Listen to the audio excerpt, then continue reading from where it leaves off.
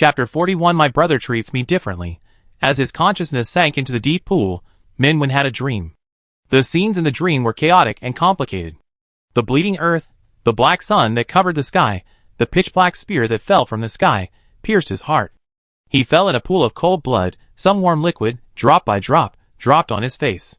The scene jumped, the huge black sun slowly sank, the thunder split the cloudy sky, a bloody hand, gently pressed against his brow. Don't blame us. That was his father's voice, which sounded intermittently in his ears. I hope you will be safe and happy for the rest of your life. Be careful. Wu ran. The dream was broken, his body fell from a high altitude. Minwin opened his eyes. His eyes stung. His vision blurred. He didn't pay attention to the abnormality on his body, and immediately looked for his little contaminant. Bai Yi? Brother. I'm here, the boy's low voice sounded. A tentacle was lightly raised, and then more tentacles emerged from the quilt, and many came out from under Minwin's clothes. Minwin realized that he had been lying between the monster's tentacles. In the blurred vision, the red eyes were particularly bright in the dimness. Minwin hugged the tentacle monster tightly, stroked its cold body, lowered his head, and pressed his face against the squirming tentacles. Is the injury healed? He said. Does it hurt? Let me see. The tentacles that his face actively pressed against stopped suddenly, at the top of the tentacles. Blood-red eyes widened slightly. Without blinking. Not injured, after a few seconds. The boy whispered. Don't worry. Brother. I'm fine. Minwin was not very reassured, and carefully lifted the tentacle monster up a little, wanting to look under the tentacles. Snap. The tentacle monster turned over completely. Very cooperative. Countless red eyes stared at its human, watching him touch himself. His face constantly pressed against its tentacles, and his beautiful eyes were full of worry about it. Brother likes it. The tentacles curled up quietly, trembling slightly because of excessive excitement. Minwin did not find the wound, and found that the condition of the little pollutant was much better than he thought. He breathed a sigh of relief and said, Is it healed? Such an injury. It seems that it will not heal quickly. Has my brother forgotten? Bai Yi's tentacles floating around touched his face lightly, and quietly moved to his lips. You made my condition regress, Minwin. What? Bai Yi's tentacles gestured, at that time. My brother used his ability to make my condition regress, back to before the injury. Then, I brought my brother out. Minwin pressed his forehead lightly, his eyes slightly blank. In fact, he no longer remembered what happened after Bai Yi blocked the gun for him. At that time, his condition was not good, and he saw that his little pollutant was bleeding a lot, and he lost control directly. Minwin silently unbuttoned his pajamas. Above his chest, the hideous old wound, still the same as before. The cold tentacle touched his heart lightly. Bai Yi silently came close. It's okay. Minwin retracted his thoughts, hugging the tentacle monster, softly said, It's okay now. Fortunately, his little pollutant was safe and sound. His vision recovered little by little, and he gradually adapted to the dim light in the house. In the familiar bedroom, they returned to their home in City Inn. After 2 seconds, Minwin was a little worried again, and he checked his little pollutant over and over again, confirming that it was really not injured. Only then he was completely relieved. Don't do this next time, Minwin said seriously. I don't want you to get hurt. The tentacle monster lay on him obediently. The tentacles hugged him, and said seriously, I want to protect my brother. I won't let my brother get hurt, Minwin. So, at that time, even if this little pollutant bleeds so much, even if its body collapses, it still stands in front of him without retreating? Minwin silently lowered his head, buried his face between the tentacles, and stuck to this cold monster. The twisted body, without a trace of human body temperature, made him feel warm. Bai Yi was stunned again. After a while, all the tentacles began to crawl around. Ming would occasionally raised his face, and found that his little pollutant seemed to be melting. The pointer stopped at the hour, and Jisui pushed the door open. In the room, Minwin hugged the tentacle monster, and only raised his eyes to his arrival, without letting go. The tentacle monster clung to Minwin limply, and did not loosen its grip. Jisui withdrew expressionlessly. 2 seconds later, he came in again. Each person and the polluted object still did not let go. Jisui had a cold face, without saying a word, dragged a high-back chair, and put it heavily in the corner farthest from the bed, and said straight to the point, Your eyes, what's wrong with you? Minwin, what? Ji Sui took a mirror. In the reflection, Mingwen saw his eyes glowing with a faint golden light. He was speechless for a moment, and said, "Maybe it's my new ability, which I haven't mastered yet." Ji Sui was not surprised by this, and he was not upset. He said calmly, "The base is checked. Huailai Village is an ordinary village, and there has never been an evolver. Also, the photos you sent me before were blank." Mingwen opened his phone, and in the chat history, he really sent Ji Sui a few blank photos. "Brother," the tentacles rolled up a few photos, which were Huailai Village photos taken by Wei Nian before. At this moment, the photos were also blank. Mingwen frowned slightly. "Before, is the hair tie that your sister gave you still there? It will be gone after leaving there." Mingwen's heart sank slightly, and everything about the existence of that village seemed to have been erased. He said to Ji Sui, "I want to see the current information about Huailai Village." Ji Sui took out a thick file bag and threw it over. Before the file bag reached the bed, it was steadily caught by the tentacles and held in front of Mingwen obediently. Mingwen rubbed Bai Yi's head, opening the file bag. He soon found several familiar names in the information sheets of the villagers. The Su brothers and sisters, Su Tian and Su Lily, died in a fire 4 years ago. "They look different," Mingwen whispered. "Although they have the same name, they look completely different." He turned to the information sheets of the village chief and the owner of the BNB. "They have the same name, but still different looks. They died 4 years ago." Ji Sui, "So, you stayed with a group of dead people for half a day?" Mingwen raised his eyes. "Half a day?" Ji Sui, "You entered Huailai Village for only half a day." Mingwen was silent for a moment, and said, "Huailai Village should not be the world we are in, let alone the time we are in. He and Bai Yi accidentally came to Huailai Village in another timeline. They can communicate with the people there, but can only watch what has happened. They cannot interfere, let alone change their ending. So, when he mentioned the world he was in to the people over there, they had no reaction, because they couldn't hear or see, and were blocked by some rules." Ji Sui listened to Mingwen's experience in Huailai Village without saying a word, and said, "If all this is true, they understand and control pollution, clearly more than us, and have been exposed to pollution for a longer time than us. The ending of Huailai Village should be that it was destroyed by the so-called Dust Crossers, but I am more curious why this village suddenly appeared in reality, and why they have a prophecy about you." Mingwen and Bai Yi looked at each other and made a guess. "Beyond our world, there may be another world that has been observing us. Pollution may come from that world. Huailai Village is also an observation point they have set up." This was the doubt he had when he first stepped into Huailai Village. Ji Sui tapped the back of the chair heavily with his fingers and straightened up. "There is no evidence." "Everything you said?" "There is no evidence. If you report it to the base, they will say that these are all your hallucinations, affected by pollution, and have created fantasies."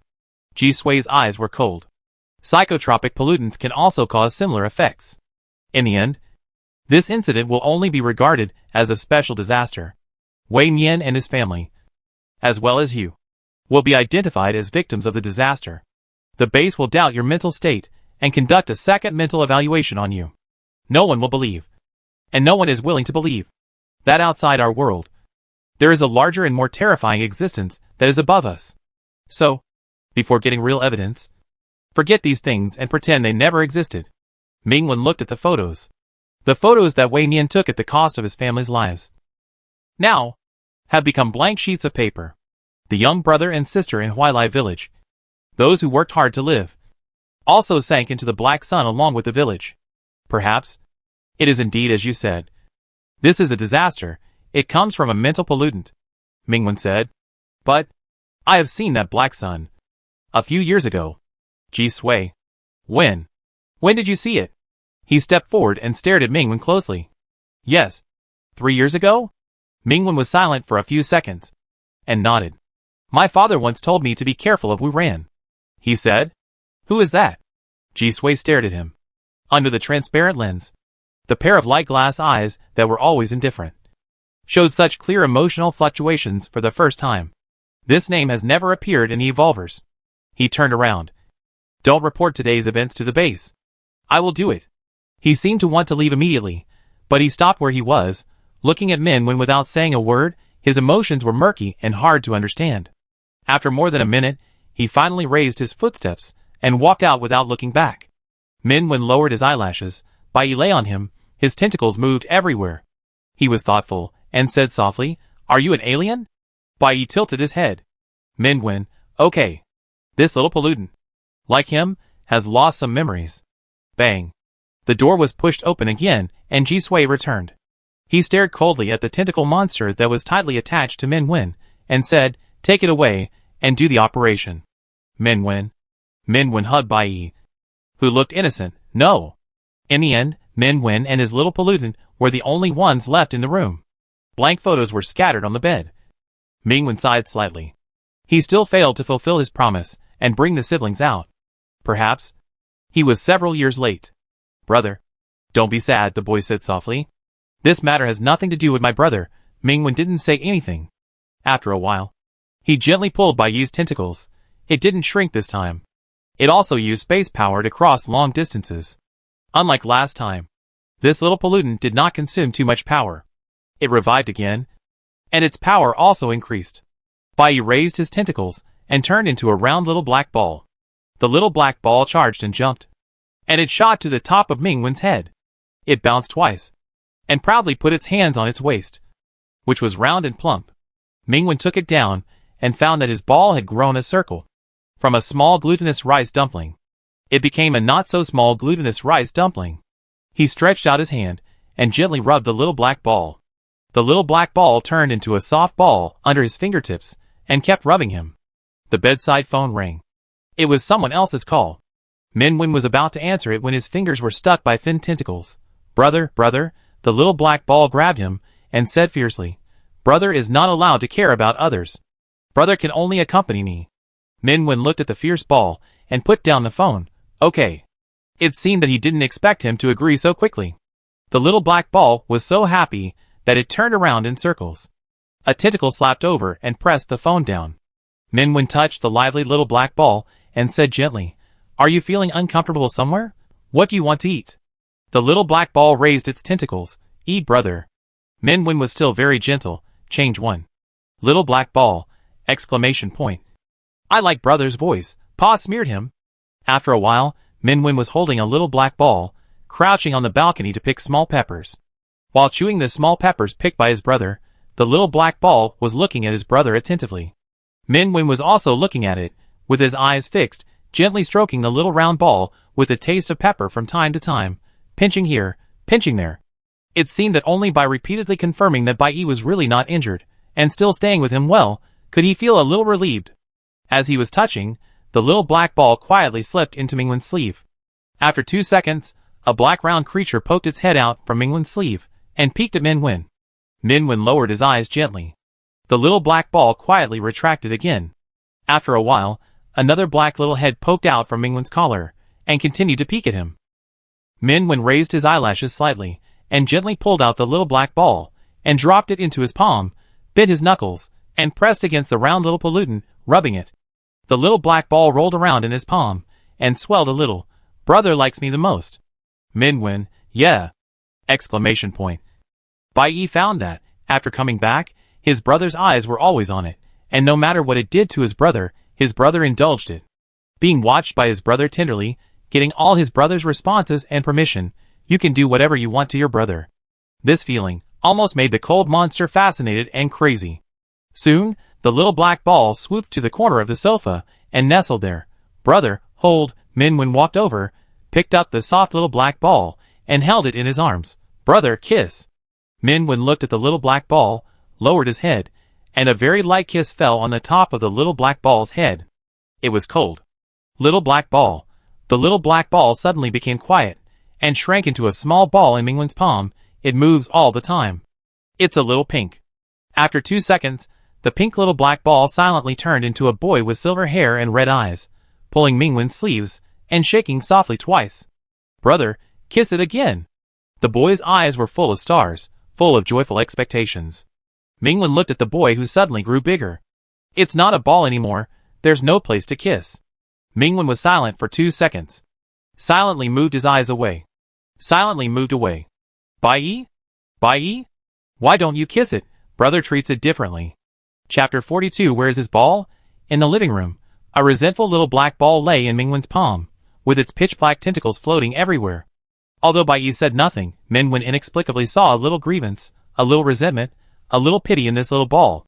He was silent for a moment, lowered his head, walked around the tentacles, and kissed the head of the little black ball. Little black ball! Exclamation point. Brother kissed it again. All the tentacles were retracted, the little black ball turned a little pink again, quietly shrunk into Mingwen's sleeve, and did not move. After a while, Minwen fished out the little sticky ball that had turned into a small pool. Poke, poke! The flat puddle of small round cake moved, and the sticky semi-solid liquid gathered, becoming round again, wrapping around Mingwen's fingertips, clinging to him closely, as if kissing his fingers one by one. However, the little pollutant still grumbled, "Why doesn't my brother kiss me in human form?" It knew that no matter what it looked like, my brother liked it the most. But it still felt a little resentful that he was only willing to kiss it in this form. Min Wen was silent for a second, and said gently, "Because you have become a human. People can't kiss each other casually." Bai Yi looked at him, still very persistent. "Why?" Min Wen originally wanted to say that only people who like each other can do this. But then he thought, he also likes his little pollutant. If he said it, Bai Yi might misunderstand, thinking that he doesn't like it. Liking itself is something that is difficult to explain. Although this little pollutant has human thinking, most of the time, it still follows the instincts of a monster. Mingwen doesn't know if it can understand the more complex emotions he mentioned.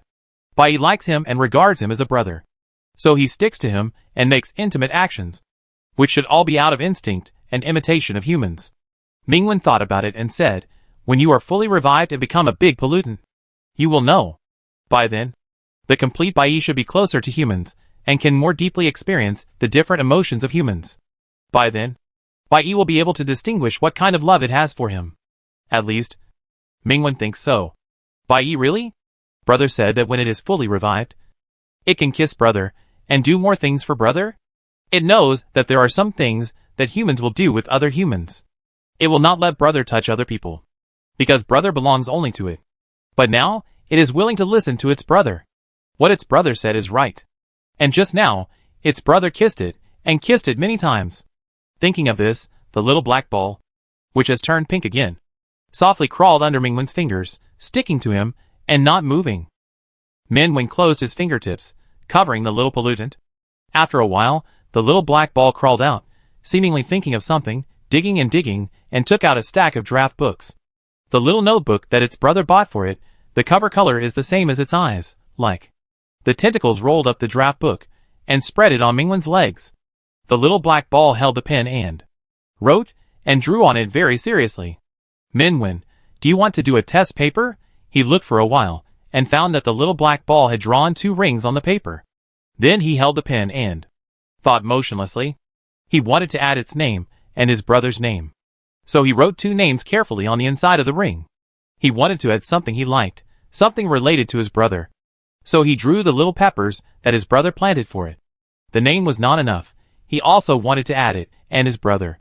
So he drew a twisted, barely round monster on the outer edge of the ring, and then drew his brother's beautiful face. Because there was not enough space, he ended up drawing a mess of lines. The little round ball holding the pen began to think again. Minwen chuckled and said, "Just add the name." Bai Yi looked at him, erased the previous ring, and drew another pair of rings, carefully writing his and his brother's names, with only his and his brother's marks. It was indeed special and unique. However, it seemed not beautiful enough, and he wanted to give his brother the best-looking ring. So Bai Yi began to add patterns on the outer edge of the ring, and repeatedly erased it, as if he was always dissatisfied and not perfect enough. A pair of small rings Bai Yi drew for a whole day, except for the tentacle human shape in the middle, ran to the kitchen to cook for his brother, and cleaned up the dishes. Most of the time, he held a pen and a draft book, and revised it repeatedly in contemplation. In the evening, Minwen came out of the bathroom, his eyes, glowing with golden light, have returned to normal. He returned to the room, and looked at the tentacle monster, who was concentrating on his desk under the light, and his eyes moved slightly. The next second, Bai Yi raised his tentacles and turned to him. "Brother, I feel the opportunity of recovery in a far place. Base Commander, Team Ming is going to Country A." After receiving the news from the Ark base, Xin Xingxing reported to Lu Zhiga immediately. He said, "There are some personal matters to deal with. Lu Shiga pondered for a few seconds and said, send him a special plane and transfer a few people. Xing. Ti Ming said, no need to send more people, he can go alone. How can this be? Lu Shiga was as if facing a great enemy. There is also the heaven base watching him over there. You don't know that old Fox Anderson, he is full of bad water. Maybe the Special Research Institute will intervene. Xing. But if we really send someone, although Ti Ming may not mind, but the one beside him. Lu Shiga was silent. Arc Base, Zhou Mingzi picked up a suitcase and opened it. These are all Dr. G's latest research and development. She picked up a plastic ring that looked ordinary, like a doll on a street stall, and shook it. This anti-pollution ring can trap a single pollutant for a certain period of time. After saying that, she threw the ring at the little black ball. The little black ball looked at the ring, looked at Min Wen, and crawled out of the ring without any reaction. Jumped in again. Jumped out again. Ahem. Zhou Mingzi said. Its level is too high. It's a special ball. So it can't be trapped. Which is reasonable. But, after experiments, this anti-pollution circle can trap pollutants up to level A. There is a time limit. The higher the danger level of the pollutant, the shorter the time of being trapped. At critical moments, it can be used to save lives. She picked up another ordinary wooden sign, and this one. It can block an attack from pollutants, including level A pollutants. Any level of attack. The wooden sign was just developed yesterday. There are only 2 of them. We haven't even taken them from the main base yet. They are all here. The tentacles of the little black ball stretched out to the wooden sign. Ming Wen gently pressed it, shook his head and said, take it back. Zhou Mingzi, no. If I take these back, Dr. G can let me work overtime from 7 a.m. to 7 a.m. and continue to work until next year. On the second layer of the suitcase, a row of golden injection needles were neatly arranged. They were the priceless gold liquid that could enhance the strength of the evolvers. Zhou Mingzi opened the third layer of the suitcase again. There was only one injection needle there. Pure silver liquid, sealed and preserved, like flowing silver. This is also a newly developed experimental result. There were originally 2, and the other one was used to verify the effect. Zhou Mingzi said, this injection can even surpass the full-strength treatment of an S-level healing system. Even if you only have half a breath left, even if you only have half a body left, you can still save people from death. Your wounds are already difficult to heal on their own. Ordinary healing systems have little effect on you. Therefore, every time this kind of medicine is produced in the future, it will be provided to you first. Zhou Mingzi closed the suitcase solemnly and handed it to Min Wen. The things in this box are already the highest level research results of mankind in the field of pollution. Min Wen's palm gently fell on the suitcase, feeling the heavy weight. Those people in Heaven Base didn't dare to jump in front of Dr. G last time. Zhou Mingzi said. After so many years, they only made an e-potion that can turn people into monsters. It's really nothing. Look at this anti-pollution circle, but it took us so long. Pa. The little black ball jumped into the circle, and then jumped out of it. It bounced around the circle everywhere, having a lot of fun. Zhou Mingzi, take it away. I don't want to see it. Special Research Institute, yes, we knocked on the door of an office. The light in the room was dim, the curtains were drawn. Song Qianzhou, the director of the Special Research Institute, leaned on the sofa with his back to him, and his legs casually crossed on the coffee table. Yes, we stood quietly behind the sofa, slightly tilted his head. Opposite the sofa, a projector played a shaking picture, as if someone was filming with a mobile phone, filming the snow-white courtyard wall, and shooting to a corner. In the corner, there was a boy squatting who looked familiar to yes, we. The young and beautiful boy, with red eyes, as if he had just cried, and holding something in his hand. There was no sound on the screen. The camera shook, as if the person filming said something to the boy. The boy kept his mouth tightly shut, his head lowered, and did not respond. A hand reached out from outside the screen and touched his head. Perhaps the person filming said something gently again. The boy slowly raised his head, glanced at the person, and then loosened his hands a little bit. In his palm, there lay a bird with blood stains and sparse feathers, which seemed to have died not long ago. As the boy moved his hand away, the dead bird suddenly twitched. The screen ended here. The projector went off. And in the dim light, yes, we kept silent. Song Qianzhou did not turn his head back, and said lightly, I hope someone can bring this beautiful chick back to me. Yes, me? I will go. Song Qianzhou turned around and looked at him without saying a word. Yes we, okay. I'll take it. Bright sunshine, blue coast, high cliffs in the distance, sea water meets blue sky. On the beach, a round little black ball floats with the waves and drifts to Mingwen's side. Mingwen picked up a shell and put it on the little black ball's head. The little black ball hugged the shell, using it as a swimming ring under its body. Several tentacles slapped the water and paddled very flexibly, splashing small water, circling around Mingwen. Mingwen laughed. Little mermaid ball. This morning, they took a special plane to Country A and stopped after arriving in this area. The opportunity for recovery that Bai Yi sensed was a special power fluctuation, which was within this large area. It was impossible to determine the specific location, so he needed to use the method of elimination to slowly find it. The clear sea water brushed over his feet, and Mingwen picked up many colorful shells and filled his pockets. Looking down, the little black ball beside him changed his swimming style and began to swim on his back. It seemed that he couldn't tell the front from the back. Mingwen laughed again, thinking of the past when his parents taught him to swim. He returned to the beach, unbuttoned his shirt, casually put it on a lounge chair on the beach, and walked towards the sea.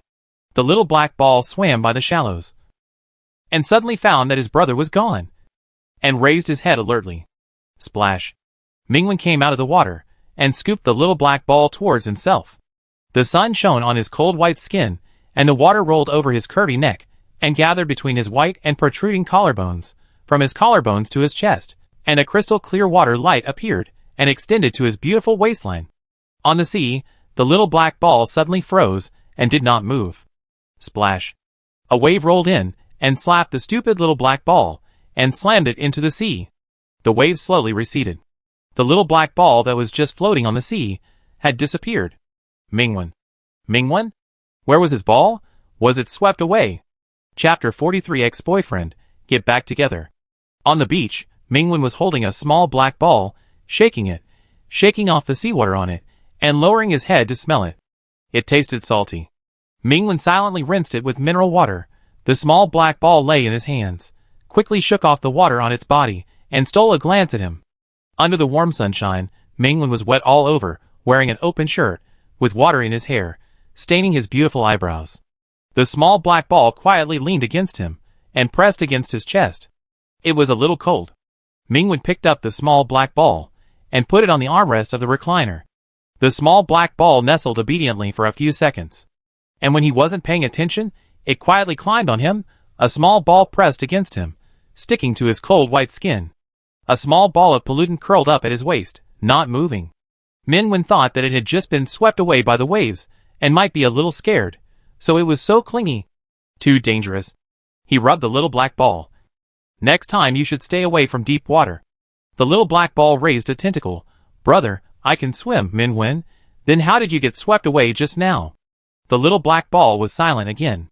It quietly climbed up from his waist, like an octopus, and swooshed to his chest, sticking to his heart, sticking to it. After 2 seconds, it turned a little pink again. Mingwen thought, luckily he fished this small pollutant back in time. If it was really swept into the sea, it might cause a tsunami.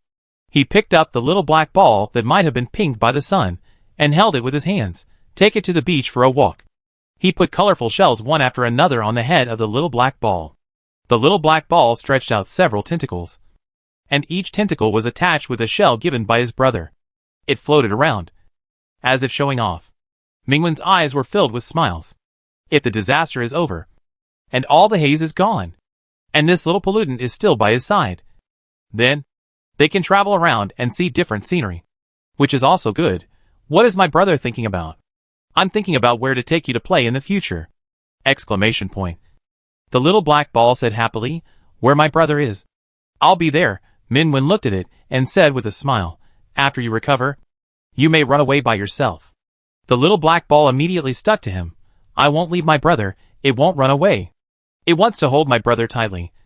Take him away, and take him to a place where it is alone with my brother. In this way, it can be with my brother every day. My brother is mine. My brother said, as long as I am alone, I will not abandon you. The boy was mumbling again. Mingwen snorted and said softly, I will not abandon you. As long as this little pollutant is still willing to stay with him, then he will not leave. The little black ball stretched out a thin tentacle. Pin, Min Wen hooked the tentacle and shook it gently. In J's state of country A, the special plane landed. Min Wen walked off the plane holding the little black ball, and lowered his head slightly. A bracelet made of shells was worn on the head of the little black ball. It swayed proudly, and the colorful shells tapped gently, making a pleasant sound. My brother made it for it. You can wear it on your head or on your hands. Ming Wen touched the colorful little black ball and said gently, don't turn into a human for the time being. After all, this is not China. His little pollutant is only one step away from recovery. At this critical moment, he doesn't want any accidents to disturb him. And he doesn't want his little pollutant to be targeted by inexplicable people. The little black ball nodded and hugged him, although it still felt a little regretful. It listened to its brother. It shook. The shell bracelet on its head shook again.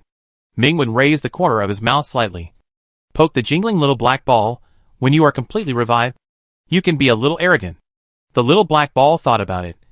So he climbed to the top of his brother's head, put his hands on his hips arrogantly, and overlooked the territory. Ming Wen chuckled.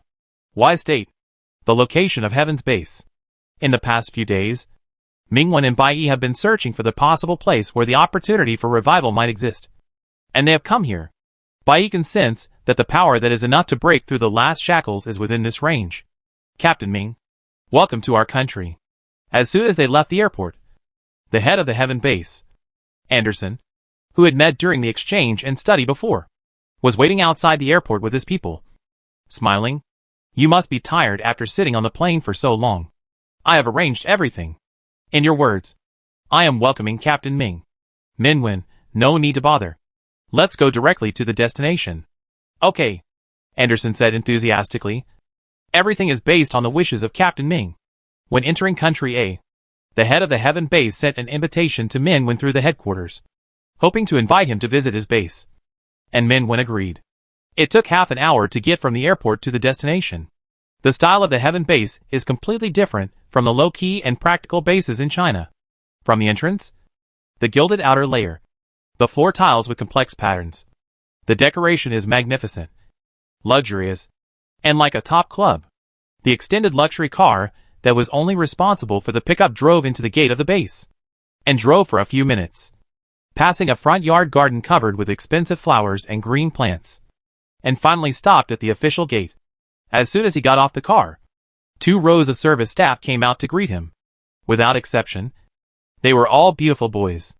The eyes they cast on Min Wen were bold and eager, as if they were melted into the ambiguous spring water. Min Wen, little black ball, ? The little black ball rushed out of Ming Wen's sleeve. Captain Ming, don't worry about them, they are just a few ornaments. Anderson smiled. Of course, if Captain Ming likes them, you can also pick some to take home. They are all very obedient ornaments. Min Wen gently stopped the little black ball with one hand, and said, let them go home. Anderson glanced casually. Did you hear what Captain Ming said? You can go back? The waiters who just wanted to get close to Min Wen heard this, and lowered their heads one by one. The air dispersed without daring to be released. Ming Wen lowered his eyes. The little black ball angrily hugged his fingers, tightly clinging to him. He stroked the angry little pollutant again, and casually stepped into the hall. The Hall of Heaven base, the high and wide dome was inlaid with colored glaze, exaggerated reliefs and statues made of gold, reflecting a dazzling luster.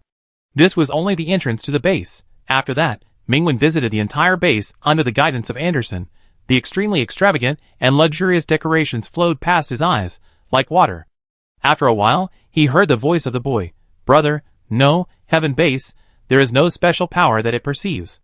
Ming Wen paused slightly, and asked Anderson to leave.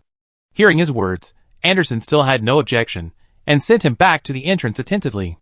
Captain Ming, Heaven base is willing to give you 10 times the salary, and sincerely invite you to join us, Anderson said at the entrance. Ming Wen, not interested. Don't rush to refuse. Think carefully. There are still many benefits besides useless money, Anderson said with a smile. As long as you nod, you can enjoy the top resources and privileges. Here, everyone will make way for you and be stepped on by you. Isn't this better than an ordinary captain assigned by Lu Zhiga? Ming Wen said lightly, I am Chinese. Anderson paused for a few seconds, nodded, okay. I understand. Then, please accept this business card. Captain Ming. If you change your mind later, everything I said today will still belong to you. Minwen took the business card and casually asked, "Has there been any disasters here recently?" "Of course not." Anderson shook his head. "The number of disasters is decreasing. We have been peaceful here for a long time." He changed the subject. "I heard that some time ago, Team Ming solved almost all the disasters in China by himself. It's really sad that he often had to rush to various places. How can the headquarters treat a precious evolver like this?" He seemed to be concerned and sighed. "Here, evolvers don't need to be so busy, nor do they need to take risks for disasters. After all, the life of an evolver is much more precious than that of an ordinary person." Minwen looked at him. "If I remember correctly, Minister Anderson has not yet awakened." Anderson laughed. "Yes. So I am happy from the bottom of my heart to have the opportunity to serve a powerful evolver like Team Ming." Minwen said nothing, rejected Anderson's proposal to send them to the hotel they had arranged, and left. Brother, there were so many people just now."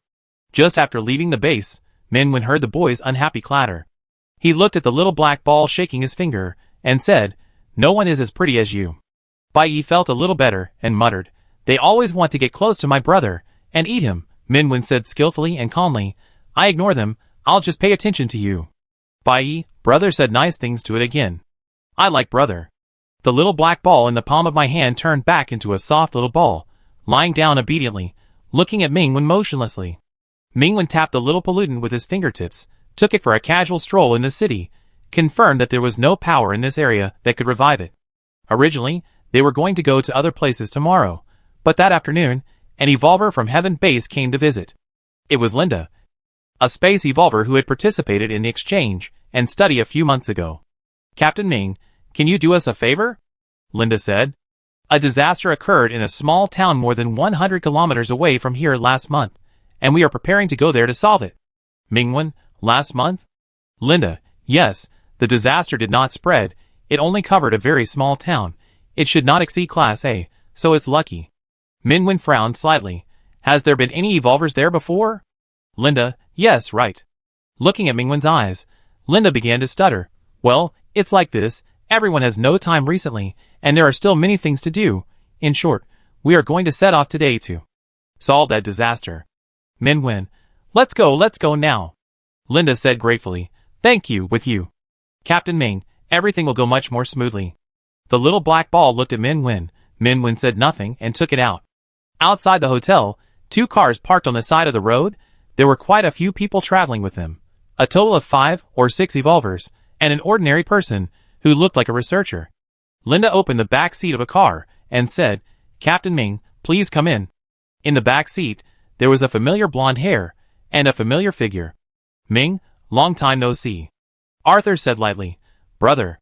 Minwen held the little black ball, and greeted Arthur calmly, and got into the car. Arthur's face turned towards him, and he said in a strange voice, "Ming, where is your lover? Why didn't he come with you?" "Minwen?" Minwen poked the little black ball and said, "I don't have a lover." Arthur smiled immediately. "Really? So you broke up?" "Ha ha." Little black ball. Brother, Minwen. Arthur, "Great. Since you broke up, I know a great coffee shop that's not as good as ours." Brother.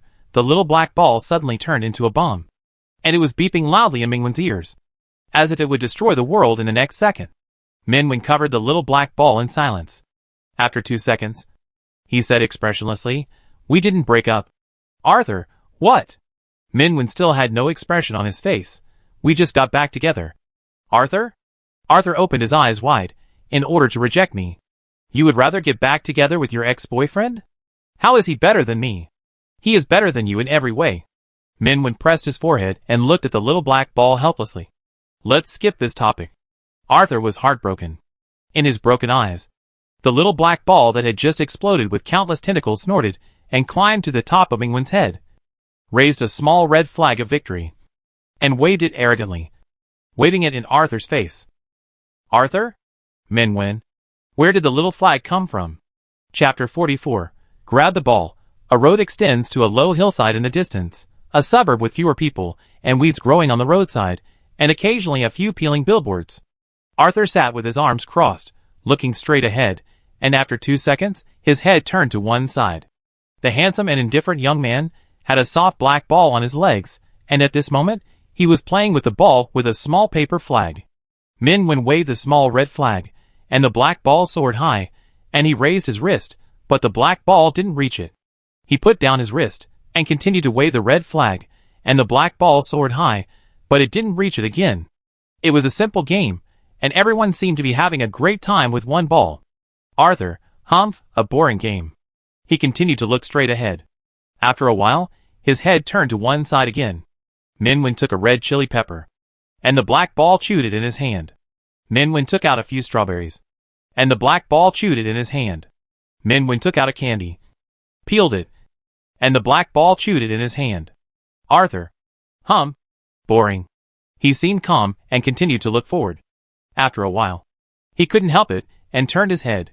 The black ball nestled in Min-Wen's palm and was gently massaged by his fingers. It was comfortably spread into a small round cake, and its tentacles floated out slowly. From beginning to end, Min-Wen never looked at him, and kept looking at his little pollution. Arthur, we're here. Linda stepped on the brakes. Looking through the rearview mirror, he looked at their captain with sympathy. It's still 2 kilometers to the town. We'll walk there. Min-Wen gently put the little black ball on his shoulder and took it out of the car. Several evolvers and another car also gathered. Are you kidding me? When did we need help? A yellow-haired man named Daniel complained loudly. Who is he? Why would he compete with us? Before he finished, Arthur said coldly, Shut up. Daniel shut up reluctantly. The next second, his face changed slightly. He seemed to fall into an ice cave. His whole body was scraped by the piercing ice knives, and his body trembled uncontrollably in pain. On the shoulder of the young man, a dark monster was staring at him. Daniel, yes, I'm sorry. The monster looked away. The coldness disappeared. And Daniel quickly hid behind Linda. Arthur, who watched this scene, frowned and said nothing. Captain Ming. Right? I've heard of you for a long time, but I didn't expect to meet you here. A man wearing glasses walked up to Min-Wen. He was the only ordinary person in the group, and he spoke fluent Chinese. My name is Zhang Yin. I'm a researcher participating in this rescue operation, responsible for recording and collecting data on the side. Zhang Yin slightly bent his back, with a flattering smile on his face, and stretched out his hand to Min-Wen. This time, I would like to ask Captain Ming to take care of us. Min-Wen shook hands with him, and said, It's very dangerous here. There's no need to take risks for data. Zhang Yin, there are so many powerful evolvers, especially with Team Ming in charge. I don't think anything will go wrong. Min-Wen saw the work badge on his chest, which had a special and familiar logo on it, and said, You are not from Heaven Base. I am from the Special Research Institute, and I am just an insignificant employee. Zhang Yin bent his back even lower. I have been on business trips here, and have some academic exchanges with Heaven Base. I can't even remember when I went home last time. Min-Wen said nothing. His expression did not change. After shaking hands with him, he walked to the front of the team. Zhang Yin looked up, looked at his back, and breathed a sigh of relief. Going forward along the road, not long after, a road sign appeared in front of everyone. Brother, strange smell. Hearing the boy's voice, Min-Wen, who was walking in the front, whispered, Is there an opportunity for you to revive here? The little black ball gently pulled Min-Wen's collar, shaking his head. Not clear yet, because the phone lost signal. Linda, who had been holding the map, stopped and had a strange expression. This is it. The town where the disaster broke out is right here. But at this moment, in front of everyone, is just a flat ground. All the buildings seem to be uprooted and disappeared. On the ground, there is only a palm-width, deep crack that stretches forward. The crack splits the earth, and you can't see the bottom at a glance, like a wound that penetrates. Min-Wen lowered his eyes. Through the crack, saw a dead silence of deep black. Linda picked up a stone, threw it into the gap, waited for a long time, and heard no echo. She said, Could it be that the whole town is buried underground? Zhang Yin was writing something in a notebook, muttering, The disaster that will not block the area seems to have been transferred underground, and has not spread outward, and at the same time, there is no restriction on entry and exit. The initial guess is that as time goes by, the danger of the disaster has decreased. It's hopeless, let's go back. Another evolver named Jack said.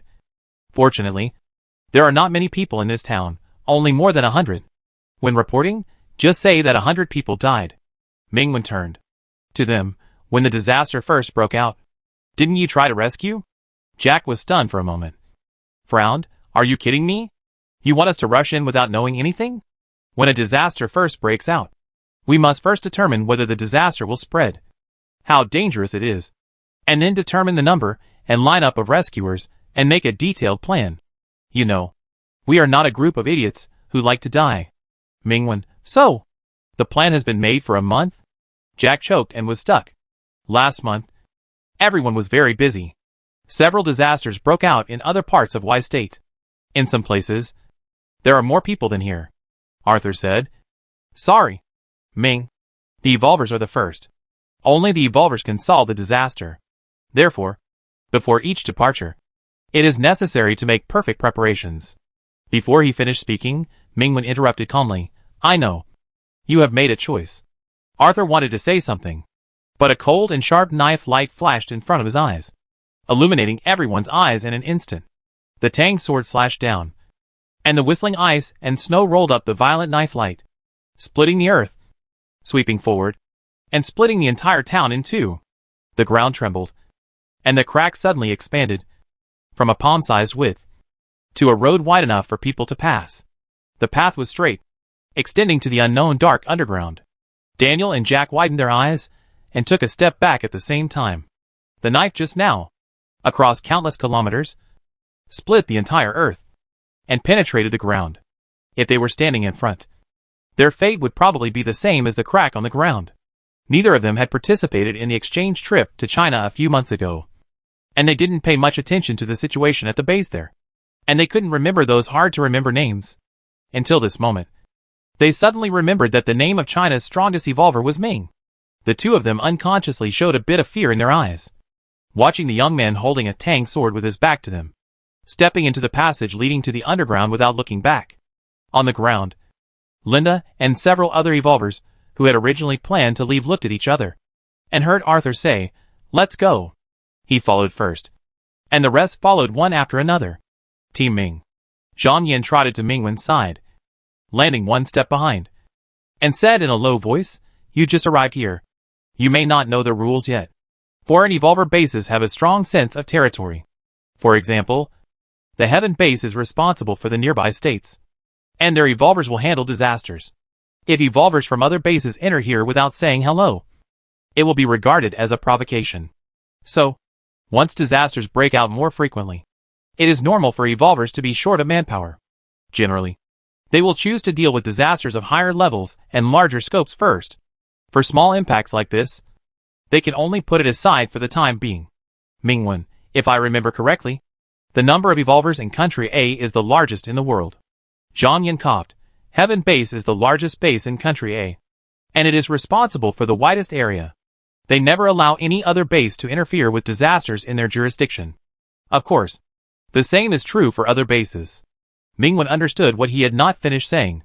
Therefore, even if the area in charge is short of manpower, the major bases will not ask each other for help, but will allow each other to be isolated. Actually, a long time ago, all the bases here were also managed by the main base. After that devastating disaster, almost all the top evolvers in the main base died, and it gradually became what it is now. Mingwen, I see, thank you. Zhang Yan quickly said, "Hey, it's not a matter of thanking or not. Captain Ming is too polite." A thin tentacle stretched out from his sleeve, scratching Mingwen's palm. He took the little black ball off his shoulder and rubbed it. "Here. It seems a bit like the place where I first met you," he said in a voice that only Bai could hear. "It's all dark underground. An unknown space. That place. Can you still go back?" The little black ball shook his head. Mingwen, okay. The little pollutant was thrown out. Little black ball, question mark. The little black ball hugged his hand. It was not thrown out. It left the awakening place on its own and ran after its brother. Only where its brother is its home. The little pollutant in the palm of his hand began to rub against him again. Mingwen gently pinched it, letting the tentacles wrap around his fingers. The darkness in front of him continued to extend, and it was unknown when it would end. The temperature around him seemed to be getting lower and lower. Daniel occasionally looked up and was shocked. Above their heads, the wide crack closed at some point. The exit above was blocked, and the stone walls on both sides were narrow, and it seemed that they would close at any time and squeeze them to death. Daniel was about to say something in a panic, but Linda in front of him suddenly said, "There is light." In the dark underground, a little light ignited without any warning. Mingwen followed the light, walked over first, turned a corner, and stopped. The narrow stone wall was no longer in front of him. The vision suddenly became clear, and a brightly lit building appeared. Gas station, convenience store, apartment building. The town that disappeared on the ground reappeared deep underground, and the windows one by one emitted a faint light like fireflies. On the streets of the town, someone was walking through them. The clothes and appearance, like the residents here. 1 month after the disaster, they seemed to be still alive, still able to walk and live normally. The evolvers in Heaven Base looked at the scene in front of them in shock. For a moment, no one dared to speak. So happy, so happy. A resident with a normal face walked past the people with different expressions, as if he didn't notice them at all, repeating a sentence in his mouth. The celebration is about to begin, so happy. Arthur, celebration? Linda said, it is a tradition of this town. There is a celebration every year. It should be last month. Before the disaster, the whole town was busy preparing for the celebration. Some eaves still hung bright ribbons. The cold wind passed through the ground, blowing away the voices of Arthur and Linda. At this moment, all the residents who were walking normally in the town seemed to have heard their voices, and all stopped. In the dim fluorescent light, pairs of eyes, faces, figures, came closer. Someone is coming! Someone is coming! Finally coming! Finally coming! The overlapping voices floated underground, filling the dim space. Damn it! They have all become monsters! Daniel shouted. Kill them! Mingwen took a step forward, standing between the evolvers and the residents.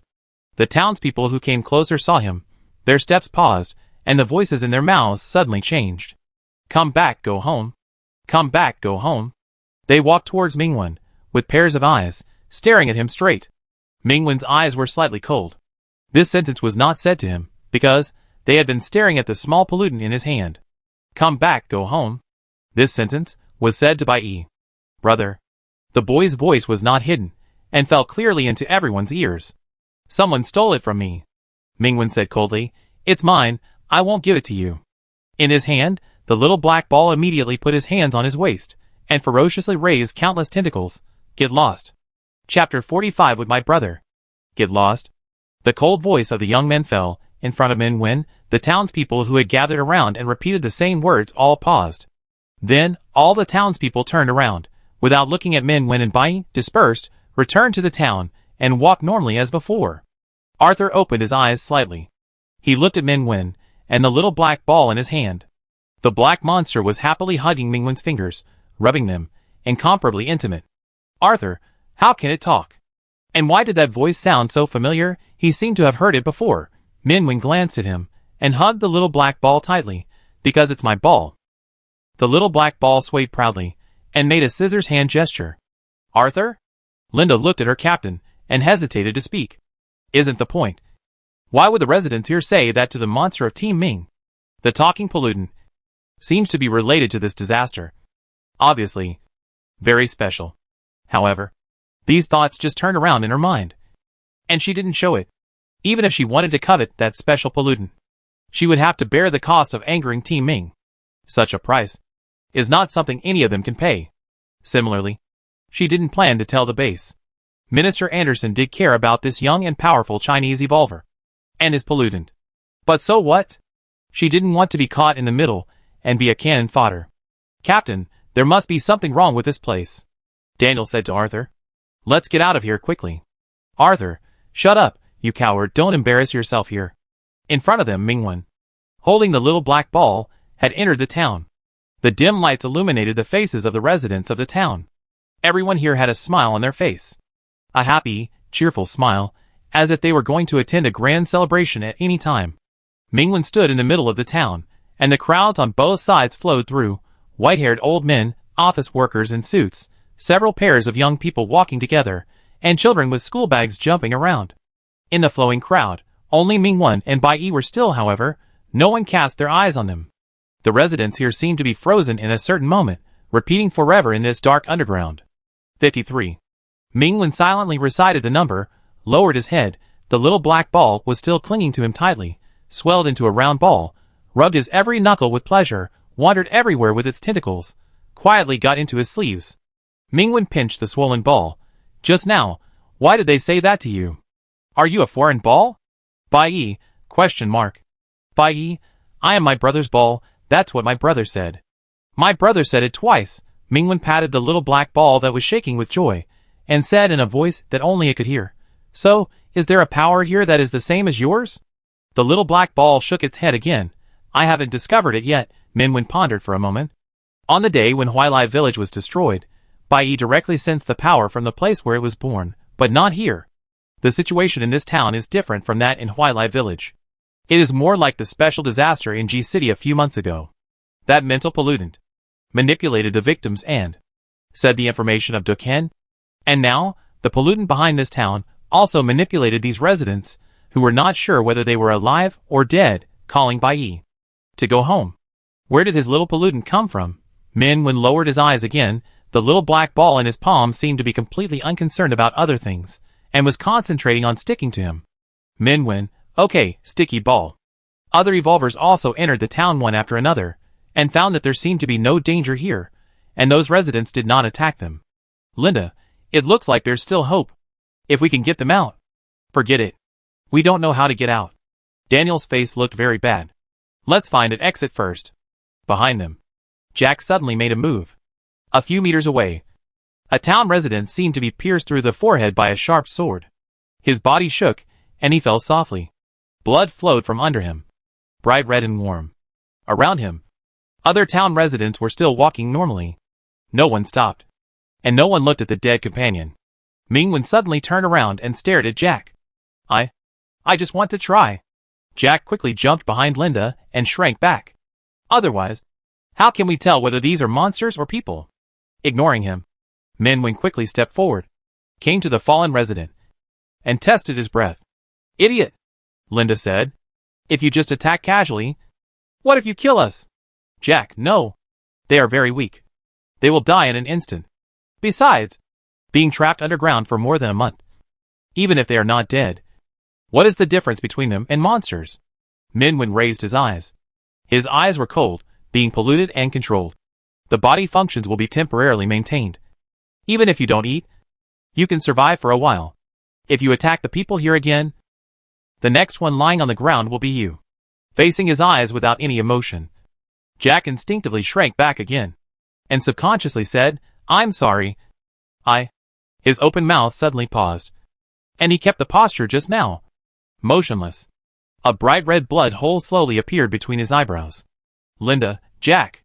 She reached out to her companion, trying to hold him, but it was too late. Jack fell to the ground, and the same bright red and warm blood flowed from the back of his head. He was dead. He died in the same way as the resident he had just killed. Silence spread among the crowd. Linda glanced at Arthur's profile and found that his expression was terribly gloomy. So she closed her mouth. Mingwen came over to check Jack's body and stood up. Rule-based pollutant, he said. Killing the residents here will trigger the rules. Zhang Yin said.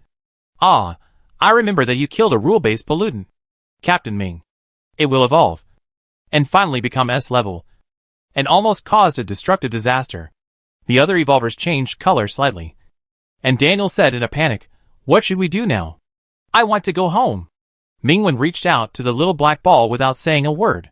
The little black ball sat on his shoulder and dug, and took out an ordinary plastic ring. Mingwen took the plastic ring and threw it casually, and threw it at the feet of a strong middle-aged man who passed by them. The man looked forward, as if he didn't see the plastic ring under his feet at all, and stepped into the ring.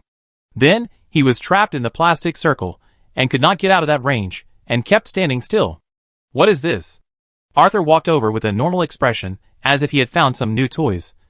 Is this the new invention of your Dr. G? Mingwen nodded, observed the man's situation. After a moment, he opened his palm to the small black ball again. The dark tentacles rolled up a wooden sign, and put it in Mingwen's palm. Bai looked at him. Brother? Mingwen did not speak, holding the wooden sign, staring at the trapped man. After a moment, he said, Who among you is the healing system? Arthur turned around. At the end of the crowd, a female evolver who had been silent came out. I am Miranda, Arthur said. S-level healing system. Mingwen, okay. The next second, the Tang sword rose from the ice and snow. Mingwen drew his sword directly, and slashed at the man. The sword had some force left, leaving only a wound on the man. He seemed to feel no pain at all, and did not find that he was injured, and he was still standing still. Snap. The wooden sign cracked in the middle. Minwen was unharmed. Tentacles instantly emerged, wrapped around Mingwen's body.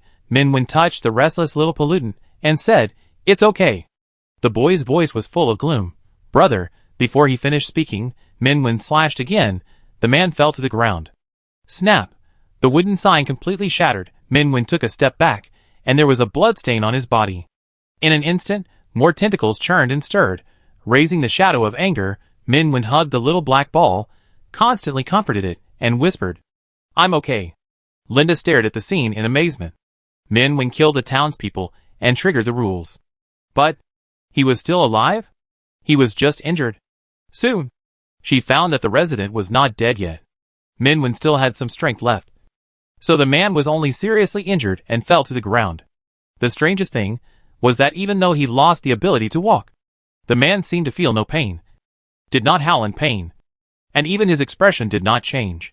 Minwen stroked the little black ball again and again, and turned to Miranda. "Please treat him." Miranda, "Okay." She walked towards the man. But before she got close, an amazing scene happened. "Help! Help!" The man got up from the ground, and the knife wounds on his body disappeared instantly. He suddenly went from a seriously injured person to a lively person. "Are you an evolver? Are you here to save us?" Seeing the people in front of him, the man was very excited and wanted to rush over immediately. Before he could run a few steps, he fell to the ground. Mingwen quickly pressed his wrist. He still had a pulse, but it was very weak. He recovered? Linda was even more shocked. Just now, he returned to normal? Miranda stepped forward and pressed the man's chest. The man's pale face gradually turned rosy, and his breathing was smooth, but his eyes were still closed, with no sign of waking up. At this moment, he was completely different from the other residents of the town. He was more like an ordinary person who had been trapped underground for a long time, weak, and needed to be recuperated. Miranda's hand fell on Mingwen's shoulder again. After a few seconds, the bloodstains on his body slowly healed. After healing Mingwen, Miranda's expression changed slightly. The wound was not too serious. With her healing ability, it should have healed instantly, but it took a few more seconds. "So, the rule of this pollutant is to counter-injure," Arthur said. "No matter how much damage we cause to them, it will rebound to us." Minwen rubbed the small black ball with his fingertips. "There is also a boundary. If you can resist the backlash, you can save one person." Arthur looked around. "How many people are there here?" Linda thought for a moment. "The permanent entrances counted are 123. Minwen said lightly. "There are 52 left." "No!" Daniel shouted. "You were able to resist just now because of your wooden sign." They saw clearly that the wooden sign was a very powerful tool, which withstood a complete attack of pollutants. However, even with the protection of the wooden sign, Mingwen still suffered a backlash. If there was no wooden sign, his condition would probably be worse than that of the resident at that time. "Arthur, Ming, how many of these tools do you have?" Mingwen, 1. Everyone was silent. Use their injuries to exchange for the lives of these people? Let's not talk about whether they can withstand the backlash. Even if they can, they will pay a very painful price. If they are evenly distributed, one person will be seriously injured at least a dozen times in a row, which is almost the same as slow slicing. These residents can't feel the pain, but they will be injured, bleeding, and their skin will be torn apart. This is completely unfair. Not to mention, if they fail to grasp the boundary and accidentally kill the residents, they will also die here, in this dirty, dark underground. This disaster will not spread outward. The whole town is buried deep underground. The danger level has been reduced to the lowest level. Is rescue really necessary? Linda took a step back first. Her eyes stayed on the residents one by one, with regret and pity. She tried her best to remember the faces of each of them. There are more than 50 people here. Do we have to die more than 50 times? Miranda's health is not very good. She can't stand so many treatments. Miranda didn't say anything. Another voice sounded, "There is no time." Arthur looked ahead. A sudden darkness shrouded most of the town, and was spreading towards them little by little. It seemed that the pollutants here realized that they had found a way to break the deadlock. So, the countdown to death began. "Daniel, we have to go, really have to go. The entrance has been sealed. We must find a way to open it." "Ming, Let's retreat together and find a way out. Arthur looked at Mingwen and made a decision. Zhang Yan didn't say anything, writing something in the notebook, writing and retreating. When he finished writing, his body also retreated several steps. When he looked up again, he found that Mingwen was still standing there, facing the darkness. His body did not move. Linda, Captain Ming. I know what you are worried about. Don't worry. This mission has nothing to do with you. We invited you here. Even if you can't solve it, it won't affect your mission completion rate. In their base, evolvers have mission completion rates. Unqualified evolvers will be punished, and serious ones will even be expelled from the base. Of course, powerful evolvers always have privileges, and they are not affected by the completion rate. Mingwen didn't look back. Everyone heard his calm voice. You go. I stay. Zhang Yan's face changed. Captain Ming. There's no need. It's really unnecessary. Arthur took a step forward. Ming. Let's go now. Mingwen didn't respond, and didn't even say a word. He took a step forward, not retreating instead. He walked forward, towards the darkness ahead, towards the 52 residents who were trapped in the darkness, who had not seen the light of day for more than a month. Bai looked at him. At this moment, the pollutant that had just been agitated and furious because of his injury said nothing, just accompanied him quietly.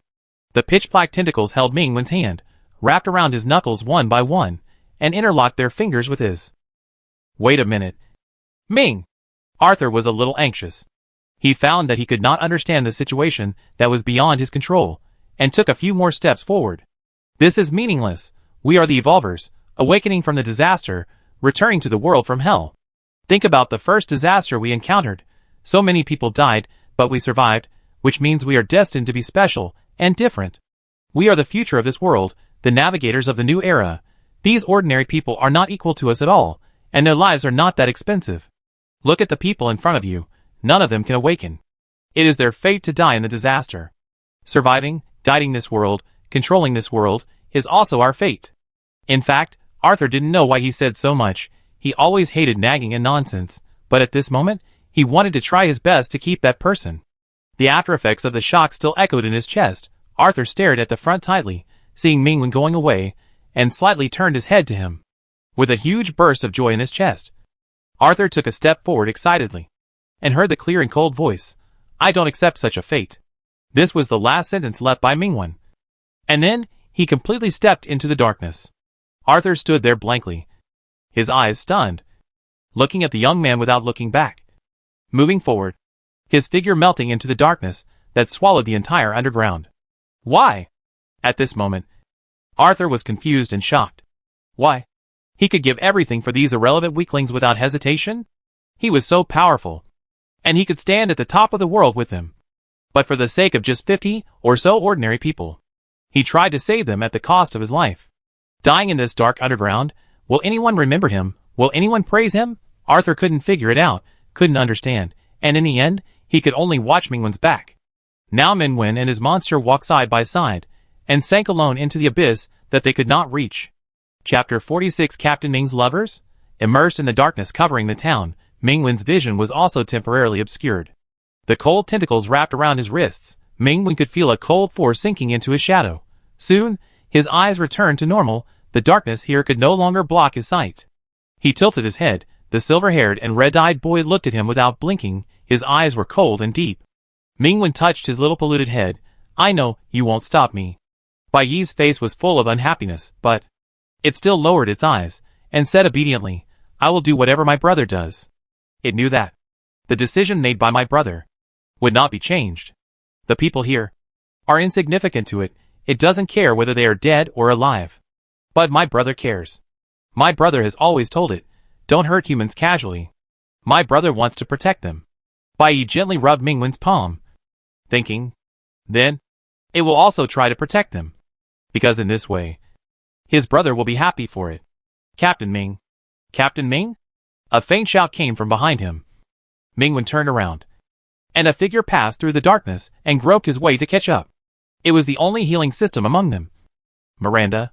It was not until she got close to Mingwen and Bai Yi that Miranda could see them clearly. She stopped, and she ran a short distance. But she was out of breath. I told the captain that I would stay. It's dangerous here, Mingwen said. You can leave with him. Miranda shook her head. You are from China, she said. When I was 15, I was bullied at school, and a teacher took good care of me and helped me deal with those bad guys. Today I still remember what she looked like. She was a Chinese with a lovely smile. So, please let me stay here and help you. I am not in good health, and I have not been able to get better after awakening. I am the weakest of the same level of healing system, but I will try my best. Minwen looked into her eyes and nodded slightly. That's enough, thank you. They walked forward. Miranda's sight shifted slightly. Beside Minwen, there was a young man who looked very dangerous. Minwen didn't seem to want to explain. Miranda looked away silently, thinking to herself, I didn't see it, I didn't see anything. The edge of the town, the end of the darkness, ends here. Mingwen turned around. From his position, it was the starting point for all the residents wandering in the town. If the pollutant's body could be found and killed, this disaster would end.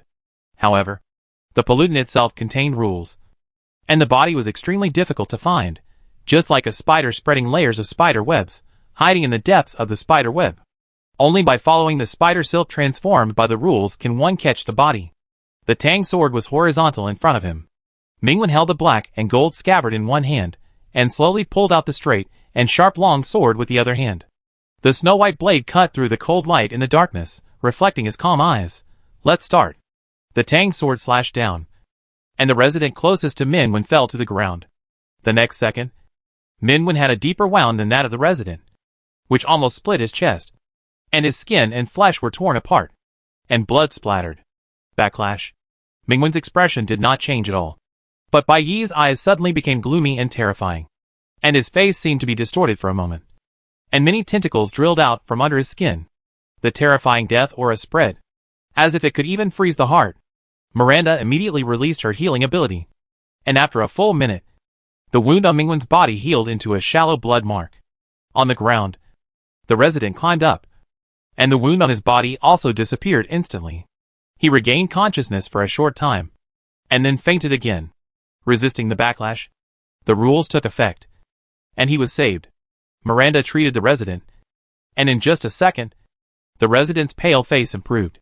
She looked at her hands, then at Minwen, and her guess was confirmed.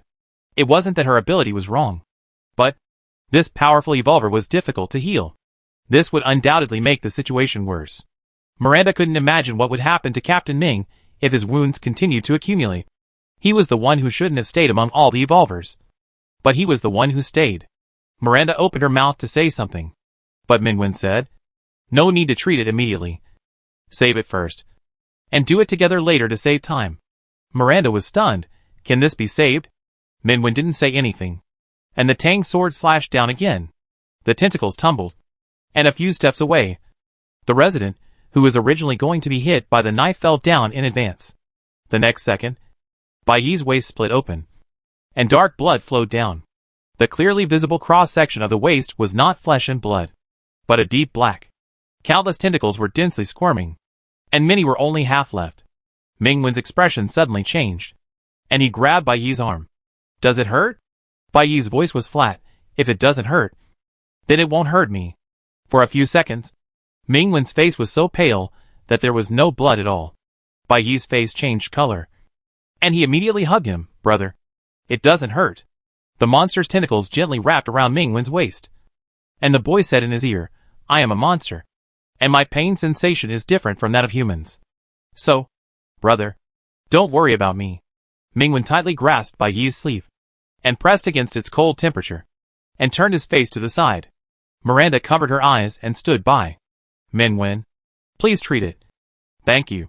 Miranda still covered her eyes, and opened her tightly closed fingers, revealing a little gap. Okay. Soon she found that her treatment had little effect on this monster in human skin. While Bai Yi barely suppressed his emotions, looked at his brother without blinking, and waited for the treatment to end. Minwen attacked again. Several residents in front fell to the ground in an instant.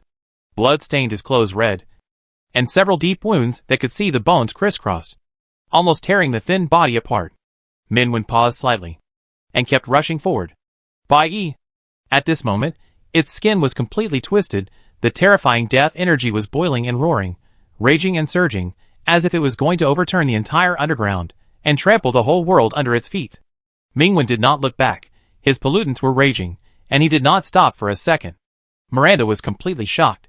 In front of her, the two people seemed to have no scruples at all, competing for killing. If they had lost their minds, each time they attacked, they would be stuck in the most precise boundary, and would not kill these residents by mistake, but only let them fall to the ground injured. If they still had reason. Now, the two people seemed to not care about their injuries at all. Without a moment's hesitation, without stopping once, with their bodies, they resisted the backlash again and again. The blood dyed the road red, extending a bloody road of life. Min Wen and Bai walked forward. Behind them, one after another residents woke up from the chaos. After many days, they opened their eyes again. From the end of the town, they returned to the starting point of the town. Min Wen paused, and a figure appeared in his field of vision. It was the last resident, an inconspicuous old man, who suddenly turned around and fled out of the town. The old man's shadow twisted and connected to the shadows of every building in the town. The monster's body finally appeared, with nowhere to hide. Min Wen raised his hand, and the next second, his body shook. More blood flowed from his body, layer after layer. His clothes were stained. New wounds covered old wounds, all over his body, like white porcelain falling to the ground, bursting with fine and dense cracks. "Brother!" The boy's voice sounded in his ears. Blood-stained eyelashes fell. Min Wen fell into countless tumbling tentacles. Miranda ran over quickly. Her face was pale. Her hands were shaking. After countless treatments, she had reached her limit. However, she didn't dare to stop. The young man lay weakly between the tentacles, with countless wounds on his body. Blood was spreading. His face was paler than snow, like a handful of snow that was forced to be exposed to the scorching sun, about to melt, so fragile that she didn't even dare to touch it. Miranda released her healing ability again, but soon, her face changed. The treatment failed. Her ability can no longer work on him. Just when Miranda was in a hurry to try again, a tentacle rolled up a pure silver injection and gently inserted it into the back of Mingwen's hand. The injection was slowly pushed, like a flowing silver liquid melting into Mingwen's body bit by bit. All the wounds on his body stopped bleeding, and there were signs of healing. However, it was just a sign. The wounds healed very slowly, and Mingwen still didn't wake up. He was gently entangled by more tentacles. The tentacles kept touching his face, covering his body bit by bit, and slowly dragging him into the cold darkness. Miranda looked up, and her pupils trembled. As if she had seen something extremely terrible, she stepped back violently, retreat far away. Countless tentacles surged, like cold and poisonous snakes, rushing out from all directions, rushing out of the town. Soon, it came back dragging a bloody thing. The huge monster, wearing the festering skin of an old man, struggled, with its mouth cracked to the roots of its ears, and a roar similar to that of some beast came out of its throat. "Your doom will come soon. The Dust Crosser is coming." Then, it stared straight at Bai Yi, and sneered grimly, "You traitor, betrayer." The next second, its skin was torn. Miranda covered her ears, and huddled in the corner trembling. Unimaginable screams echoed over the entire town. The monster was torn into thousands of pieces alive. Its head was mercifully left until the end, so that it could watch itself being bitten, chewed, and crushed into blood foam. Until the last moment, the monster's screams did not stop, and it retained its complete pain and consciousness. Blood flowed through every corner of the town, like a blood river that would never dry up, washing this dirty land. "Ming!" A figure rushed in and broke into the darkness. "I'm here to help you. I hope it's not too late." Arthur stepped into the blood river, and the flying blood splashed on his face, and into his eyes, that suddenly froze. The black sky and the blood-red earth were such a sharp and strong contrast. In the gap between black and red, he saw the one swallowing the blood clots and the fragments. The whole body was stained with blood, and the monster with twisted skin raised its cold and terrifying eyes. The car was on its way back, and there was silence in the car. Linda looked up, and through the rearview mirror, she saw Arthur, who was lying on the back seat, and looked like a man. She tried to hold back, but still couldn't, and whispered, "Boss, you were beaten so badly, was the pollutant that strong?" Arthur raised his hand with his dying breath. "No. It's Ming's boyfriend." Linda, "What? Boyfriend? Where did Captain Ming get a boyfriend?" "So was it that boyfriend who beat you up?" Arthur didn't say anything. After a few seconds, he said painfully and sadly, "It turns out that he really likes that type." "How could he like that type?" "Linda, can beat you like this?" "It seems that he is a lover with a very bad temper. So Captain Ming likes it so hot." Arthur twitched, looking even more painful. Zhang Yan next to him was stunned. What? Captain Ming found a lover in Country A. On the other side of the ocean, the liaison officer at the ARC base was shocked. Are you sure this news is true? Of course it is true. The informant reported, Captain Ming's new lover has a bad temper, especially hot. These are the original words. Moreover, he was jealous of others for Team Ming, and beat up the evolvers over there. What? Jealous? How many people are there? Doctor, oh no! Doctor? Zhou Mengzi rushed into the laboratory, creating a whirlwind. In front of the running experimental instrument, Ji Sui Bofeng held the teacup motionlessly, staring at the data reflected on the screen, without paying her any attention. Zhou Mengzi shouted at his indifferent profile.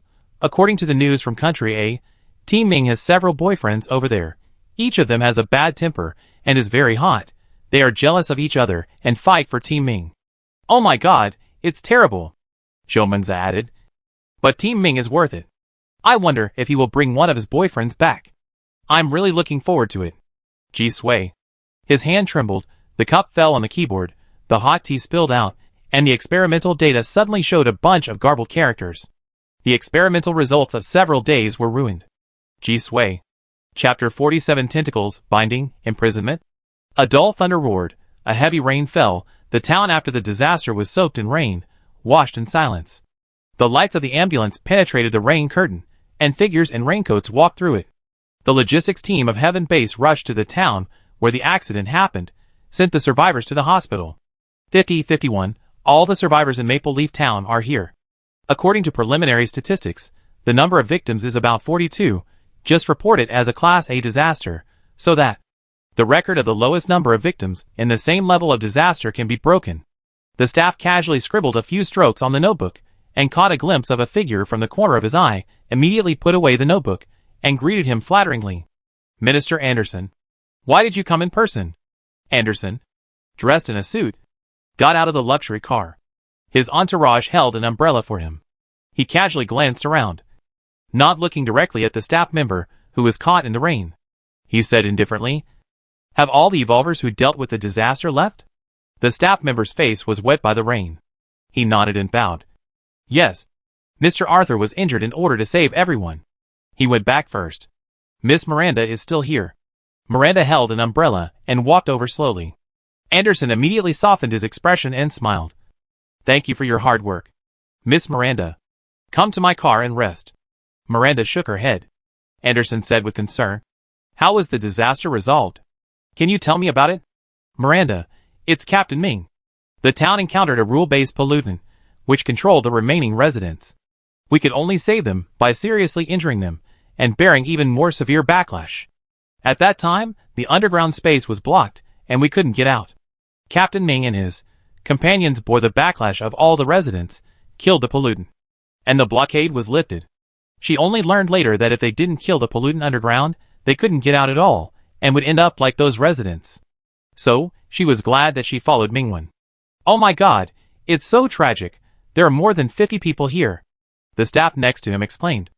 Our Captain Arthur must have paid a lot, otherwise it would be impossible to succeed with just those 2 foreign evolvers. No wonder Captain Arthur was injured. He saved more than 50 people at once. He's so great. Miranda didn't speak. Captain Ming, Anderson said with a smile. I know why Dean Song is so obsessed with him. Such a beautiful and compassionate strongman. Who would not want to keep him and hold him in the palm of his hand? The raindrops hit the window eaves, and the sound of dripping rain seemed to pull him back to that rainy night 3 years ago. A black sun rose from the rainy night. And then, a hotter flame burned the high black sun. In the sea of fire, 2 familiar figures stood side by side in front of him. Mingwen woke up from his dream. And there was darkness in front of him. It was cold, sticky black. It was a touch that he was very familiar with. Mingwen silently raised the back of his hand with scars all over it, and pulled a few tentacles from his eyes. The tentacles lay in his palm, without any reaction. Mingwen lowered his eyes. A huge tentacle monster that almost occupied the entire bed lay beside him, carefully encircled him in the middle, without pressing his body. Each tentacle of the monster was slightly curled up, and the tentacles close to him were tightly attached to him, leaving traces from the back of the neck to the ankles. Mingwen fell asleep. He gently picked up the tentacle monster, carefully checked it several times, and the previous wounds now could not be found. Mingwen breathed a sigh of relief. He knew that Bai had a strong self-healing ability, but he still didn't want it to get hurt. Mingwen stroked his little pollutant again and again, looking at its quiet and dark appearance. The pain in his body seemed to gradually fade away. He raised his eyes inadvertently. The bedroom door of the hotel suite was tightly closed, and the door frame was filled with dense tentacles. He turned his head again, and the only window also had all the gaps filled with tentacles. Okay. It seems that his little pollutant is not going to let him out. Mingwen lowered his head, his face gently pressed against Bai, and closed his eyes. It was very quiet in his ears, and he could not hear the monster's breathing and heartbeat. He sank into the cold darkness, but his heart was very peaceful, heavy, as if he had found his home. When he raised his head again, Mingwen met red eyes. At some point, Bai woke up. All his tentacles raised. His red eyes opened, and he stared at his human.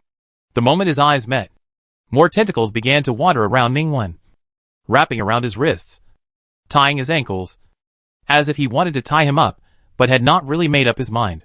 Bai looked at Mingwen, the shallow and unhealed scars all over his pale skin, and his red eyes blinked and drooped. Mingwen found that his little contaminant suddenly wilted. It looked very sad, like a melted chocolate ball, spreading into a large pool. The semi-solidified black liquid slowly flowed under the bed. Mingwen tried to scoop it up, but couldn't. He quickly patted the tentacle monster, and said softly, "It doesn't hurt anymore. It's just some superficial wounds. It will heal soon." Bai didn't say anything, as if he didn't want to pay attention to him.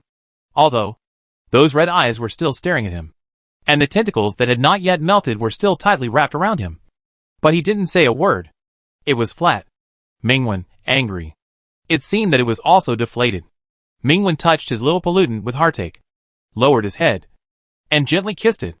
Bai! Exclamation point. Brother is playing tricks. The tentacle monster was excited, angry, wronged, and angry. It suddenly gathered from a semi-solidified liquid into a solid body, and crawled all over the bed. It crawled around quickly.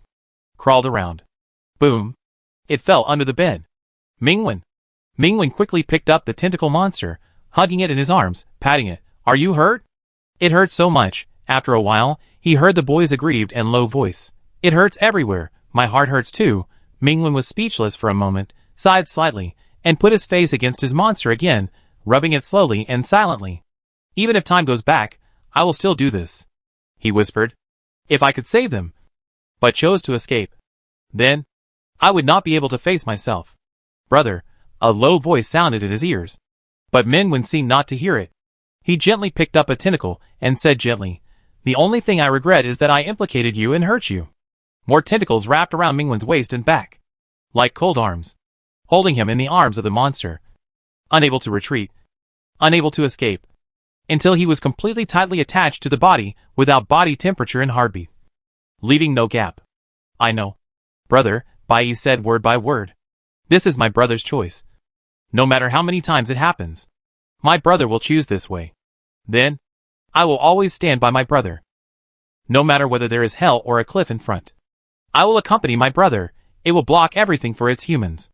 Let those arrows and swords penetrate its body, and let its blood not stain his body."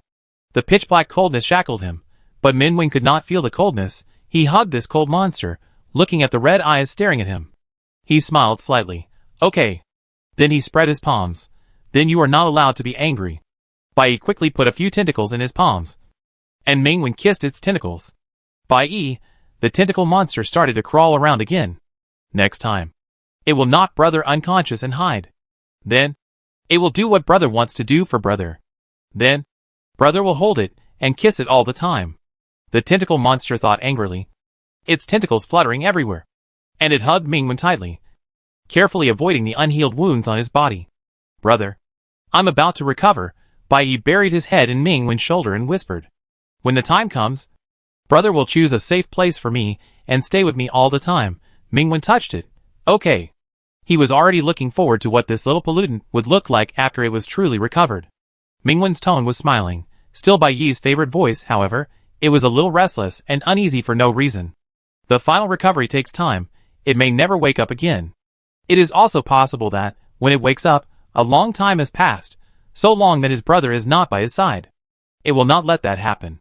For his brother, it has to be faster, and complete the recovery faster. Bai Yi looked at Min Wen, and silently stretched out a tentacle. Min Wen hooked the tentacle, shaked it, and made a pinky promise with it. The tentacle monster felt a little relieved, and turned into a round little black ball, jumping onto Min Wen. It wanted to choose a comfortable place, where it could sleep peacefully. The black, round little pollutant crawled around on Min Wen, sniffing here and there, as if busy preparing to build a nest. Min Wen lowered his head, and stared at the little pollutant motionlessly. The little black ball climbed onto his shoulder, and silently crawled into his collar, and explored downwards. Min Wen silently took out the little sticky ball, and put it on his legs, and the little black ball began to crawl around again. Min Wen, little hamster ball. He deliberately stretched out his hand, and gently blocked the little black ball in front of it.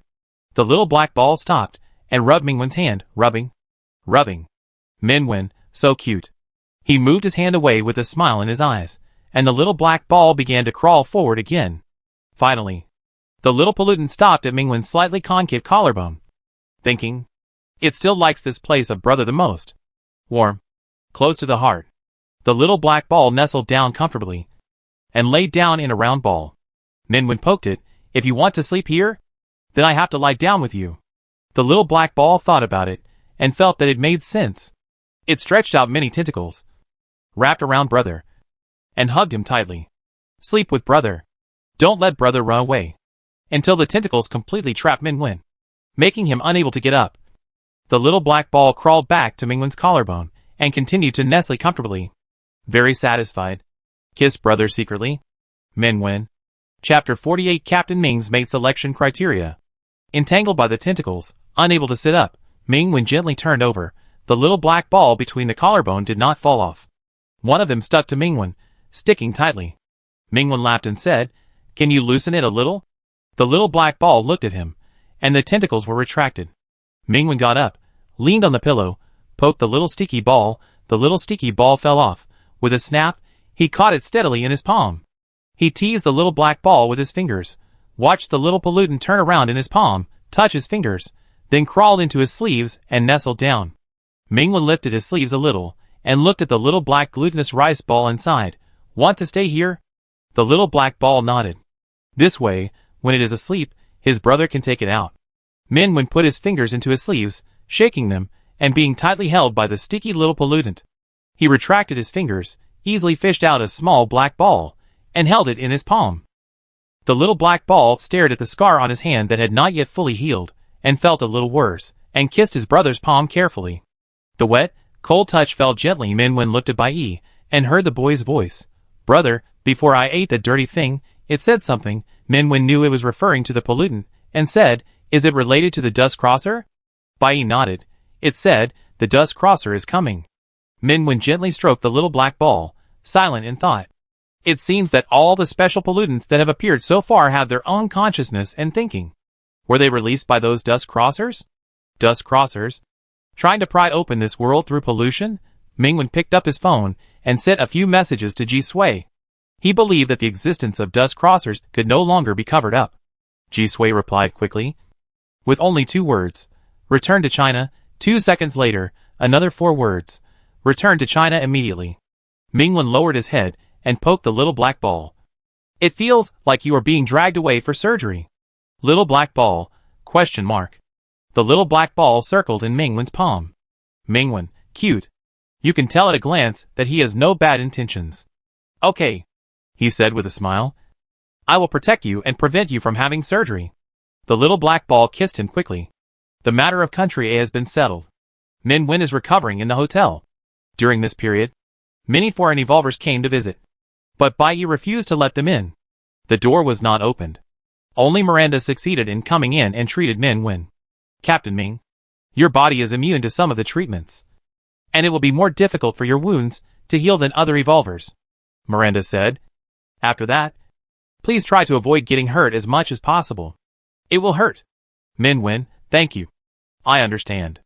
Miranda was silent for 2 seconds, and said, you seem to be saying, I know.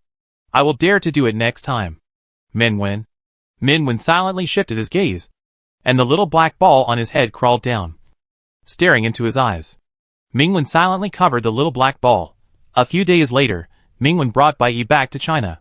Captain Ming, thank you very much for helping us solve this disaster. This is a small thank you gift, in your words, not a respect. At the airport, Anderson, who rushed over, said eagerly, I still sincerely invite you to join our heaven base. Mingwen, again, I refuse. Anderson shook his head regretfully, and continued to say with a smile, I respect your opinion, and I look forward to our next meeting. Ming. On the other side, Arthur lowered his head slightly. This time I'm sorry. Maybe next time, when we meet again, I will be better. Mingwen, I wish you all the best. The little black ball shook Mingwen's collar. Mingwen touched it, and boarded the plane. The plane landed, returned to China, City A where the headquarters is located. Captain Ming. Welcome back. The people sent by the headquarters were already waiting at the airport. Before boarding the special car, Mingwen pinched the little black ball. Do you want to sleep now? The little black ball, which was a little sleepy, immediately shook its head. A few days later, it always felt that, just after returning here, there would definitely be people it hated staring at its brother. Many people wanted to snatch its brother from it. Thinking of this, the little black ball sprang out countless tentacles again. Mingwen, sea urchin ball. He poked the round sea urchin ball, and the tentacles retracted, and the sea urchin ball turned into a well-behaved little glutinous rice ball. Captain Ming. Hello. Captain Ming. Main base. Along the way, some people greeted Mingwen warmly and respectfully. Mingwen responded one by one, and came to a meeting room with a little black ball in his arms. There were already some people sitting in the meeting room. Mingwen glanced around. Most of them were S-level people he knew. Brother Bai Fei, who was holding a red and blue machine, looked up. Good morning. Mingwen, it's already afternoon. Oh, Bai Fei said. Good afternoon. Captain Ming, please sit here. Xin Xingxing pulled out the first row of chairs for him. Chu Zhong next to him came over, looking at the little black ball. Your ball seems to be a little bigger. Mingwen picked up the dozing little black ball, and said, it's rounder, and looks better. The little black ball, who was originally squinting and dozing, heard his brother praising him, and suddenly raised his body, looked around, and raised his two tentacles high. Lin Mahai, my Mimi has also, not grown bigger, but has become fatter. The mutant Samoyed chewing on the chair leg next to him? He Ingong took out his phone screensaver. My Wonkai has also gained weight recently. Chung Chung, my family. Damn. My family has nothing. As they were talking, Ji Sui and Lu Zhiga came together. Ji Sui walked in front, glanced casually, and sat on the chair opposite Mingwen. Mingwen picked up the tea on the table and took a sip. It was sweet honey tea. He lowered his eyes, and the little black ball lay on his legs, covering himself with his clothes, and was bubbling with sleep. Perhaps it was because of the approaching recovery. On the plane, this little pollutant began to feel sleepy, but just kept holding on. Mingwen put down the teacup, gently rubbing the little black ball. The little black ball slowly stretched out a tentacle, reached into the cup, and drank tea with him. Bang! The bottom of Ji Sui's cup slammed heavily on the table. In Mingwen's eyes, the originally drowsy little black ball seemed to suddenly wake up, looked at the opposite side, shrank, grievedly grabbed his hand, and crawled into his sleeve, revealing half of the round and pitiful back. Mingwen hugged the little black ball with heartache, and glanced at Ji Sui. Ji Sui. Is everyone here? Lu Zhiga sat down. Mingwen, I heard that you were injured in country A, is it okay? Mingwen shook his head slightly.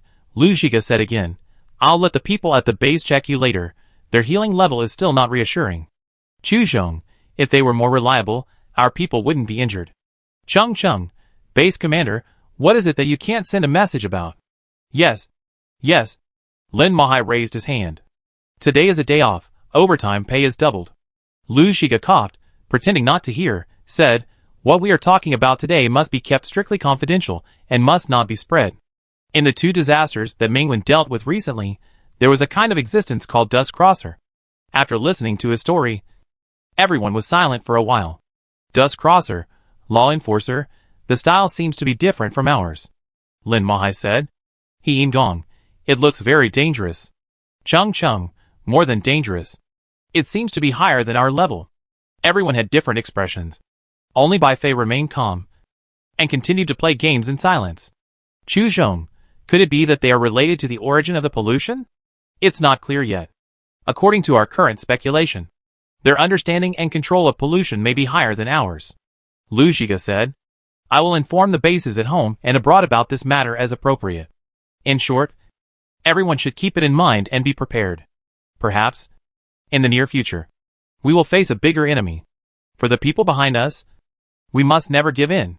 Coming out of the conference room, behind Mingwen, a faint voice floated, come to the laboratory later. He turned around and looked at Ji Sui's light-colored eyes without any emotion. After 2 seconds, Ji Sui began to stare at Bai Yi. Mingwen quickly hugged the little black ball. It doesn't do surgery. Ji Sui sneered expressionlessly, said nothing, and left. Mingwen.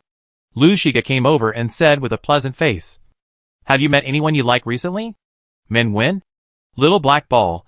The sleepy little black ball suddenly became alert and raised his head with unusual vigilance. I'm just asking casually. Just tell me what you want to say. Lu Shiga laughed. If there is no one, the base can keep an eye out for you. For example, what type do you like? Tall? Thin? Bad temper? Mingwen was silent for a moment, and said, I don't like anyone for now. He paused for a moment, then changed his words. I don't have any plans to find a lover for now. Lu Shiga, then you can also talk about your criteria for finding a partner. I usually meet a lot of people. If there is really someone who meets the criteria, I can introduce you to each other and make friends. For some reason, Mingwen always felt that Lu Shiga's words were very meaningful. He was silent for a moment, and said casually, you can accompany me often. Lu Shiga, okay. Okay. What? He looked at Mingwen. Is that it? Mingwen said, no matter what happens, you are willing to accompany me, and will not abandon me. He was silent for a moment, and added, willing to listen to my voice, willing to understand me, and not misunderstand me. Lu Shiga, then, what about appearance and family background? It doesn't matter, Mingwen said. What about personality? Mingwen didn't think about it, and blurted out, a little clingy, a little lively, a little cute. After saying that, he seemed to feel something was wrong, and was silent for 2 seconds, and said, withdraw? Personality doesn't matter. Lu Shiga seemed to have tasted something, and he talked about a bunch of other things in a mess, and suddenly said, height? About the same as mine. Hobbies? Eat spicy food. Lu Shiga, gender? Male. After saying it subconsciously, Mingwen. He looked down at the little black ball, and the little black ball looked at him blankly. The next second, this little pollutant started to dance. Mingwen. Chapter 49 The Sleeping Bai Yi. After a short and strange silence, Mingwen said nothing, and ran away quickly with the ball. Lu Shiga stood there, and looked at the stunned Shin Xingxing. It's hard to find such a person, Lu Shiga thought with some difficulty. Mingwen often has to go on missions, and someone who can always accompany him must be as strong as him. Also, clingy, cute, lively. What about liking spicy food? Among male evolvers, are there such people? Shin Xingxing, yes, it's really confusing. I don't know who to talk about. Lu Shiga thought about it and felt relieved again. Such a person can't be found even with a lantern. They don't have it here, and there is even less in country A. The rumors he had heard before, that Mingwen had found a hot-tempered, jealous lover in country A, were simply nonsense. Not far away, Lin Mahai, hiding behind a corridor, wiped his sweat fiercely. Oh no! I think I know who it is. Chu Zhong, obviously. There is only one answer. Chung, ah? What are you talking about? He Dong, yes. What are you talking about? Chu Zhong, it's okay. Go play. Chung, He Dong? Coming out of the base building, Mingwen lowered his head without saying a word, and glanced at the small black ball in his palm. The small black ball was still jumping. Mingwen silently pressed the small black ball, and said, just now. I just said it casually. The little black ball didn't say anything, kissed his palm, kisses here and there. A slight chill and tingling sensation fell on his palm, as if it was burned. Mingwen suddenly let go of his hand. The little black ball started dancing again. Brother said, it's the only person brother wants to find. Brother only likes it, no one else. It's brother's partner, the only partner. Mingwen wanted to rescue it again, and said, just now, I really just said it casually. The little black ball continued to dance, as if it couldn't hear him at all. Mingwen, Bai. Brother, I'm here. The boy's voice sounded quickly sweet. Mingwen. So, this little pollutant was selectively listening to him. The fingers were slightly itchy, and before he knew it, he was kissed a few more times by the little black ball. Holding the swaying black ball, Mingwen came to Ji Sui's laboratory at the headquarters in silence. At the door of the laboratory, there was a piece of white paper with a few big words written in black pen. All contaminants are not allowed to enter, and surgery is required for entry. Mingwen pretended not to see the warning note and walked in. In the laboratory, Ji Sui casually glanced at the dancing black ball in his palm and raised his eyebrows. Is it crazy? The black ball swung out a team registration form, grabbed the pen, quickly scribbled on it, and then slapped it on Ji Sui's face. Ji Sui took it down expressionlessly and saw that the word team on the team registration form was crossed out. There were two big words next to it, marriage. Marriage registration form. Ji Sui, you. Mingwen quickly covered the little black ball. It's still small. I just wrote it for fun. The little black ball collapsed in his palm, looking innocent and cute. Ji Sui. Zhou Mengzi glanced at Ji Sui's face, tried his best to suppress the corners of his mouth, and clapped. This handwriting is really good. The pen is flowing, bold and generous, full of the author's homesickness. Ji Sui tore up the registration form expressionlessly, turned around, and didn't want to look over there anymore. The base staff checked Mingwen's body, confirmed that the previous injuries had healed, and did not leave him with any sequelae. Captain Ming, please wait a moment. We will test your ability level again. The test results came out quickly, and everyone was speechless. Before, Mingwen's level was D, and he was questioned because of this. And now, his level has changed from D level to E level. The lowest level of evolvers usually represents the weakest evolvers. Of course, no one will doubt the fact that Mingwen is the strongest evolver in the base. The pollution value has decreased, Ji Sui said lightly. After a while, your pollution value will be as low as 0. Zhou Mengzi's eyes jumped. Evolvers are born from pollution. The higher the pollution value, the stronger the ability. During this period, Mingwen's strength continued to rise, but his pollution value became lower and lower. In other words, his strength does not come from pollution, but from himself. Zhou Mengzi even had an exaggerated idea. Even if there was no destructive disaster in N City, even if the disaster had never happened, Mingwen would sooner or later awaken his own abilities and become a true evolver. This idea made her tremble with fear, but soon she felt that it seemed very reasonable. Mingwen himself was an inexplicable miracle. Then, the little black ball he raised. Is it the same? Same E-level. Same power. And also does not need to rely on the power of pollution. Zhou Mengzi's sight shifted. In Mingwen's palm, the little black ball was circling towards him, with tentacles raised, sticking to each of his fingers, as if kissing him. Everyone had different expressions, but Mingwen did not react much. He pinched the little black ball. Now, he was at the same level as his little pollutant. After that, they did not stay at the main base for too long and returned to N City. Even when they got home, little black ball was still very happy, and his tentacles clattered around Mingwen. I am your brother's girlfriend. Mingwen poked little black ball speechlessly. Really? It's just, I said it casually. Little black ball raised his head and looked at him. The next second, a boy with silver hair and red eyes appeared in front of him, approached him, and wrapped his arms around his side. Mingwen subconsciously wanted to retreat, but was stopped by the boy's arms. He met the bloody eyes and heard Bai Yi's happy voice. Brother. Bai Yi lowered his head slightly, pressed against Mingwen's forehead, and whispered in his ear. Does your brother have anyone else besides me?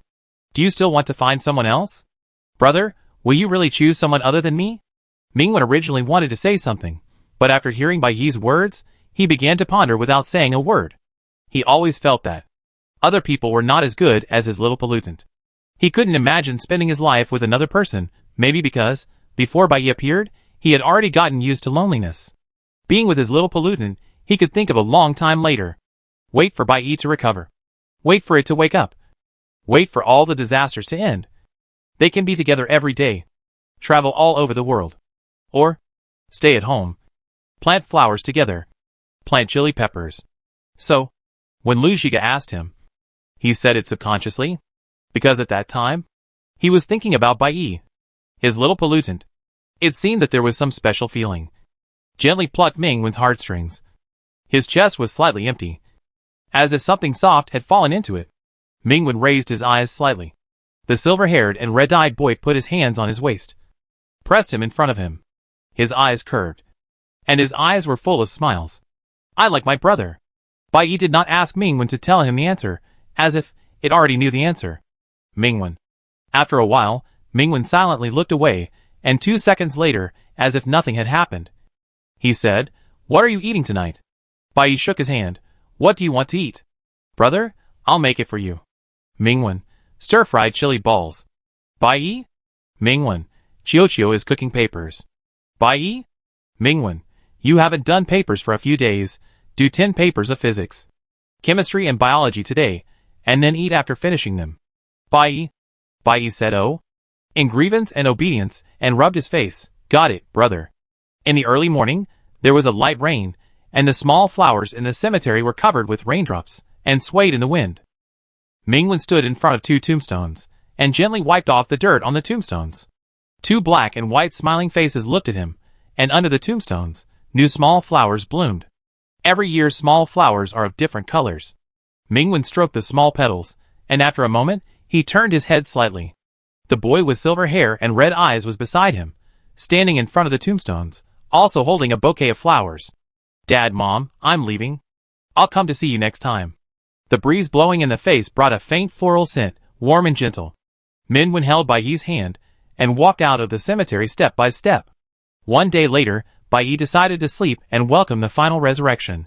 Brother, in the room, the little black ball stretched out its thin tentacles, and stuck to the corner of Mingwen's clothes.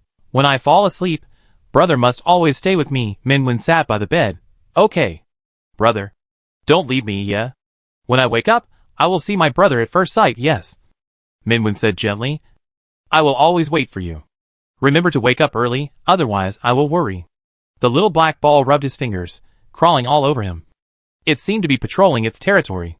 Mingwen lowered his eyes, watching the little pollutant crawl all the way to his face, kissing his face, and then kissing the corner of his mouth.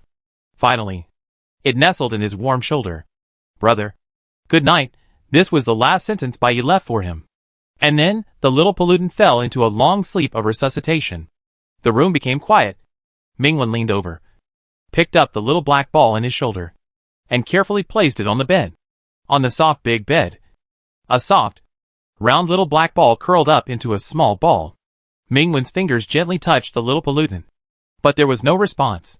When it wakes up again, will it become a big black ball? Will it grow so big that the room can't fit it?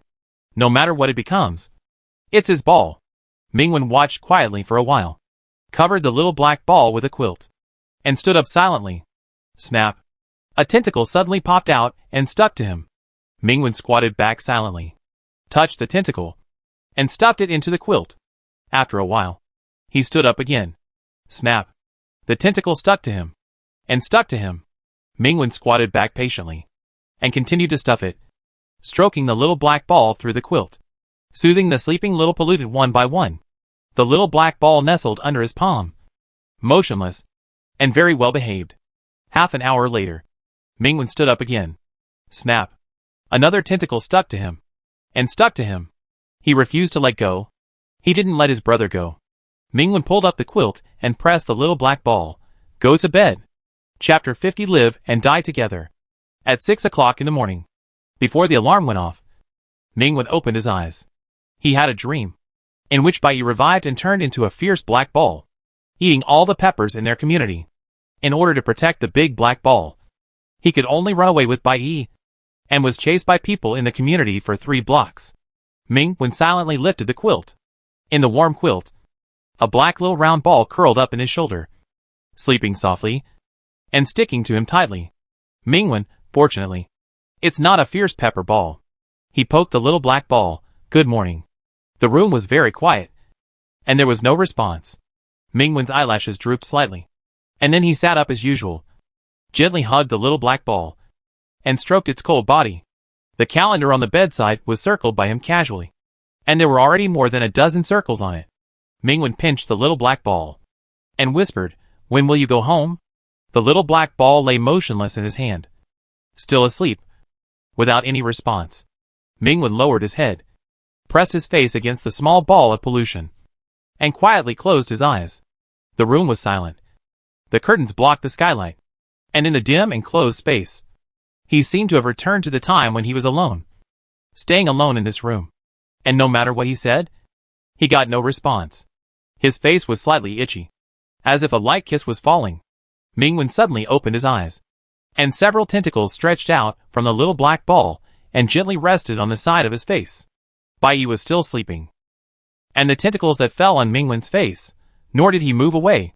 Mingwen was slightly startled, and then a little smile appeared in his eyes. He gently lifted up the cold tentacles, lowered his head, and kissed the little black ball. The tentacles were retracted. 2 seconds later, Mingwen found that the little black ball had turned into a little pink black ball. The corners of his mouth slightly raised, he leaned against the head of the bed, and casually opened the book. In the middle of the page, a bookmark with a black little round ball was placed on the head of the little black ball. It was still early, and there had been no disasters recently, so there was no need to go on a mission. Mingwen read the book for a while, and found that the bookmark that was just on the head of the little black ball had been hugged by the little black ball. Even in deep sleep, this little pollutant seemed to respond to some of his actions instinctively. Mingwen's eyes moved slightly. Such actions only appeared in the past 2 days. Before this, Bai was just sleeping. Only when he walked a little further away and was about to leave it, would it stretch out its tentacles and stick to him. At other times, it was in a shutdown state. Since yesterday, this little black ball has taken some extra actions. For example, he put a few chili peppers next to the little black ball as before, and when he looked back, half of them were gone. For another example, he took the little black ball to take a bath, and while washing, the little pollutant sank from the bathtub and turned into a pool. It turned back a few minutes later. It seems that the recovery is about to end, and his little pollutant is about to wake up. Mingwen rubbed the little black ball and said softly, "Go home quickly." Bai didn't know if he heard it. After 2 seconds, it stretched out its tentacles again and snapped its brother. At about 8 o'clock in the morning, several messages popped up in the group chat of the Evolvers. Mimi's father. Click to see the hot photos. Then he posted a photo of a mutant Samoyed lying flat after gaining several circles of weight. "I'm so big. Did you see me? How did you become so fat like a ball?" Mimi's father. This is the high-end version of the ball, called the big ball. When a certain little ball sees my big ball, it has to call me sister. I'm so big. Did you see me? Fuck, do you dare to say that in front of others? Mimi's father. Humph, don't underestimate me. Mimi's father. I don't dare. A string of mutant Samoyed emoticons swished by. Mingwen lowered his head, looking at the little black ball in his palm. He took out his phone, took a few photos of it, and they all looked very cute. He chose the best one, and changed it to his own avatar. After a few seconds, the phone suddenly vibrated. Several messages were received. Heezy, ? Heezy, ugly thing. Change it back. This message was sent several times, but Mingwen pretended not to see it. In the group chat of the Evolvers who were just chatting casually, a series of messages also popped up. Mimi's father. I report. Someone secretly changed their profile picture, suspected of showing off their affection. I'm Dong. Did you see me, Zhong? I don't know. Who is it? Adming, Chung. I don't know. Who is it? Adming, Can doesn't want to learn math. I don't know. Who is it? Adming, in a series of copy and paste. There were several private messages from Ji Sui. Mingwen silently turned off his phone. Just pretend you didn't see anything. After washing up, he went out with a little black ball in his pocket, and bought breakfast and ingredients for today, as usual. On the busy street, Mingwen came out of a flower shop, carrying 2 new flower pots. Go buy some pepper seeds. As he thought, he lowered his head and glanced at the little black ball in his pocket. Just a gap when he lowered his eyes. Across the street, suddenly a tall figure bumped into him. The man was holding an uncovered cup of iced coffee, and the coffee slipped out of his hand and fell towards Mingwen. Mingwen dodged to the side and caught the coffee cup. The coffee shook, and only a few drops splashed slightly, falling on the back of his hand. The man opposite said, "Ah, I thought it would stain your clothes." Mingwen, no. He handed the coffee back to the man opposite, who took it, rubbed his fingertips on the cup twice, and laughed. "What a pity," he said. "Originally, I could apologize to you. wipe your clothes with tissues, and invite you to a nearby coffee shop to start a romantic encounter. Now, I can only buy you this cup of coffee. Minwin didn't care about the man opposite him at first, but after hearing this, he paused and turned to look into the man's eyes. He was a tall and handsome man, with unusually bright eyes, like two incandescent lamps, which seemed to sting one's eye sockets if one stared at them for too long. Those were not ordinary people's eyes. Minwin, are you from the Special Research Institute? What is that place? The man shrugged. It doesn't sound like a good place. He handed the coffee in his hand to Minwin. His eyes were burning. So, may I have the honor to invite you to spend a wonderful little time together? Minwin, not interested. Then, he walked away without looking back. The man looked at his back, shrugged again, took the coffee and took a sip. Too much sugar. He tooted, and said with disdain, so greasy. Not paying attention to the episode just now, Minwin returned home and planted 2 more pots of chili peppers. He leaned on the sofa, checked the messages on his phone, still had no tasks today, so he put the little black ball on his legs, turned the pages of a book, and spent the whole morning. Lunch was simple, only a plate of stir-fried vegetables and stir-fried beef. A soft cloth was placed on the dining table. Minwin put the little black ball on it, put some vegetables and beef in the small plate next to it, and poured a small bowl of soup, and added a few pieces of fruit next to it. After he finished lunch, he lowered his eyes. The little black ball was still lying on the soft cloth. Nothing was missing from the plate. Okay. I don't want to eat. Minwin stood up, looked at the little black ball, and quietly walked out 2 steps. Snap.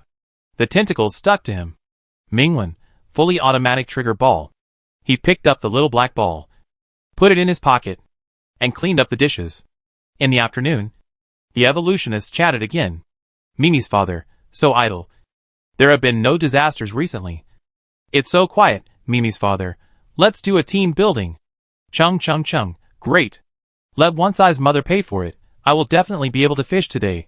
Claus, I can definitely go fishing today. Why don't we go fishing together? I just found a place. Moo Bai Fei, grill, fish, I'm busy. Did you see me busy? Why don't we go barbecue? As soon as this was said, many people agreed immediately. In the enthusiastic atmosphere, a message popped up. Lu Shiga, team building? It just so happens that it's almost Saturday. Let's have a short meeting at the headquarters, and then we'll organize everyone to go hiking, walking, exercise, and enhance relationships. The group was silent. Mimi's dad sent a hanging emoji. Everyone started copying, and tacitly brushed that message up. Minwin received a private message from Kankan doesn't want to learn math. Brother one. The group has been so lively recently. It seems that it was not so lively before, Minwin. Well, there have been no disasters recently. I saw that you scored 60 points in math last time. Do you want to tutor you? Kankan doesn't want to learn math. Kankan doesn't want to learn math. The number you dialed is no longer connected. Please call again later. The tutor ran away. Minwin lowered his head, and there was still one in his palm. Everyone in the group was already discussing where to meet. Minwin received several private messages, asking him if he would go, and he replied yes. The recent disasters are indeed decreasing. And this is not an illusion. Perhaps it is a precursor to calm. But Minwin thought of the dust crosser and the raincoat man in the past, and always had a vague premonition that it seemed that they had been hiding in the dark, and would soon appear again. Now, he just hopes that his little pollutant can wake up quickly. At night, Songshua River surrounds N City as usual. A full moon rises, illuminating the white river surface with waves. The cold wind brings a cloud, enveloping the full moon. The moonlight is hidden under the clouds, and the river surface is dark. Without any sign, Minwin wakes up from his dream. Cold sweat soaks his forehead. He sits up speechlessly, pressing his chest. The old wound begins to hurt again. The pain is not strong, but it cannot be ignored. Minwin lowers his head. The little black ball beside the pillow is still sleeping. What's going on? Minwin's eyes are gloomy. He gently picks up the little black ball, puts on his clothes, and prepares to go outside to take a look. In the dark room, a series of rapid cell phone rings rang, breaking the gentle night. Minwin picked up his phone. It was a call from the headquarters. For no reason, the pain in his heart worsened. He pressed the answer button. Captain Ming. The third destructive disaster has broken out. In K City. The voice on the other end was trembling, crying desperately. The whole city has fallen. In an instant, Minwin stood up, put the little black ball on the bed, and rushed out of the house. When he came to the entrance, he suddenly stopped. The dark tentacles moved coldly, coming out from the cracks in the door and windows, overlapping and crowded, blocking all the passages that could be used to get out, leaving no gaps. The whole house was built into an impenetrable cage, locking him in it. Mingwen turned around silently and returned to the bedroom. In the middle of the flowing darkness, a little black ball was still sleeping quietly. Mingwen walked over, squatted slightly at the head of the bed, looked at Bai Yi. "It's dangerous there. I don't want you to go there." The darkness was unmoved, and the tentacles were still cold. Mingwen's eyes moved, and his voice was a little lower. "If I can't come back, will you stay there with me?" Bai Yi still didn't react, but the tentacles wandering around them had already given the answer. Mingwen closed his eyes, and when he opened them again, there was a calm and peacefulness in his dark eyes. "I won't abandon you," he said softly, holding up his little pollutant. In an instant, the tentacles that blocked the entire building slowly faded, hiding in the darkness. Mingwen pushed the door open, and together with Bai Yi, stepped into the endless night. Chapter 51. Fortunately, we didn't break up. Late at night, lights were lit near the city that should have been sleeping. Alarms were sounded, and the cordon stretched for an unknown number of kilometers. Several helicopters circled the outer edge of the city, and dared not approach. The dark curtain fell from the sky, like an inverted giant egg, rising from the ground to hundreds of meters in the sky, completely blocking the huge K-city under the black curtain, and cutting off all in and out passages. All modern technology and firepower were ineffective in front of the shell of death that stretched to thousands of square kilometers. An entire city just fell like this, on the plane to K-city. Lu Zhiga's hands trembled as he held the report. After many days, he once again felt the despair of being suppressed by pollution and powerlessness. "How long has it been now?" Beside him, Shin Xingxing, with red eyes, said, "It is exactly the 30th minute since the disaster broke out, and the shell has not yet shown any signs of spreading. Perhaps this disaster will be the same as before." Lu Zhiga did not speak, and slumped in his chair, having lost the strength to speak. Perhaps, in the face of pollution, there is no such thing as luck. The previous two destructive disasters were the result of their evolvers risking their lives. The first two times, Mingwen was at the place where the disaster broke out. It can be said that, at the first moment of the disaster, he had already tried his best to turn the tide. And now, the shell of death completely sealed off K-City, and the pollutants inside had already been born. To solve this disaster, we must first break the shell. However, in the two destructive disasters that occurred in countries A and R, S-level evolvers were sacrificed just to open an entrance to the shell. Sacrificing S-level is only the first price they have to pay. Then, they have to enter the shell and face the S-level pollutants that can only destroy the entire southern area. This is a complete destructive disaster with no luck or retreat. The third destructive disaster that occurred in China. Why? It is always here? Team Ming is here. Bai Fei is here too.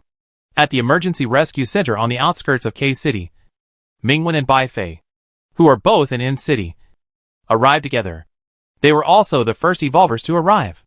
This temporary emergency center is set up 5 kilometers away from K-City. This distance is dangerous enough. Once the shell shows signs of spreading, they will lose the room for emergency retreat. The beam of the lighting penetrated the night sky, but could not penetrate the huge curtain that was clearly visible in the distance. Amid the urgent alarm, Meng Shanhai, the person in charge of the ARC base, arrived and hurried through the crowd to find the two evolvers in the front. "Minwen, Bai Fei, you are here." Meng Shanhai was sweating profusely, and he didn't even bother to wipe it off. "I just received the news that this time we will act together with the Special Research Institute. When other evolvers from the main base arrive, the rescue will begin." He observed Mingwen's expression, and saw that he was just staring at the shell in front of him. Hearing the word Special Research Institute, he did not react. He continued, "K-City is adjacent to the city where the Research Institute is located. If the disaster spreads, they will not be able to move away in time. So this time, they took the initiative to propose to join forces and sent 4 S-level people. There are 5 S-level people in the Special Research Institute. Sending 4 directly seems to be able to reflect their determination." Soon, a helicopter flew over the emergency center, and a figure fell from the sky, stepped on the ground, and raised a cloud of dust. "Good evening, everyone." The man straightened up, and his sharp eyes swept through everyone, and stopped at one place. Mingwen met his eyes, and there was no ripple in his eyes. Yesterday morning, he met the man holding coffee on the street. Captain Ming, I have heard a lot about you.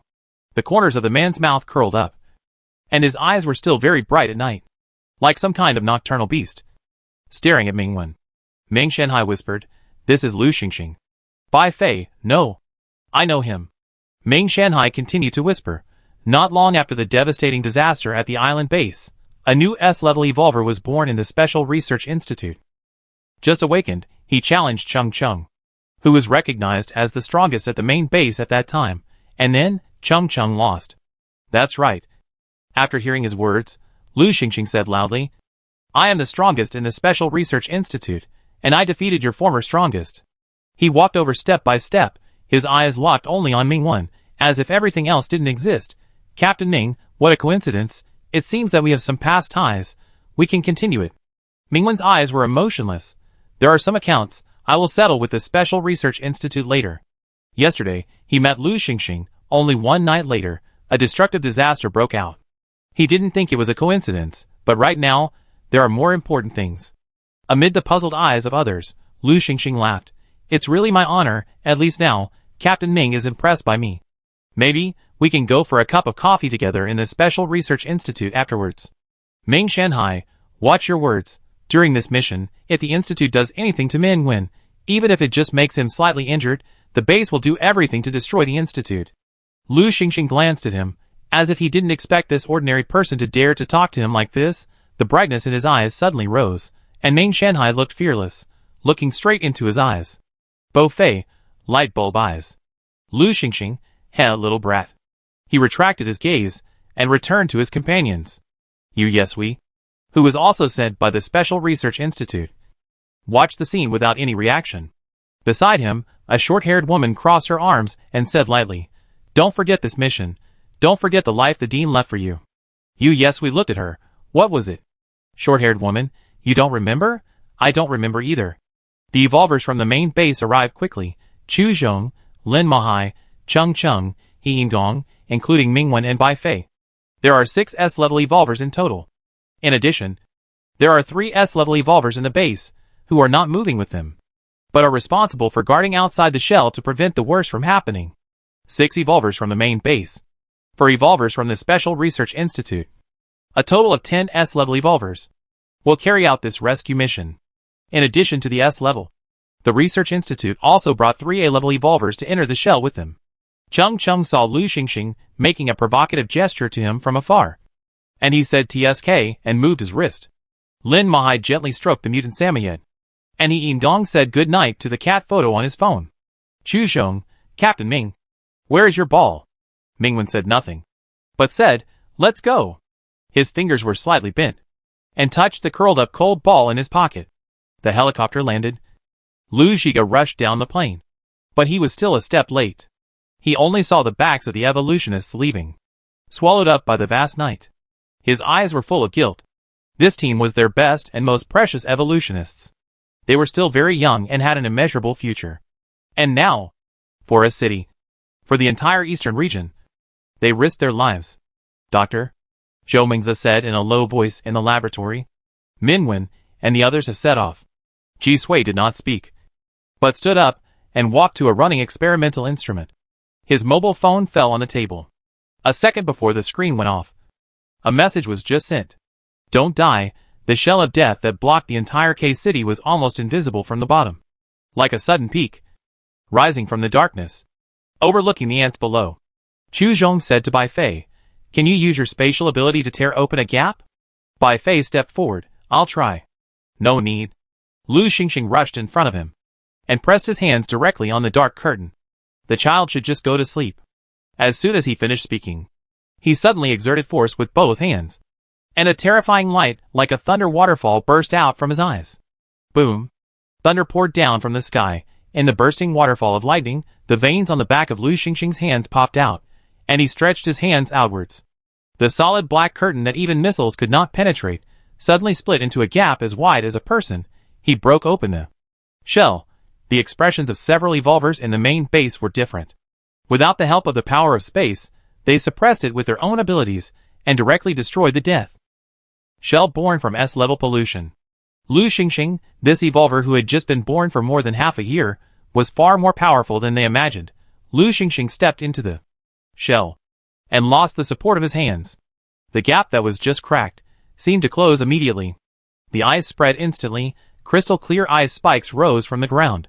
Pushing open the dark curtain, Mingwen walked forward, ice and frost extended from his feet into the dark shell. In the flowing cold air, people walked in through the ice cracks one by one.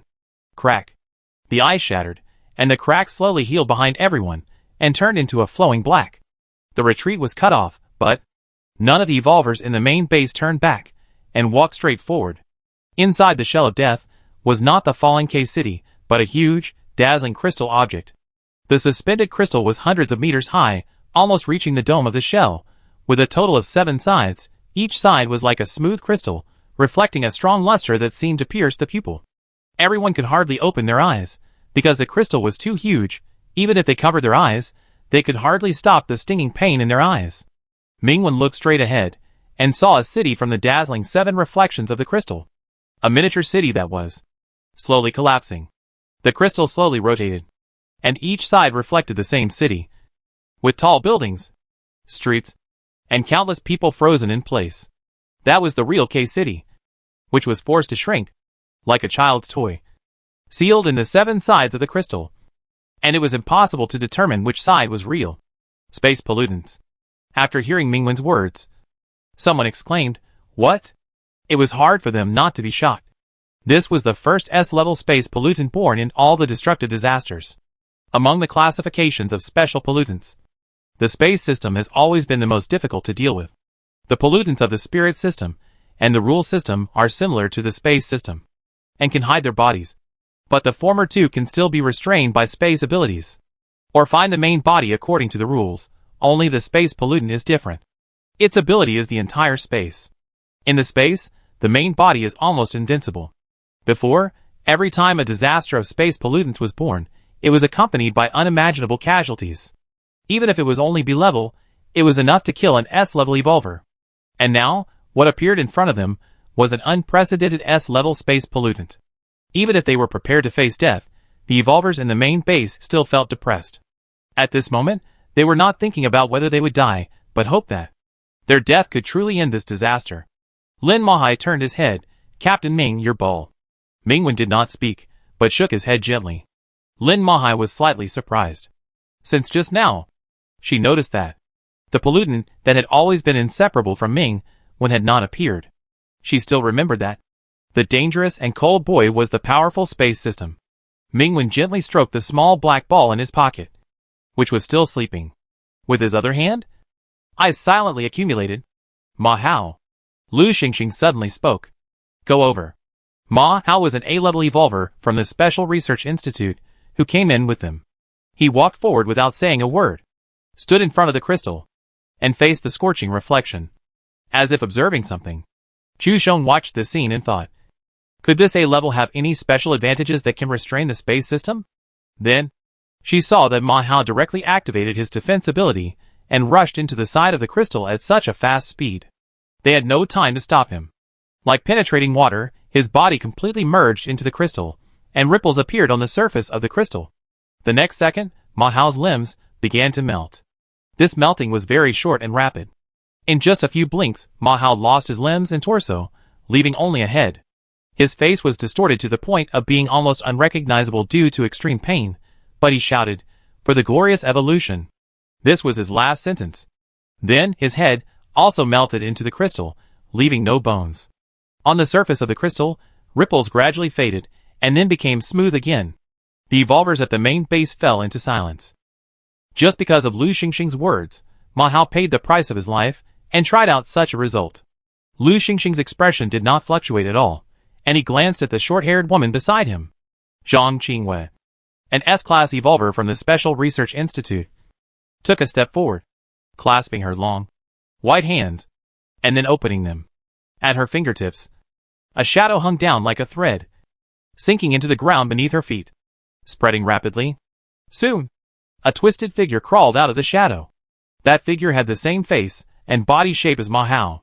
He stood up shakily, and with every step he took, the shadow under his feet began to spread.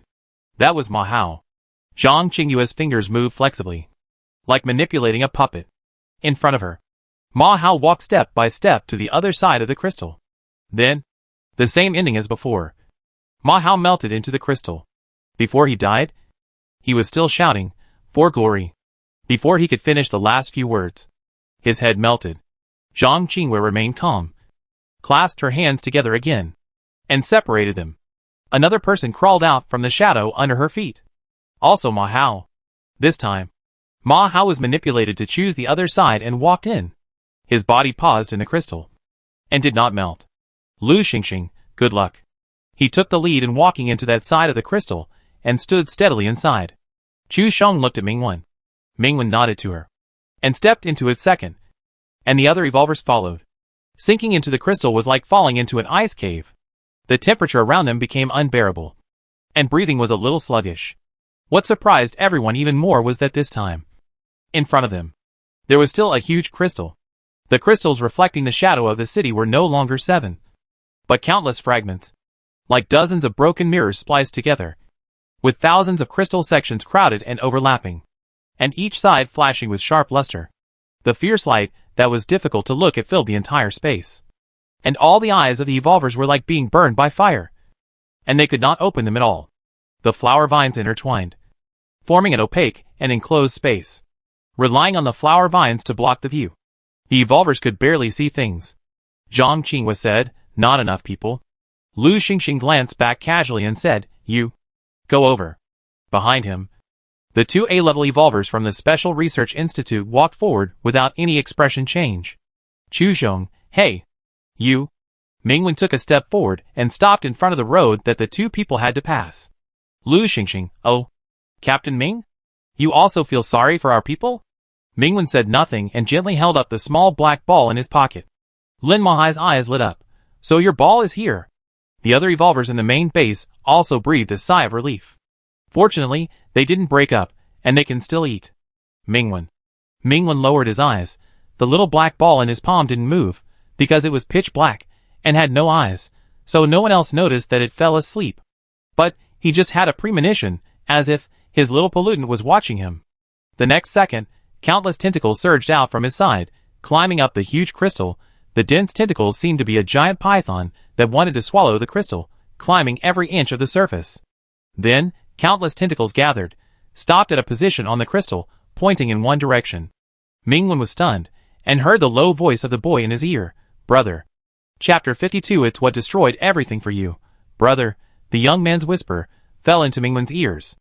Mingwen was stunned, and then he stared at the small pollutant in his palm. The small black ball was still curled up, motionless. It seemed that soft shout was just his illusion. However, in front of him, the huge crystal was wrapped by hideous tentacles, pointing him in a direction. "Captain Ming." Lin Mahai noticed his expression, said, "Have you thought of a way?" Mingwen realized something from her words. "You can't see it?" Lin Mahai, what? "Sure enough, I can't see it." Mingwen looked at the tentacles on the crystal, gently stroked his small black ball, and put the sleeping small pollutant back into his pocket. The next second, the ice penetrated the crystal, tearing the space. The tentacles retreated, the ice extended. Mingwen took the lead and stepped forward, entering the crystal section penetrated by the ice ridges. In front of his eyes, the scene changed again, and the space was filled with a more biting cold, as if it was an ice field buried deep underground. The low temperature turned into invisible sharp needles, piercing the skin bit by bit, and the cold pain spread from the fingertips to the limbs, and then to the entire torso. Other evolvers followed suit, and suddenly felt an invisible and terrifying pressure coming down on them, like a collapsed snow mountain on their backs, making it almost impossible for them to stand. Several S-level evolvers were still able to hold on, but the remaining 2 A-levels from the Special Research Institute were hit hard, and one of the men's body collapsed on the spot and was squeezed to the point of deformation. Save me.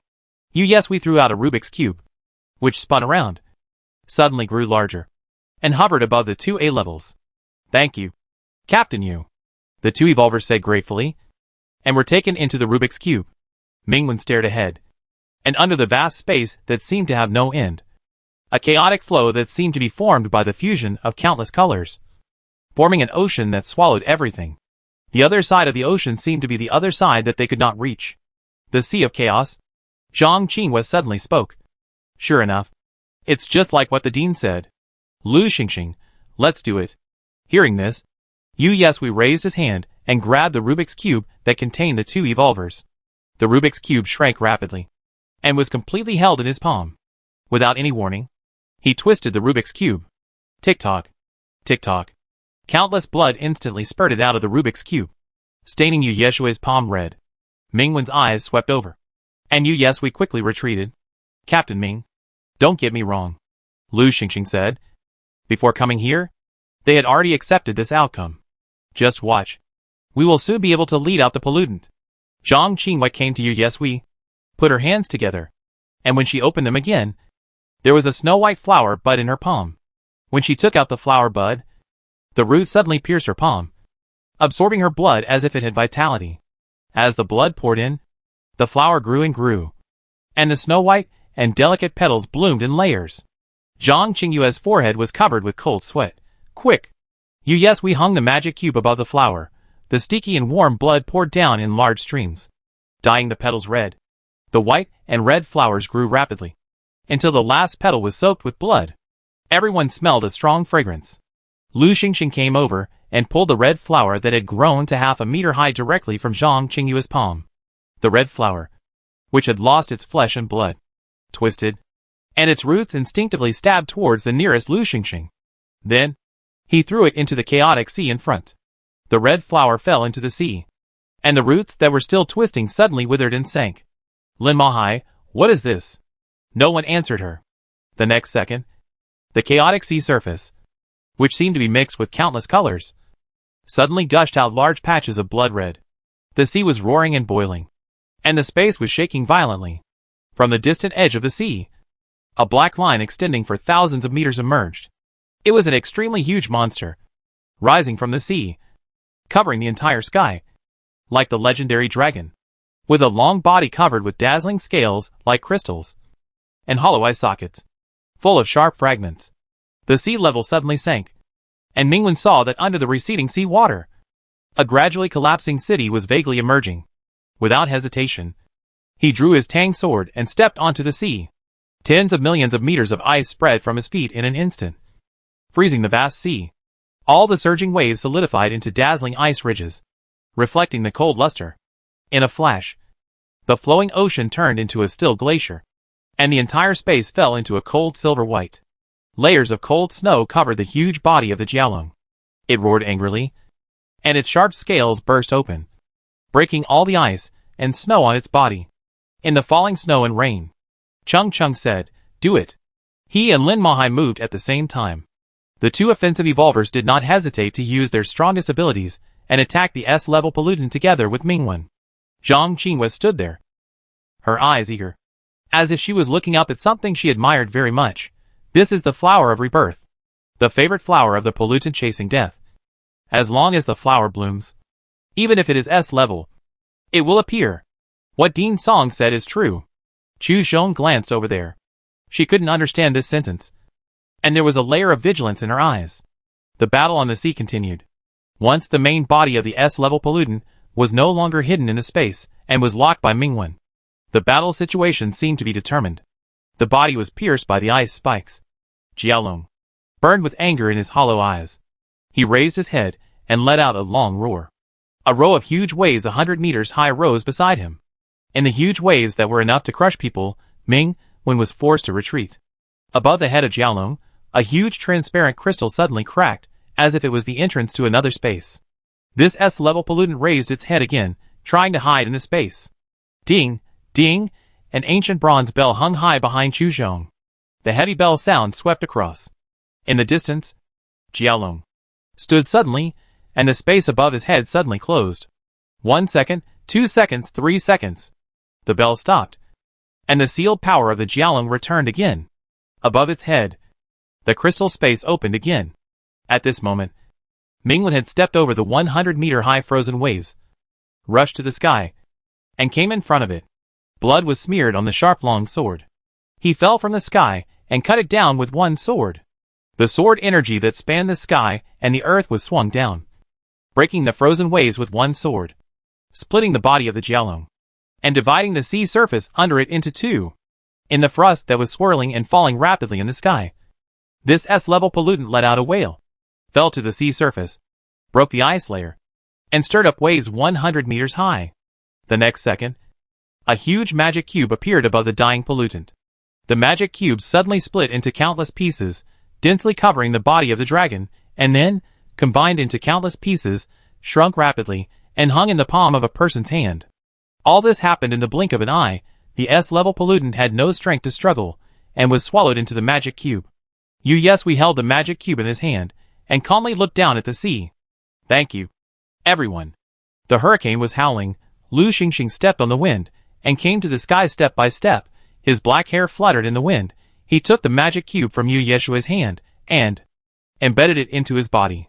This experiment belongs to us. Mingwen landed. The Tang sword was inserted into the ice layer under his feet, and he supported his body with the sword, and raised his cold eyes.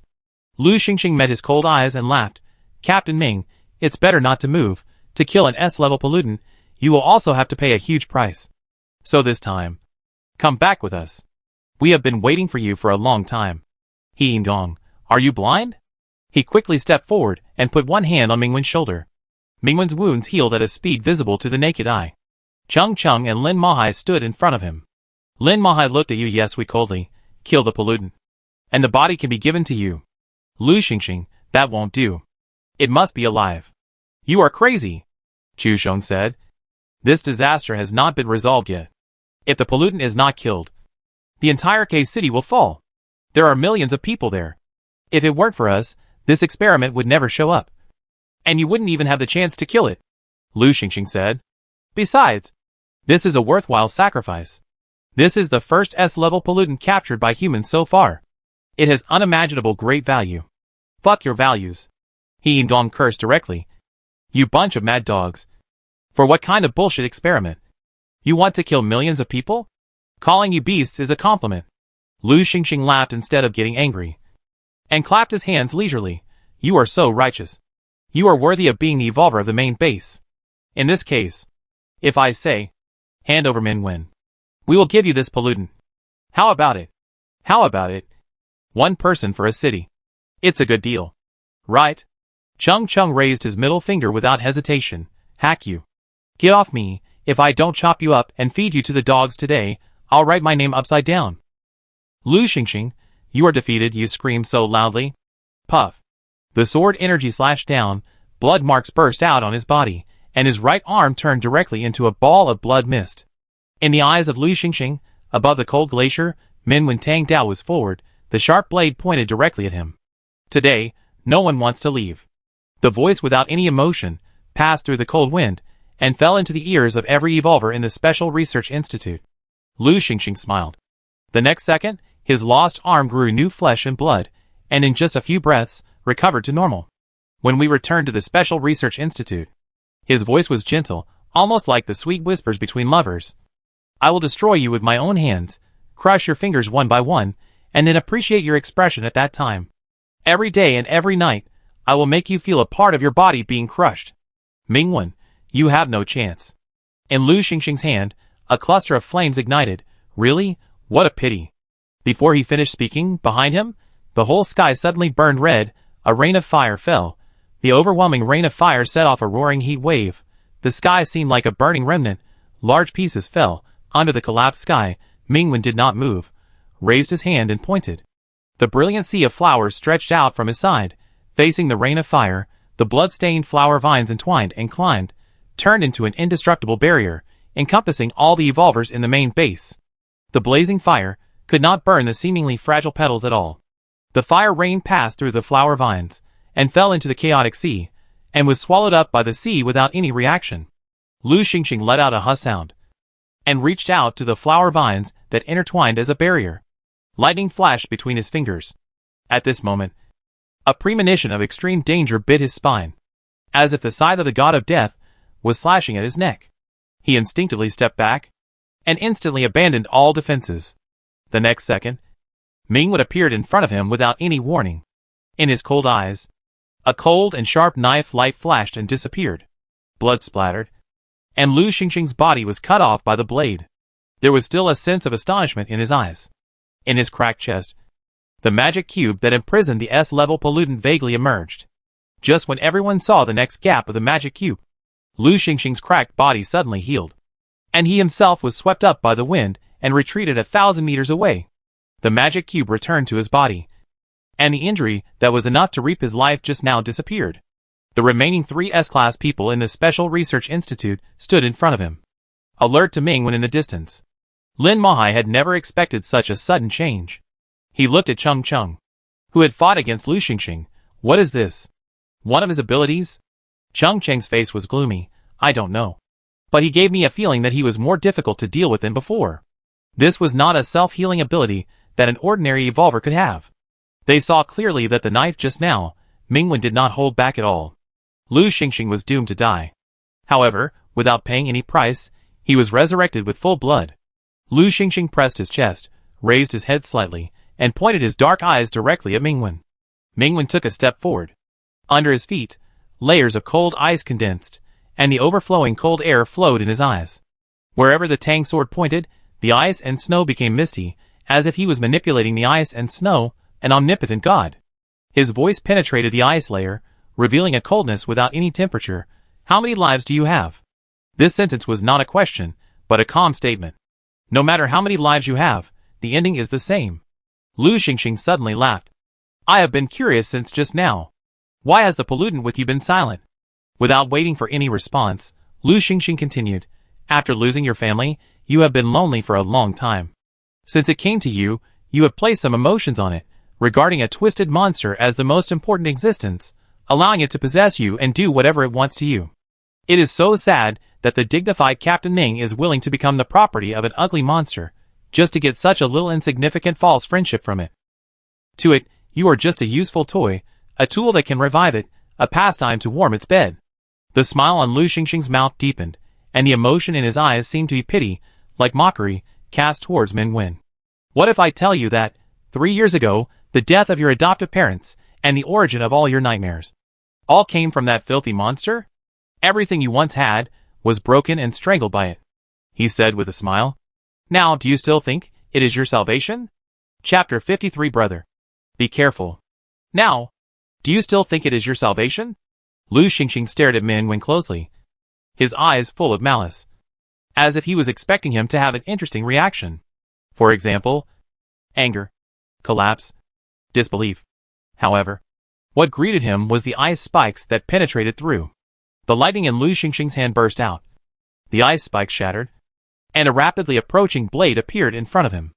The Tang sword chopped down, and at the critical moment, Lu Xingxing suddenly pulled out a lightning-flashing machete from his body, and collided with Mingwen's long sword.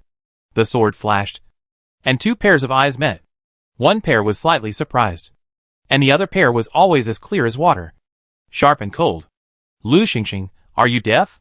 Can't you hear what I'm saying? Mingwen, you talk too much nonsense. The next second, Lu Xingxing's machete shattered, and the Tang sword wrapped in ice, and snow and cold wind cut off his body again. Blood spurted out, and a magic cube appeared again in Lu Xingxing's bloody chest. Mingwen stretched out his hand without hesitation. A twisted figure suddenly blocked in front of him. Ma Hao's painful and wailing face was shattered at Mingwen's fingertips, blocking for a second. In that second, Lu Xingxing retreated hundreds of meters away again. His body healed, and he was safe and sound. Zhang Qinghua looked over there, breathed a sigh of relief, and the shadow in her hand dissipated. When she turned her head again, a mutated Samoyed roared, revealing its ferocious fangs. Lin Mahai put her hands together, and behind her, a crack suddenly opened, as if leading to a deeper hell from the darkness. Some larger and more terrifying creature stretched out its huge claws and pressed towards Zhang Qinghua. Yu Yesui, who was near Zhang Qinghua, was about to move, but there was a young man in front of him. Bai Fei looked at him quietly. The moment the two looked at each other, Yu Yesui threw a Rubik's Cube without hesitation, and Bai Fei took off his blindfold. The Rubik's Cube, which had just reached midair, suddenly stopped, and Yu Yesui disappeared on the spot. Chu Zhong, don't hold back. Just kill him. Bai Fei, okay. On the other side, Qian Zilai, the fourth S-level evolver from the Special Research Institute, was attacked fiercely by Chung Chung. The battlefield on all sides was set off under the dark shell of death and above the collapsed city. It seems that the rumored Ming team is not so perfect, Lu Xingxing said in a strange voice during the battle. For a pollutant, you even gave up your own parents. Why? Do you like to give yourself to a dirty thing? Before he finished speaking, his right arm was torn by the ice, and the broken limbs exploded into countless flying ice chips. Why should I believe you? Minwen stood with a knife, stepping on the frozen waves, with no ripples in his eyes. Who do you think you are? How can you compare with it? Lu Xingxing's forehead veins jumped, and he gritted his teeth coldly. Captain!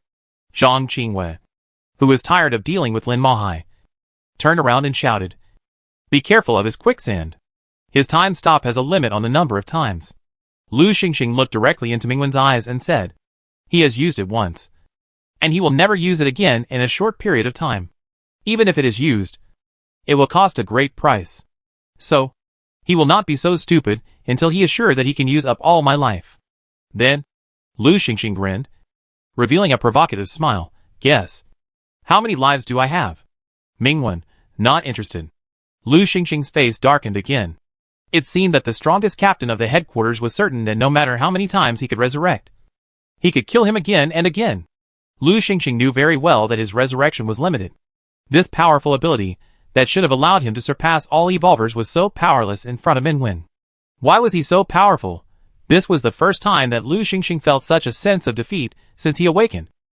He looked at Minwen, and in a trance, he even had an illusion that the person in front of him was not an evolver, but an insurmountable mountain. The strongest evolver in the headquarters was above him, as Lu Xingxing was once again killed by Minwen. His body was chopped apart without leaving any room for maneuver. He once again deeply felt the suffocation of being pressed down by the mountain. And fear. No, I can't delay any longer. Lu Xingxing covered his chest in embarrassment. The bloodstain that almost penetrated his body, for the first time, healed so slowly. His eyes were red, and he almost yelled, Do it! Before the last word fell, he took out a pure black potion without warning and injected it into his body. At the same time, Zhang Qingwei, who had been held down by the pollutant summoned by Lin Mahai, as well as Qian Zilai, who was suppressed by Chung Chung, they all took out the same potion and stabbed it into their chests. From the time Lu Xingxing spoke to the time they injected the potion, it took only a blink of an eye. It was so fast, as if they had discussed and trained countless times. The next second, Mingwen's sword energy had already slashed in front of Lu Xingxing. Lu Xingxing did not dodge or evade, and violent lightning burst out all over his body, as if thousands of thunder waterfalls were pouring down. The unparalleled sword energy, for the first time, was eliminated in the lightning. Lu Xingxing raised his head. His pupils turned into pure black, and he grabbed the Tang sword. There was no blood on his hands, as if they were solid stone. He roared, and a hurricane swept through, instantly spreading the terrifying thunderstorm to tens of millions of meters. Mingwen's flower vines were shattered in the thunder and lightning. He was smashed into the sea by a huge force. The chaos sea was churning and swallowing him. Blood immediately spread on the sea. In just a few seconds, the situation suddenly changed. Mingwen's figure sank into the sea. The other evolvers in the main base were furious, and found that their opponents had also changed. The shadow puppet summoned by Zhang Qingwei tore Lin Mahai's summoned creatures. Chung Chung was seriously injured in his right arm by Qian Zilai. Bai Fei covered his eyes. In front of him, the magic cube broke through the void. The wounded we walked out expressionlessly. Without exception, the whites of their eyes disappeared. Their eyes turned black, and the wounds on their bodies improved in an instant. Chu Xiong saved Minwen. Lin Mahai and Chung Chung immediately rushed to the Chaos Sea. Chu Xiong stood in front of the four people from Lu Xingxing. An ancient bronze bell rose behind him. The bell sounded deep, clang clang clang 3 times, resonating throughout the space. The darkness in Lu Xingxing's eyes faded a little. He stared at Chu Xiong expressionlessly, sneered. The black aura on his body surged. The black flames turned into sharp arrows, piercing down. The bronze ancient bell rang, blocking in front of Chu Xiong. Pierced by the sharp arrow, the ancient bell shattered. Chu Xiong spat out a mouthful of blood. He Yingong immediately stepped forward, pressed Chu Xiong's shoulders. Bai Fei walked in front of him, raised his bleeding eyes. Chung Chung and Lin Mahai saw the scene, and were forced to retreat, the 5 of them gathered together to fight against the 4 people in the sky. Chung, is that a potion? No, it's not like that, it's more like an enhanced version of a potion. Chu Xiong's mind flashed, and he determined a fact. The potion in Heaven Base is provided by the Special Research Institute. Power. This is absolute power. Lu Xingxing laughed. Power that you can't reach.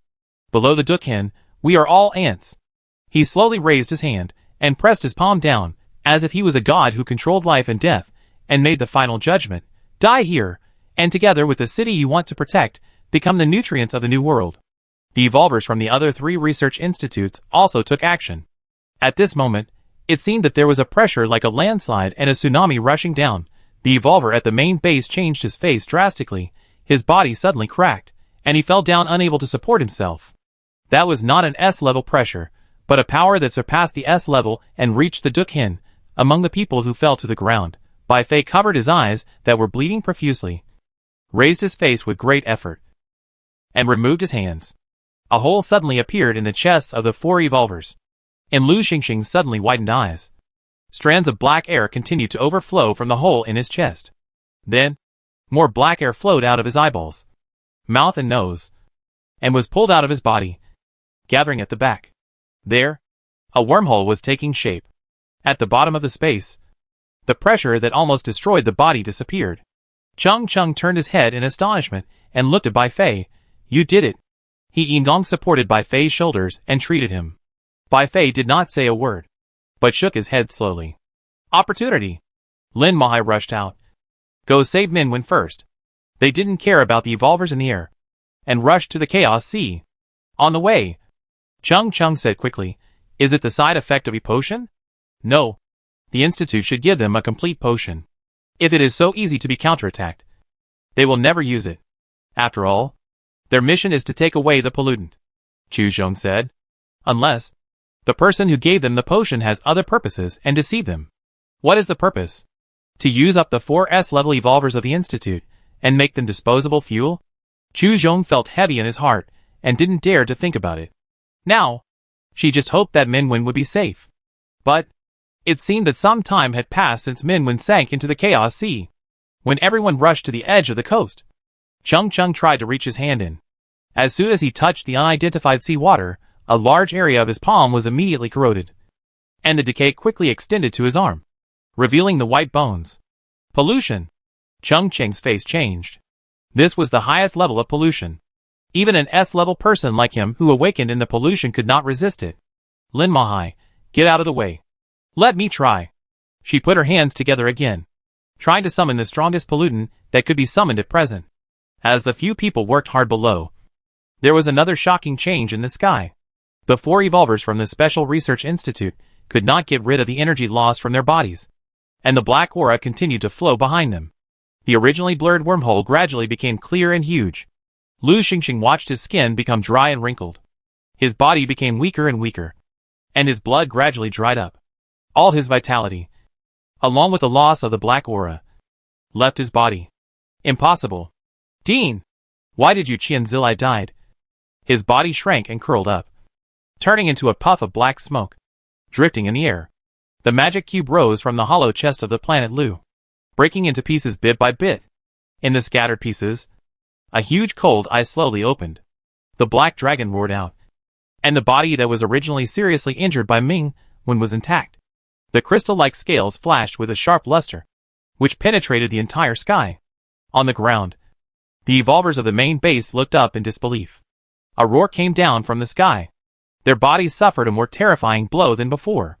Blood burst, and Bai Fei and He Yingong fainted directly. Chung held his eyes. He felt like his eyeballs were about to explode. This was a completely different feeling of oppression from before. An S-level pollutant at its peak reappeared with the S-level of 4 research institutes as nutrients. No, that's not right. This is not S-level. This is a pollutant close to the level of a dust crosser. Chu Xiong almost broke his voice. His eyes were bloodshot. This is the purpose of the Special Research Institute, sacrificing 4 S-levels, creating a pollutant that surpasses S-level? What exactly do they want to do? Splash. In the cold and dark world, the blurred and colorless sea water engulfed Ming Wen's body, dragging him down continuously. Under the Chaos Sea, his abilities seemed to be restricted in some way, whether it was ice or flower vines.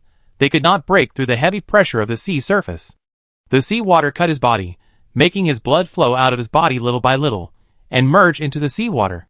Mingwen raised his hand slightly, and the blood drifted between his fingers. Then, he gently closed his hand. From the faint blood, he felt for the first time a strange and familiar power from his blood, from his body. After a long time of silence, the power contained in his blood belonged only to him, as long as a little sacrifice.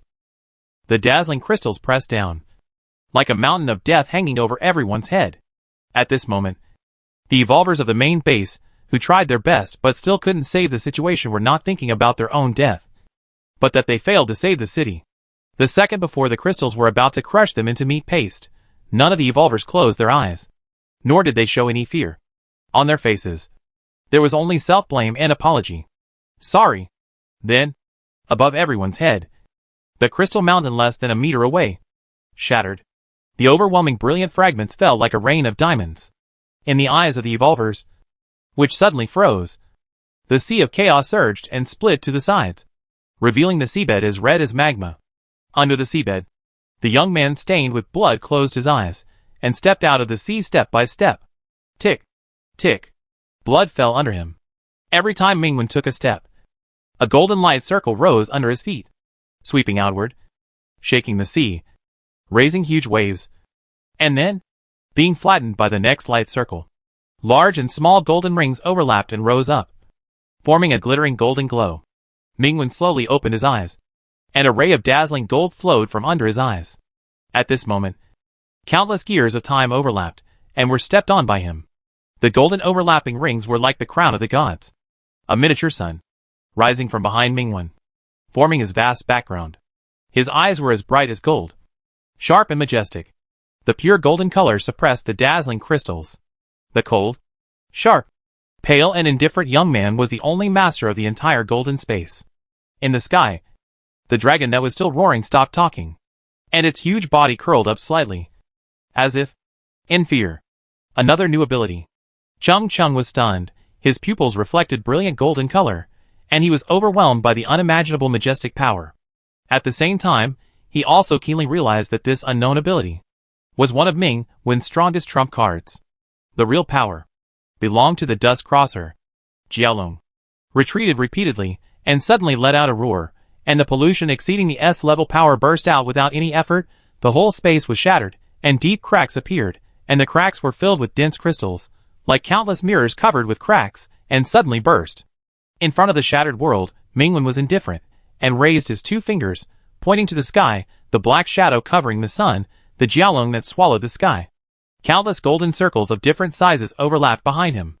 The blazing golden light, in the direction he pointed, pierced like a sword. The figure of the Jiaolong was instantly hidden in countless crystals, hiding in an untraceable space. However, the blazing golden light directly penetrated the overlapping crystals, and the grand ring swept. The world was shaking. Countless overlapping spaces, at this moment, all annihilated. The golden color covered the entire sky, and a brilliant golden rain fell. In the golden rain, there was only that slender and upright figure. Suddenly, Mingwen's eyes stopped in one direction. There was a wormhole that had already formed, revealing a deep and secret dark color. Brother, Mingwen heard the boy's voice, softly, sounding in his ears again. Be careful. Chapter 54. With my broken body, brother. Be careful. Hearing Bai Yi's voice, Mingwen gently took out the small pollutant from his pocket. The little black ball lay in his palm, motionless. Mingwen, I know, you are still trying to break through the last shackles. Your power is sealed. You can only spare a part of your mind in your sleep, and watch me. Now you don't have to do that. Focus on it, and attack the revival. The little black ball still didn't respond. Mingwen knew that. It heard what he said, but didn't listen. His fingers were slightly bent. The gentle ice accumulated, and condensed into an ice layer around Bai Yi, trapping him in the ice layer. The dark tentacles suddenly surged, as if trying to break through the ice, but Mingwen's eyes were unmoved. Outside the thick ice layer, there were layers of flower vines. The seemingly weak flower vines intertwined and condensed into an indestructible barrier. The figure of his pollutant, sealed under the flower vines and ice, disappeared before his eyes. Mingwen raised his eyes again, and outside the broken crystal space, a dark curtain was revealed. It was the shell of death, which had not yet dissipated. He raised his pale finger lightly and pointed casually. Large and small golden rings spread out, covering the sky. On the rings that swept across, the shell of death covering tens of thousands of square kilometers trembled violently, splitting in two from the middle, and bursting through a crack that ran through the head and tail, revealing the vast and deep night sky. His first attack defeated the pollutant that was beyond the south level and close to the level of Dukhin. The second blow shattered the entire shell of death. On the ground, the evolvers of the main base, who had been shocked countless times, found that they seemed to be a little numb. Lin Mahai, is this the noble space system? Chushong, no. It is better to say that this ability contains more than the power of the space system. In any case, this destructive disaster is finally over. Chung Chung carried the unconscious He Im Gong and Bai Fei, and Chushong looked around. Her heart, which had been relieved, was hanging a little again. She did not see the saved city. Chushong turned her eyes away, and Mingwen landed from the sky and strode towards them. Take it away. Without saying a word, Mingwen directly handed the ice shell with flower vines entangled in his hand to Lin Mahai. Lin Mahai knew what was sealed inside, and looked at Mingwen, and her expression changed. She found that Mingwen's face was extremely pale, and almost all blood had faded, although his dark eyes were still clear and calm. He had obviously lost too much blood. Aren't you going with us? She said. You are in a very bad condition and need treatment. Mingwen, you go first. Chushong took a step forward. Is the disaster not over yet? Is there a bigger enemy coming? She stared at the increasingly obvious wormhole in the air, and her voice sank. Is it Dust Crosser? It was not until this moment that she was sure where the uneasiness in her heart came from. When the Chaos Sea was split, the fallen city did not appear, but was just a reflection. The real city was still hidden in this space. This disaster is far from over. Now, a bigger disaster is coming. Did you remember something? Chushong said. Anyway, your condition is not enough to support the battle. Let's go together. Before she finished speaking, she suddenly disappeared. Not only her, but also Lin Mahai, Chung Chung, and the unconscious He Im Gong. They all disappeared without any defense. Mingwen turned his head, and Bai Fei got up from the ground and wiped the blood from his eyes. Mingwen, thank you. Bai Fei looked at him. Brother, be careful. Mingwen, yeah. After you go out, let Bai Yi out. It is still sleeping and cannot break my seal for the time being. Once it wakes up, it may directly tear open your space. Bai Fei, okay. After speaking, he looked at Mingwen again, and kept looking at him until he was lifted up by the ice layer and sent out of the shell. More ice accumulated, covering the entire space, and tightly sealed the crack in the shell of death, as if it was a barrier separating the inside and the outside. Mingwen turned around, and there were 5 more figures in the sky. The 5 people stepped out of the wormhole without any warning and appeared in front of him silently. They had different looks, and they all looked young, but their eyes were filled with the turbidity of time, far beyond their appearance. Behind the 5 people, above the sky, the originally huge wormhole shrank rapidly because of their passage, and became a faint crack, like an ugly scar. Finally, we're here. A white-haired, white-robed man at the head whispered. He looked the youngest among the group, only in his 30s, but his voice was deep and slow, like an old man in his twilight years. It took several years to open such a passage, but the long-cherished wish of Master Wu Ran has finally been fulfilled. Next to the white-haired man, a man in black frowned. The air in this world is really bad. After we take over, we must clean up the dirt here. I think it's especially fresh without being polluted. A woman in red smiled and waved her hand. Under the Chaos Sea, many huge fragments floated up. They were the dragons that were killed, and they didn't even leave a complete body. The red-dressed woman was slightly surprised. It's a tragic death. If he could survive to maintain the power of the wormhole, we could have a few more companions. What a pity. It seems that the evolvers in this world are stronger than I thought. She lowered her head, and her eyes fell on Mingwen from a distance of dozens of meters. It seemed that she had not seen the young man standing in front of them until now. What a surprise! At such a young age. You are a dust crosser like us? The red-dressed woman's laughter was as sweet as a bell. Kid, I like you very much. Do you want to join us and join a new world? Not interested. Mingwen's voice was calm. No matter where you come from. Now, Please go back. The other man in yellow laughed. You want to stop us? Just you? Is there no one in this world? How dare you let a child yell at us? The white-haired man said calmly. He is the blasphemer. The expressions of the other 4 people changed suddenly. The white-haired man looked at Mingwen, neither sad nor happy, not angry nor hateful. Your definition needs to be judged at the cost of your flesh and blood. And now, you have lost half of your blood, you alone cannot compete with us. Give up, join us, otherwise you will die. Mingwen did not speak, raised the dark gold tang sword, pointed directly at the 5 people in the sky. It's the remnant. A woman in blue looked at the tang sword in his hand excitedly. CEO Song's remnant, as expected, is here. Hey, child, the yellow-clothed man said. What is your relationship with CEO Song? Mingwen's eyes fixed, and he suddenly realized something, but he did not speak. It really makes me miss it. This remnant fire is still the same as it was back then. The white-haired man's eyes swept across the sharp and cold blade of the tang sword, and his tone was slow. Your father, Song Feisher, is our most powerful law enforcer, the first person in the world to cross the dust. Your mother, Yang Xiuxi, is also our strongest long-range attack and healing evolver, the only one who can attack and heal at the same time. At that time, they were the most dazzling stars, enough to suppress all the light. There was a nostalgic look in his eyes, but soon, it was replaced by a coldness. But they betrayed, so they died too. Master Wu Ren said he would bring you, who only had 1 breath left to him. And now, I am willing to give you another choice. As our companion, you will be entitled to retain your dignity, and to meet Master Wu Ren with us. Choose join us, or become a prisoner, until you die miserably. Mingwen did not speak. The ice and snowstorm roared up without warning. In the snow, he slashed with a knife.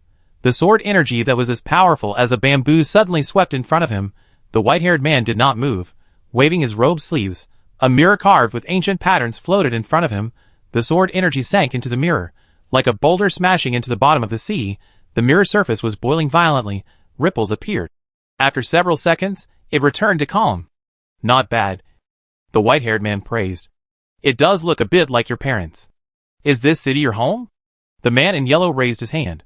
And above his palm, a miniature city was hanging. The man's eyes lingered on Mingwen's face, and the corners of his mouth curled up.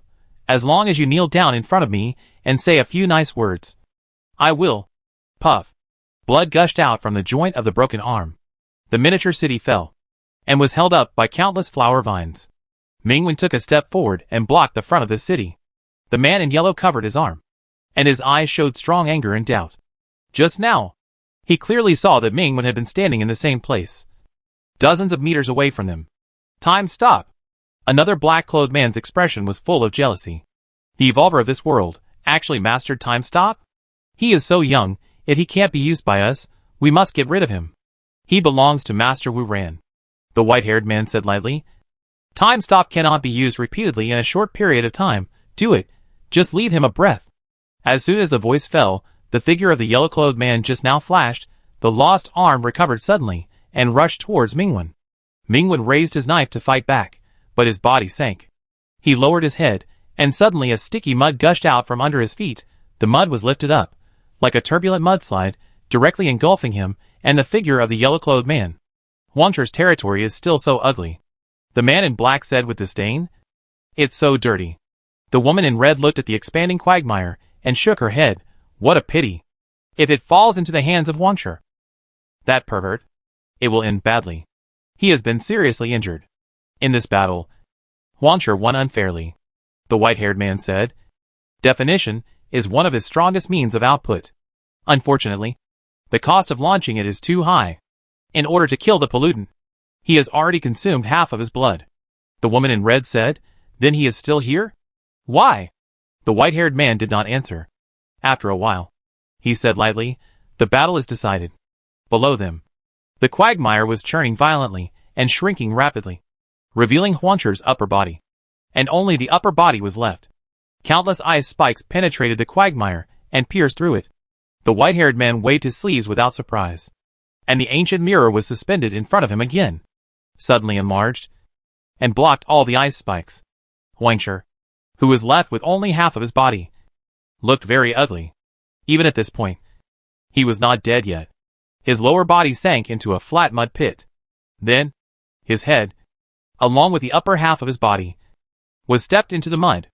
Minwen stepped over Huangshi's skull, and his blood-stained clothes did not get stained by the dirty mud. His sharp eyes soaked in cold water swept across the sky. So strong. The woman in red showed an admiring look. Even if he is injured, he is stronger than Huangshi. The man in black, interesting. Let me do it. He wanted to step forward, but was blocked by the white-haired man. The man in black turned his head. Why? You still want to protect him? Let's do it together. Don't give him time to recover. The white-haired man looked down at Mingwen. His eyes seemed to penetrate his eyes. Leave no effort. And kill him. The man in black sneered. Is it that serious? Just him. Before he finished speaking, his eyes suddenly became fierce. And he suddenly attacked. Not only him, but the other three also went out at the same time. A total of 4 real dust crossers, without holding back, and attacked Mingwen together. It was an unimaginable offensive. Even any S-level pollutant before could not compare. The terrifying waves seemed to be all the volcanoes in the world erupting at the same time, setting off a magma heat flow that destroyed everything. Mingwen's ice was broken layer by layer. The flower vines were torn, and all defenses were collapsed. He did not retreat, raising the sword to block. The sharp Tang sword reflected the bleeding corner of his mouth, and reflected the collapsing miniature city behind him. 1 second, 2 seconds, 3 seconds. The Tang sword shattered. The blade turned into countless flying fragments, and sank into Mingwen's body. He spat out a mouthful of blood, and did not retreat. Although it was difficult, as if there were mountains blocking him, he still took a step forward, facing the haze of doomsday, with his body, blocked all the attacks. The death wave that was enough to easily wipe out several cities, all fell on that thin body. The roaring smoke and dust dissipated. The wave ended, and the woman in red looked reluctant. Is he dead? In their eyes, the young dust crosser had become a bloody man. His body was broken to an unimaginable degree, and under the pressure of the scars that were so tragic that they could not be cured, he was even unable to stand up. Despite this, he did not fall down. His bloody fingers tightly grasped a broken knife handle, supporting the ground and supporting his broken body. The woman in red was more and more reluctant. Their combined attack was the most powerful explosive means, and even Lord Wuran had to avoid it. In fact, that attack could be completely avoided, and there was no need to take it head-on. But in that case, all the attacks would fall on that city, and it would not take even a second, and the entire city would be reduced to ashes. This was also one of their plans. The woman in red said with a distressed but guiltless look, I'm so sorry. If you hadn't been injured before, maybe you wouldn't be in such a miserable state now. The white-haired man looked at her with pity. The remnant has been shattered. Chief Executive Song's knife disappeared from this world along with him. You will become our prisoner, and the city behind you will also become our first sacrifice when we come to this world, with their blood, to Lord Wuran. Don't worry, when the sacrifice is made, I will let you see the scene with your own eyes. This city is just the beginning. Soon, the whole world will be controlled by us, and become our appendage. The ear canal was filled with warm blood, and those words fell into his ears, and became a sharp and reverberating buzzing sound, which was completely inaudible. The chest was blown open, and the bloody flesh was exposed in the air, and even breathing was a heart-piercing pain. Fortunately, Bai Yi was not here. This thought flashed through his mind briefly, and sank into the blood in front of him.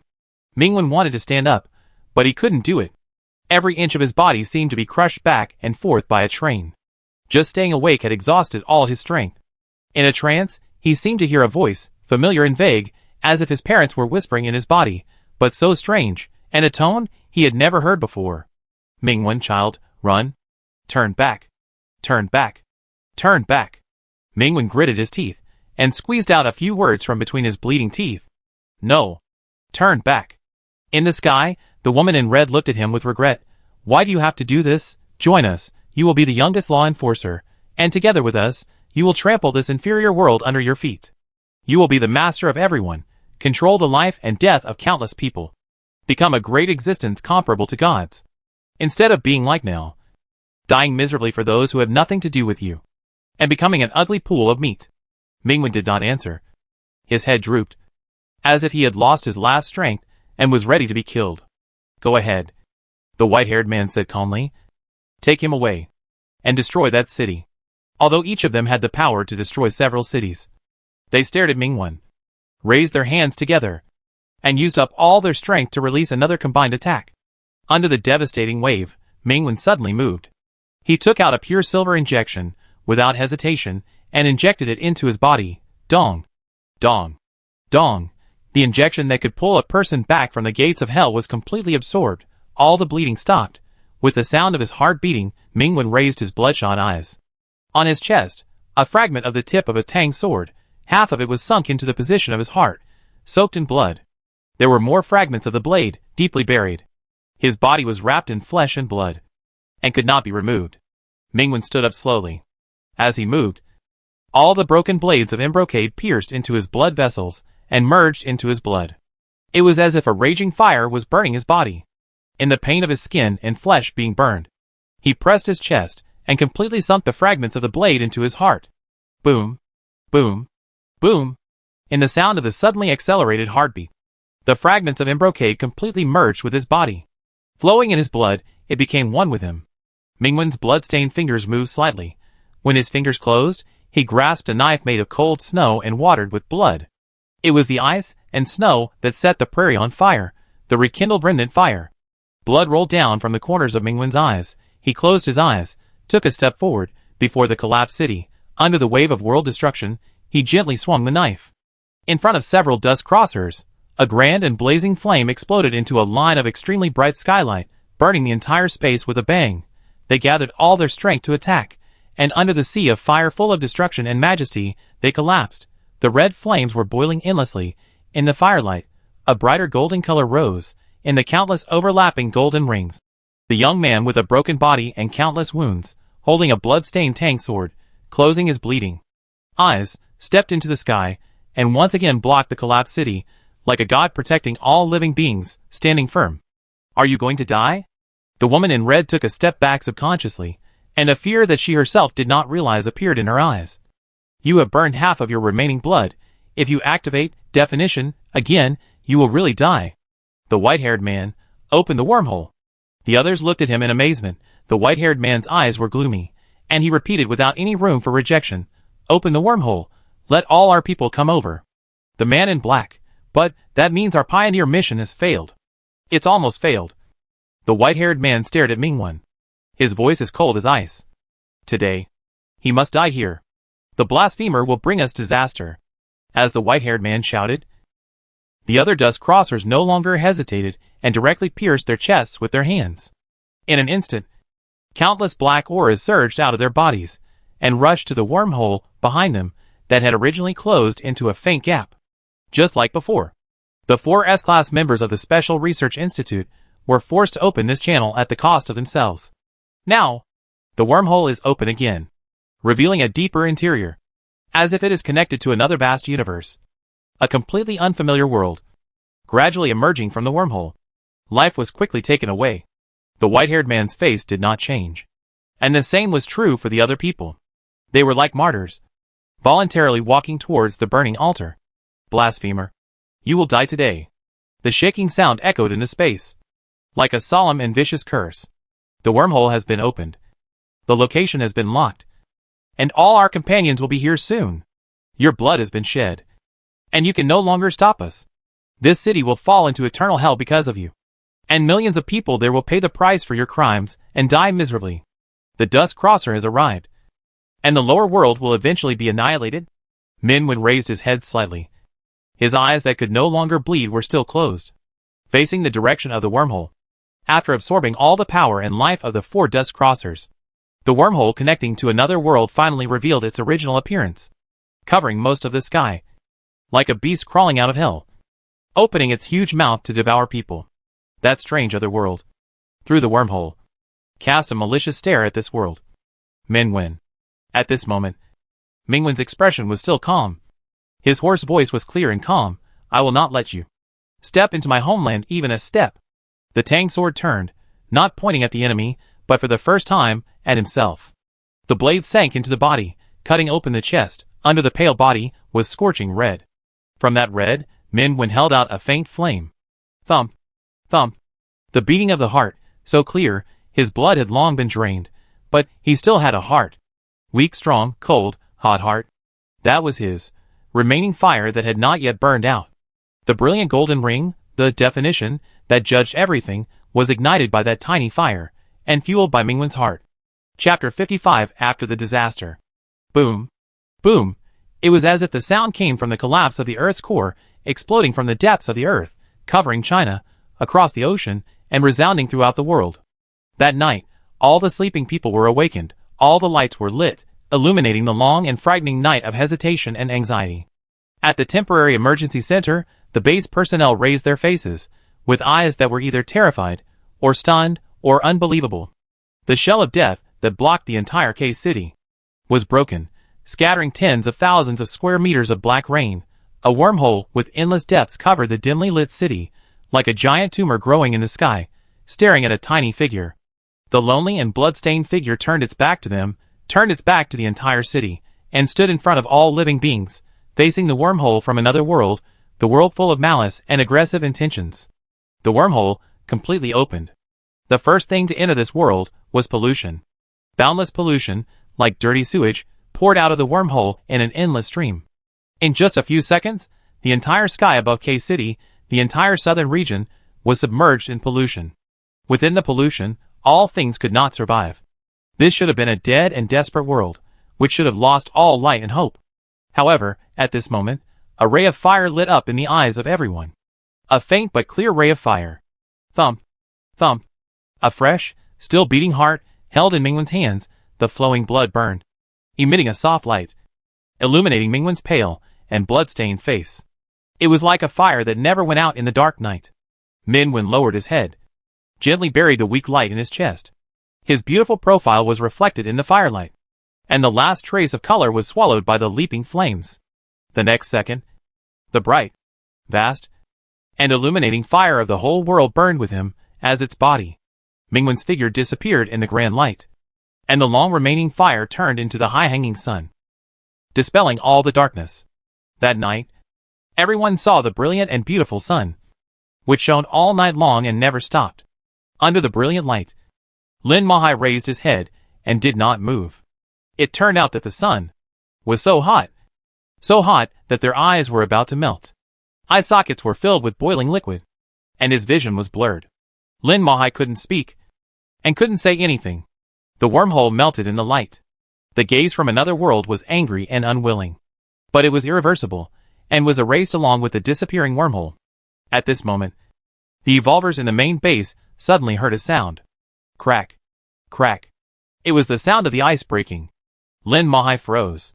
She suddenly remembered that the ice left by Ming when had sealed the sleeping pollutant. And now, everyone slowly lowered their heads. On the ground, the ice collapsed, the flowers and vines withered, and the darkness surged up, instantly covering the entire city, and the entire southern region outside the city. It was like the alien world just now has arrived. In the abyss-like trembling darkness, an indescribably terrifying pollutant roared, revealed its furious and desperate true face. Disaster has come again. The blue and boundless sky, Songshua River surrounds the Ark base. The white waves break the sunlight and drop a little golden light. Ark base. A team of evolvers enters the building. Drop. The pupils scan the security check password lock, confirm the identity, and the first major door opened. After entering this door, a long corridor leads to a deeper area. The captain of the evolver team, Xie Zhongzhi, looks unmoved and walks straight ahead. Although it is the first time to come here, he knows very well that the walls on both sides seem to have no cameras, but they hide the most advanced anti-pollution equipment. If their team has any irregular behavior, they will be wiped out on the spot without asking the reason. Through this corridor, their various test data will be uploaded to the background. This is the first test. If they fail, they will be sent back immediately. At the end of the corridor, there is another pupil safety lock. After verification, the highest level of anti-pollution door was opened heavily. Behind the door, a staff member was already waiting there. "Thank you, Captain," the staff member said. "I am the guide of this mission, and I will be responsible for handing over to you." Xie Zhongzhi straightened his back. "Yes, please give me your instructions. This is a completely confidential mission." Before coming here, their team did not know the content of the mission. The only information they had was that this mission was extremely important, and had the highest level of confidentiality. Your mission is to escort E13 to the main base along Route 321 at 1600 hours this afternoon. The 14th, E13? This was the first time Xie Zhongxue had heard of this number. They had no idea what this string of numbers represented, whether it was a pollutant or an evolver. However, Xie Zhongxue did not ask, but nodded, received. The base staff looked at him. Aren't you curious about the mission objective? Xie Zhongxue, our team's mission is to escort E13 to the main base according to the specified time and route. Apart from this, the mission that is not actively stated is not within the scope of our knowledge. The base staff laughed. You are worthy of being the team leader personally selected by the base commander. Please follow me. Through another corridor, everyone took the elevator down. Xie Zhongxue heard the base staff speak again. You should still remember the destructive disaster in K-City 2 years ago. Xie Zhongxue, of course I remember. That was something he would never forget in his life. 2 years ago, China's third destructive disaster broke out in K-City, and his team, all of them were evolvers who awakened in that disaster. That highest-level disaster affected an area of tens of thousands of square kilometers, but the casualties caused were far less than those of an A-level disaster. The millions of people in K-City were saved, just like the first 2 destructive disasters in China. This is a fact known to ordinary people. When he was tested as S-Class, after entering the base, he learned more about the inside story. Every destructive disaster in China was solved by the same evolver. Mingwen, China's strongest evolver, died in that unprecedented disaster 2 years ago. That day, an alien world more powerful than theirs used their evolvers, opened a wormhole connecting the 2 worlds, trying to invade their world. The first 5 alien evolvers to come were rumored to be Dust Crossers with strength far exceeding S-Class. The S-Class on the scene at that time could not stop them at all. It was Mingwen who stood up, fought 1 against 5, killed the 5 Dust Crossers, and erased the wormhole. That night, the vision of the burning sun illuminating the long night is still deeply imprinted in Xie Zhongxue's eyes. However, it was also that day that their Ming team died under the sun. When he fell, the afterglow of the morning sun pierced through the haze, and an entire city, millions of people, were saved. What happened after that has become a secret of the base. Xie Zhongxue only knew that not long after, the main base went to war with the Special Research Institute, and many evolvers of the institute died. Their Dean Song Qianzhou was missing, and his life or death was unknown. In any case, the name Mingwen has become an indelible mark, engraved in the hearts of every survivor.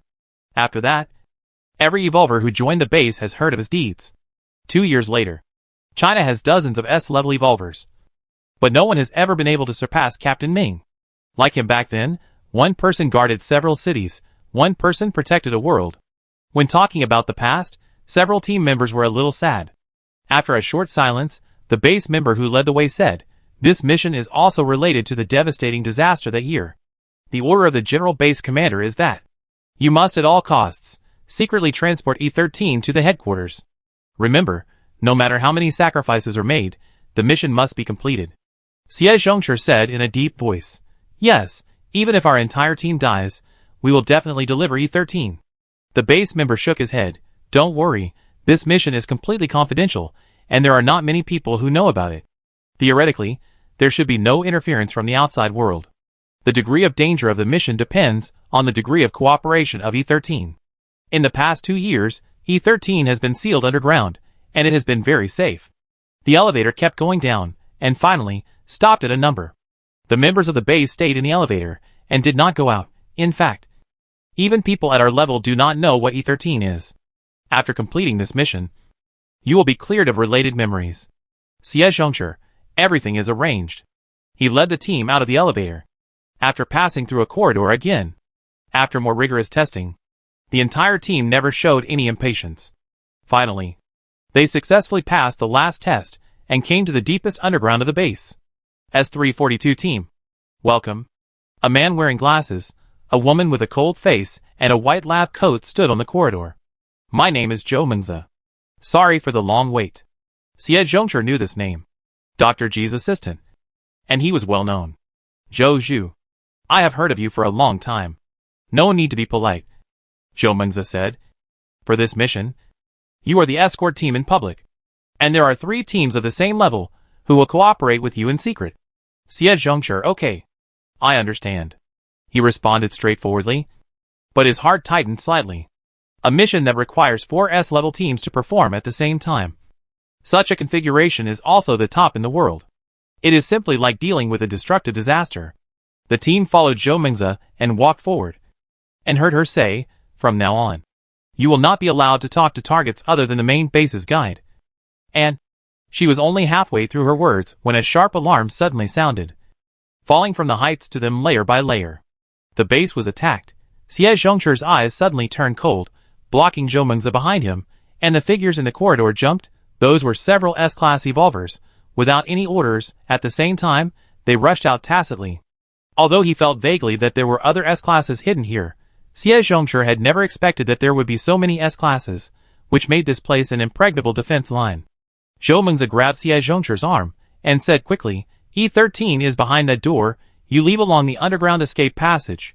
Remember, no matter what the cost, you must escort E13 safely to the main base." Xie Zhongche, got it. Without hesitation, he led the team to rush over. The corridor moved backwards quickly. In front of them, hid the E13 with the highest confidentiality level of this base, a completely unknown existence, which required several S-class evolver teams to desperately escort. The last door opened. Xie Zhongche stood at the door. His eyes widened. What is this? Chapter 56: The Returning Person. In the laboratory deep underground, several instruments for maintaining vital signs were running, surrounding a snow-white bed. Xie Zhongche originally thought that E13 was most likely a dangerous contaminant. That was why it was sealed underground, and so many S-level guards were dispatched. However, on the snow-white bed, surrounded by many vital signs instruments, was a beautiful and pale young man. He was probably in his early 20s, his profile was calm and beautiful, his skin was cold and white after not seeing the sun for a long time. Lying on the bed, the faint light of the laboratory melted into his alienated eyebrows, like a beautiful and fragile glass, making it almost impossible to look away. Beside the bed, a man with white hair on his temples, and wearing gold-rimmed glasses, held up the pale back of the young man's hand, pressed a pure silver medicine with his thumb, and slowly pushed the syringe. Xie Zhongche recognized the potion.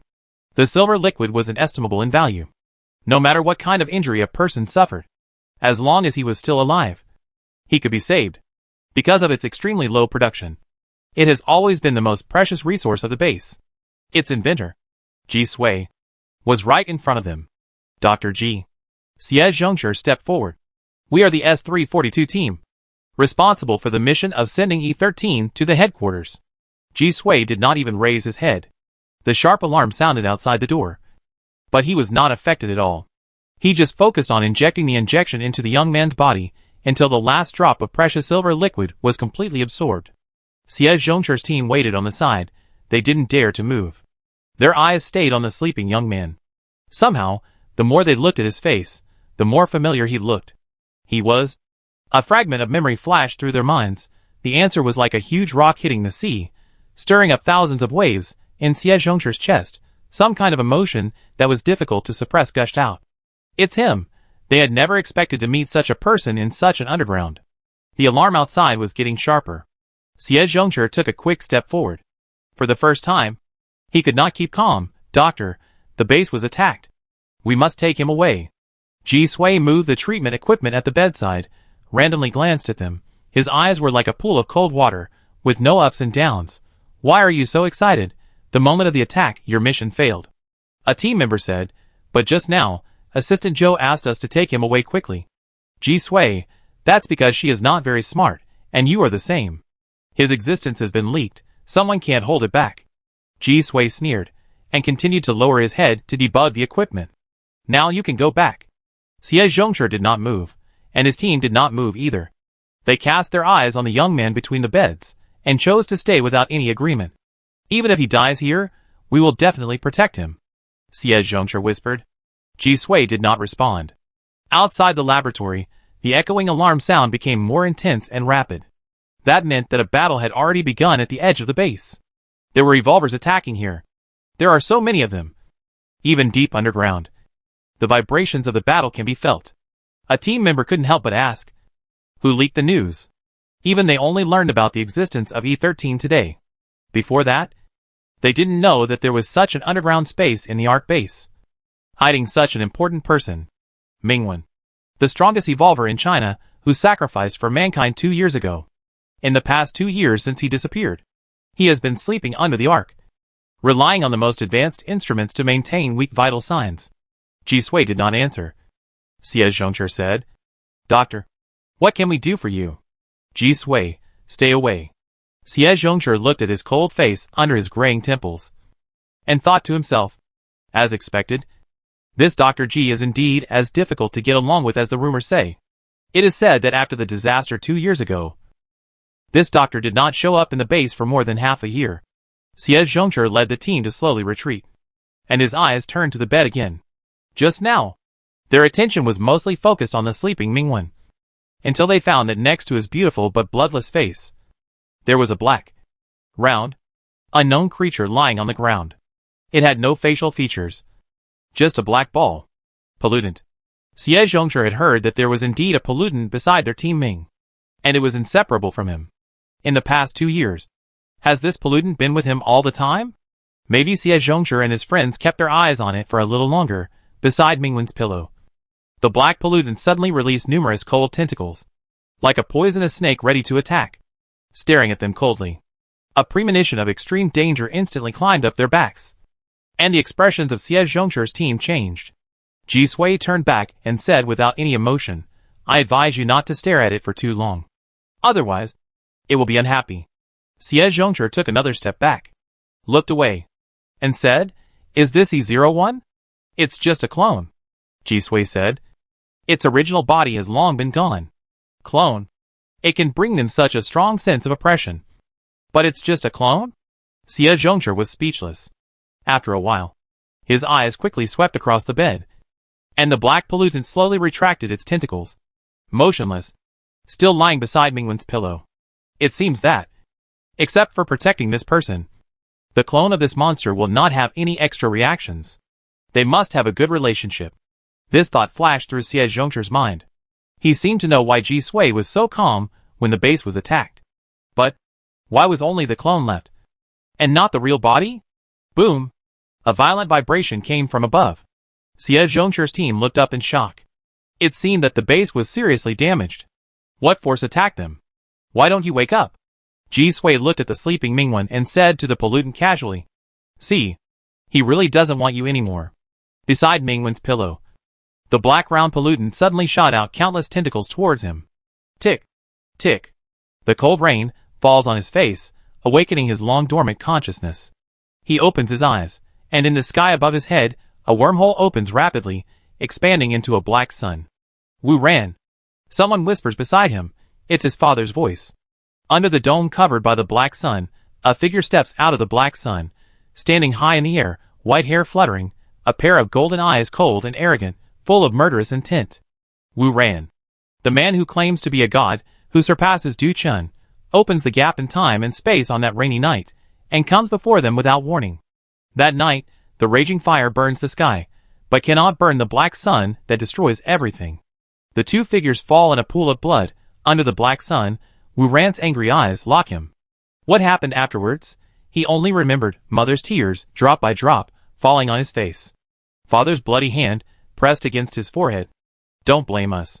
This is your first seal. Only in this way, they can't lock you across time and space. Mingwen, my child, may you live the rest of your life in peace and joy. After that night, Wu Ran retreated.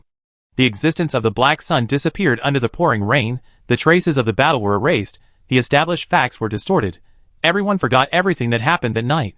When they opened their eyes again, the shrill car horns, the dazzling red lights on the street, only a fake car accident remained. His heart seemed to be torn apart, and the pain was piercing. He fell from the ground, and the black sun loomed over his head, becoming farther and farther away, becoming larger and larger, and finally, covering his entire world. Brother, a cold, slender and powerful hand covered his eyes, wrapped around his waist, shielding him from the high black sun. He fell into a cold embrace, like falling into an even darker abyss. Brother, the deep voice, so cold, almost froze his blood and bone marrow. You are back. Above the arc base, countless figures surrounded the entire base. Hundreds of evolvers, most of them were S-level. 2 years ago, this was an unimaginable number, but now, due to the pressure of numbers, the situation has become unfavorable to the arc base. Ming Shanhai, the head of the base, stood out from the crowd, and his eyes collided with a pair of eyes in the sky. The leader of the Evolvers, the pupils were as white as fish eyes, but the original whites of his eyes turned into thick black. Not only him, most of the Evolvers who attacked the Ark base were like this, as if they had taken some special potion, which changed their human appearance, and thus improved their abilities. "You Baiyun, I remember you," Ming Shanhai said in a deep voice. 2 years ago, you were still an A level, but now, you have surpassed S. However, after taking that potion, do you really think you can turn back? Your brother Yu Yesui, didn't he die from the potion? Yu Baiyun's face was expressionless. The one who killed my brother is right here. Right below you. I came here today to avenge him. Yu Yesui deserved to die. A new Evolver sneered. You scum left behind by the Research Institute, one by one, don't even think about getting out alive today. The reverberation of the last word still echoed over the base. The next second, the new Evolver seemed to have encountered some invisible attack, and his whole body quickly rotted and withered. 2 S levels from the Ark base immediately stepped forward to block the attack for him. The Evolver who was still alive was sent to the rear. And Gong, an S level healer, saved him. The Evolvers in the base are really getting worse with each generation. Yu Baiyun sneered, and his voice fell into the ears of every Evolver in the base. Captain Ming, you can guess how many people we have, and whether they are enough to drown your Ark. Ming Shanhai, I guess, you have joined forces with Heaven Base, and have been hiding abroad for these years, just to find out this news. Yu Baiyun did not comment. So what if you guessed it? The destruction of the Ark base is a fact, you don't really think that. There is a second Minwen, to save the situation for you? Oh no, it should be said that. It was because of you bunch of rubbish that he died once. Even his heart was cut out. Yu Baiyun smiled slightly. Today, I will make him die completely, in great pain, and then destroy his body. In front of you bunch of rubbish, I will crush him to dust. The Evolvers in the Ark base were furious. Many of them launched attacks on the spot, but were blocked by the Evolvers with deadly white pupils and black eye sockets. A bunch of rubbish. Yu Baiyun smiled coldly. Except Mingwen, no one can stop us, kill. At this moment, all the white-eyed Evolvers attacked together. Countless attacks converged together, raising raging waves, as if the vast sea was hanging upside down. Huge waves 100 meters high roared up, piling up to form a crushing black cloud, submerging the Ark. The next second, under the crushing black cloud, a dazzling golden light rises vastly. The golden rings overlapped and intertwined. Like a crown cast by a god, the blazing golden light penetrated the haze that covered the sun, and the aftermath swept away, sweeping away the heavy clouds that stretched for several kilometers, and a beam of light fell from the clear sky of 10,000 meters. In the pupils of everyone's shock, in the falling light, a pale and indifferent, slender young man stepped over the overlapping golden rings, and stood on the Ark. He looked directly at Yu Baiyun's suddenly changing face, without a trace of emotion in his cold eyes. Long time no see. What did you just say? Yu Baiyun. Chapter 57. I'm going to find it. Brother, you're back. In the abyss that blocked the light, a low and cold male voice sounded close to his ear. It was a voice he hadn't heard for a long time, so long that it seemed like a century had passed. Mingwen turned around. The figure disappeared into the darkness from his sight. It was as if deliberately didn't want to meet him. Mingwen's heart suddenly emptied. He walked towards the deeper abyss and said softly, "Bai?" The abyss did not respond, only the cold and solid darkness. Mingwen, I want to see you. He stared straight ahead at the endless abyss and repeated, I miss you very much. As soon as the voice fell, the darkness began to flow, and a figure appeared silently in front of him. It was a small black ball. When they first met, his little pollutant turned into disappearance. Mingwen walked over, picked up the cold pollutant, which seemed to be soaked in cold water, and held it in his warm palm. The black ball did not react at all, and did not move. Mingwen lowered his head, pressed his forehead against his pollutant, and said, I will find you. I will definitely find you. This time. No matter what happens. We will not be separated. The darkness remained silent, as if it did not want to respond. Mingwen did not wait for the sound and raised his eyes.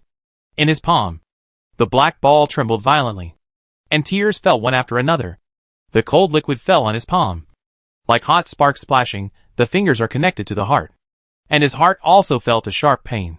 I'm sorry. Mingwen stroked the little black ball again and again, and said softly, I'm sorry. I left you, and made you wait for so long. The little black ball stuck to his fingers, hugged him tightly, refused to separate, said nothing, and just cried tremblingly. From now on, I will never leave you. In Mingwen's eyes, the little pollutant's lone figure was reflected. We will always be together. The little black ball gradually stopped crying, but it was still twitching, and it spread into a flat puddle, and stretched out two thin tentacles to him. Hug.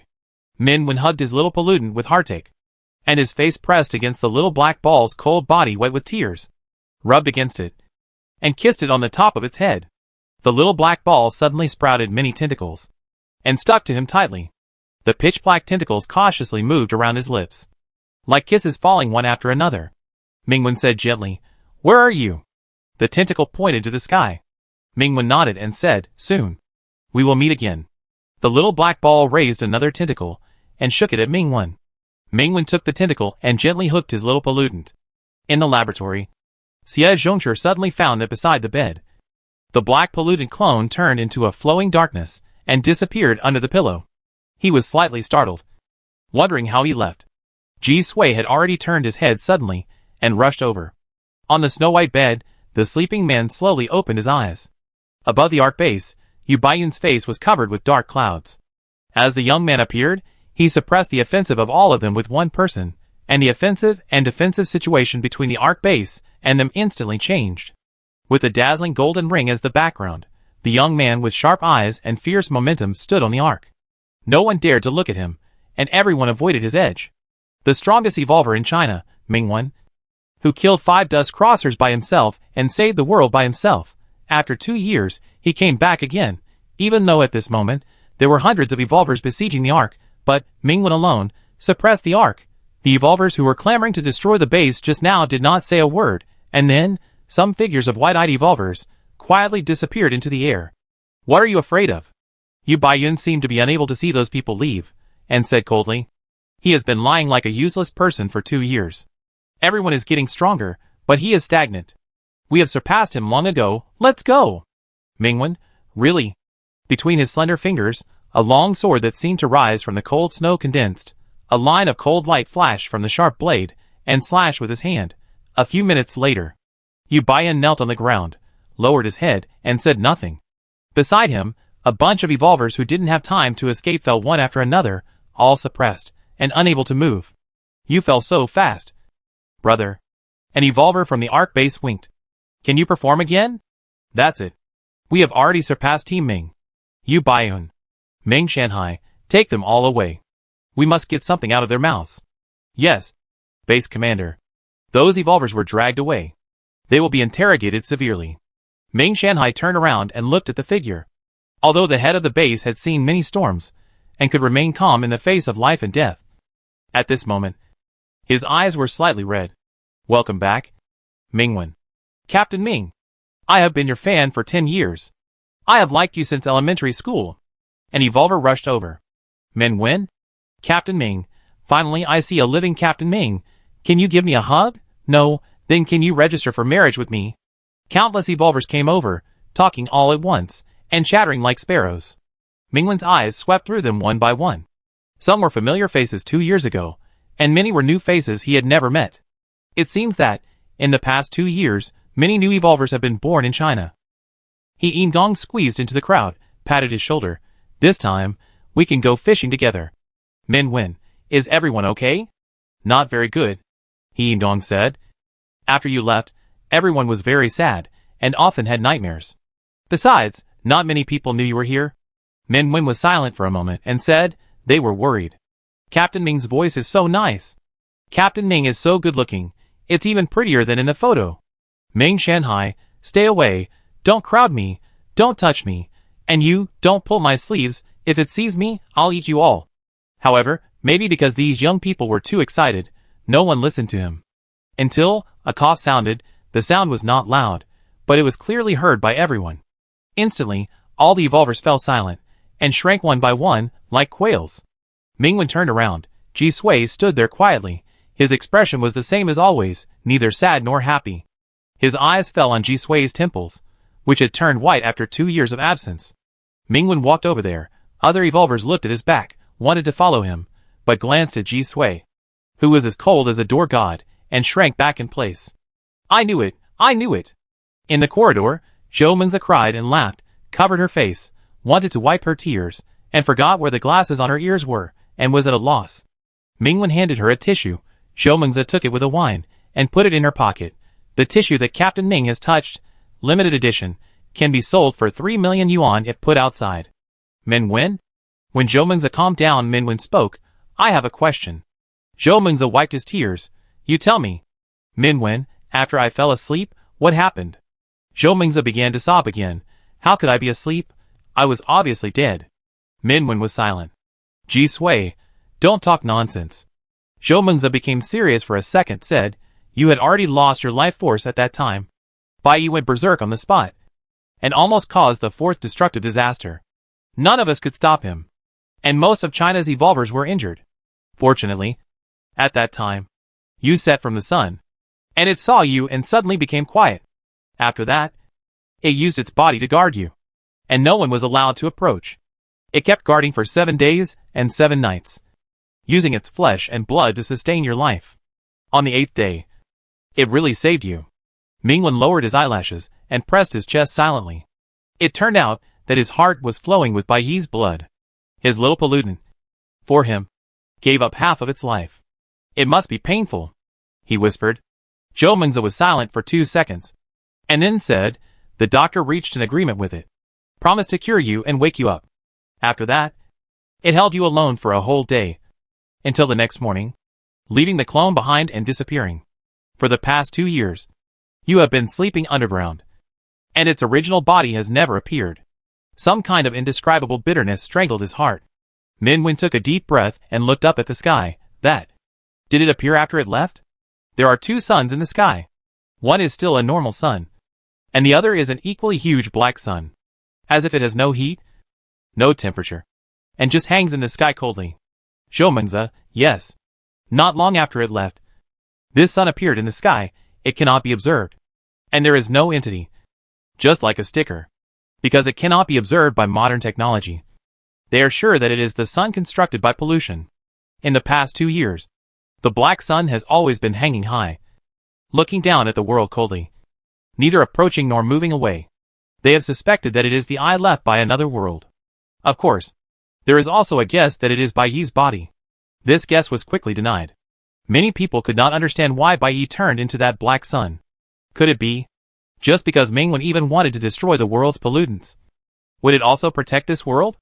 That other world will come back sooner or later. Mingwen said, you should be careful during this period. Zhou Mengzi's heart skipped a beat, and said, are you leaving? Mingwen nodded, and said, I will go find it. Now? Zhou Mengzi was a little anxious. But you just woke up, your body. It has been waiting for me for too long.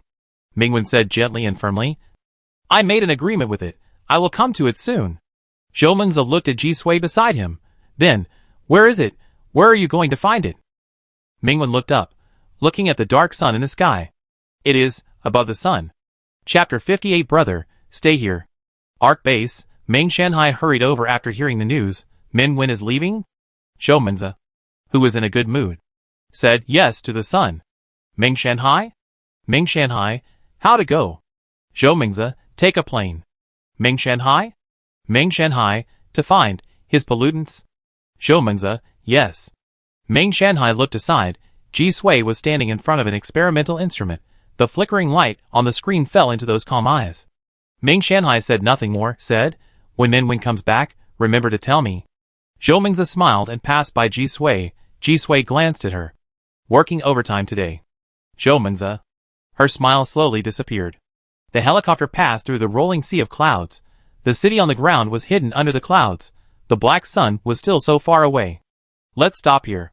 Hearing Mingwen's voice, the pilot immediately responded, okay. Although they didn't think that flying the plane would lead them to that strange black sun, they unconditionally obeyed Team Ming's orders. The helicopter was hovering in the sea of clouds. Mingwen opened the door of the plane and jumped directly from the air. Thousands of meters high, his figure fell rapidly to the ground. Pilot! Base! Base! Team Ming crashed. Wait, Team Ming disappeared? The wind swept past him. The feeling of weightlessness did not change Mingwen's expression. The body of the evolver bore the pressure of the high altitude. He looked up, between the clouds thousands of meters high, facing the huge black sun. 1 second. Before he counted to the second, his eyes were shrouded in darkness. Countless cold tentacles appeared out of thin air, eagerly wrapped around his waist, wrapped around his body. The delicate and cool tops of the tentacles rubbed every inch of his skin, and the uncontrollable itch spread all over his body. He was tightly wrapped by countless tentacles, but they restrained their strength, so as not to hurt him. In the blink of an eye, he fell into the nest of tentacles, as if sinking into another abyss. There was no longer a biting wind around him, and his feet stepped on the ground. The soft ground seemed to be made of some kind of flesh and blood. Mingwen's eyes were dark and dissipated with the tentacles, and he opened his eyes. It was a cave of flesh and blood. The bright red flesh and blood occupied all vision, and the wriggling pieces of flesh filled every inch of space. Mingwen lowered his head. The flesh and blood under his feet also seemed to have vitality, and were slightly jumping. Would it hurt? He stopped where he was, and did not take the next step. Behind him, a dark tentacle once again went around his waist and gently pushed him, wanting him to go deeper. Mingwen's expression changed. It seemed that after Bai Yi turned into the black sun, his body was also restricted in some way. It stayed here. As expected, it was related to the other world. Mingwen's heart was slightly tense. He gently stepped on the long and strange road made of red flesh and blood, and walked into the depths of the cave. The flesh and blood under his feet seemed to be breathing, as if it was trembling slightly because of excitement. Fine tentacles emerged from the ground, wrapped around his ankles, and snaked up. In the depths of the blood-red cave, countless tentacles entangled and intertwined, gathered together, like piles of tragically dead bodies, forming a twisted and bizarre towering tree. Countless branches were also wriggling tentacles, supporting the lush treetops, with no vitality, and filled with cold death. Mingwen's eyes were focused. This dark tree that gave him a familiar aura was very similar to the flesh and blood tree underground when they first met, only it was even larger, cold and eerie. The roots of the tree were deeply sunken into the ground, and the spreading shadows seemed to extend infinitely to another world. At that time, Bai Yi fell from the flesh and blood treetops, like a fruit, and now, its body has become a new polluted tree. The branches that held up the huge dome, countless tentacles drooped to the ground, drooped to Mingwen's side. He walked over, gently stroked the cold tree trunk. "I'm back." This was the first sentence he said to his little polluted body after 2 years. The darkness suddenly churned, the tree canopy shrank, the huge polluted tree turned into countless flowing tentacles, densely packed, flooding the space, blocking Mingwen's way out, trapping him completely in this narrow and closed flesh and blood nest. A deformed and irregular monster, covered with pitch-black tentacles, surged out of the darkness, rushed towards Mingwen. "Brother." The deep voice, more mature than the boy's voice 2 years ago, magnetic and hoarse, cold and desolate, as if coming from the bottom of the abyss, the low moan of the evil ghost. Bai Yi at this moment is almost the same as a beast with red eyes. Countless tentacles tightly bound Mingwen. The hungry beast captured its most desired prey. The tentacles kept tightening, pulling him into the cold embrace, fitting perfectly with the monster's body, like being submerged in a deep pool, unable to break free. Mingwen's lips moved slightly, wanting to say something. The next second, a drop of icy cold liquid fell on the side of his face. More cold liquid fell, falling on Mingwen's face, and hitting his heart. Bai Yi hugged him tightly. The monster's body twisted to a complete disorder, was shaking violently, just like before. The little black ball that was crying and shaking in Mingwen's palm. "Why? Brother doesn't want me anymore? Why leave me?" The low and hoarse voice, it was almost impossible to form a complete sentence.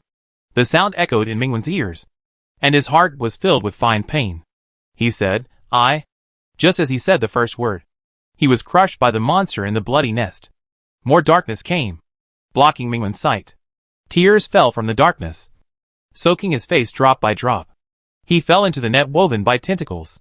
His face, collarbone, ankles, every inch of skin was occupied by the tentacles. The trembling monster strongly and urgently demanded his breath and temperature, demanded everything from him, as if to make him completely merge with himself. His skin, flesh and bones melted together, unable to separate. Mingwen could hardly bear such plunder, but he did not push Bai Yi away. Instead, he reached out his hand and gently stroked its trembling back, one by one. "I'm here," he whispered. "I'm right beside you." The monster did not respond. It silently and stubbornly confirmed Mingwen's breath again and again, confirming that its human had really returned to its side. All this was not a false dream, but reality. After 2 years, It once again had its human and held him in its arms again. However, such warmth falling into its cold and empty body was like falling into a bottomless abyss. The cold still tortured it, and still cut off its flesh and blood one by one, slowly torturing it.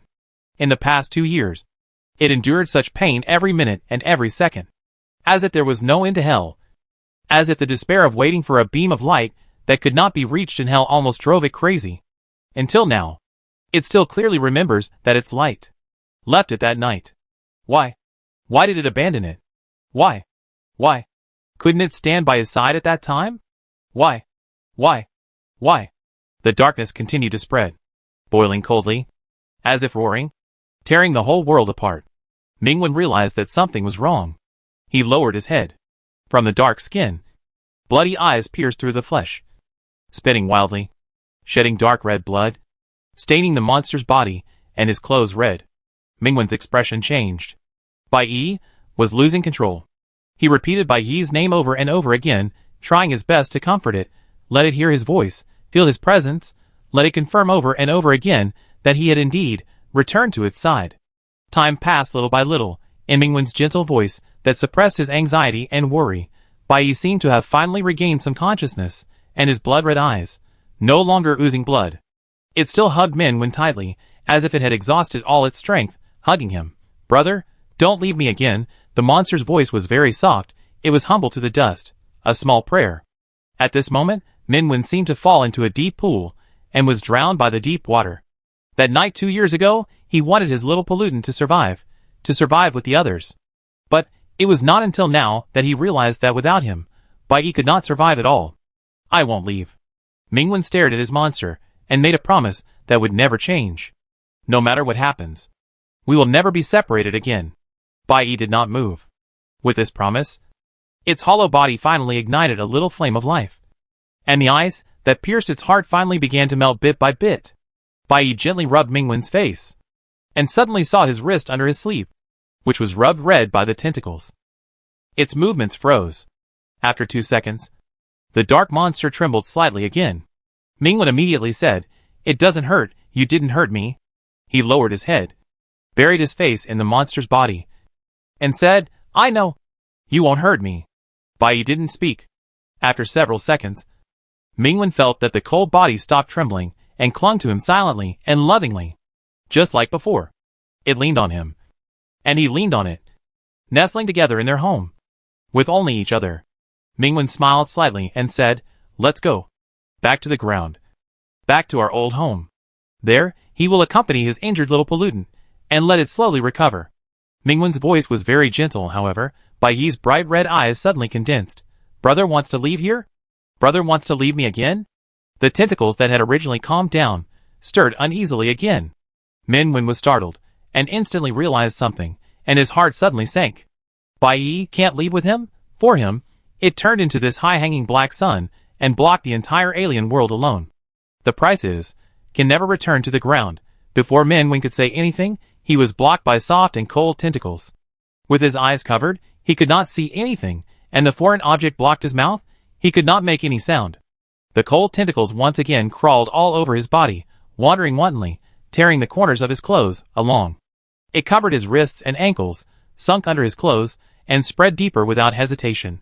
Brother said he would not leave. Brother broke his promise. Now, brother wants to leave again. "Only if I make you mine, will you really stay?" In the nest of flesh and blood, the scarlet eyes were like the blood moon of doomsday, staring at the human trapped in the darkness from which he could not escape. It should have done this long ago. It trapped him in its nest, where he could never see the sunlight outside again, and could only sink into the darkness it constructed, sinking into endless joy, being constantly possessed by it day and night, and becoming its property completely. "Stay here. Stay with me forever." The monster rubbed Mingwen's face affectionately, dragged him into the cold abyss bit by bit, and said coldly in his ear, "This is what my brother promised me." Chapter 59. The 8th day. The faint light of the morning sun penetrated the gap of the curtains, and cast a layer of light golden gauze. The curtains were half closed, and the room was dim.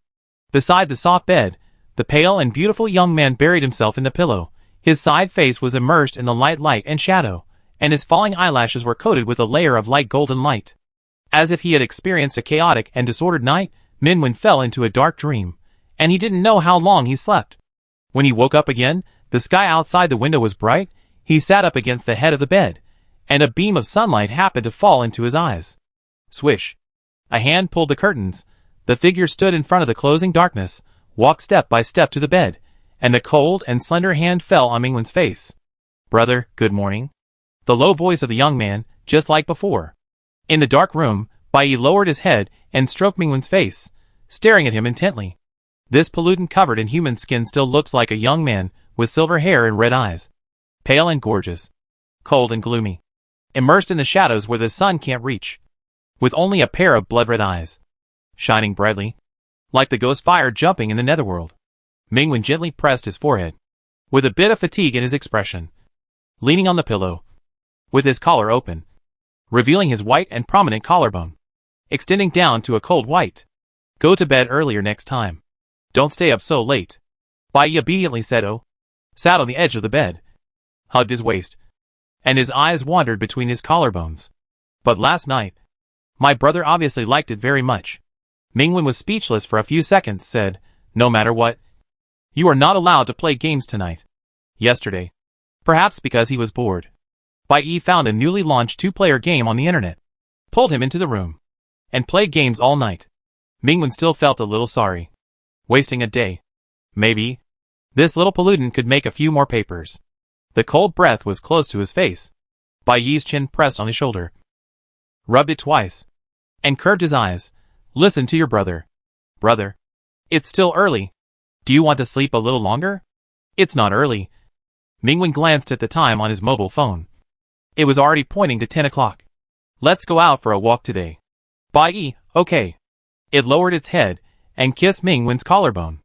Mingwen slightly raised his chin, letting the coldness fall between his collarbones. Little by little, spreading down, until the buttons were unbuttoned. He held down the monster in human skin.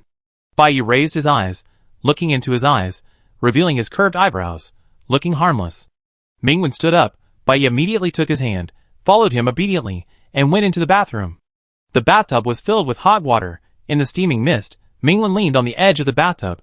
His collarbone was submerged by the hot water, and he breathed a sigh of relief. A round little black ball floated on the water, sticking to his heart. The old scar on his heart was still covered there. The little black ball stared at his scar, one by one, carefully covering it. Mingwen lowered his eyes. A small ball of cold pollutants, even when soaked in hot water. There was no warmth. He poked the little black ball lightly, and it sank into the water, and then popped out again. Mingwen squeezed some shower gel into his palm, hugged the little black ball, and rubbed it. The little black ball was rubbed by him obediently, like a soft little dough, raising its thin tentacles and holding his fingers. "Brother Mingwen, huh? Why? I can't become a human, Mingwen, no. I can't squeeze it in. Then, buy a bigger one, Mingwen, no. Don't talk."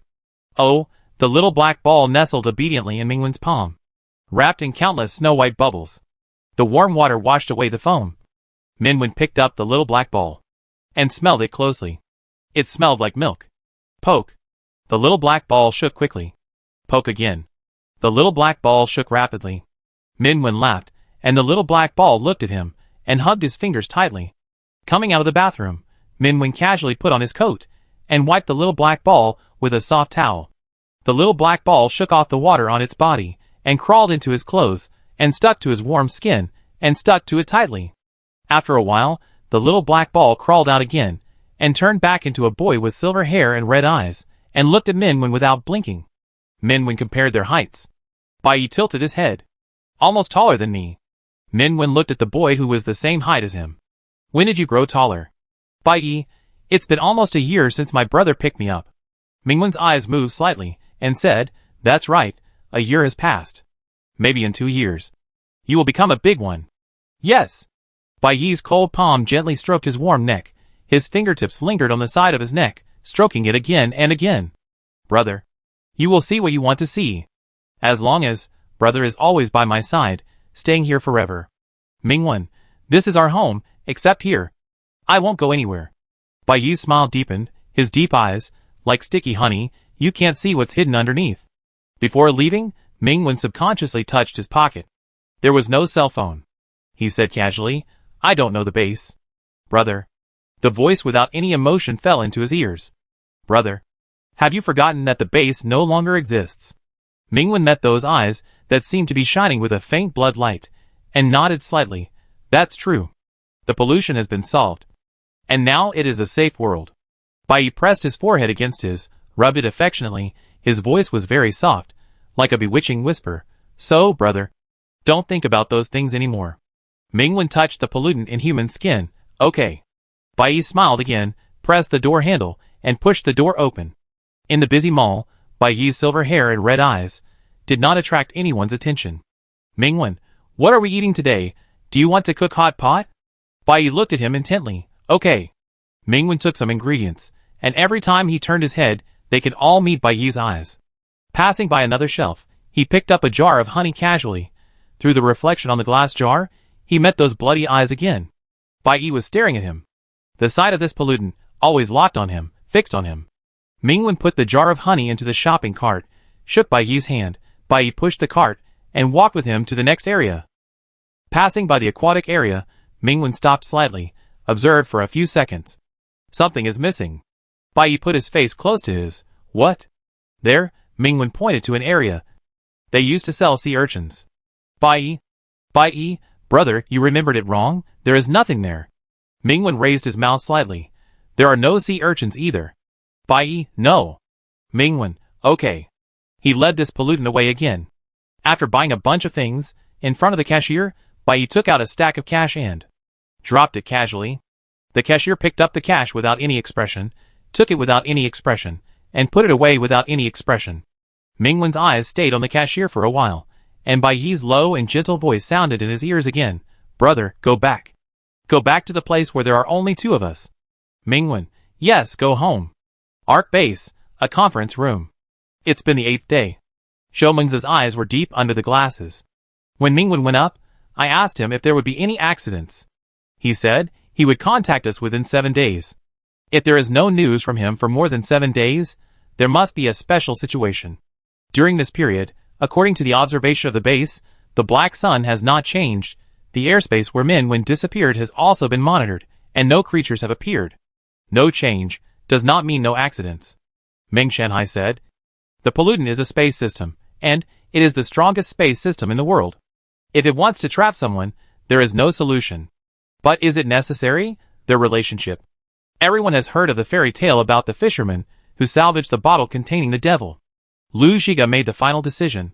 No matter what, send someone to that airspace first. Try to contact Mingwen. No matter what, we must not lose him again. Let Bai Fei go. Not long ago, he also crossed the next level and became a space system dust crosser. Bang. The door was shut heavily by Bai. The shopping bag fell to the ground. Mingwen had not walked out of the entrance, but his wrist was grabbed and pressed against the wall. Brother, you'd better not go out in the future.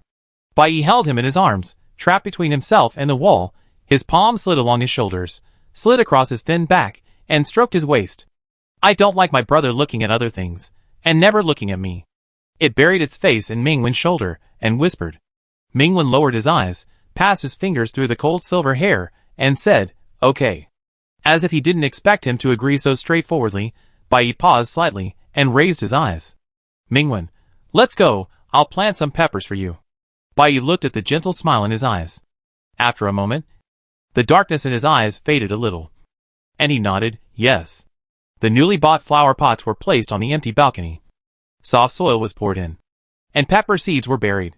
Bai held his chin. Mingwen's focused face was reflected in his eyes, and he planted peppers for it. Just like before. Several tentacles emerged from Mingwen's side, rubbing him softly. Dong, dong, dong. There was a knock on the door in the living room. In an instant, Bai's expression became very cold. Very cold. Mingwen didn't even raise his head, and said casually, it might be a mischievous child. Let's go and have a look. Bai looked at him, and after 2 seconds, he said, okay. The young man walked over without saying a word and opened the door. The knocking stopped abruptly. Brother, there's no one.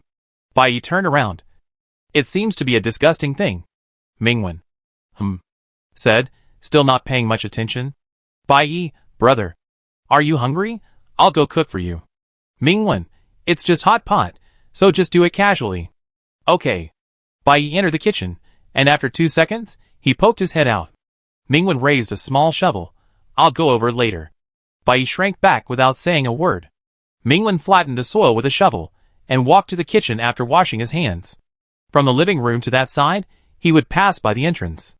A light and short knock on the door quickly sounded in his ears, like a careful test and reminder. Dong dong. Mingwen walked over with an unchanged expression, as if nothing had happened, and locked the door with a click. Chapter 60. I like him. The black curtain, forming a six-sided space, is like a closed box, leaving no gap. Xie Zhongshi and Bai Fei squatted face to face, like two mice locked in a box, silent. Both of them are space evolvers. After approaching the airspace where Mingwen disappeared by plane, they used their space abilities to break into this black curtain. And then, there was nothing else. This black curtain may be connected to the dark sun, maybe, it is a forbidden place of death, similar to the death shell born from a destructive disaster. After staying there for an unknown period of time, there was no way to leave. Xie Zhongshi felt a little hungry, silently grabbed a piece of chocolate from the space, and handed it to Bai Fei opposite him. Senior, eat something first. Bai Fei squatted silently, and did not take the chocolate. Xie Zhongshi guessed that he might not like sweets, but it didn't matter, he had a second plan. So he grabbed a pot with his hand. Bai Fei. Xie Zhongshi grabbed a gas stove, lit the fire with a few operations, and put the iron pot on it, and then took out some fat beef, tripe, enoki mushrooms. And even a bottle of mineral water. Oops. He said. I forgot to bring the hot pot base. Opposite him, Bai Fei was silent for 2 seconds, and rummaged around, and took out half a bag of spicy beef hot pot base from the air. Then he took out a few scallions, some ginger, and some garlic, and put them on the ground without saying a word. Xie Zhongshi gave a thumbs up. In the dark and dead space, the red soup was boiling, the butter was rolling, the tripe was picked up by chopsticks, it was dipped in the hot pot for a few seconds, and then dipped in the sauce of green onion, ginger and garlic. In the fragrant mist, Bai Fei bit the tripe, staring at the fish fillet boiling in the hot pot. Xie Zhongshi had heard that this young dust crosser could have become the captain of the headquarters, but his mental evaluation failed again, and he himself refused to receive mental treatment, which was equivalent to giving up the opportunity to become the captain. The reason why they came here was that this powerful space system detected a hint of something wrong. Just now, the space was obviously fluctuating. It should be Team Ming's response to us, Xie Zhongshi said while eating beef. Unfortunately, after that response, the fluctuation disappeared. No matter how we knocked, there was no response. Senior, what do you think? Bai Fei, no. No. Yes. Then he picked up the chopsticks, and picked up a large piece of fish accurately. Xie Zhongshi. As expected of a senior, he was calm and mature. This gave him the opportunity to train. Teach him to exert his subjective initiative. Think actively, and find a way out. He murmured, could it be that Team Ming tried his best to create that movement in order to respond to us? And then, was discovered by the monster? His face changed. What will happen to Team Ming? It won't be like what Zhou said. It will be like this or that. Bai Fei. Bai Fei, no, I know. Xie Zhongshi clenched his fist. Damn it. I will definitely try my best to rescue Captain Ming. Hey, where's my beef? Click. The door was locked. The knocking sound just now never sounded again. Brother. Bai Yi's voice came from behind. Mingwen turned around. At the kitchen door, the silver-haired and red-eyed boy was holding a pot, looking at him without blinking. Brother, want to go out? Mingwen, not going out today. Lock the door. Bai Yi, squeaked Oh, and walked to the dining table with a hot pot in his hand. The wandering tentacles also held an induction cooker. A tentacle went around Mingwen's feet, wrapped around his ankles, climbed up, and finally stopped at his waist. Mingwen pinched the tentacle, and it quickly got into his sleeves, and then more tentacles swooshed up, twisting and twisting on his body. Mingwen? He raised his eyes. Bai Yi looked at him innocently. Mingwen grabbed those tentacles. Take them to the hot pot. All the tentacles were retracted. Bai Yi said without incident, Brother, it's time to eat. Steaming hot pot, Mingwen watched Bai Yi skillfully put down a bunch of his favorite foods. Before he picked up the chopsticks, the bowl was already full of food. He cooked some vegetables for this vegetarian ball. The squid tentacles were tumbling in the hot pot. Mingwen picked up the squid tentacles, looked at it, and then looked at Bai Yi. Bai Yi? Bai Yi, brother. Mingwen, it's not as pretty as you. Bai Yi then put away his resentful tentacles, and quickly scooped up all the squid tentacles in the pot. Staring at it quietly, many more tentacles emerged. Minwen, next time I go to the supermarket, I may not see squids anymore. A little smile flashed across his eyes, and he rubbed Bai Yi's head. Minwen stayed in the house for the whole afternoon, accompanying Bai Yi. The sunset glow burned the sky, and the light golden afterglow dyed a corner of the floor. On the sofa, Minwen turned a page of the book, and a few strands of cold silver hair were entangled between his fingers. Bai Yi rested his head on his legs, and lay on the sofa, with one hand casually placed on Minwen's waist, with his eyes closed, as if he had fallen into a light sleep. Minwen moved the book away, stared at Bai Yi's face for a few seconds, turned a page of the book, and stared at Bai Yi's face for a while again. After flipping through most of the book intermittently, Bai Yi still had no intention of waking up. Minwen moved slightly away. His other hand also stopped at his waist and tightened. Bai Yi turned over and hugged him with both hands. The blood-red eyes opened. Bai Yi's chin gently rubbed Minwen's waist and abdomen through the thin fabric, looking at him from bottom to top. Minwen looked at this pollutant in human skin and said, "It's time to water the flowers." Bai Yi didn't say anything. He stood up, still hugged his waist, leaned on his shoulder, and clung to him lazily and casually. The collarbone felt slightly cold and itchy. Minwen raised his chin, patted Bai Yi's back, and was grabbed by the hand again, kissing his fingertips.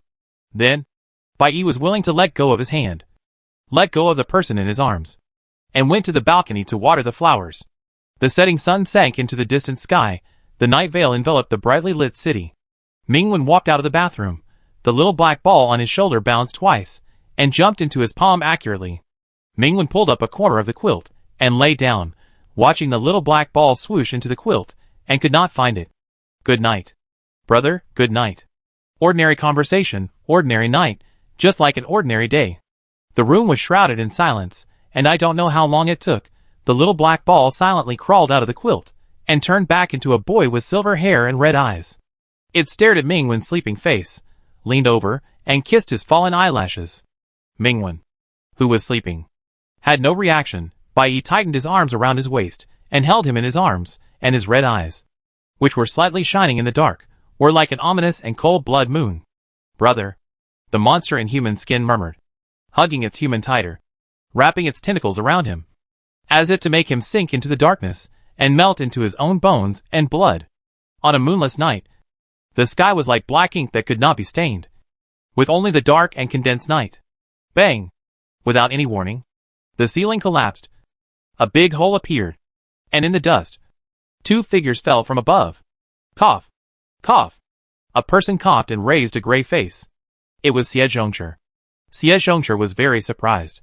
He had never expected that an attempt without any hope would actually break this space. You know, they had failed countless times before, but they didn't expect to succeed this time. Could it be that he and his senior were too strong together? Xie Zhongzhi looked around and soon found the figure standing silently in the corner of the room. "Captain Ming," Xie Zhongzhi said excitedly, "we are here to find you." His words stopped abruptly. The illusion around him changed. The walls on all four sides folded down, and the entire bedroom was exposed to the air without any shelter. Outside the bedroom, the floor and the living room disappeared, and disappeared into a surging darkness. The endless darkness was like an endless ocean. This bedroom with lights on became the only isolated island on the sea. Minwen sighed imperceptibly, and said nothing.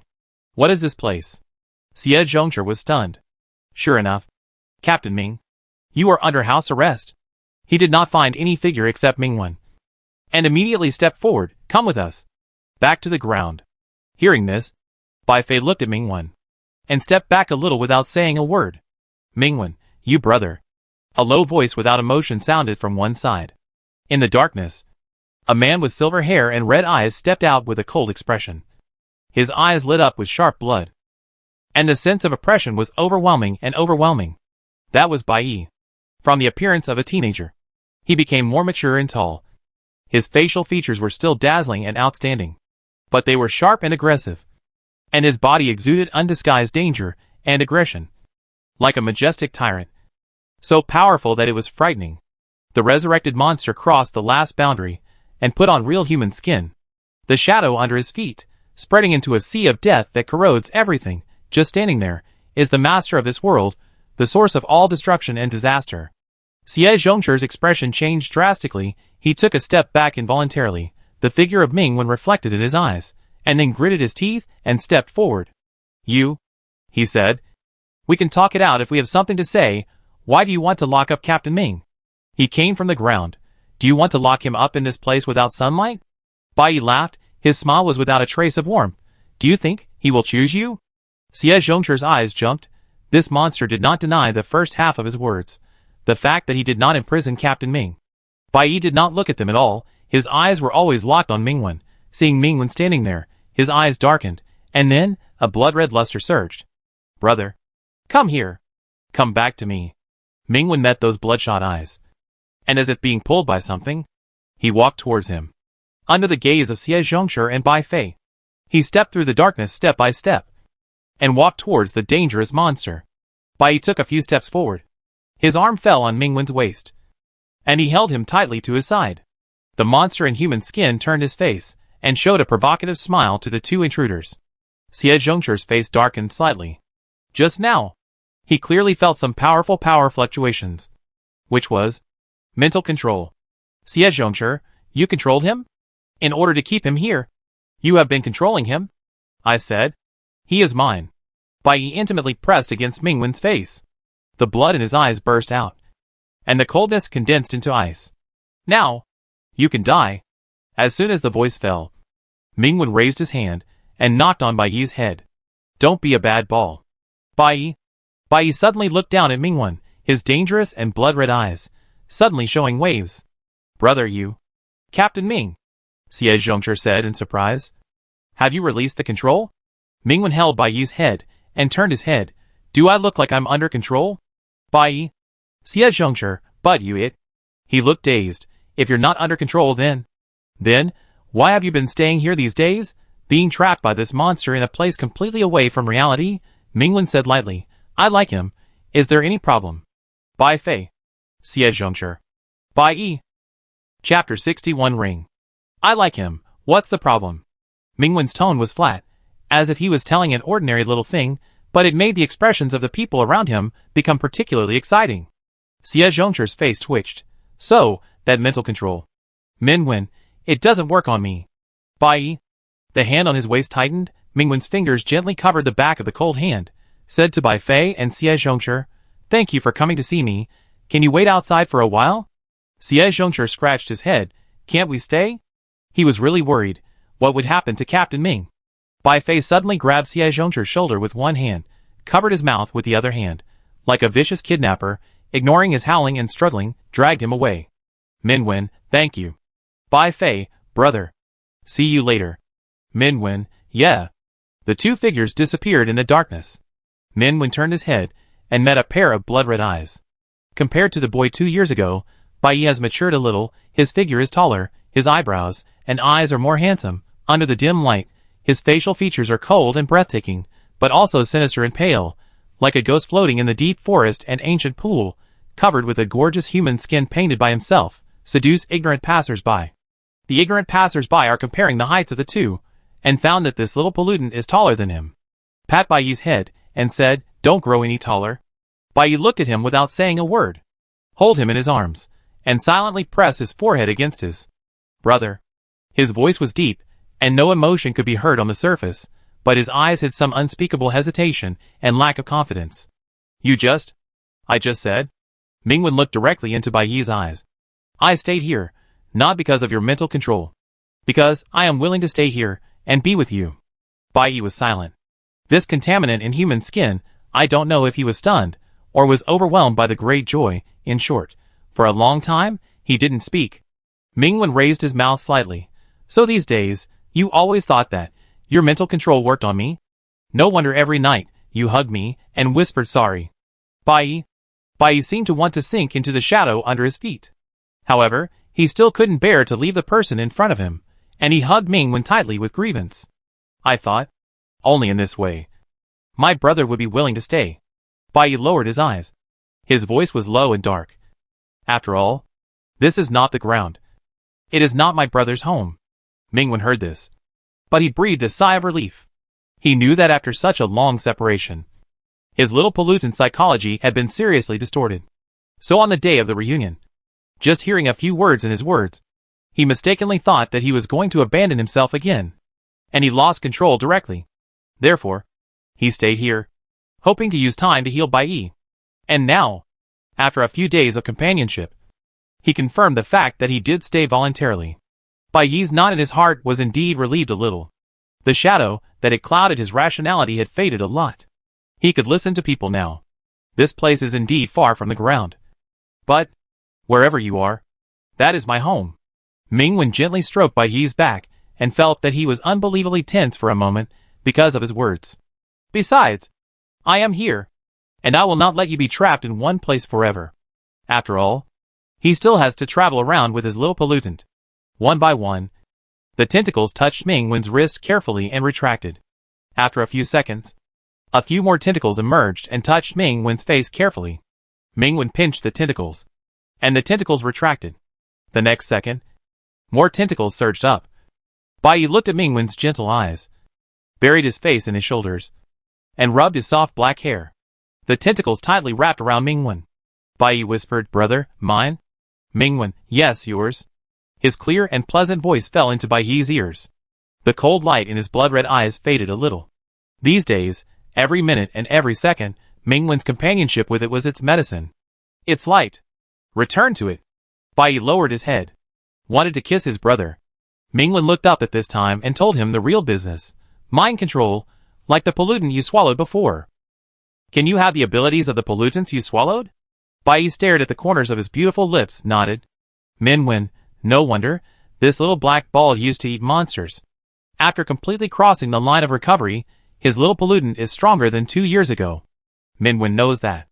Letting Bai Fei and Xie Zhongzhi in was deliberately done by Bai. If Bai doesn't want, no one can enter here. The death realm of the space system is an ability he was born with, and now, death realm has become the black sun hanging high. His little pollutant. I'm afraid, it really comes from that alien world, and Wu Ran, there is some connection. But that is also his pollutant. Mingwen said, you came here to block the alien world. Bai rubbed his face and said him. After complete recovery, its dormant ability returned, its memory was unlocked, and it sensed more things. It can see that. The eyes of that world are still staring at this place, trying to dig out more wormholes. At that time, it had used half of its flesh and blood to bring its human back to its side from the other side of death, and then used the remaining half of its flesh and blood to turn into a black sun, blocking that world. This world, carrying the lives of its human beings, would not allow it to perish. And my brother said that this is his home, so he would rather burn himself to death than to protect it. If it was destroyed, my brother would be very sad. Thinking of that day 2 years ago, Bai's eyes turned cold, and darkness boiled under the cold surface. If my brother had not woken up yet, it would have chosen the second path at that time. Go to that world, and then tear everything there apart. Mingwen was silent. Although Bai said it lightly, he only mentioned this sentence. But he knew very well what kind of price he had to pay behind it. His little pollutant, for him, blocked the entire alien world alone. In the empty sky, he waited alone, waiting for one day. He would wake up and come back to him again. If he never woke up, how long would Bai wait? Or would he sacrifice all his flesh and blood for him again? Mingwen stared at Bai, and the cold murderous intent slowly condensed in his heart. The origin of all this was the alien world. The one who killed his parents was Wu Ran from the alien world. And now, that world still covets their homeland, trying to bring disaster here again. He would never allow it. Similarly, he would not let his little pollutant be trapped here forever because of that world. The price of blood must be paid with blood. Brother. With a soft call, something cold fell between Mingwen's fingers. Mingwen lowered his eyes. Bai gently lifted his hand, and slowly pushed a silver ring into the base of his finger. The silver-white ring, like the clear surface of a lake, was engraved with a string of beautiful petal patterns. The size of the ring fit his finger perfectly, as if it had been carefully polished countless times, shining in the dim light. Mingwen recognized the pattern. It was Lai Shi Hua, a miraculous flower that can bloom even in pollution. The flower language is peace. Bai spread his hand again, and in his palm, there was a ring like Mingwen's. The silver-white ring body, and their names were engraved on the inside. Mingwen, Bai, This is a ring made of my flesh and blood. Hearing this, Mingwen was slightly startled. Will it hurt? Bai Yi shook his head. No. He held Mingwen's hand, lowered his head, and put his face devoutly on the back of his hand, rubbing it lovingly. Even if one day I sink into nothingness, my body perishes, my soul is obliterated, this pair of rings will not disappear, and will exist forever. Then, Bai Yi put the second ring on his finger in front of Mingwen.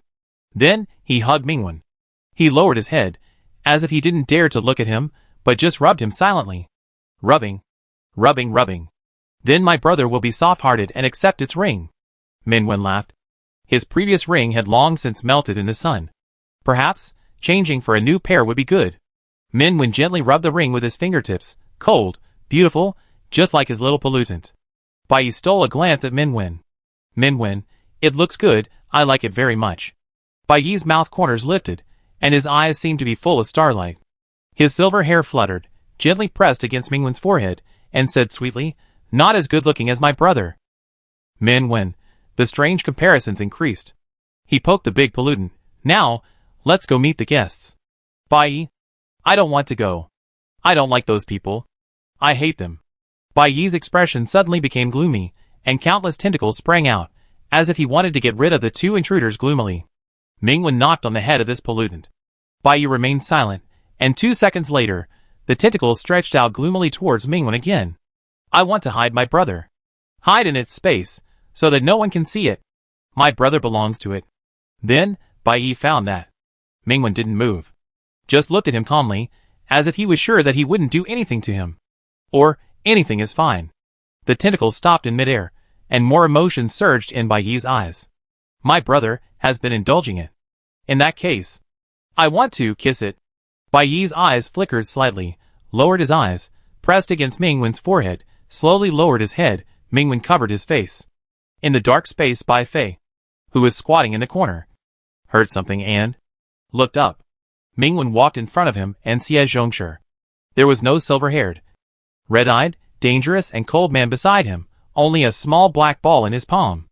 The depressed, aggrieved, unhappy little black ball lay in his hand, spread out into a flat little round cake, extending a thin tentacle, scratched his palm listlessly. Bai Fei, brother. Hearing this word, Mingwen's palm, the flat little black ball swelled up, and angrily put his hands on his waist. Snap. Something hit Bai Fei's forehead. It was a tentacle, tightly hooked with a silver-white sparkling ring, swaying rapidly in front of Bai Fei's eyes, swaying and swaying. It blinded him. Bai Fei. Chapter 62 Captain Ming. Let's get married. Mingwen silently held down the arrogant little black ball, and said to Bai Fei, these 2 years, how have you been doing? Bai Fei looked at the little black ball rubbing against his palm, and nodded, not bad. He added, why is it still so black and small? The little black ball started to howl again. Mingwen rubbed its head, and said, I made it change. And, it's very cute. Brother praised himself again, and the little black ball stopped howling all of a sudden.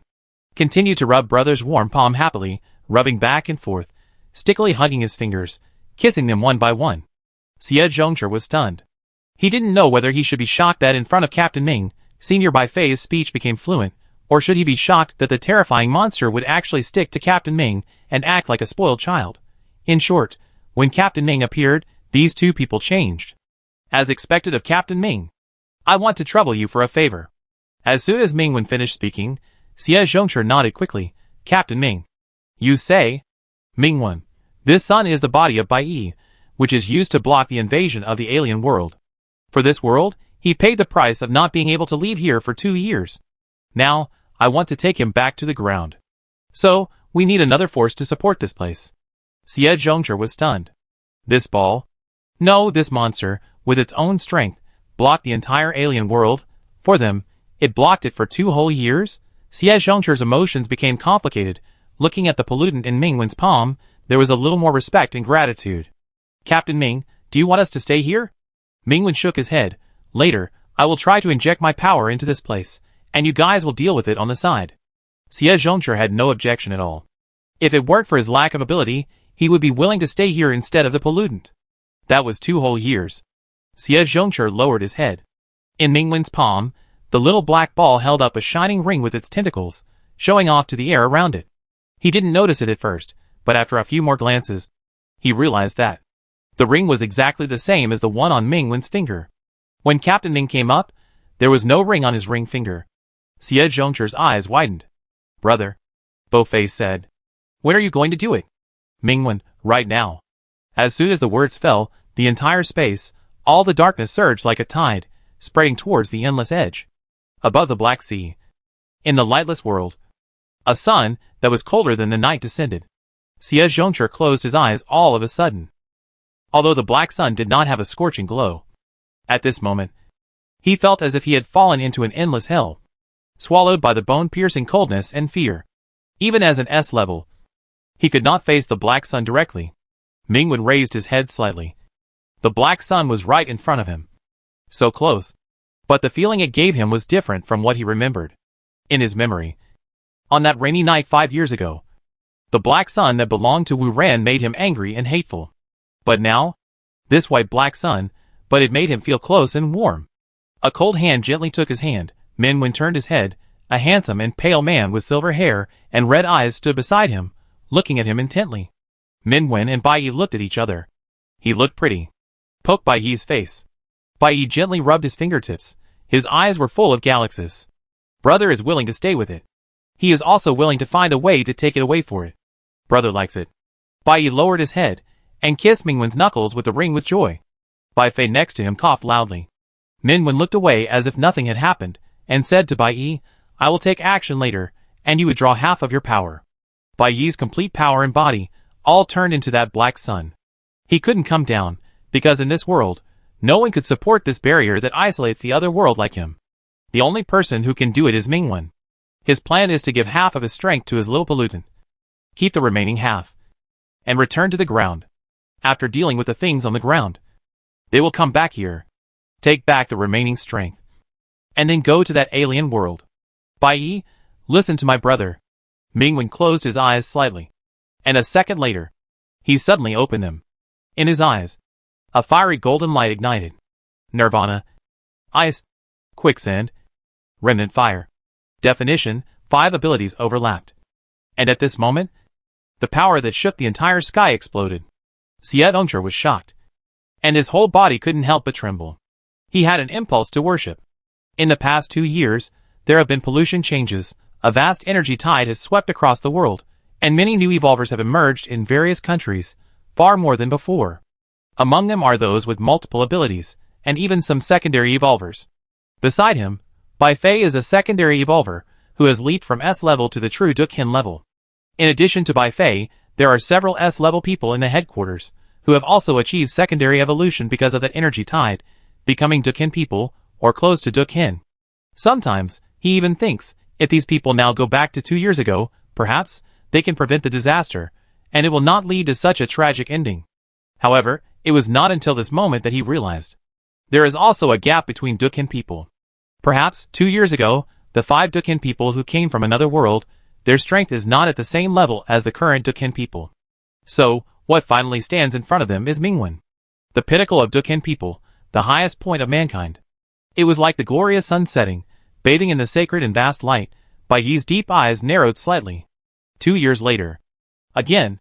But this time, it was different. Its human was right beside it. It would protect him, always in its darkness. Under Bai Yi's feet, the abyss tore the earth apart, turned into a bottomless ravine. Half of the black sun melted, sunk in the depths of those cold bloody eyes. Half of the power belonging to this fully revived pollutant returned. Xie Zhongche's body trembled again, retreating uncontrollably and quickly. In just this moment, the aura on Bai Yi's body has undergone earth-shaking changes. It has become extremely terrifying, extremely dangerous, as if under the abyss, the king who controls all death and destruction. If it weren't for Mingwen's light protecting Xie Zhongche, I'm afraid, he would not be able to bear it now, and his body would collapse. Mingwen glanced at Bai Yi. Bai Yi looked at him, and hugged his arm obediently. The next second, Xie Zhongche felt that all the aura of disaster and tyranny on this pollutant had been restrained. Despite this, the feeling of danger still did not dissipate. Just like a calm abyss, although there are no waves on the surface, there is a deep cold abyss underneath. Xie Zhongche even had an idea for no reason. If it wasn't for defending this world, if it wasn't for waiting for Team Ming to come back, I'm afraid, this pollutant itself could tear apart that alien world. Mingwen raised his hand, his power surged towards the black sun. The brilliant golden light and the cold darkness intertwined. Burning ice and cold fire. Clearly two completely different powers. Merged together without any obstacles. As if they were born from the same source. All this developed so smoothly that Mingwen was slightly stunned. Soon, the remaining power in his body vibrated for no reason. It was not a backlash, but some kind of induction. His power resonated with Bai Yi's. Mingwen looked at Bai Yi again, and Bai Yi tilted his head at him. Xie Zhongshi and Bai Fei, who were about to take action, stopped. It was not that they did not want to help, instead, these two forces were not needed at all. They simply achieved a perfect balance. In the sky, the incomplete sun became complete. Half golden, half dark, sacred and dangerous, hot and cold. The black gold sun exuded a stronger aura than before, as if it was going to break through this space and soar into the sky. Mingwen stared at the sun deeply. And suddenly, the scene in front of him changed without warning. The surroundings were no longer pitch-black space, but pure white. In the warm white world, a round, flawless white ball of light floated around Mingwen, giving him a strong sense of familiarity. Like a little white ball? Mingwen looked around. Bai Yi was not around, and disappeared very suddenly. But perhaps this little white ball was too familiar, and he realized something instead. Mingwen stretched out his hand, wanting to touch the little white ball. At this moment, a figure appeared in front of him. It was a boy of 5 or 6 years old, immature and silent, thin and lonely, who entered this space silently, and stood in front of Mingwen. Mingwen's eyes fell on the boy's face, and slightly condensed. That was himself. Many years ago, himself when he was still young. The boy didn't seem to see Mingwen, nor did he see him. He was attracted by the floating ball of light, step by step, walking towards the little white ball. In Mingwen's silent eyes, the little white ball also floated slowly towards the young boy. The moment the young boy and the young white ball of light met, they walked towards each other at the same time. Then, Mingwen's vision was engulfed by a white light. On the ground, the observation center of the arc base, which was watching the black sun, suddenly broke out in a commotion. The sun has set? Quick, sound the highest alarm. The wind whistled in his ears. Mingwen fell from a height into a cold embrace. Bai Yi hugged him tightly, chest against chest, forehead against forehead, and curved his eyes at him. The sound of the wind echoed between them. The whole world was falling. Only their body temperature and heartbeat were tightly matched, inseparable. Brother, a world with only the two of us is also good. Mingwen, well, it would be better if you don't fall to death. No. Bai Yi rubbed his face slowly. His eyes narrowed with satisfaction. Brother, mine. It likes the place with only it and its brother. I like my brother to only look at it. I want to kiss my brother. Bai Yi stared at Mingwen's beautiful lips and lowered his head slightly. Mingwen, wait, where are Bai Fei and Xie Zhongshi? At the arc base, the stationed evolvers all rushed out, looking up at the falling black gold sun. They were ready to intercept the unknown force. However, the expected destruction did not occur. When it was still some distance from the ground, the black gold sun suddenly stopped, was lifted up by a force, and rose to the sky again. Under the rising sun, two figures landed steadily on the ground. Among them, the beautiful and cold young man gently pressed the other boy with silver hair and red eyes, who was a little depressed. Captain Ming! It's Captain Ming! The evolvers rushed over, drowned Mingwen and Bai Yi at once, and squeezed towards Mingwen. Captain Ming is back. Captain Ming. I missed you so much, Captain Ming. Let's get married. Bai Yi? Bai Yi? Chapter 63 It will die in your hands. Brother. In the excited crowd, a monster in human skin seemed to be about to explode. Won't you explain it to me? Mingwen. Mingwen, everyone make way, thank you. Hearing his words, the evolver slightly made way. Mingwen took Bai Yi's hand and walked out silently. Everyone noticed this young man who was accompanying Captain Ming, whose eyebrows were gloomy, whose appearance was beautiful and extremely dangerous, whose body exuded an inhuman cold aura, which was frightening. An evolver said carefully, Captain Ming, this is his lover. Bai Yi didn't even turn his head, and said this coldly. Mingwen. He didn't say anything, and continued to move forward. Other evolvers? After 2 years of dormancy, Captain Ming disappeared inexplicably for 8 days. The news that he brought back a lover quickly spread throughout the base. And the entire arc was blown up. Zhou Mingze hurried over and saw Bai Yi's face. Huh? Why is he still like this? 2 years ago, Bai Yi's human skin was that of a teenager of 18 or 19 years old. 2 years later, she thought it would be different. Mingwen, power saving mode. Half of Bai Yi's power is still above the sun, so he did not show himself in a fully revived form. And Mingwen was a little suspicious. Bai Yi might think that he didn't like his new skin. Just like 2 years ago, this little pollutant had just turned into a human form, and was also entangled and didn't want to be seen by him. Maybe he was afraid that he had changed his appearance. I can't get the same love as before, so I'd rather keep it as it is. Bai Yi stared at the two people holding hands, and then looked at Mingwen's gentle expression, and the gloom in his eyes dissipated a little. It still remembers that. When it turned into a small black ball, its brother was willing to kiss it. So, its brother would be soft-hearted towards it when it was smaller. Just when Bai Yi had this thought, he saw Mingwen turn his head and rubbed his head. My brother treated me differently. The boy rubbed Mingwen's face again in a depressed mood. Zhou Mingze had heard from Xie Zhongshi and Bai Fei, who had landed that Bai Yi had turned into the sun and protected their world for 2 years. With emotion in his eyes, he said seriously, "We express our gratitude to you on behalf of all mankind." "No need," Bai Yi said coldly. "I'm not doing this for you." Zhou Mingze glanced at Mingwen and shook his head. "Even so, we are still very grateful to you. It's better to be lucky than to be late. Otherwise, I will register a human information for you now and apply for an ID card. With an ID card, you can get a marriage certificate later." Bai Yi's eyes lit up. Mingwen, you can also take the college entrance examination. These are all trivial matters." Zhou Mingze waved his hand. "Leave it to me." She led Mingwen and Bai Yi to the interior of the base. Along the way, people greeted Mingwen eagerly. Bai Yi looked at the smiling faces that came to greet him, who seemed to be very familiar with Mingwen. The temperature around him was getting lower and lower, and the air pressure was getting heavier and heavier. Zhou Mingze was humming a song he didn't hum at the end, and quickly took them to a lounge, winked at Mingwen, clenched his fist, and made a come-on gesture. The door was closed with a pop. Only Mingwen and his little pollutant were left in the room, and Mingwen turned around. The face of the young man with silver hair and red eyes was full of resentment, and black air was whizzing out of his body.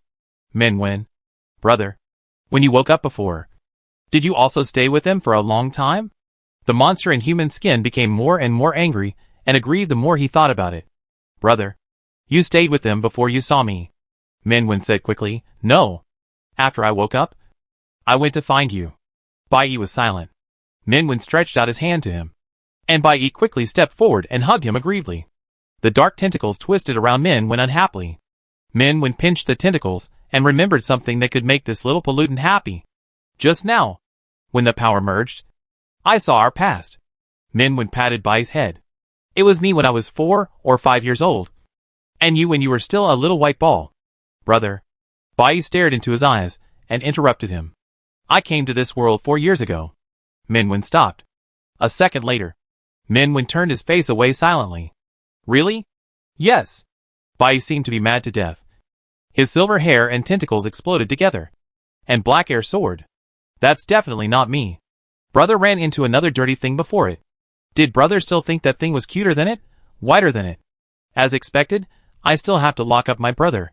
Then, destroy everything that my brother cares about except it." Bai Yi hugged Mingwen tightly. His eyes became more and more sinister. A ring was dangling in front of him. Bai Yi looked at the ring, and then at Mingwen's smiling eyes. After a moment, the black air around him shrank a little. "My brother is so handsome. The hands wearing their rings are also very beautiful." Bai Yi pressed his chin on Mingwen's shoulder without saying a word, staring at him intently. Mingwen poked the boy's face, and it seemed that he saw a small black ball lying like a small pancake. The tail of his eyes slightly raised, and said, "Even if it's not you, no one is more important than you." Bai Yi locked his smile in his eyes flickered slightly, and the black air on his body disappeared a lot. "Mingwen, I've coaxed him." He looked at this little pollutant, who was still easy to coax, and said, "So? You came from the original world 4 years ago?" Bai Yi nodded. Mingwen was thoughtful. "More than 4 years ago, the first disaster in this world broke out. And 2 years later, he and Bai Yi met in City Inn. Then, even earlier, the little white ball he met when he was young. Could it be that it was some kind of power in this world? Bai Yi came from another world, and that pure white light source might be a similar existence to him in this world. Mingwen looked at his little pollutant. So, you are really from an alien planet. Bai raised his face and stared into his eyes. Brother, do you think I brought disaster? Mingwen shook his head without hesitation. The one who brought the disaster was the ruler of the other world. To me, you are not a disaster. But my son. Bai stopped where he was, and was silent for several seconds. It suddenly turned into a round, pink little black ball that seemed to have expanded several times. It silently drilled into Mingwen's sleeve. It was stuck because it was too big and could not drill in, leaving half of its round body exposed outside. Mingwen silently unbuttoned his sleeves, and the little black ball drilled in. This cold little pollutant curled up in Mingwen's sleeves, sticking tightly to him. Mingwen waited for a while, but the little black ball did not come out, so he put in a finger and squeezed it. His fingers were tightly hugged by a large group of small black balls. He heard the boy muttering, "When everything is over, I will lock up my brother." Mingwen, can I play with my phone? Bai, no. Many tentacles suddenly jumped out, looking fierce. Mingwen, okay. He stretched out his hand, then let me hug you as a pillow. Bai, oh. It turned into a group of tentacle monsters, crawled into its brother's arms, and was hugged by him. After 2 seconds, it felt something was wrong again. It seemed that its brother didn't care about its serious threat at all. It raised its tentacles fiercely again, trying to roar. Mingwen knocked on its head. The tentacle monster stopped roaring and huddled down again. It felt a little wronged, but it listened to its brother. It hugged its brother with grievance. She rubbed him aggrievely. Mingwen laughed. Arc Base, underground prison. Mingwen held Baiyi's hand, and followed Ming Shanhai to the place where the offending evolvers were imprisoned. The evolvers who besieged the Ark a few days ago have been confirmed to be from Heaven Base. In the past 2 years, relying on some special power, Heaven Base has been expanding, and annexing many bases in its own country and other countries. Now, it has become a behemoth trying to dominate the world. Behind them, there is the shadow of the Special Research Institute, and the various props they use, clearly beyond the level that our world can achieve, come from that other world. Ming Shanhai said this, sighing slightly. When Mingwen was here, these shadows still learned to lurk. When Mingwen was gone, losing his deterrence, the undercurrents of the whole world all surged to the surface. It was also in the past 2 years that they realized that that other world has always been wary of Mingwen. Do you still remember Gucishio? It was a few years ago, in the devastating disaster in N City. The fire evolver who inexplicably attacked the underground parking lot where you were. Mingwen, I remember. Ming Shanhai, at that time, we all thought that Gu Sishu chose to self-destruct in despair because his lover died in the disaster. Now we have heard from others that he did it on purpose. From the beginning, their target was you. Mingwen was silent in thought. His parents once left him a seal, therefore he lost part of his memory and his complete power. It was not until the devastating disaster in N City that he sensed the pollution in advance. In the battle with the S-level pollutant, the seal loosened and his ability was initially awakened. That seal helped him avoid the gaze of the other world for 2 years. When he awakened, those eyes locked him at the first time before he noticed it. Those people in the other world recognized me, Mingwen said. Their controller, a man named Wu Ran, came to this world several years ago. Ming Shanhai stopped suddenly, and after a second, he walked forward as usual. I know. When Lao Lu comes, let's discuss it in detail. Ding. In the deepest part of the prison, behind a door, there are several single cells.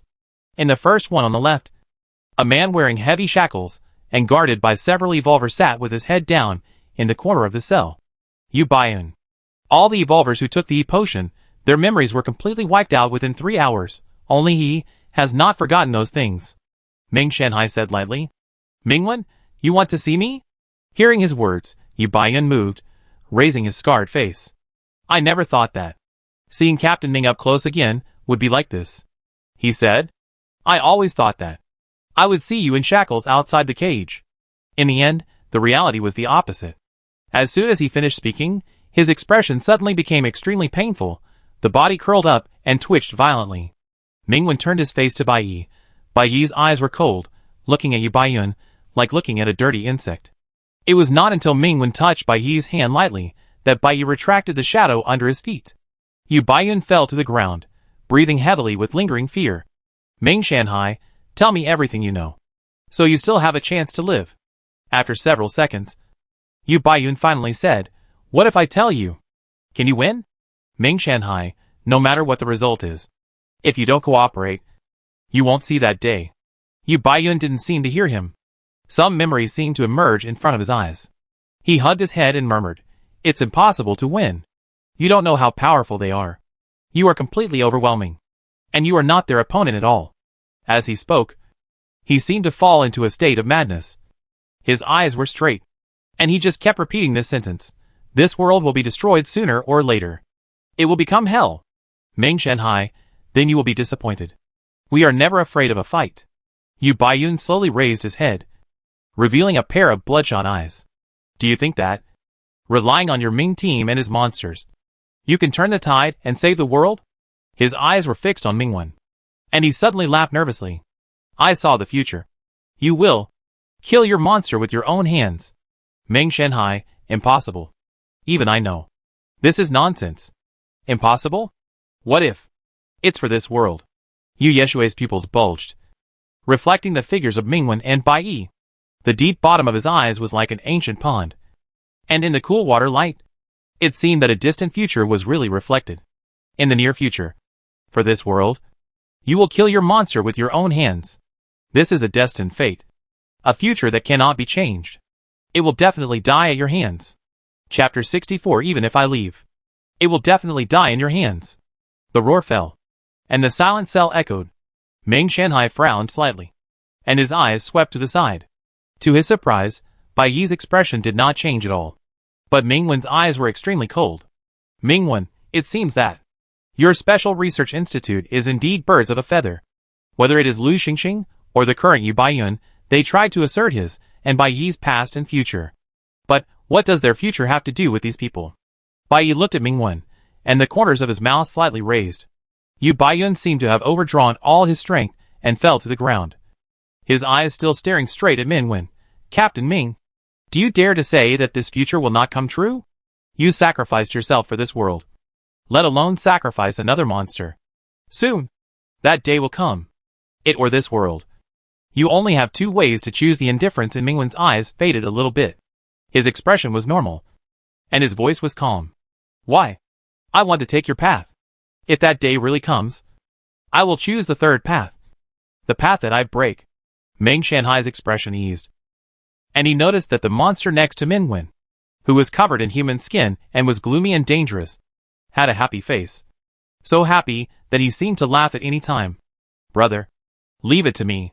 Bai Yi stepped forward. Whether he is a lie or a ghost, it doesn't matter. Everything he knows will be dug out soon.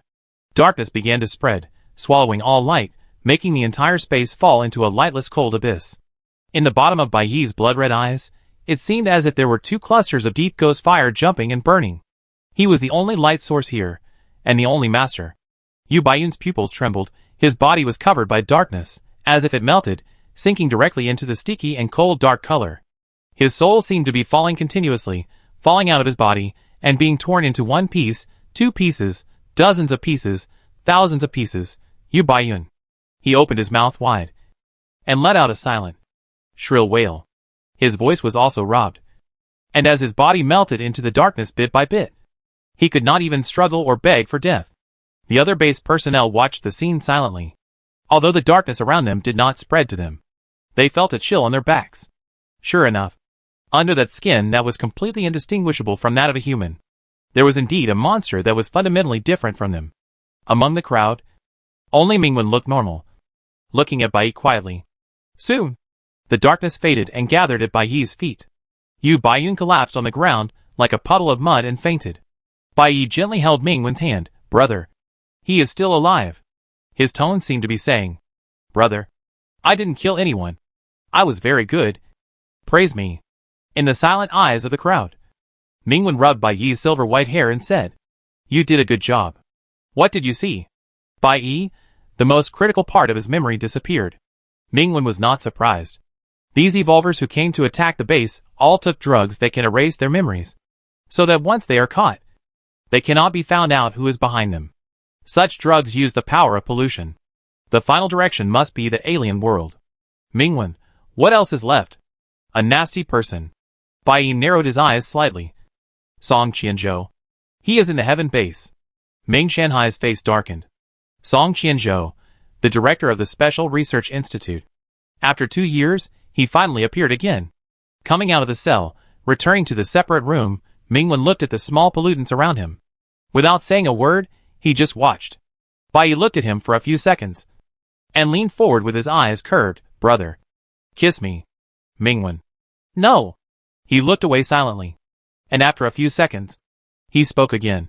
About that prophecy, didn't brother say that? Bai Yi interrupted gently. No matter what happens, brother will not abandon me. There were only 2 of them in the room. And the cold and pale boy raised his hand, hugged Mingwen's waist, and let him lean on his cold chest. Even if it's true, what does it matter? Bai Yi's palm slowly stroked Mingwen's back, stayed on his neck, and stroked the warm skin again and again, and said calmly, if brother wants, my life, my soul, all can be given to brother. Only a little. His voice sank slightly, and his eyes seemed to freeze. After I leave, brother is not allowed to like anyone, no matter how many people appear around brother, no matter how many years have passed, brother can only have me in his heart. You are mine, even if I die, you belong to me only. Mingwen smiled silently. I won't let you leave. He met Bai Yi's burning gaze, and a gentle luster flowed in his eyes. I just want to tell you that this time, whether alive or dead, we will be together. Bai Yi, I won't let brother die. Mingwen, well, then we can only have 1 child together. Bai Yi's eyes lit up. Brother will have 1 child. Mingwen? Mingwen patted Bai Yi's head, and said, anyway, I don't believe in other people's so-called prophecies, I only believe in you. His heart, except for this big little pollutant, cannot hold anything. Not to mention, this little pollutant will extend many tentacles, filling his heart everywhere. Bai Yi looked into Mingwen's eyes, the smile on his lips deepened, and slowly moved closer to his face. Dong. There was a brief knock on the door. Before Mingwen turned around, the door was pushed open. A figure in a lab coat stood motionlessly at the door. Bai Yi. Ji Sui stepped into the room. His eyes swept across the room with only a bed, frowned, and swept across Mingwen and Bai Yi's hands. He frowned again. His eyes finally fell on Mingwen, and stopped. Teacher Yang, Teacher Song, are both evolvers from another world? Mingwen, that should be the case. But they finally protected this world, he whispered, and protected me. Ji Sui was silent for a moment. I'm sorry. A word fell into his ears without any warning. Mingwen raised his eyes. My 2 teachers have shown a different side to me, so, I know, they will never leave because of an ordinary car accident. Ji Sui's voice was very deep, and his eyes cast towards Mingwen, all kinds of emotions mixed together, like the melted night, flowing viscously and slowly. At that time, I always believed that you were the cause of the incident, and I put all my negative emotions on you. He took a deep breath and said the remaining half of the sentence. I was wrong. I don't ask for your forgiveness. You can keep blaming me. I don't deserve your forgiveness. Mingwen listened quietly, and after a few seconds, he shook his head. I never blamed you, he said. Anyway, after that day, you left and never showed up again. Ji Sui. His eyes froze. His lips moved. And his back, which was always as straight as a sword, suddenly collapsed. 2 years ago, this back had collapsed once, as if he had lost all his strength. Ji Sui gently uttered 3 words. I'm sorry. Bai Yi crossed his arms and said indifferently, your voice is so small, say it a few more times, I can't hear you. The door of the room, which had been closed for a long time, opened again. In the corridor, the slightly bent figure gradually went away, and the white corner of the clothes disappeared at the corner of the wall. Mingwen looked over there, remembering a long time ago, he had expected that figure to come to his home many times, accompanying him when his parents were busy, patiently teaching him many things, as if he could do everything and knew everything. After the rainy night, his parents could no longer find him, and that figure also left him. And now, he no longer had to be like before, expecting, and then being disappointed for a long time. Beside him, there would always be someone waiting for him. The cold breath touched him. Mingwen turned his head, met Bai Yi's focused eyes, and smiled. Let's go. For the time being, end it all. Outside the Ark base, several evolvers were already waiting there. Mingwen. The moment they saw Mingwen, they all rushed over at the same time. They were all familiar faces, except for Bai Fei who was standing there, Chu Zhong, Lin Mahai, Chung Chung. Everyone was very excited. Bai Yi became gloomy again, floating over gloomily, occupying his brother. Lin Mahai. Wow, how come the ball is still a small ball? I thought there would be a big ball. Bai Yi? The silver-haired and red-eyed boy began to float out tentacles. Mingwen silently pressed them. Chu Zhong, only when Mingwen is here, you dare to scream and scream. Lin Mahai smiled, and turned to Mingwen. Anyway, it's good that you're here. Lu Zhiga also came. He looked at Mingwen, and couldn't suppress his smile. He cleared his throat and said slowly, when the institute collapsed. Song Qianzhou's whereabouts were unknown. We suspected that he had fled overseas, but we never found his exact location. Over the years, the rise of the Heaven Base has been too unusual. Its influence has spread across several countries. The headquarters occupies an entire sea area. No matter which direction you approach from, you will be noticed at the first time. So, we have to think of a way. It's best to find out the internal situation there first. As long as we have evidence that Song Qianzhou is in the Heaven headquarters, we can prove that the evolvers who attacked us were sent by them. In this way, we can immediately hold them accountable. Chu Zhong, so we have to act separately and sneak in secretly. Lu Zhiga, this is also a way. Bai Yi, waste of time. He gently took Mingwen's hand and took a step forward. The first step, under his feet, an ocean appeared. The second step, under his feet, the ocean moved back rapidly, an island appeared across. Country A. State J. The location of Heaven Base. From the high altitude of the sea, the sun with its golden and dark colors intertwined can still be seen. A gust of cold wind blew the people in the sky. What happened? Where are they? This is too fast. Chapter 65 Control Bai Yi. The waves rise and fall around the island, and a military building rises from the ground, like a giant cast in steel, standing on the sea. In the sea breeze, a group of evolvers are silent. Lin Mahai, now, should we act together, or separately? They don't seem to be able to sense our breath. Chu Zhong said. If we gather all our strength and attack together, we will definitely be able to take the initiative.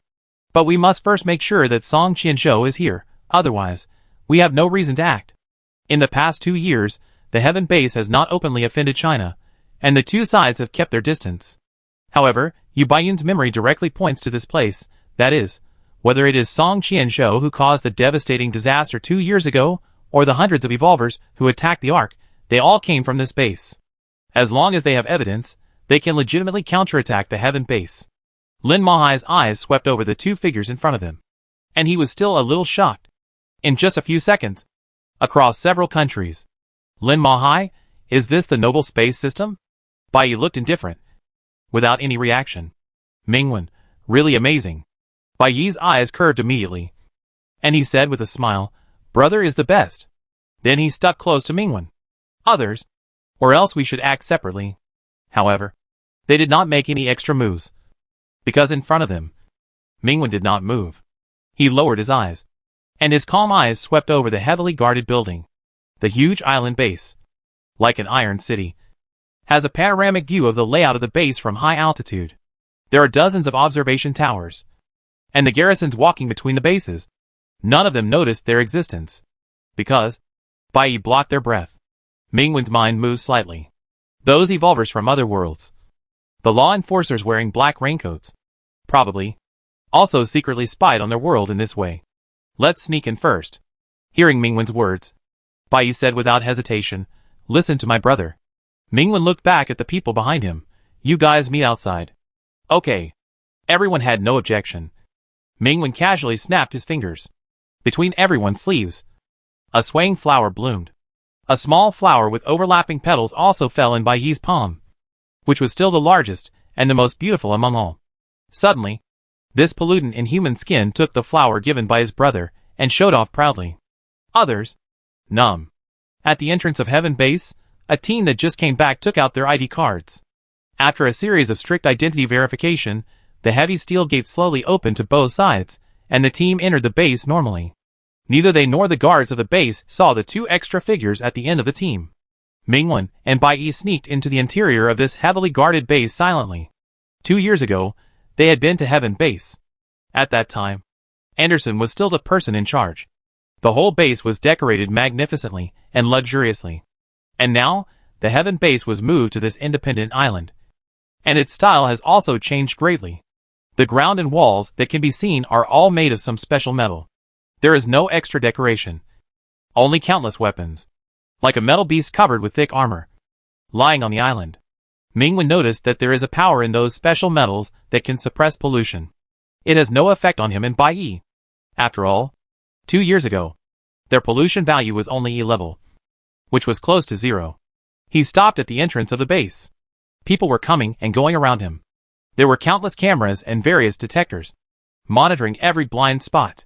It can be said that it was so airtight that not even a fly could be put in. He and Bai simply stood there without attracting any attention. Bai completely concealed their existence and could not be observed by any means. This should be a combination of multiple abilities, containing the power of space, rules and spirit. Such an ability can instantly disintegrate the defense of any base fortress in the world. Bai, what is brother thinking about? Mingwen, I am thinking, luckily you are a good ball. Bai, I am brother's ball. As long as brother is there, it is the most obedient one. A smile flashed across Mingwen's eyes, and he said, let's go, and find someone. Although their breath was obscured, it was only invisible, and could not pass through those physical walls and closed doors unless they took the initiative to destroy this place. Mingwen did not intend to do so. He led Bai through the base, spending some time, taking several people's rides, and finally found the target in this complex and huge base. Anderson, the nominal person in charge of this base, holding a document, walked through the corridor with a gloomy expression, seemingly looking for something. Mingwen and Bai were like two ghosts, following the person in charge of the base calmly, as he passed through the many electronic doors, reached the deepest part of the base, and entered an elevator. The built-in screen of the elevator was slightly lit. A scanning light was emitted. The screen showed the detection data. The number of people was 1. Anderson then retracted his vigilant gaze, turned his wrist, revealed a chip embedded in his skin, and scanned the elevator. The elevator door closed, started to go down finally, stopped at the 18th floor underground. Anderson walked out of the elevator. A straight corridor, extending to the end of the dim light, a closed door. Anderson used the chip on his wrist to swipe open the door again. Behind the door was an office. Dozens of electronic screens lit up faintly deep underground. Countless green codes flashed across the sea of electronic data. A person sat quietly in front of it. Song Qianzhou, the director of the Special Research Institute. Anderson stopped and did not approach, because at this moment, Song Qianzhou was communicating with someone. The sinking island plan will start tomorrow. Location. Country R. A few words came out of their conversation, and Mingwen raised his eyebrows slightly. The sinking island plan. Country R? This time, they were going to sacrifice the entire R country to open the wormhole again. Anderson also heard this, and seemed to want to say something, and walked over. At this moment, a dark bracelet on Song Qianzhou's wrist lit up slightly, and a few wisps of dark air floated out, pointing in a direction. His expression did not change. He turned off the communication, and slowly turned back. You brought the guests in. Anderson looked puzzled. What? Before the second word was uttered, Song Qianzhou raised his hand directly. Boom! The bursting beam penetrated the corridor of hundreds of meters, and hit the elevator at the end. The heaven base shook violently, and this metal behemoth crawling on the ground seemed to wake up from a deep sleep and opened its furious eyes. Above the base, Chu Zhong and others who were waiting for the response looked stern. And in front of them, several figures had flashed. Mingwen and Bai stepped on the high sky, facing Song Qianzhou from a distance. Bai raised his hand casually, and removed the disguises of everyone. Below them, Heaven Base sounded the highest alert, and countless guns were aimed at them at the first time. However, no evolver came out of the base, and they seemed to be waiting for Song Qianzhou's order. Chu Zhong glanced casually, and said coldly, the 5th S level of the Special Research Institute. Dean Song, you have been hiding outside for so long, but you are still as charming as ever, which makes people hate you. Song Qianzhou ignored them, and his eyes only stayed on Mingwen and Bai. Long time no see. Captain Ming, Song Qianzhou said with a smile. Do you still remember me? He raised his hand, and let it fall from his head. A black raincoat was draped over him, as if he was covered with a deep night. Mingwen's eyes suddenly condensed with ice. After putting on the raincoat, Song Qianzhou's figure and aura had changed in some way, becoming taller and thinner. His face was blurred in a shadow, like a layer of black veil manually dropped mysterious and hard to see. Raincoat Man. Enforcer. The car accident 5 years ago, the world's first disaster 4 years ago, 2 years ago, Wildlife Village in time and space dislocation. No wonder you have been doing all kinds of evil things. Mingwen's voice was very cold. So you are a lackey from another world. I am just the second batch of pioneers. Under the cover of the raincoat. Song Qianzhou said slowly. The first batch of pioneers. Your parents. Captain Song and Captain Yang. They stayed here for more than 10 years. They should have opened the bridge between the two worlds for us. But they betrayed us. That's because they have obsessions in their hearts. And they disdain to go along with you. Lin Mahai said. You are a rat in the gutter. You have been hiding for several years. And you finally couldn't help but explode? Ignorant bug. You don't know the truth. You think you can spy on this world. Song Qianzhou's low voice echoed in the air. How could the years of threading by Master Wu Ran be cut off just because of a few clamoring insects? His raincoat was lifted up like a robe. And his eyes, which were exceptionally bright in the darkness, shot out 2 beams of light, which penetrated Bai Yi's body. In an instant, it was as if countless threads of light were woven around Bai Yi. And the source of the threads was in Song Qianzhou's hands. This monster originally came from our world, and was the original source of pollution. All disasters were caused by it. Why do you think we should release such a dangerous source of pollution into this world? Under the cover of the black raincoat. Song Qianzhou smiled slightly. And the black bracelet on his wrist shone with a cold light. His hands wrapped in silk threads suddenly clenched. The time has come. Return to the origin of our world. And let the end of the world come here. The hearts of the other evolvers trembled. As if they were also controlled by the silk thread and hung high. That confident smile. That confident gesture. Could it be that this lurker from another world can really control Bai Yi? Except for Mingwen.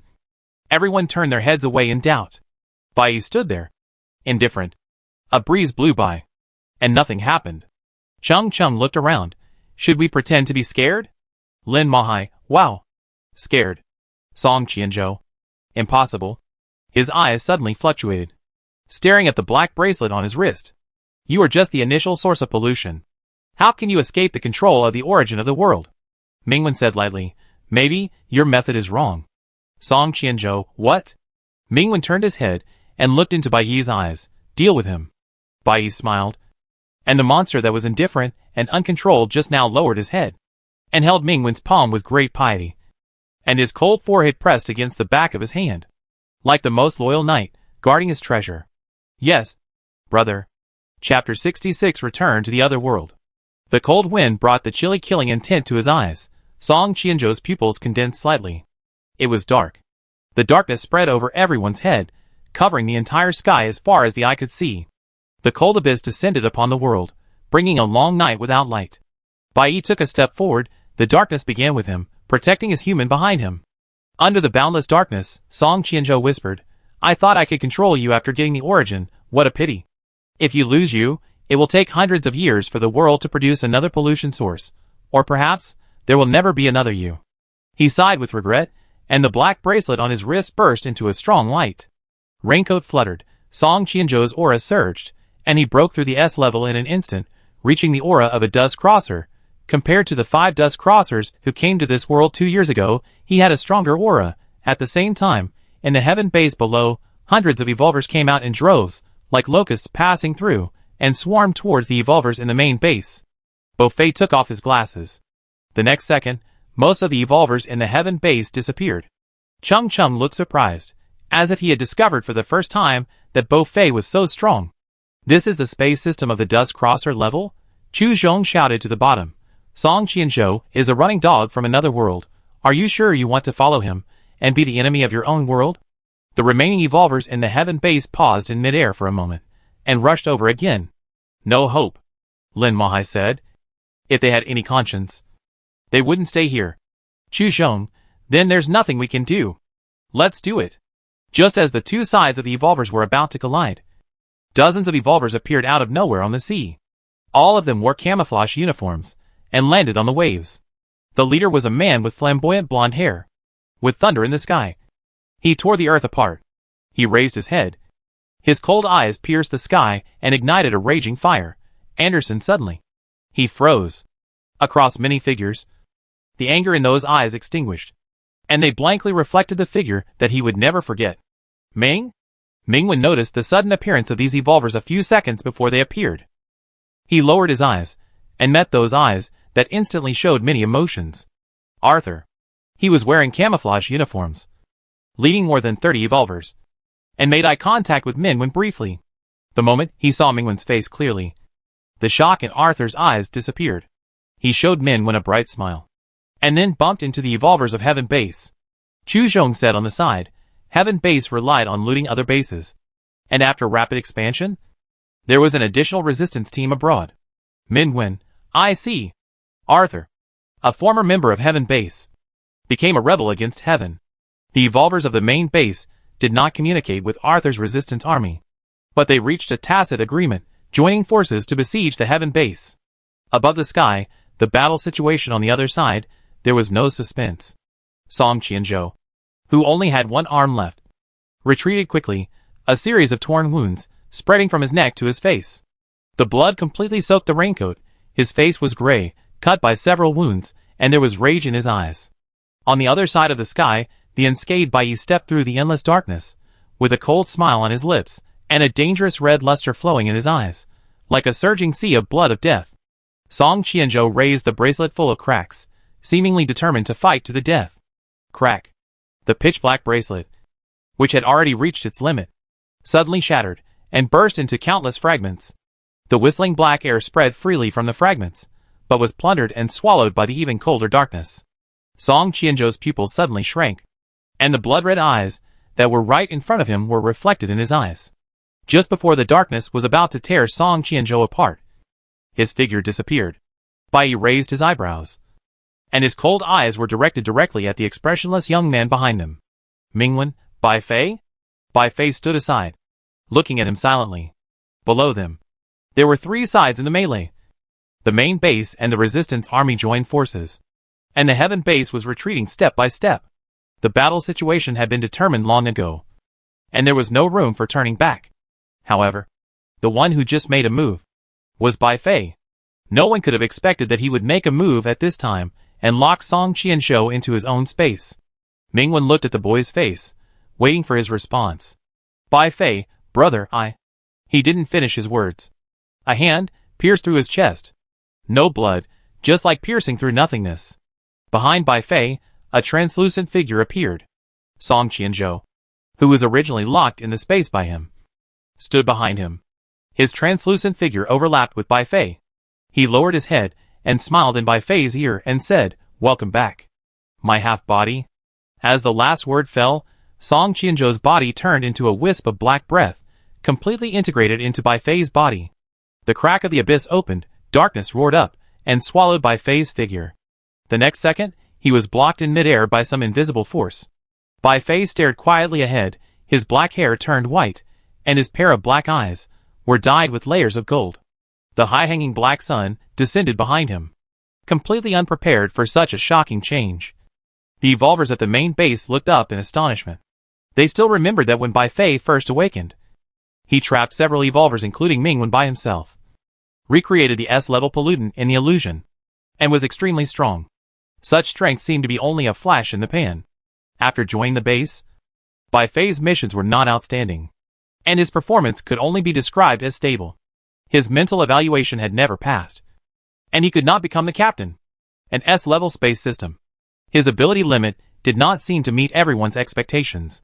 However, until this moment, they finally had the answer. Bai Fei never showed his true strength.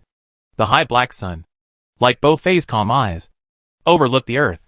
Anderson staggered out of the base and bowed to the lofty figure in the sky. "Great Lord Wuran, please guide us to the new world." Boom! Arthur punched Anderson to the ground, expressionless, and punched again. The cold wind blew past his side. Mingwen said nothing, and looked at Bai Fei quietly. From Bai Fei, he felt a breath close to Wu Ran, Wu Ran's clone. On that night 5 years ago, Wu Ran came to this world, and in a sense, he never left. The strongest person in the other world, the master of all evolvers, who has crossed the realm above the dust, the god of the other world. Mingwen, Bai Fei, can you still hear me? The corners of Bai Fei's lips were straight without any fluctuations, and those dark golden eyes stared at him calmly. "Brother," Bai said coldly, "let me kill him." Mingwen did not speak. Compared to the surprise or anger of other evolvers, his expression was calm instead, and those deep black eyes seemed to be thinking about something. Then, Bai Fei moved. The black sun slowly turned, absorbing all the dark colors around, condensing into a very deep point, and exploded. Countless black lines penetrated in all directions, cutting the sky, and the space was divided into thousands of fragments. When those black lines were about to penetrate the bodies of other evolvers, the dazzling golden ring lit up. Mingwen took a step forward, standing in front of everyone. However, darkness was faster than the golden light, directly suppressing the countless tens of millions of death lines, raising a roaring wave, and engulfing Bai Fei. "Brother, stand back," Bai said. Mingwen looked at the tall and slender figure. This time, no matter what happened, his little pollutant would stand in front of him, under the shadow of the abyss. Countless black lines were melted. Bai Fei gently stepped back, raised his hand and pointed upward, at the sun that was intertwined with bright gold and darkness. Without any unnecessary movements, the black sun behind him collided directly with the black gold sun. The huge energy exploded, shattering the space. The two suns collapsed rapidly. The terrifying energy directly blasted through the clouds. The sky shook, as if it would collapse at any time. The space was distorted, and a deep wormhole vaguely emerged. The evolvers at the main base had a bad intuition. This scene was a repeat of 2 years ago. They knew exactly what that meant. Bai insisted on breaking through the passage between the two worlds and extraditing the invaders from another world again. "Captain Ming!" an evolver shouted in fear. "We must break the bridge. We can't let them come over." Mingwen stared at the rapidly expanding wormhole, not knowing what he was thinking. After a moment, he turned his face and met those bloody eyes. Bridges can also be one way. He reached out to Bai. "Let's go. Let's cross the river and demolish the bridge." Bai looked at Mingwen, the corner of his mouth raised, and his slender and bony fingers sank into his fingers one by one, interlocking his fingers. The darkness surged, rising from the earth, rolling up huge waves hundreds of meters high, like an evil beast born from the ground, biting fiercely at the sky. The force of the collision raised a hurricane that covered the entire ocean. Bai Fei's figure was out of control, and along with the hurricane, crashed into the wormhole. Mingwen and Bai took a step forward, entered the wormhole side by side, blocking the only exit. The wormhole seemed to carry unimaginable power. The original expansion trend suddenly stopped, in the violent tremor, making a loud noise that shook the world, and collapsed. Above the sea, the strong wind stopped, leaving a mess. The dark sky pressed down, the gray coast, the turbid sea water rolled up smelly waves, extending to the coastline of thousands of meters. A slender figure walked under the gray skyline, holding a round black creature. "Brother, I feel my origin being polluted." Looking at the little black ball bouncing in his palm, Mingwen frowned. "Polluted? This world is rejecting me. They are using my origin, creating barriers to the world." Although he said so, the little black ball didn't seem to be worried, and was still bouncing on Mingwen. Mingwen found that, after coming here, his little pollutant seemed to be more happy. Instinctively, the joy of returning to the place of birth. Mingwen pinched the little black ball. "If I take you to find the origin, can I take it back?" The little black ball nodded. Mingwen seemed to be thinking. After coming to this alien world, Bai changed from a young boy to a small black ball close to its original state. He did not expect that this little pollutant had not yet fully awakened and still retained a part of its origin. "Mingwen, how did you come to our side?" The little black ball hugged Mingwen's fingers. "I don't remember after all." Before that, it had been sleeping. Mingwen bit his knuckles and gently rubbed the soft little black ball. "They must have bullied you while you were asleep and threw you out." Hearing this, the little black ball immediately turned from a bulging black ball into a large round cake, looking droopy and injured. It was sad and needed its brother to comfort it. Mingwen raised the corners of his eyes slightly, gently rubbed the little black ball, and raised his eyes. This alien world was a little different from what he thought. Maybe it was because of the location where they landed. There was no city here. Under the sky full of haze, the ocean was full of the smell of decay. At the other end of the coast, a few figures appeared vaguely. Mingwen put the sticky black ball into his sleeve and walked over there. They were a few ordinary people, like fishermen here, and they were carrying tools for going out to sea. "Excuse me." Before Mingwen finished speaking, the ordinary people saw his face and were startled. The next second, The faces of those people showed unbelievable fear. Lord God's envoy. One of the middle-aged men knelt down tremblingly, and his forehead hit the ground heavily. Then, everyone knelt down in front of Minwen. Lord God's envoy. You are back? Minwen. Minwen stepped back sideways, getting out of the way of these people, and bowed his head in silence. The black ball popped out of his sleeve and looked at him.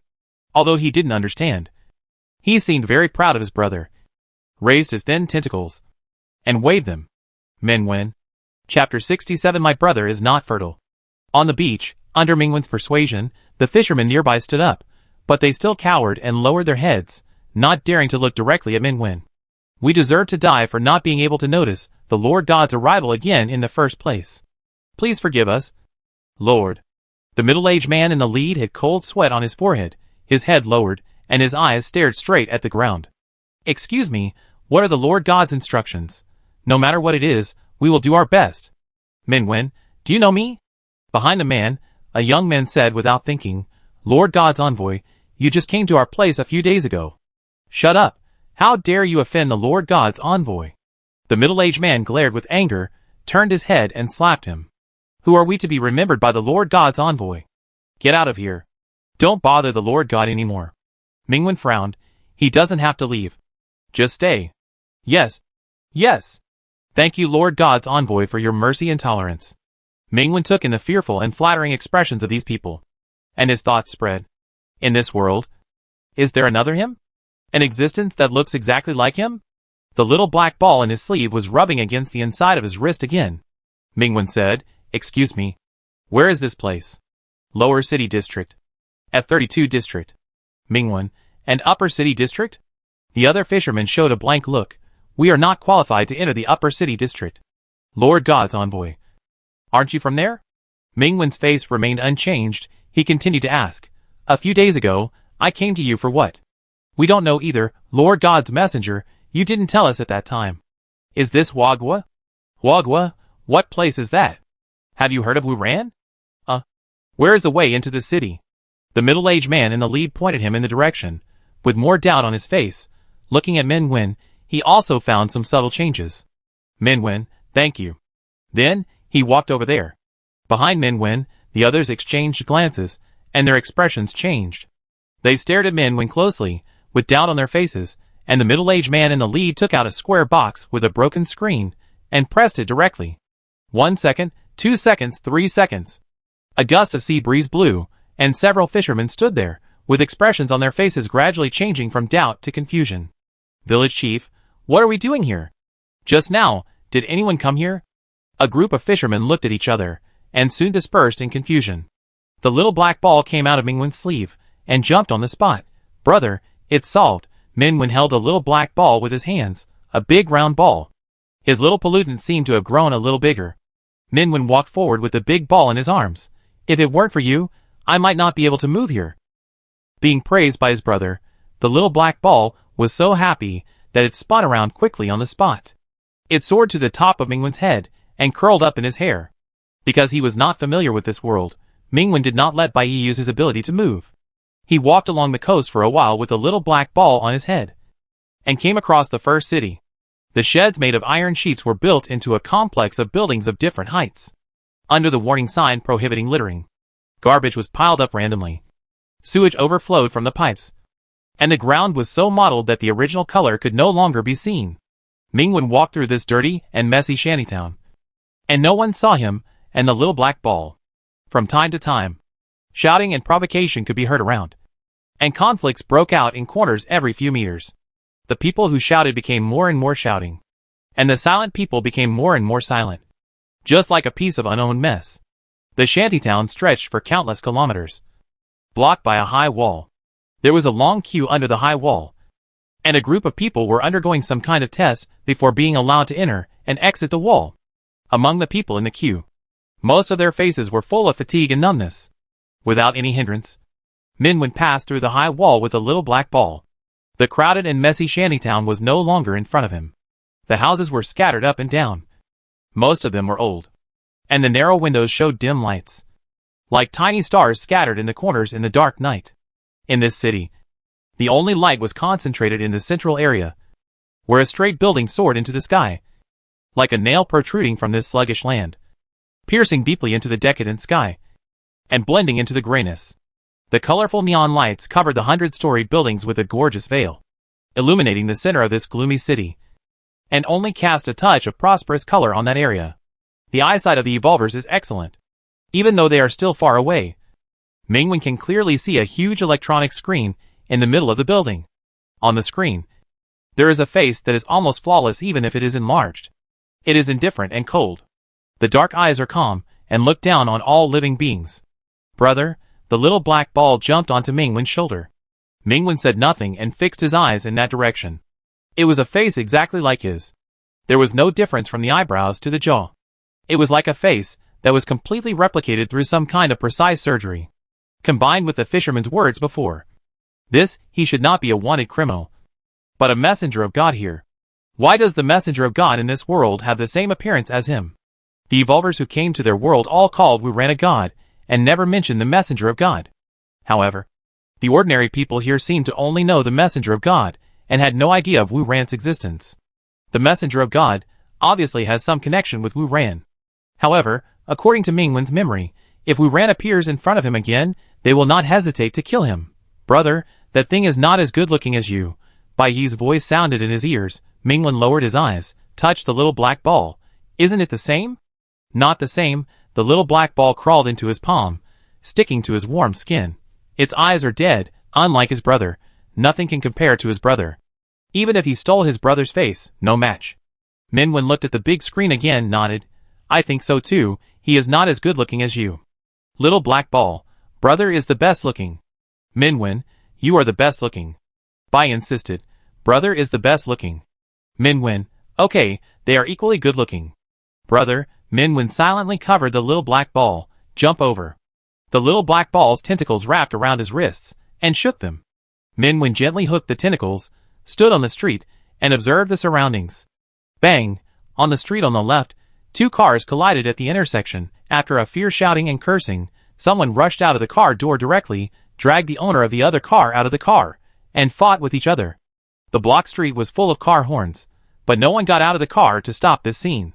On another street, there were several homeless people with healthy limbs, some even considered tall, who were drunk and looked at everyone passing by with obscene eyes. In the farther area, there seemed to be gunshots. Before coming here, Mingwen thought that this alien world should be a world with highly developed civilization, and that it was far superior to his world in terms of the control of pollution and the strength of the evolvers. However, along the way, what he saw was a gray and lightless sky, a dirty and messy land, and lifeless residents, as if it had been polluted. Because this is the lower city? The god's envoy. Bai Fei. Wu-Ran, are they all in the upper city? Mingwen pinched the little black ball. Can I become another person? He planned to hide here first, learn more. But the big screen is still hanging above the city. With his current appearance, it is obviously not suitable to walk here. The little black ball nodded, looking at Mingwen, thinking. Mingwen waited quietly. 10 seconds, 20 seconds, 1 minute. He pinched the little black ball again. No? The little black ball hugged his fingers. Yes, I'm thinking what my brother should look like in the eyes of others. Mingwen understood. Bai Yi is designing a new skin for him in the eyes of others. He continued to wait quietly. 10 seconds, 20 seconds, 1 minute. Mingwen blinked. Haven't you thought about it yet? The little black ball looked very entangled. It wanted to make a good-looking skin for its brother, but it felt that no appearance was as good-looking as its brother's original appearance. It turned in circles on the spot. Mingwen looked at the tangled little glutinous rice ball, laughed, and said, just be casual, just make a passerby we've met before. Hearing this, the little black ball looked at him again, and suddenly thought of something, and raised its tentacles. The cold tentacles surrounded Mingwen, lightly touched his face, and then quickly retracted. The little black ball dug in the void, and took out a small mirror, and pointed it at Mingwen. In the mirror, a face Mingwen had never seen before was reflected. It was a good-looking and young face, about the same age as Mingwen. For some reason, Mingwen looked at it and always felt that this face was very familiar. That eye, that nose, that lip. Mingwen was silent. How to say it? If he and Bai Yi have a child in the future, it might be like this. No, there can be no child. Unless this Ming ball will split itself, but... Mingwen lowered his eyes. Although the little black ball in his palm has no eyes, he inexplicably felt that. His little pollutant was staring at him with a burning gaze. Brother, Mingwen thought without thinking. No. Bai Yi was silent for a second. Brother, I didn't say anything, Mingwen. Mingwen, no matter, I know what you are thinking as soon as I see you. The little black ball hugged his fingers aggrievedly and obediently rubbing. Brother. No. Brother. Brother. You are too much. However, this little pollutant soon thought of something else, and raised its tentacles happily. It is brother's ball, so, even if it hasn't said it out loud, brother can guess what it is thinking. It and brother are in tune with each other. The little black ball in his palm began to bounce again. Mingwen raised his lips slightly, and stretched out his hand to pinch the sticky glutinous rice ball. By the way, he silently changed the subject. Since you were here before, then, do you have money from this world? He remembered that their money could not be used here. The bouncing little black ball stopped, looking very serious, and its tentacles dug in the void. It dug out the air. The little black ball raised its head innocently, and looked at Mingwen innocently. Mingwen, okay. He rubbed the little black ball, thinking, this is a poor ball, and he can only keep it. People came and went on the street, but he hadn't removed the disguise that covered their presence. Mingwen saw a small alley on the side of the road from the corner of his eye, and turned into it casually. A moment later, in the long alley, a young man with an ordinary appearance stepped over a few broken bricks.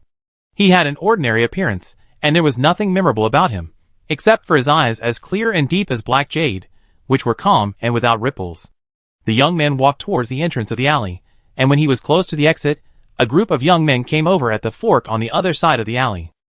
They laughed and laughed, their hair was dyed in a garish way, and they played with sticks and daggers like toys, and suddenly saw the young man opposite, and their eyes narrowed. New here? Why haven't I seen you before? Who told you to break into our territory? The young man gently pressed his sleeve. Sorry, I didn't know this was yours, I'm leaving now. Leave? The alley was blocked, the young thugs grinned, and surrounded the young man who was alone without saying anything. Here we come, do you want to leave like this? If you don't want to lose your arms and legs, hand over all the valuables on you. Young man. The young man looked at the thugs who showed their daggers in silence, and said softly, the money came so quickly. Little thug, what nonsense are you talking about? Hand over the money quickly. Brother, the more I look at him, the more he seems to be attractive. Why don't we? Before he finished speaking, they saw, from the sleeves of the young man, a dark round creature quietly emerged. The next second, it was dark. Chapter 68. My brother picked up something else. In an alley, a group of young men with colorfully dyed hair walked out with dull faces.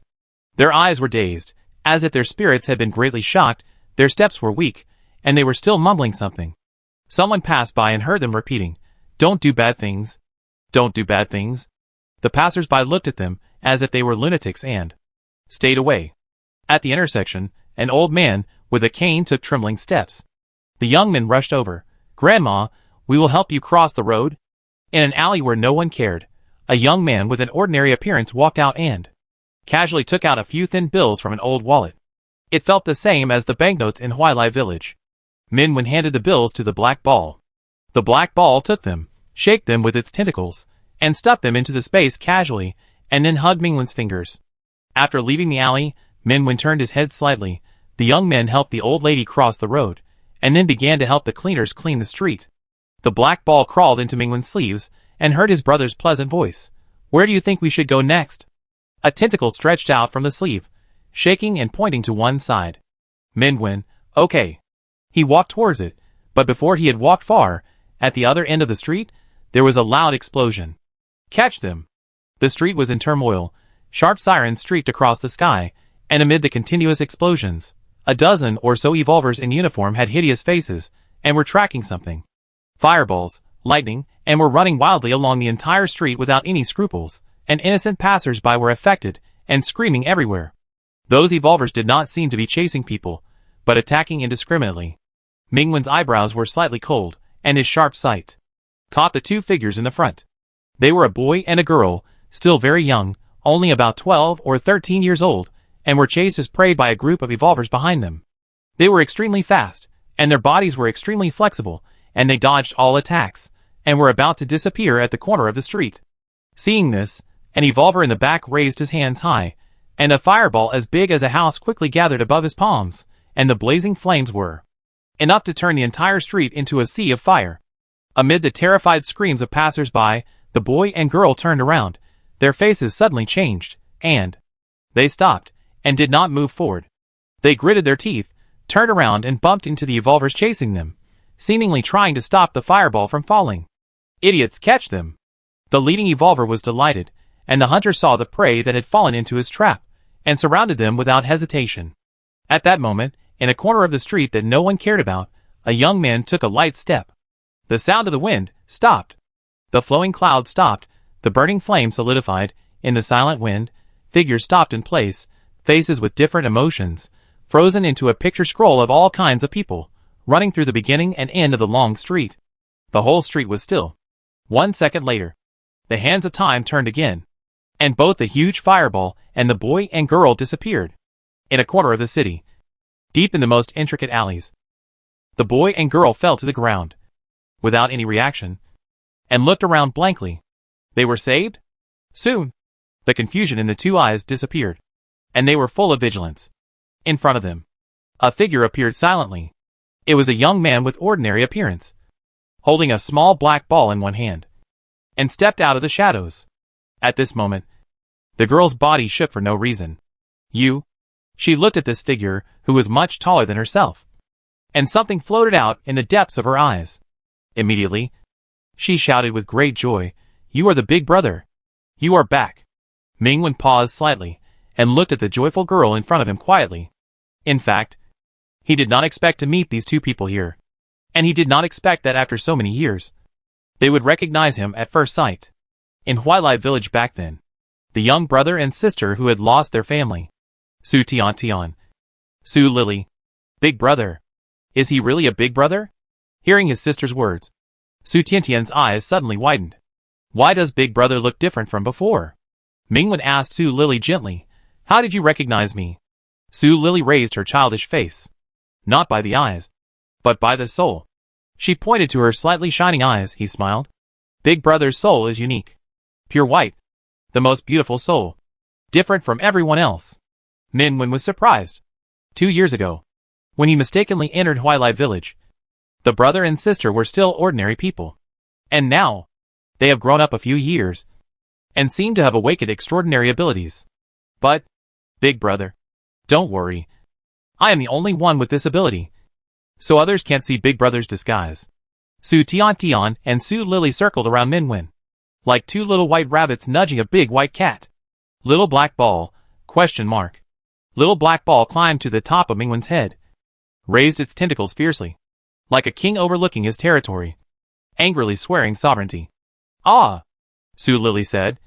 Chocolate pudding. Some sound came from outside the alley.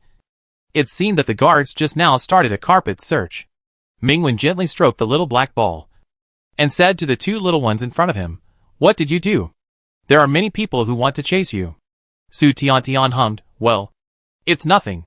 Just a little thing." "That's right. It's just a trivial matter." Su Lily put her hands on her hips. "You just wanted to blow up their executive officer's mansion. But you didn't succeed. Why are you so angry?" Mingwen, who asked you to do this?" The brother and sister were only 12 or 13 years old. How could they be involved in such a dangerous situation? The two brothers and sisters were stunned for a moment, and slowly closed their mouths. Mingwen took in their expressions. Instead of asking further questions, he changed the subject. "How is Huilai village?" He originally thought that Huilai village had been burned by Wu Ran. But seeing Su Tian and Su Lily now, perhaps, the village was also preserved. The two siblings were stunned for a while, and Su Tian lowered his head. At that time, the whole village fell into a dark place, and we all thought that everyone was going to die. Suddenly, a beam of light came in, and the village seemed to be pulled out of its original place. The village chief and others gathered all their strength to send my sister and me out. Then, we couldn't see them anymore. Mingwen was silent. The result was still, "Big brother," Su Lily said softly. "At that time, it was Big brother who saved us." "Right?" Mingwen shook his head. Su Lily didn't speak again, but she knew that 5 years ago, it was Big brother who opened a ray of hope for them. That holy light that penetrated the darkness was the same as the soul of the elder brother. Big brother, where have you been these years? Su Tiantian wanted to hold Mingwen's hand, but was fiercely slapped away by a dark tentacle. He could only take his hand back with a little grievance. It's been 5 years. We all miss you very much. Mingwen's eyes fixed. 5 years? When he first saw the brother and sister, he realized that their timeline was not the same. For him, he met Su Tiantian and Su Lily more than 2 years ago. For the brother and sister, 5 full years have passed. The destruction of Huilai village, it was 5 years ago. Suddenly, Mingwen's pupils shrank slightly. 5 years ago, Wu Ran destroyed Huilai village with his own hands. At that time, he brought Bai Yi into Huilai village of that timeline by mistake, and had a fight with Wu Ran across time and space. Standing on his timeline, it was also 5 years ago, Wu Ran came to their world. His parents fought to death with Wu Ran to protect him and his world. The same time, it can't be a coincidence. Could it be the origin of everything because of him? At this moment, Minwen once again remembered the prophecy he had heard when he stepped into Huilai village. Nirvana is the source of disaster. He took a step back. Brother, the low voice fell beside his ear. Something cold gently touched his pale cheek, rubbing against it again and again, gentle and intimate. It's none of my brother's business. My brother never brought disaster. The real disaster, someone else. Mingwen lowered his eyelashes, silently hugged his little pollutant. When he raised his eyes again, his eyes had returned to their usual calmness and tranquility. He looked at the 2 siblings opposite, slowly said, "The executive officers here, are they very bad?" Su Tiantian's expression suddenly became angry. "Dust crossers running dogs. Damn executioner. They are the same as that envoy. Both are demons. The envoy stole my big brother's face." Su Lily whispered. "They are bad guys." "Mingwen, can you tell me in detail?" Su Tiantian was about to speak. Suddenly, a gurgling sound rang out. His face flushed red, covering his stomach, said embarrassedly, "I'm a little hungry." Su Lily, money, my wallet was burned by fire. The 2 little ones were immediately dejected. Minwen smiled. Let's go eat first." Su Tiantian, "Not good, it's going to cost big brother money again." "It doesn't matter," Minwen said. The money was robbed. Su Tiantian and Su Lily were stunned. The familiar words, when they were young, they had heard them before. That day, this good-looking big brother came to them like a god, brought them hot buns, new shoes that they hadn't had for a long time, and new hope. Now, everything seems to be back to the past. The big brother is still the same big brother, and the money is still robbed money. "Big brother," Su Lily murmured. "I really like to rob money." Minwen. Su Tiantian thought seriously. Could it be that this is the secret to becoming stronger, if I want to become as strong as big brother? No, don't think too much. Minwen patted the 2 heads. You have to be good people. Su Tiantian, Su Lily, oh. They rubbed against Minwen, pushing back and forth. One of them grabbed a corner of his clothes. Bai Yi frowny face, Minwen lowered his head, said to his little pollutant, "Can you also give them a disguise?" Bai Yi frowny face, Minwen found that. The little pollutant in his palm seemed to have no reaction. Poke gently, poke again, "Can I?" The little black ball was visibly puffed up, holding 2 tentacles angrily, looking at him angrily. "No, brother is picking up something else. Brother is too much." The tentacles of the little black ball floating here and there are full of resentment, gloomy, as if it is going to strangle a bunch of air. Mingwen was silent for a moment. He lowered his head and kissed his little pollutant. Bai Yi frowny face. Bai Yi frowny face. Brother is cheating. Chapter 69 Where to Kiss? Finally, Bai Yi still agreed to his brother. The little black ball in his palm was round and plump, and stretched out its tentacles, and wrapped around Mingwen's fingers. "Brother, kiss me again." The words that only he could hear made Mingwen silent for a moment. "Remember this first." The little black ball flattened a little. Mingwen silently gathered the little black ball, piled it up, trying to make it round again. He couldn't pile it up, and instead let this soft and sticky ball stick to his hand. Mingwen could only pretend that nothing had happened, and raised his eyelids.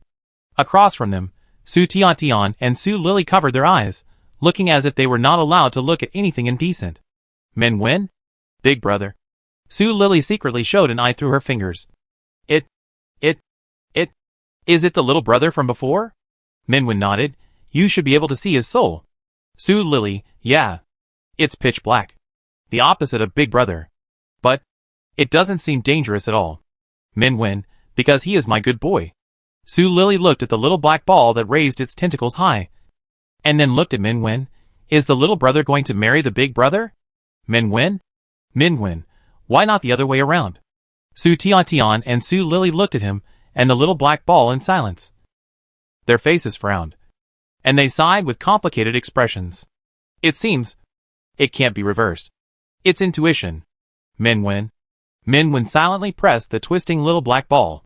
A moment later, a young man walked through the street with two boys and girls, passed by the search guards. Su Tian and Su Lily looked at the guards, who had been chasing them just now, with surprise.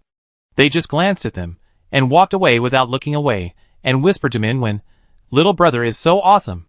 Min Wen gently tickled the little black ball. "Very awesome. What do you want to eat?" "Just that." At a roadside shop, 3 servings of beef rice were served. Min Wen scooped up a spoonful of rice covered with beef broth, and shook it in front of the little black ball. The little black ball had no interest. "Brother, I want to eat chili peppers." "It doesn't need to eat, but it likes the chili peppers that brother planted for it." Min Wen touched the chubby little pollutant. "After I go back, I will plant a lot of them for you." After waking up, they didn't have time to go home. The little black ball gently pressed against Min Wen's fingers, without saying a word. Min Wen gently rubbed it with his fingertips, and pushed a bowl of vegetable soup in front of it. The little black ball still didn't want it, and pushed it back to his brother, nestling in his palm. Sticky. After a second, he stretched out his tentacles to hold the soup spoon, and scooped soup for his brother. Min Wen smiled. "I can do it myself." "Don't you eat, little brother?" Su Tian said. "Will you be hungry?" Min Wen, "It eats monsters." "Are there any here?" "Yes," Su Lily said as she stuffed food into her mouth. "There are many monsters hidden in the executive's mansion. Sometimes, those monsters will come out to bite people." The shop owner dozed off behind the counter, not hearing a word of what they said. Under Bai Yi's mental control, their conversations will not be heard by others. Is the executive officer the person in charge of this area? Su Tian. Yes, we are in the lower city, and each such area has an executive officer.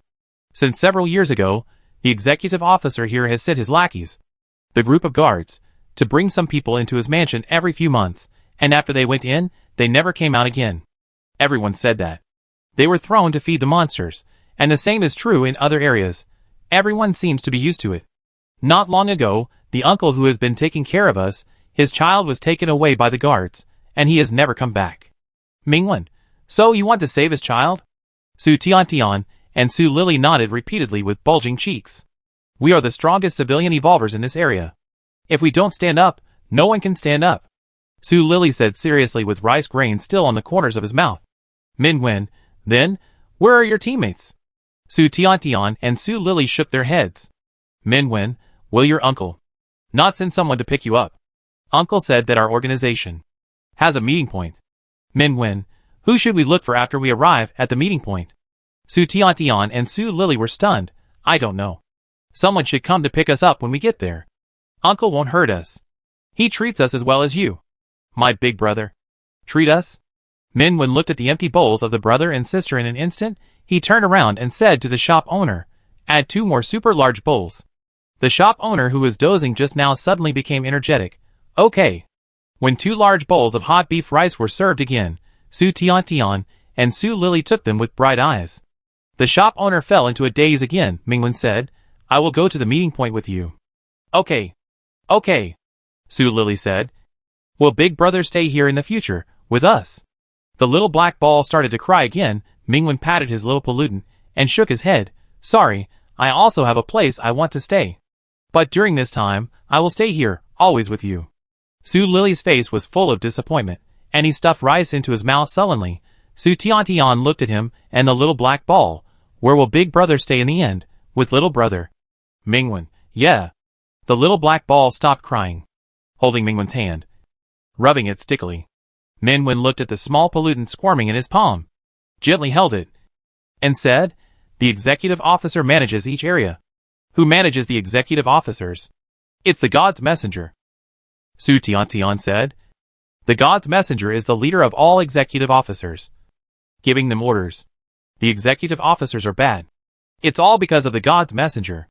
Min Wen, what about above the God's messenger? Su Tiantian was stunned. No. I don't know. Su Lily chewed. Isn't the god's messenger the biggest? Minwen said nothing more. He remembered that the village chief of Huilai village once told him that the law enforcer was in existence that very few people knew about. Wu Ran, who is above the law enforcer, probably also deliberately concealed himself, manipulating the world under the veil of darkness. The messenger of God. Controlled by Wu Ran, Mingwen took a bite of beef rice. He paused for a moment, and then looked at the brother and sister opposite him, who were eating with relish. Mingwen remained calm, and sighed in his heart, if possible, I'll cook for them next time. The little black ball seemed to realize something, and raised its head sharply. Although this little pollutant had no eyes, Mingwen inexplicably felt the faint gaze. Don't allow my brother to cook for others, I'll do it. Mingwen pinched the little black ball. Okay, you do it. Seeing this, Su Lily winked at Su Tiantian. Su Tiantian chewed and chewed, looking at her blankly. Su Lily gestured for a long time, but Su Tiantian didn't seem to understand at all. Finally, Su Lily gave up and turned away dejectedly. Her brother and she don't have any empathy at all. They can't communicate like an older brother and a younger brother without saying anything. Afterwards, Mingwen learned some information about this world from Su Tiantian and Su Lily. This pair of young siblings grew up in Huilai village, and were taken in by several kind people after they came out. The world they know is a land without the concept of a country, with only the upper city and the lower city. As for the envoy of God, it is said that he will descend on this lower city soon. However, if the fishermen on the beach did not lie, their envoy of God was here a few days ago. Mingwen looked at the little black ball thoughtfully. The little black ball lay in his palm, using its tentacles to fiddle with his fingers, shaking them, and sticking to them. Mingwen moved his fingers a little further away. Question mark. The little black ball moved over, hugged him tightly, and stuck to him, refusing to let go. Mingwen raised his lips slightly, and took another bite of beef rice. In the silence, he still ate the indescribably wonderful beef rice one bite at a time. After paying for the meal, Mingwen followed Su Tiantian and Su Lily, and came to the place they mentioned. At the end of a somewhat dirty street, there was a small hotel. Su Tiantian walked to the front desk of the hotel seriously, knocked on the table lightly, and felt that the sound was too small, so he knocked again heavily. At the front desk, the hotel owner, who was dozing on his stomach, slowly raised his head and glanced at them. The room is for 81 nights. Su Tiantian, we are Uncle Lin's people. The hotel owner looked at them in confusion. The room is for 91 nights. Su Lily, why did the price increase? Stay if you want. Stay if you don't want to. Forget it. The store owner lay back down again. Su Tiantian and Su Lily stared at each other blankly, and found that things seemed to be different from what they thought. It should be here. Su Tiantian whispered to Mingwen. Uncle Lin said, this is our meeting point. Mingwen nodded slightly, and said, 2 rooms. 2 rooms, I'll give you a discount. The hotel owner yawned. 200. Su Tiantian and Su Lily were stunned again. Mingwen, how much? The hotel owner slammed the table and stood up, and roared angrily, are you annoying? I'm going to have a good sleep. Before he finished speaking, he met Mingwen's dark and calm eyes, like facing a beautiful sharp sword that had not been unsheathed. The hotel owner sat back silently, and whispered, 160. Su Tiantian, Su Lily. Wow. Mingwen paid the money, and the hotel owner silently took out a small book. Register your name, just report yours. Mingwen, Bai Wen. As soon as he finished speaking, something in his sleeve suddenly moved quickly. Mingwen calmly pressed it. The room on the first floor, facing the yard behind the hotel, the yard was full of debris. A small area was cleared, and a clothes drying pole was set up. Su Tiantian and Su Lily lived in the next room, and Mingwen could detect any movement at the first time. Click. The door closed gently. The small room had a bed, 2 chairs, a narrow bathroom, and a door leading to the backyard, where you could wash and dry clothes. Mingwen just took a step forward. The window was shrouded in darkness. The crack in the door was blocked, and the dark barrier covered the entire room. Brother. A cold breath fell on his face. Mingwen turned his head. A man with silver hair and red eyes, and extremely handsome features hugged his waist. His eyes were like a clear crescent moon. Mingwen patted the big pollutant. Can you grow bigger? For a period of time. Bai said. Besides, there are no other eyes here. If I stay longer, the restrictions here will be useless to me. Mingwen nodded slightly. He knew that his little pollutant was a powerful ball. There is something. Bai Yi buried his face in his hair and sank into his breath with great satisfaction. Brother said. Minwen, how much money do we have left? Bai Yi silently took out a few loose bills. Minwen, okay. The pile is not as high as Minkikyu. Bai Yi, brother. There are many wallets outside. Minwen, no. No. Bai Yi, oh. He thought about it and said, anyway. The money will come by itself. Minwen laughed. Can you feel the exact location of your origin? Bai Yi, yes. But brother wants to stay here for a while? Minwen nodded. I'm not too sure about those two kids. Bai Yi. Bai Yi buried his face in Mingwen's shoulder again without saying a word, rubbing and rubbing, as if grinding out a sentence from between his teeth. Brother only likes the younger one. What? Mingwen said. I only like you. Bai Yi was silent immediately. Hold tight, hold brother tightly. A few strands of silver hair fluttered, floating back and forth. Mingwen picked up a strand of silver hair. The beautiful hair was like a sticky tentacle, quickly entangled him. Brother. He heard Bai Yi's voice, pleasant and low, and also implied some expectation. Brother. Have you forgotten? What do you still owe me? Mingwen, what? The darkness in the room began to flow, swallowing the light from the outside. Mingwen could feel that the enclosed space was tightened again, trapping him next to Bai Yi. Bai Yi raised his face. In the darkness, his blood-red eyes were exceptionally bright. The kiss before. Mingwen. Mingwen silently moved his eyes away, and found that it was all dark around him. I don't know when it started. He had no place to retreat except to Bai Yi's side. Mingwen silently moved his eyes back, and met Bai Yi's curved eyes. It's so big. Where to kiss? Chapter 72 Minwen. In the dim room, Minwen looked at Bai Yi. Bai Yi stared at him with a smile. The dark tentacles wrapped around Mingwen's waist, and the cold and sticky touch rubbed every inch of his exposed skin. Although his little pollutant smiled, Minwen knew that he would definitely not let him go. Then, Minwen said, close your eyes. Bai Yi blinked, and closed his eyes obediently, looking very obedient. After a moment, a little warmth fell on the side of his face, as if it was gently brushed by down feathers. Bai Yi's eyes moved, and the tentacles wandering in the darkness stopped for a second, and then twisted rapidly. The darkness boiled, and the twisting tentacles crawled all over Mingwen's body. Each of them wanted to get into his arms. Minwen silently pressed those tentacles, looking at Bai Yi. Bai Yi slowly opened his eyes, and his eyes lit up, looking at him without blinking. Brother, what's next? Then go to rest, and sleep, Mingwen said. Bai Yi? Bai Yi, brother just kiss me. That's a kiss too. Mingwen was very calm. Go to sleep. Bai Yi. Bai Yi hugged Mingwen tightly, his face buried in his shoulder, muttering softly. Mingwen, what?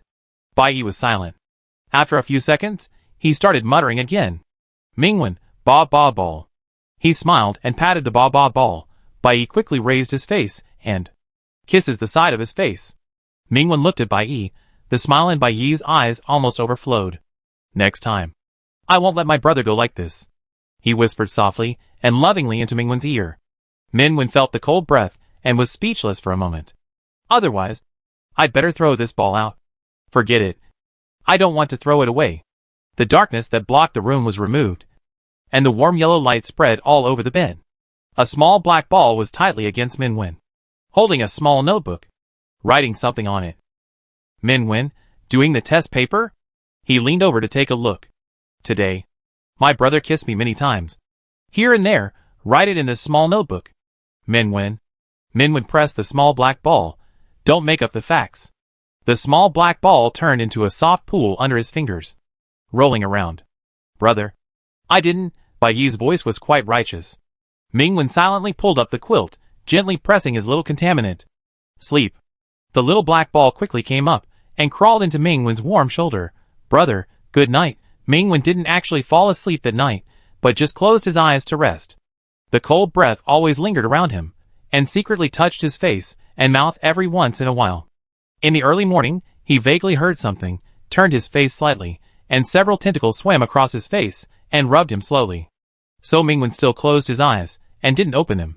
Half an hour later, he gently raised his hand, grabbed a tentacle that tried to sneak under his clothes, and sat up casually. The little black ball was no longer visible by the bed. There were only a bunch of soft tentacles twisting and turning. Mingwen turned his head slightly. The window reflected a corner of the yard. In the morning sun, the clothesline was polished to a shine. A small black ball squatted on the clothesline, and the thin tentacles grabbed the clothes, swung them, shook off the water, and hung them up neatly. Then it jumped twice on the clothesline, held its head high, and looked like it was waiting for its brother to praise it. Mingwen walked over with a smile, caught the round little pollutant, and patted its round head. Really amazing. The little black ball jumped in his palm. Brother. There is something else. The tentacles climbed across the ground, and the shadows spread. Two figures, who were trembling but unable to speak, slowly emerged from it. It was a middle-aged man, and there was a woman who was a few years younger than him. Minwen was not surprised by the two uninvited guests who came to visit him half an hour ago. In the middle-aged man's horrified eyes, he said calmly, "You must be Uncle Lin. Why don't you go to see the brother and sister, but come to us first?" Uncle Lin, After the darkness was removed, Uncle Lin seemed to have regained the ability to speak. Breathing heavily. Where did you evolvers come from? Beside Uncle Lin, the woman's eyes flashed with vigilance. We don't know if you are friends or enemies. We just wanted to test you out of helplessness. Who knew that they had just approached the room and were completely suppressed by the terrifying darkness before they could make a move. Minwen, if I want to harm the brother and sister, we could have done it yesterday. Woman, that makes sense. But what if you just want to use this to gain our trust and then sneak into our ranks? Are you useful? A cold sneer sounded, not Mingwen's voice, but a man's contemptuous sneer. The woman's eyes tightened. The dark contaminant that was leaning on the young man's palm and was very close to him was emitting an aura that frightened them from the bottom of their hearts. In other words, Minwen said lightly, we can also kill you now, read your memory, and get everything we want. Woman. Sorry, we were reckless. After a while, in the narrow room, the two people opposite bowed their heads obediently. My name is Lin Yizhong. She is Shinfeiyu. We are all members of the underground folk evolutionist organization in this city. Tian and Lily, are they okay? Minwen. They are sleeping next door. Lin Yizhong breathed a sigh of relief. There was quite a commotion on the street yesterday, and the two of them suddenly disappeared. It turned out that you saved them. Thank you very much. What is the thank you gift? Hearing Bai Yi's words, Lin Yizhong was stuck for a moment. Our organization owes you a big favor, Shinfeiyu said. This favor will be repaid in the future. Mingwen's dark eyes reflected the expressions on their faces, and said, since you knew what happened yesterday, why didn't you help them? Since you knew they disappeared, why didn't you come to the meeting point in advance? Lin Yizhong opened his mouth. I'm sorry. We don't have the ability to hide our whereabouts. Yesterday the whole city was full of guards. We didn't dare to show up at all. Don't dare to show up, but let them take risks. Let their true faces be exposed to the guards. Cold sweat oozed from Lin Yizhong's forehead. The eyes of the young man opposite him were like a sharp sword, piercing his chest. Because their abilities are very special, Lin Yizhong said. They are not as weak as you think, but very powerful. Li Li's ability can manipulate souls. Tian Tian's ability is to store the souls of others in his body. Even if he dies, the soul in his body will not be damaged. So, they are brothers and sisters together, which is a certain degree of immortality. Immortality does not mean no pain, Mingwen said. If they really fall into the hands of the guards, how will they be treated? Lin Yizhong couldn't answer. Your child was captured by the guards. They risked their lives to save you. Mingwen looked him in the eye. You shouldn't let them face the enemies alone. At least, you should prepare a way out for them. My child. Lin Yizhong tightened his fingers little by little. Under his rough skin, veins throbbed. His fists clenched suddenly, and he slammed his head hard. What can I do? I advised them not to go. Forget it.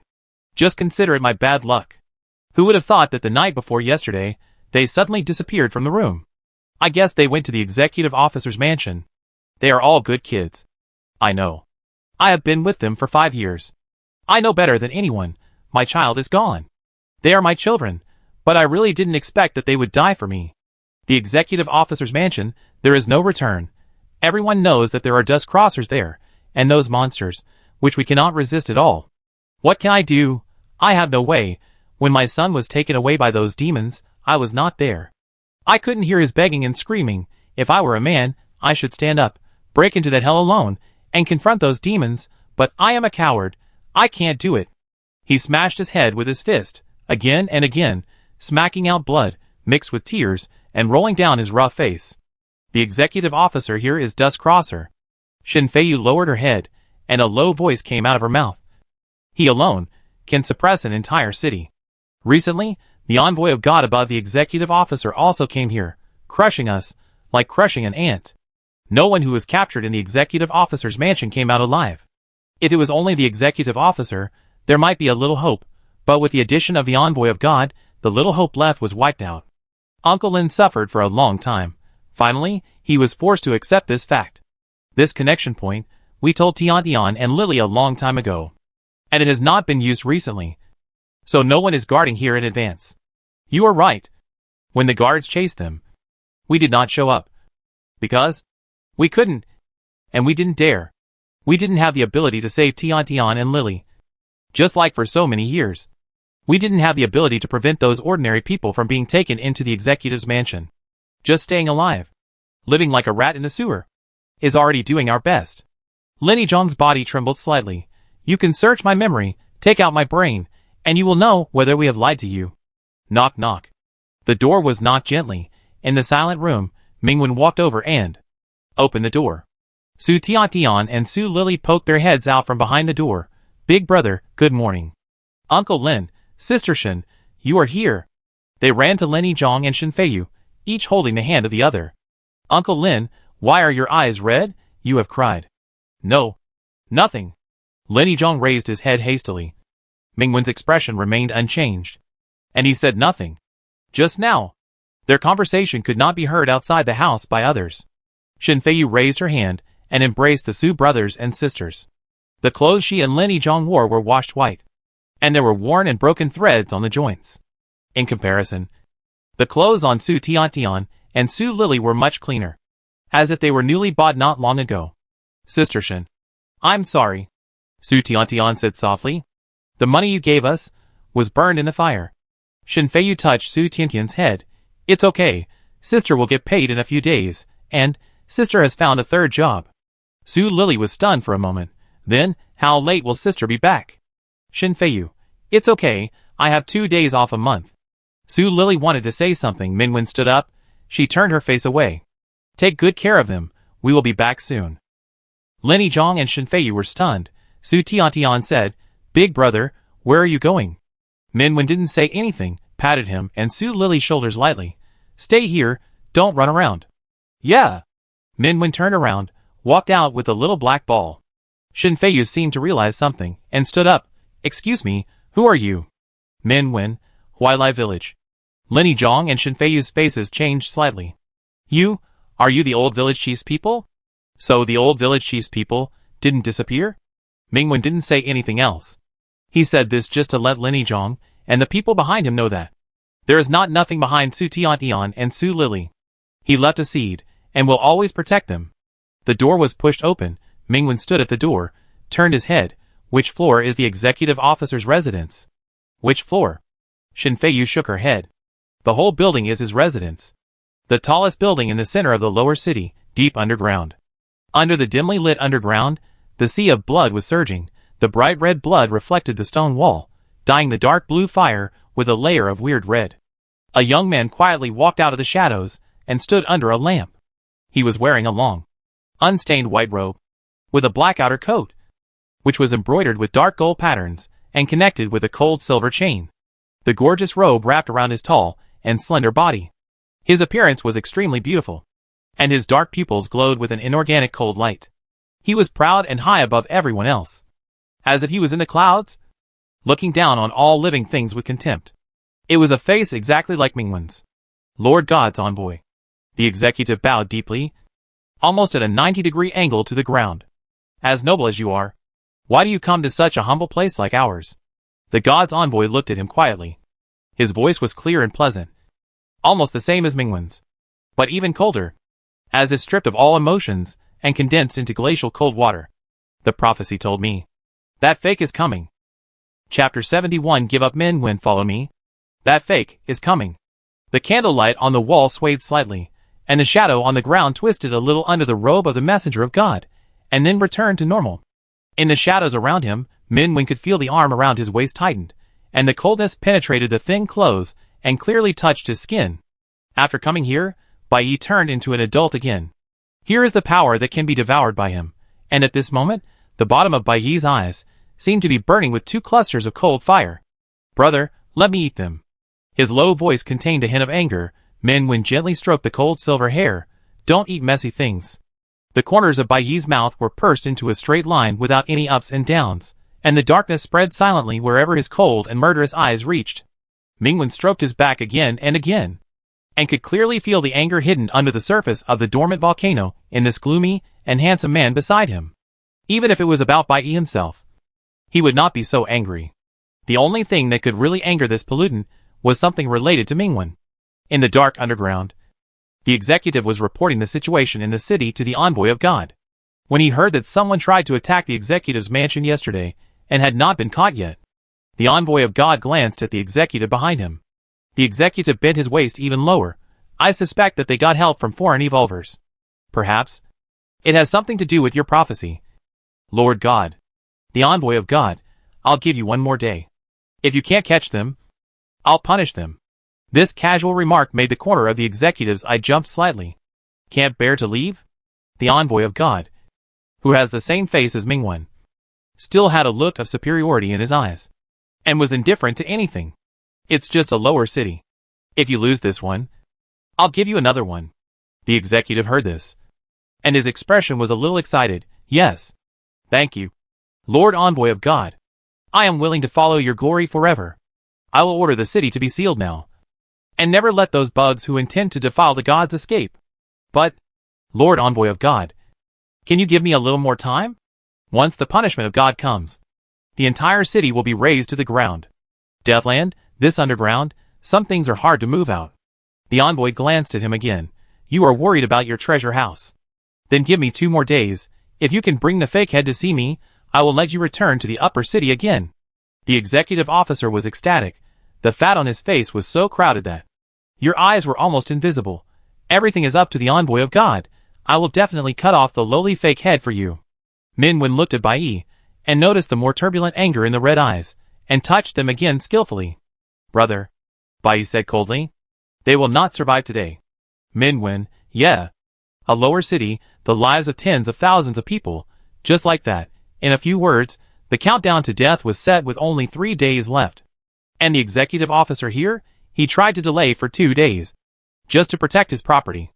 Mingwen's thoughts spread, and he had a plan. Under the candlelight, the envoy of God said indifferently, how is the progress of the experiment? It is going very smoothly. Today, we can create the 10th holy pet and dedicate it to the great God. Very good. No matter what happens, it will not affect the recovery of Master Wu Ran. The executive's face showed a kind of eagerness. Master God, I heard that Master Bai Fei returned to the holy city recently. Bai Fei. Hearing this familiar name, Mingwen's eyes moved slightly. He learned from Lin Yizhong and Shen Feiyu that the holy city is the highest S-level area in the world.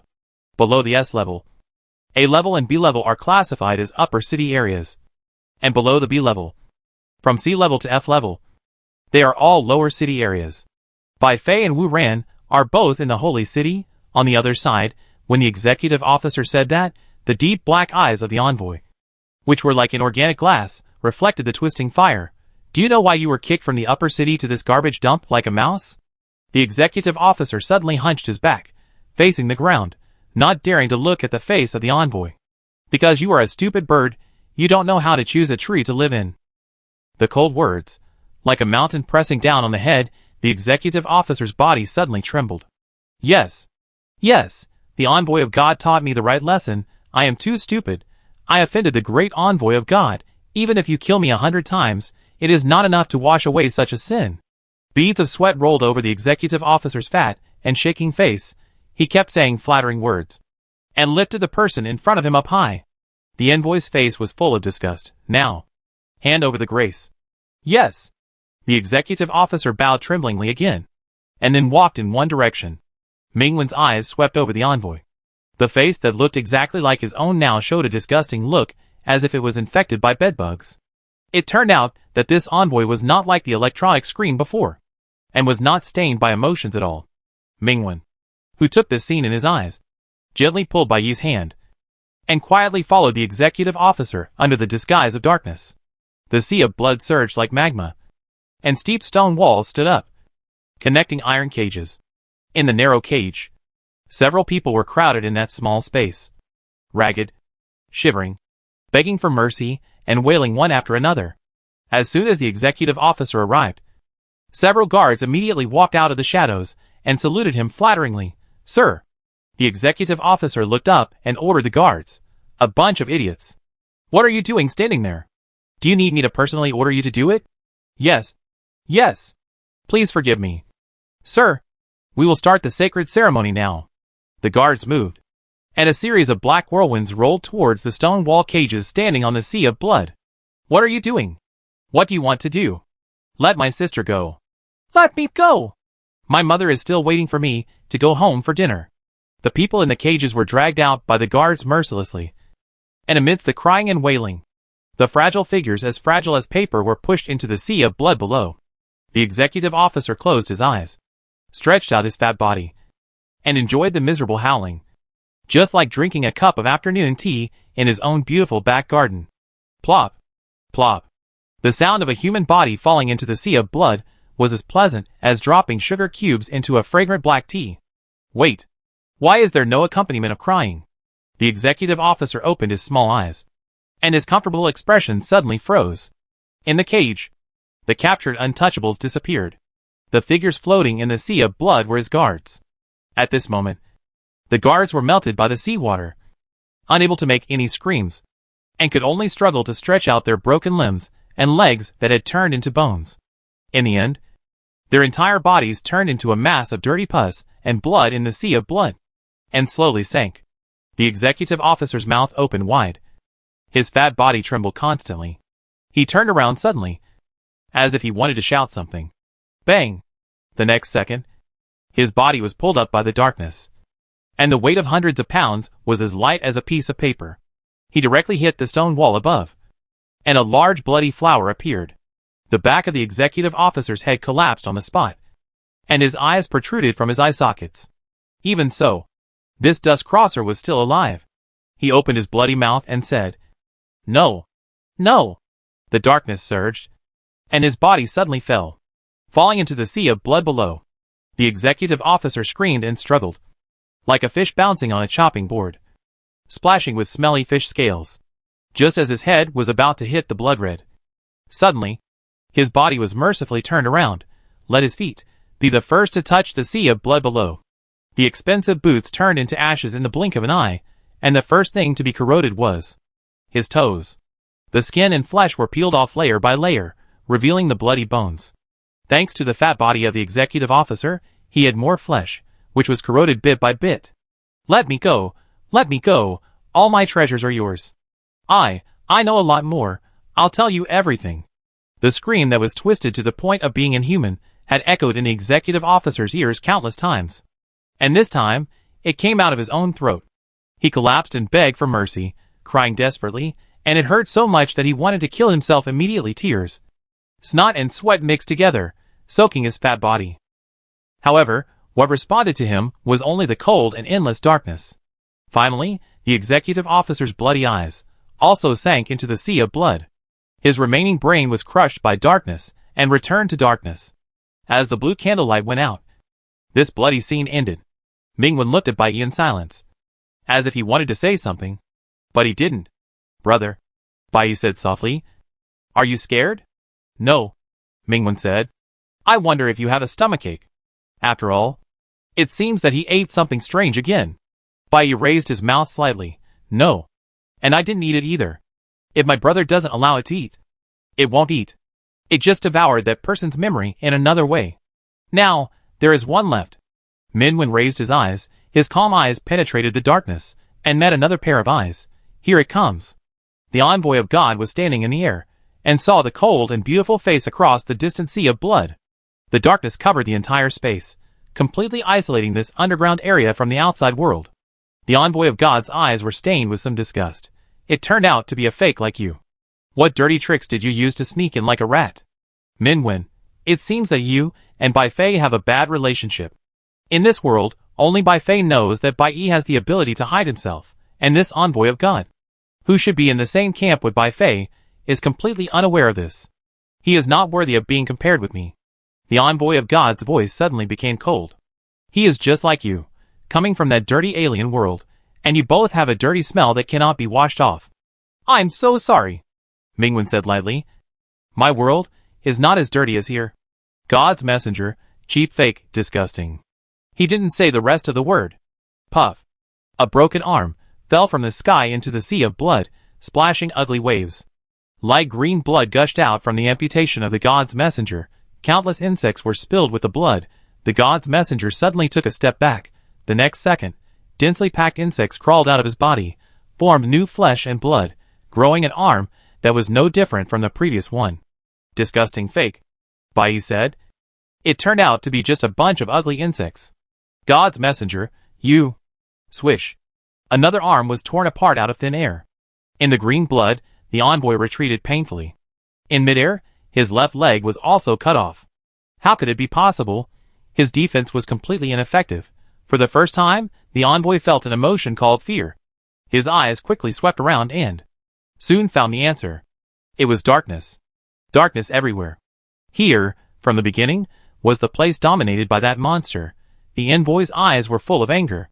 The body was reorganized as an insect again. He put his hands together, and a bright light descended. It was an independent, crystal-like space. Countless crystal sections reflected sharp luster, illuminating the entire dark underground.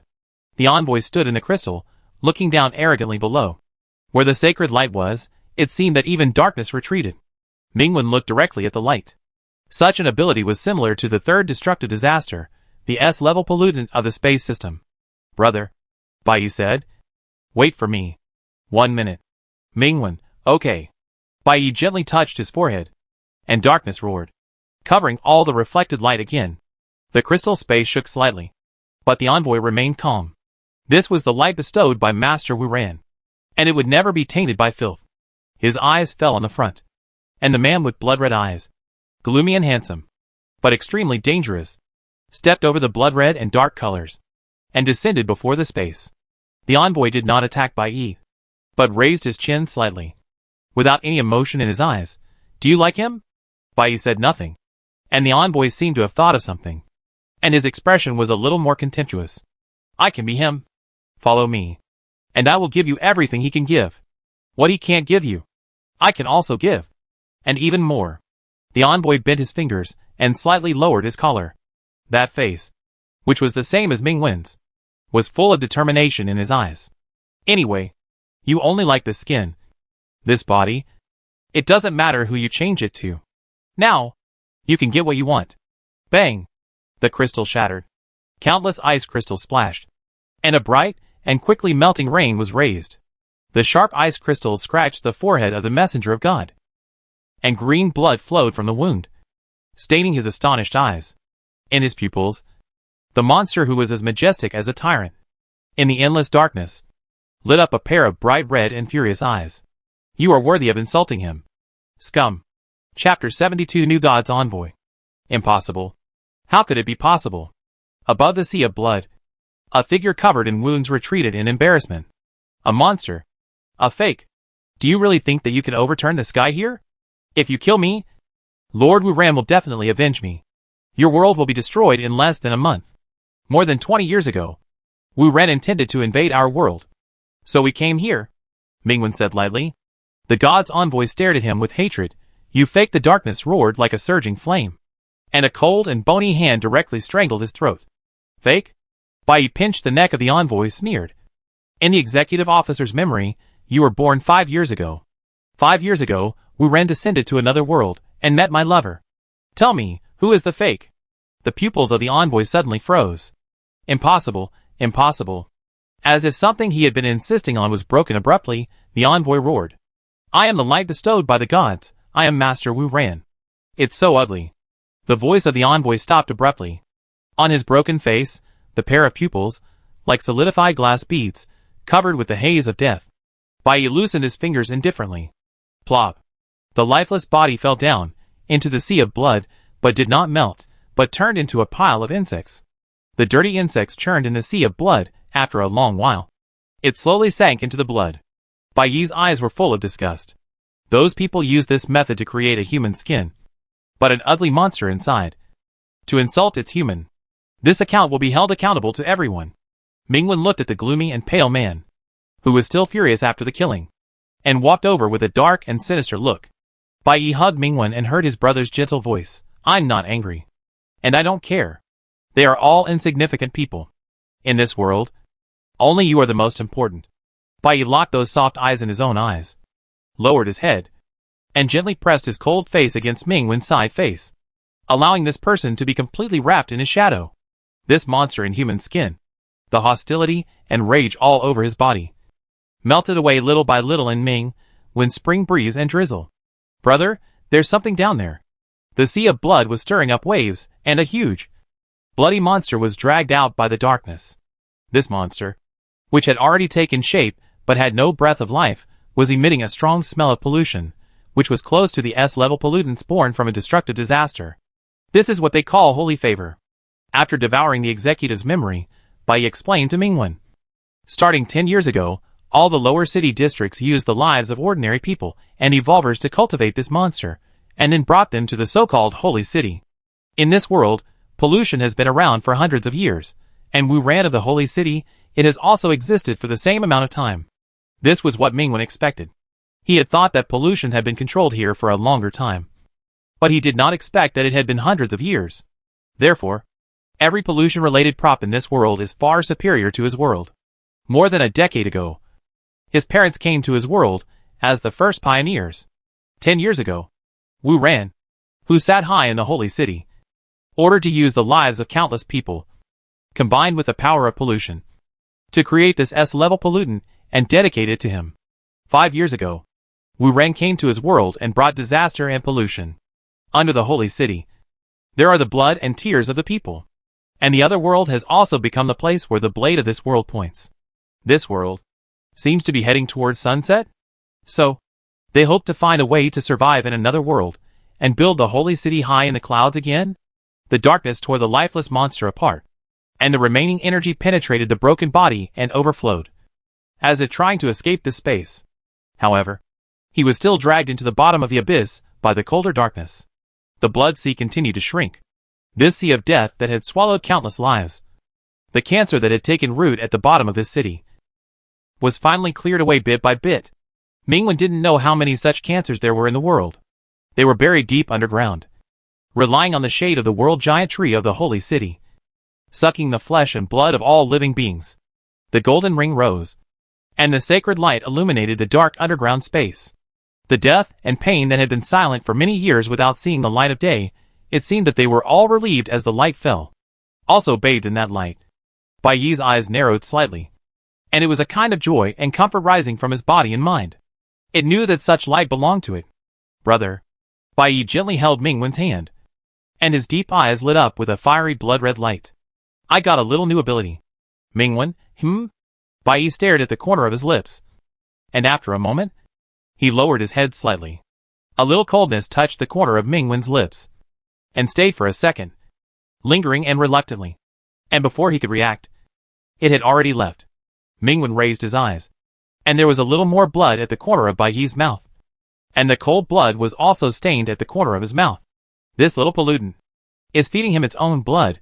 Mingwen was slightly startled. Doesn't it hurt? Bai Yi, is my brother concerned about something wrong? Mingwen met his curved eyes, which seemed to be a little proud and happy. After a moment, he finally reacted. He was kissed by his little pollutant, on the corner of his mouth. Mingwen, so doesn't it hurt? Bai Yi was silent for a moment. No. He had a slightly proud expression just now, which seemed to have added a bit of resentment, and stared at Mingwen closely. Mingwen's mouth corner slightly raised, as if he didn't notice Bai Yi's expression, and touched his lips. What is this? Brother is so handsome, brother kiss. The intimate voice fell in his ears, but Bai Yi didn't open his mouth. Mingwen, no kiss. This thought just flashed through his mind. He realized something. He and his little pollutant can communicate through their inner thoughts. No need to open their mouths, no need to speak. This is an absolutely secret communication. It only exists between them. Mingwen, magic ball. Bai Yi's eyes curved. Mingwen raised his hand, wiped the blood from the corner of his lips. His fingertips were kissed by Bai Yi again. Usually, brother thinks of my name We can whisper like this. Min went, okay. He held Bai Yi's hand, and the two walked through this underground space. This lower city area is not deeply connected with other city areas. In fact, according to the executive's memory, most city areas, there is rarely any frequent contact. The Holy City does not allow too much communication between the city areas, only allows them to obey the orders of the Holy City. As long as the executive is still there, this city area can still operate normally. Minwen, I have an idea. Bai Yi, listen to my brother. Ding. The elevator door opened, and a fat figure like a hill walked out step by step. Sir. The executive officer. The guard outside the elevator door stepped forward immediately, but was interrupted by the executive officer's impatient wave. His face was a little pale, but his voice was as arrogant as ever. I have important things to do. I will stay on the top floor these days. No one is allowed to disturb me without orders. The guard did not doubt him. Yes. Sir. The envoy of God. This is the order of the envoy of God. Shut up. Yes. Yes. The small hotel on the street, Lin Yizhong took a sewing kit and sewed clothes for Su Tiantian and Su Lily. Dad. Lin Yizhong's body stiffened, and he slowly turned his head. A boy stood in the room blankly, as if he didn't know why he was here. Seeing Su Tiantian and Su Lily beside Lin Yizhong, he ran towards them. Brother. Sister. Su Lily hugged the boy with a wow and looked at the door. You're back. Where's the big brother? Ah? What big brother? Didn't the big brother and the little brother send you back? Ah? The same scene happened in other corners of the city. Some people suddenly found that their relatives who were captured in the executive officer's mansion had returned again. Surprise and cheers were hidden in the narrow eaves. The lost relatives were secretly hidden because they could not be sure whether the executive's claws would reach out to them again. Above the city, in the sky that was always dark and gloomy, a huge space crack was torn open. In the crack, two figures stepped through the void and descended directly. Master Bai Fei. This is the lower city where the Lord God's envoy is. A man in a black raincoat bowed to another boy with short white hair and dark golden eyes. The boy's thin figure was wrapped in a heavy black robe, and his pair of dark golden eyes were calm. Falling on the top of a building hundreds of meters high in the middle of the city, there stood a figure, wearing white clothes and black robes, slender and upright like a sword out of its sheath, with a beautiful appearance and cold eyes. God's envoy. Bai Fei looked into his eyes. Wu Ran asked me to tell you something. Find the remains of Huilai village. And you left the holy city without permission. Return immediately. God's envoy raised his eyebrows. Are you ordering me? Bai Fei was silent for a moment, and said, I will escort you, and we will return together. Master Bai Fei, are you sure that is the Master God's envoy? The man in the raincoat whispered. Bai Fei, sure. The man in the raincoat had his face buried in the shadows, and seemed a little hesitant. The Master God's envoy left the holy city because of that fake. I heard that the fake stole the Master God's envoy's face, so it's hard to tell. No one knows Mingwen better than me. Bai Fei's eyes swept across the God's envoy opposite him, and said lightly, It's not him at first glance. Mingwen. Brother, eat it. Mingwen, good boy, I won't eat it. The little black ball under the clothes was quiet for 2 seconds. Then, the man in the raincoat said again, The fake and his monster are not here. Bai Fei said, They are just defeated by me. I have already injured them severely. They have no power to fight back. They should be lingering in some corner now. The man in the raincoat was delighted. You are worthy of being Master Bai Fei. Brother, eat it. Mingwen. Chapter 73. Brother, he stole my things. Under the robe, a small pollutant was crawling around. Minwen wanted to take the little black ball out, but in front of Bai Fei and the man in the black raincoat, his expression was still indifferent and cold. After a while, the little black ball secretly took off his necklace. The ring made of white flesh and blood, usually worn on Mingwen's finger, was now pierced by a silver chain, worn around Mingwen's neck like a necklace, hidden under his robe. Minwen felt the little black ball dangling and grabbing the ring, rubbing against his clothes. Minwen, don't crawl around. Brother, I didn't. The little black ball was justified, and it crawled to the brother's chest and stuck to him tightly. I am very good, Minwen. Then, please return first. Lord Bai Fei and Lord God's messenger. The man in the raincoat said, When I catch the 2 descendants of Huilai village, I will also return to the holy city. Mingwen glanced at him indifferently, and said, The holy grace here will be born soon. and we will take it away together. The man in the raincoat heard this, and did not doubt him. Yes. Lord God's envoy. The man in the raincoat jumped down from the tall building and rushed to the executive officer's residence below. Mingwen retracted his gaze. Once he entered, the man in the raincoat would never be able to come out again. This lower city area has long been controlled by Baiyi's darkness. The space crack opened again, and Bai Fei said, "Let's go." Mingwen stepped into the passage behind the crack, and the space moved on both sides. His eyes swept casually. The space here gave him a feeling. Death. Feeling. Baiyi's space span, the whole space seems alive, can be changed and manipulated at will, but it is different here. This space is not Bai Fei's ability, but there are many such space cracks in this world itself, which are connected to each other, and can reach the only destination. The Holy City. In a short time, 2 hours later, a ray of light suddenly penetrated the dark space. A suspended city as huge as a small country floated above the clouds. This city did not rise out of thin air, but was supported by an unimaginably huge tree, like the world tree in mythology, which expanded wirelessly and extended infinitely. Each branch was a wide avenue, supporting this country-like city in the clouds. Brother, my origin is there. Hearing Baiyi's words, Mingwen's eyes extended forward until he touched the highest point of the city. The trunk of the world tree, which supports the starting point of all the lush treetops. There is a snow-white palace towering into the clouds, deeply embedded in the trunk.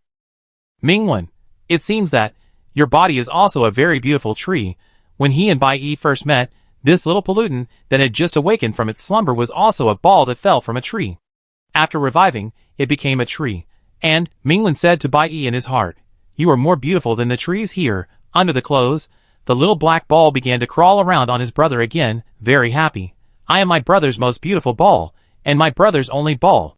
Well, but Mingwen still had some doubts in his heart.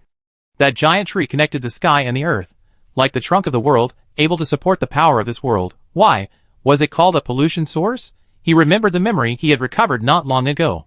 When he was young, he encountered the white ball of light, which was somewhat similar to his little pollutant. Wu Ran brought pollution to his world.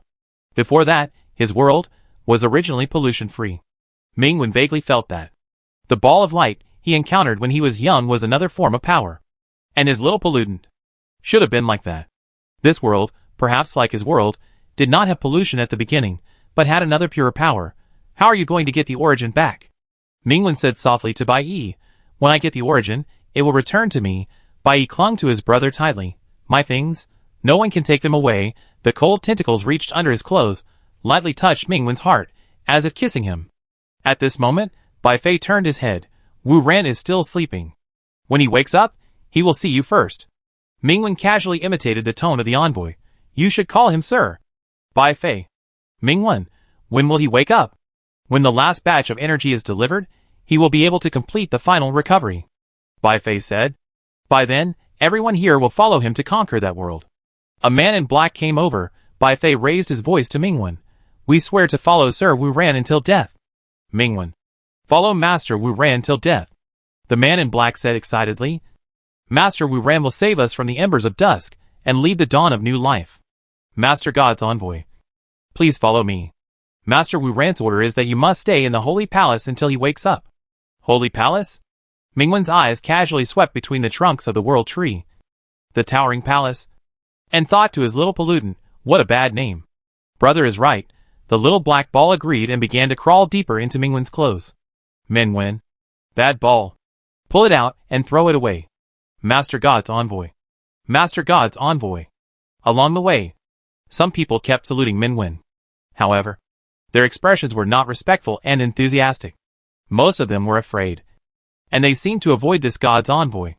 Near the outer edge of the Holy Palace, a team of guards was stationed here. Someone came hurriedly and said, "Lord God's envoy, the graces from various districts have not been delivered yet." The black-clothed man next to Mingwen looked cold, without the last bit of energy. "How can we complete the recovery?" "It's all because of your incompetence. Why do you bother Lord God's envoy for this?" "Yes. Yes. Please forgive me."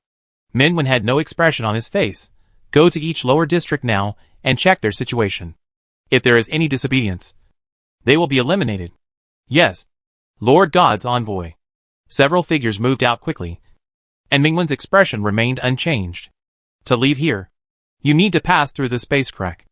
However, after he and Bai stepped out of the crack, the passage has been tampered with. Once these people enter the crack, they will be trapped there and unable to leave. At the same time, people from other districts can no longer enter this so-called holy city. Wu Ran is still sleeping. Over the years, he has been asking for a steady stream of pollution power from the lower district to strengthen himself. And now, he is only one step away from his resurrection. Mingwen does not intend to let him cross the last step. Entering the Snow White Palace, the man in black stopped, respectfully saluted Mingwen and left. Bai Fei did not know where he went. Now, only Mingwen and Bai Yi are left here. Brother, left, right. Listening to Bai Yi's voice, Mingwen seemed to be taking a casual walk, approaching the center of the palace little by little. During this period, they also encountered a guard team. The team members bowed their heads and saluted. At the end of the team, a guard shouted excitedly, "Lord God! Shut up! No noise is allowed in the Holy Palace. How dare you offend Lord God?" Mingwen raised his hand slightly, and the voices stopped immediately, leaving only the guard at the end with a look of confusion. "Yes. I'm sorry, Lord God. I'm new here. It is said that Lord God's envoy is the closest to Lord God. I was too excited. So, Mingwen, it seems that you admire Lord God very much. Of course. If it weren't for Lord God, what qualifications would a lowly person like me in the lower city have to come here?" The guard was excited again. "After entering here, I decided to leave my relatives behind, parents, and my wife who just gave birth to a child. Will serve the great God forever." Mingwen said nothing and walked away. A grand gate 100 meters high stood in the center of the Holy Palace. Even from a distance, it could be seen. Brother. Inside, in an empty corner, Mingwen's shadow surged, and the shadow wrapped around his wrist intimately. The next second, his figure was hidden in the invisible. After a while, a young man quietly walked through the Holy Palace and stopped in front of the gate. Bai Fei's figure was so small under the 100-meter-high gate. He bowed slightly and said, "I'm sorry to disturb your slumber. I have something important to report." 1 minute, 2 minutes. After several minutes, the gate slowly opened. In the shadows, Mingwen's sight penetrated the open gate, his eyes slightly condensed. "Those rubbish in the lower city, they can't do such an important thing. It will take a longer time to cultivate a new batch of holy pets, and the most important thing is, this world can't support it anymore. Without the Lord God, how can we go to the new world? How can we make the holy city never fall? Forget it. Anyway, these burdens should be removed. They are not worthy to follow the Lord God with us and enter the new world." After the words fell, several men in black looked at each other and dispersed. At this moment, all the guards of the holy city, and some people outside the guards, sounded a voice in their ears. "You have received the grace of the gods. Now, it's time to repay the gods." The majestic voice fell like a heavy hammer, and everyone's body was shocked. "For the Lord God." The whisper began to spread among them, from a trickle, and gathered into a river. "For the Lord God." The blood flowed along the river, and continuously splashed on the snow-white ground, and submerged the tree trunk, and gradually dyed the world tree into deep red. At the same time, in the Holy Palace, Mingwen, who was hiding in the dark, saw the white-haired man sitting high on the magnificent throne in the snow-white palace, with his head bowed and his eyes closed. After many years, they confronted each other again. Wu Ran, the master of this world, even if he was just sleeping, exuded a terrifying pressure from his body, which exceeded the sum of all the evolvers in this holy city. On the back of the throne under him, there was a pure black gem inlaid. The bright light was like a sharp sword, straight through the dome of the palace, spreading a black curtain, reflecting the vast and magnificent starry sky. "Brother, that is my origin." Bai Yi gently pressed against Mingwen's face. "He stole my things. Mingwen, now, I will take them back for you." Chapter 74. 5 years ago. The brilliant golden rings rose, like dazzling stars, and the large and small golden rings instantly covered the wide snow-white palace, creating a brilliant golden color. On the throne, the white-haired man still closed his eyes and slept, seemingly unable to make any reaction. Bai Fei turned back suddenly. "It's you? How did you get in?" The young man with black hair and black eyes, and the man with silver hair and red eyes descended into the palace. Mingwen stepped over the overlapping and rising golden rings, and his cold eyes penetrated Wu Ran on the throne. Bai Fei shouted loudly, "My lord, I'll help you." He took a step forward, seemingly wanting to resist the vast and majestic golden color. However, after standing in the pressure for only 2 or 3 seconds, his body was lightly flipped over and thrown out of the palace. Bang! After Bai Fei was thrown out, the palace door was closed heavily for some unknown force. There were no guards outside. Only several men in raincoats, who hurried over. "Master Bai Fei." Bai Fei pressed his chest, and after a few seconds, he slowly spat out a mouthful of blood, and spoke with difficulty. "They attacked. I tried my best." After that, his head tilted and he fainted. "Master, Master, you can't faint. The god has not revived yet. Only you can open this door. Hurry up and find someone to treat you." "Damn it. I just killed a group of people."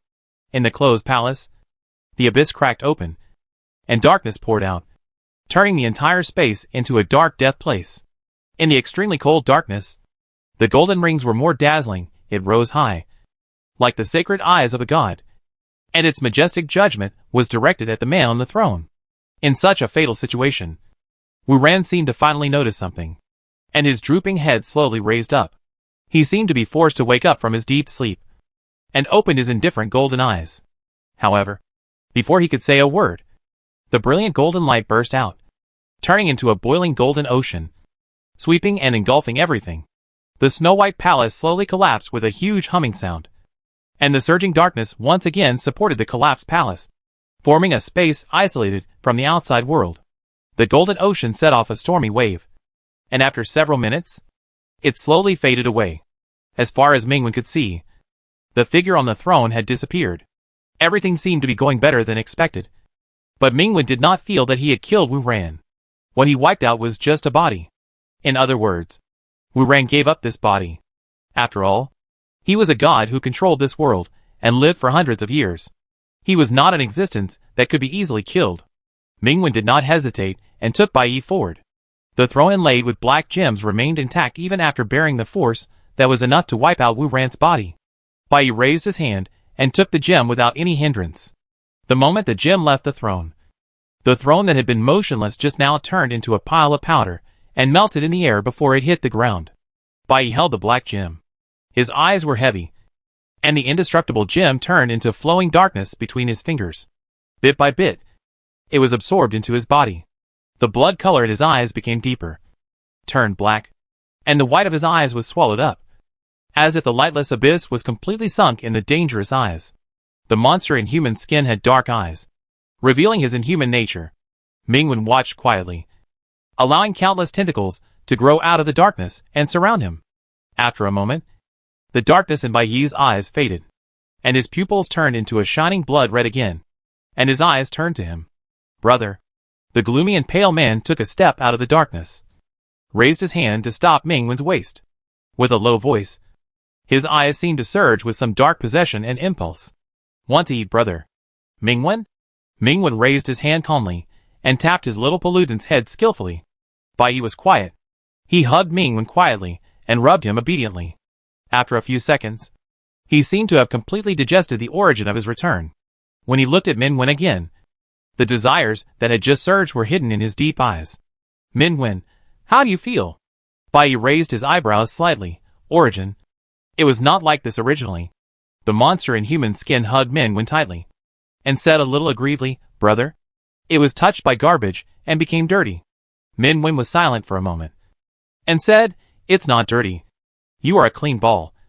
I wash it every day." Bai Yi rubbed him again, and his eyes suddenly locked in one direction. The rat hiding underground.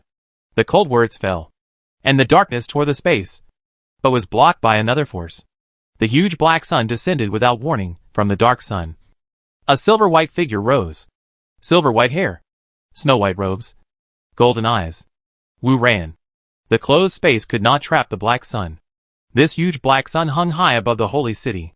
Everyone who saw it bowed in fear. Lord God has revived." One after another, the figures bowed their heads deeply, cheering excitedly and devoutly. However, their voices did not last long, and screams were startled. Blood splattered, and the flesh fell one after another, and they were silent in the convulsions. Under the black sun, one after another, the figures, just melted into the blood light irreversibly. Human lives were harvested like grass and wheat. The black sun they knelt to worship seemed to have become the entrance to hell, winding towards endless death. The blood quickly submerged the holy city. This originally snow-white city became a place of death intertwined with darkness and blood. The giant tree supporting the holy city was also full of blood, turning bright red and withering, until the last figure fell. The world tree connecting heaven and earth could no longer bear the death of tens of thousands of lives, and slowly collapsed in the blood red of the end of the world. The holy city fell. The black sun was still hanging high. The situation took a sharp turn, and it happened in just a few seconds, leaving no time for reaction or recovery. Bai Fei, who was in a coma, moved his fingers and continued to lie down. Mingwen's eyes were cold. "You are crazy. The reason why the people here died so quickly was not because Wu Ran killed them in a few seconds, but because they had been planted with some kind of pollution that could kill them instantly. Before they noticed, year after year, day after day, it penetrated into their bodies, turning them into human flesh bombs that could explode at any time." Wu Ran laughed, and his voice echoed above the falling holy city. "A group of ants? Their blood will help me climb the last step. I will become a true god." The huge holy city penetrated the clouds, turned into a burst of clouds, and dyed the entire sky red. The world tree collapsed, and the sky violently surged, like a boiling sea of blood. Under the sea of blood, all the cities in this world, all the people in the city, raised their faces in horror, and witnessed this doomsday scene. Mingwen suddenly realized what Wu Ran really wanted to do. More than 10 years ago, after discovering another world that had not been polluted, Wu Ran wove the original world into the web of death bit by bit. He wanted to sacrifice the whole world, devour all the power, and directly ascend to godhood in that new world that had not yet decayed. Without hesitation, Mingwen took another step forward, and Bai Yi walked side by side with him. The golden light and darkness intertwined to form a canopy covering the whole world, supporting the crumbling bloody sky. Wu Ran's sharp eyes penetrated all the golden light and darkness and nailed Mingwen. "Do you think that you and your monster can stop me again?" This god, who was about to cross the last line, had a calm and slow voice and raised his hand without any ripples. "Fall into hell and then see the truth of everything. Soon, you will thank me for showing you what true despair is." The high black sun turned into a huge vortex, which seemed to tear the whole world into pieces and swallow it up. In the depths of the vortex, a wormhole suddenly appeared, connecting to another tiny world. With the sacrifice of tens of thousands of evolvers, the passage was opened again. It seemed that there was some kind of law that was difficult to disobey that pulled Mingwen's body, causing him to fall uncontrollably into the wormhole. Then, he fell into another cold embrace. "Brother, I'm here." Hearing Bai Yi's voice, Mingwen's heart was calm. He wanted to say something, but in front of him, it was suddenly covered by darkness. Tick-tock, tick-tock. The cold raindrops, drop by drop, hit his face. It was very quiet in his ears, as if in just a moment, all the chaos was over. But Mingwen knew that everything would never end. He opened his eyes, and his deep eyes reflected everything in front of him. The lightless sky, the sparsely lit city, a huge black sun, covered the dome. On a cold rainy night, the rain kept falling, soaking his clothes. Such a familiar scene appeared in his nightmares countless times. He returned to that night. His parents left. The day his world collapsed, Mingwen took a step back, saw the blood flowing on the dirty ground, mixed with rain, and saw the two figures lying on the ground. His pupils froze slightly, and at this moment, another cold and inorganic gaze fell on him, as if to penetrate his body. Mingwen raised his face little by little, and the next second, he froze in place. 5 years ago, before the high black sun, the boy with silver hair and red eyes who killed his parents. Bai Yi. Chapter 75. God. The figure under the black sun, so familiar, even the young form of Bai Yi before he fully recovered. In a trance, Mingwen seemed to have a memory. On that day 5 years ago, the one who killed his parents was the monster that did not have the name Bai Yi, and did not even have a trace of emotion. It was it that brought all the disasters to begin with. But he did not believe this fabricated fact. Mingwen stared directly at the Bai Yi in front of the black sun. His black eyes were like obsidian soaked in rain, sharp and clear. "It seems that you are really afraid that he and I will go to each other." A falling raindrop, suddenly stagnated in the air, covered with a layer of ice. Tens of thousands of raindrops, suspended in the air, were frozen by frost. The ice penetrated the black sun, froze the rain curtain, and turned the world into a snow-white ice field. Mingwen quietly looked at the two figures covered by snow, and gently closed his eyes. The solidified ice shell cracked a little.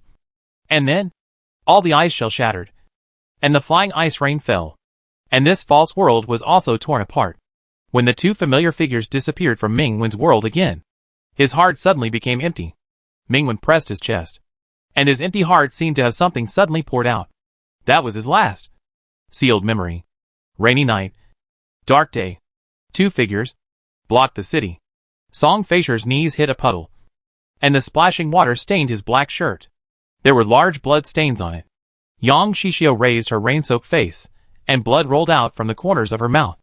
Above the black sun, the man with silver hair and golden eyes looked down at the earth, like a high god, ignoring the two struggling ants.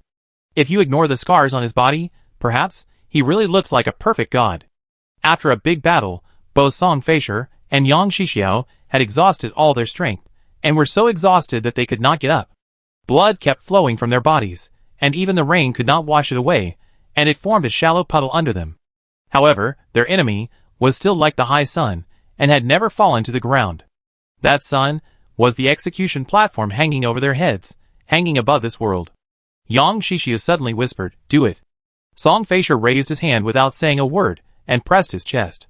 The temperature of the heart transmitted to their palms, like a cluster of fire that was about to break through the chest and burn the long night. Song Feisher and Yang Shishio looked at each other. This might be the last time they looked at each other. But the next second, Song Feisher's pupils reflected a figure beside Yang Shishio. It was a 17-year-old boy, wearing thin clothes, without an umbrella, walking alone through the rain curtain that swept the night, and came to them. Song Feisher's expression suddenly changed. Shaowen. They clearly set up a barrier, which could isolate this city, and not be sensed by anyone. How could it be? Wait. Song Feisher remembered. From the very beginning, this child was special. When he was young, he had already mastered the power of this world. The boy's black hair was soaked by the rain. But in the night, his black and white eyes were extremely bright, reflecting the lights of the city. Without asking, he seemed to have understood all the causes and effects, and stepped forward step by step, blocking his parents and the city. Song Feisher coughed up blood. Shaowen. Go. Go! He wanted to get up. And so did Yang Shishio. But at this moment, they had no extra strength. Wu Ran's eyes fell on the boy. This was their first meeting. For no reason. This boy who had closed his eyes just now made him a little unhappy. In fact, it was a kind of fear and rejection that he was unwilling to admit in his subconscious mind. Just like the cruelest and most real nature, encountering the real kind of fear and rejection. And now, he was unaware of this, just indifferently ignoring the boy, and did not think that this ant could touch the gods. The next second, the young man raised his pale face and opened his eyes. In his eyes, a torch as bright as gold ignited. A brilliant golden ring suddenly rose, like a huge golden sun, illuminating the rainy night and the young man's pale and calm face. A line of blazing light burst out in the night, instantly evaporating all the rain, clearing the clouds, penetrating the sky, and sinking into the starry sky. The heavy rain stopped. The clouds dispersed, and a bright moon descended. Under the clear moonlight, Wu Ran looked at the empty hole in his chest in disbelief. His vitality was rapidly draining away, and the black sun behind him also shrank sharply, turning into a shaky wormhole. The boy's calm eyes shed 2 lines of blood and tears. His body was breaking apart, and the blood mixed with the previous rain, soaking his thin clothes again. Just before Wu Ran was about to be swallowed by the wormhole, his pupils ignited with anger for the first time, and the blazing flames turned into a pitch-black spear, hanging high above the city, pulling the sky down. Without hesitation, the blood-soaked boy took another step forward. The pitch-black spear that spanned the sky and earth and shattered everything instantly pierced Mingwen's chest, tearing his flesh and blood, crushing his heart, leaving a hideous wound that could never heal. The black sun fell straight down, and the god from another world was beaten back to hell. Dark clouds covered the moon, and the rainstorm poured again. In the cold and silent night, the young man fell silently, fell in the rain, and fell in his own blood. Yang Shishio rushed over, and the little healing power she had left was used to the extreme. But it could not play any role. Wisps of black air overflowed from the hollow of Mingwen's heart, like a curse of death, spreading throughout his body. His breath, in the cold rain, returned to the nothingness of death bit by bit. Yang Xixia's tears kept falling on Mingwen's face, but her expression became firm bit by bit, and her lips stained red by blood moved slightly. There is another way. Song Feisher looked at her, his eyes full of tenderness.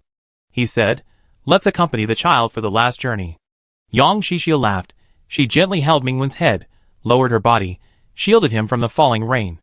Her blood, Song Feisher's blood, and Mingwen's blood merged together. A thunder roared across the long night, and in that moment of daylight, Yang Xixia's eyes lit up with a light brighter than the sun. She said softly, satisfiedly, "Watch out, I'm very strong." A holy light dropped from the sky. Time rewind. At the cost of the remaining life, a small-scale time rewind was launched, only for a single unit. This one rewind made Mingwen's state regress by 75 seconds, returning to the second before his heart was broken.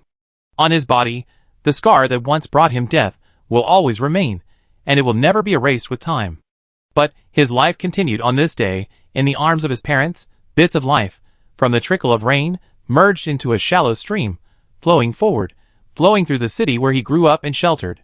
When the last white light faded, Yang Xixia quietly lowered his head, like lying on a sofa in the afternoon, sleeping comfortably. Song Feisher's breath gradually weakened. His body was also failing. Despite this, he still trembled and raised his bloody hand, and gently pressed it against the boy's brow. It was a seal. It sealed Mingwen's memory, and sealed his ability, just like many years ago. You have the mark of Wu Ran, once engraved. It can never be erased. Only by sealing everything. They can't lock you across time and space. Mingwen, my child, I wish you peace and happiness for the rest of your life. The bloody fingers slid down the boy's face, and Song Feisher smiled faintly. He used up his last bit of strength, raised his arms again, gently hugged Yang Xixia and Mingwen, and used his broken back to block the wind and rain from all directions. The rainy night was long and silent. At one end of the street, in a dark corner, a man in a raincoat looked at the barrier in front of him, murmured, "I didn't feel the fluctuation of the third evolver." Song Feisher and Yang Xixiao jointly repelled Master Wu Ran. Suddenly, he received some news, stood there silently, listening to what was said over there, disguised as a car accident. "My half-body, when it's your turn to order me? Since it's the order left by Master Wu Ran, then I will obey it." The man in the raincoat raised his head. Under the cover of the hood, the face that looked like the director of the Special Research Institute, Song Qianzhou, was obscure. It seems that the great plan will be temporarily shelved. The memory that had been silent for 5 years returned with the last seal being released. Mingwen slowly opened his eyes, looking at the nothingness in front of him, murmured, "Mom and Dad." He remembered that, when he was young, he was taken out of the orphanage by his parents. That day, they also left a seal on him. It was not to restrict his growth, but to protect him. The cold liquid soaked his pale face, just like the rain that would never stop that night. Boom! The wailing of the sky being torn apart shook the whole world, and the blood of doomsday stained the sky. At this moment, everyone in the world saw the falling holy city, like a meteorite falling over them. The bloody holy city became the throne of the white-haired and golden-eyed god.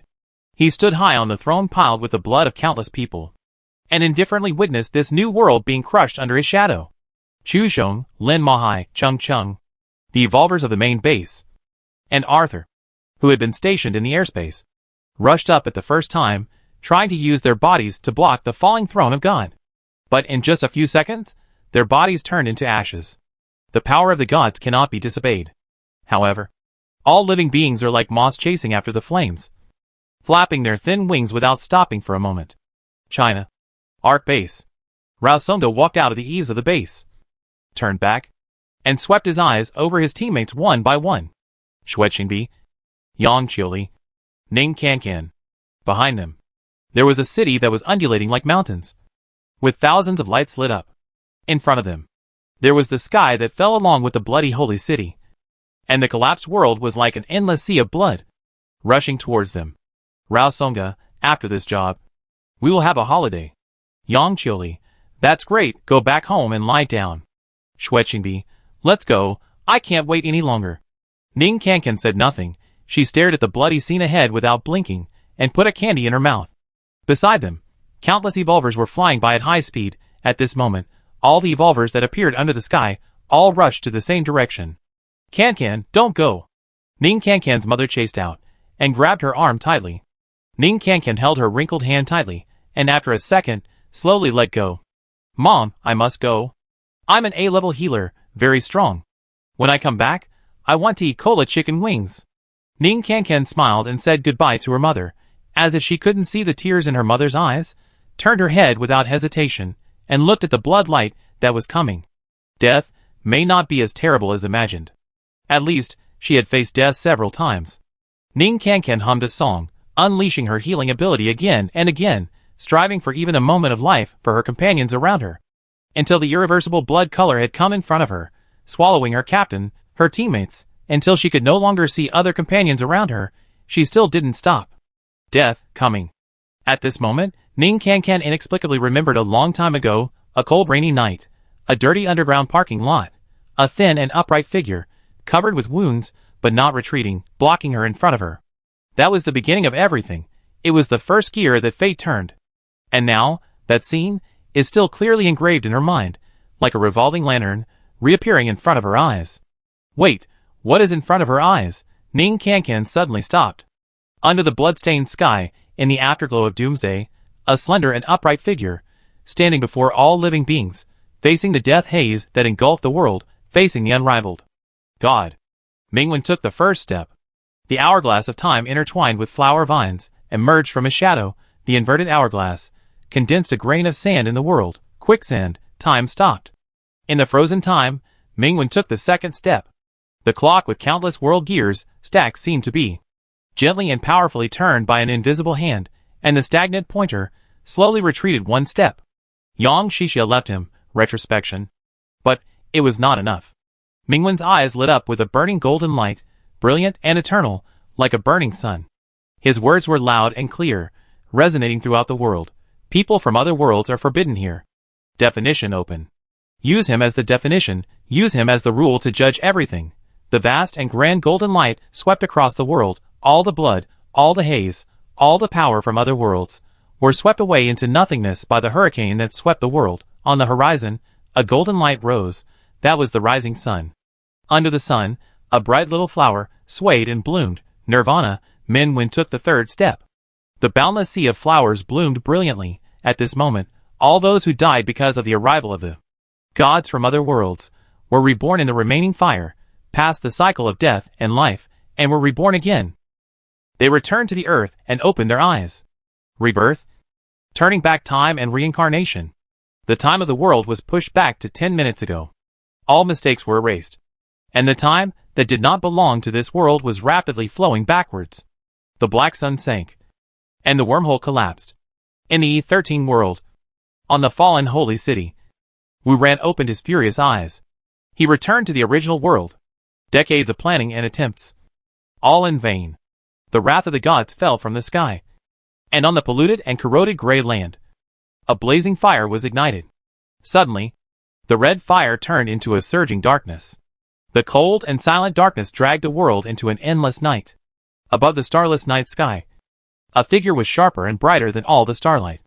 Bai Yi's bloodshot eyes looked down at Wu Ran indifferently, looking down from above, showing a contemptuous smile. I will send you to hell on behalf of my lover. Chapter 76. He and his little monster. Darkness torn. The body of the god made him fall from the throne that highlighted his majesty, and his body was covered with his own blood. However, even if his body was torn apart, Wu Ran would not die easily. What really frightened him was that the power he had gained by plundering countless lives was rapidly draining away. Those powers, guided by the darkness covering the world, flowed to the distant land, flowed to the devastated world. What he plundered will eventually be lost. Impossible. No one can take away everything from me. You are obviously just a source of pollution.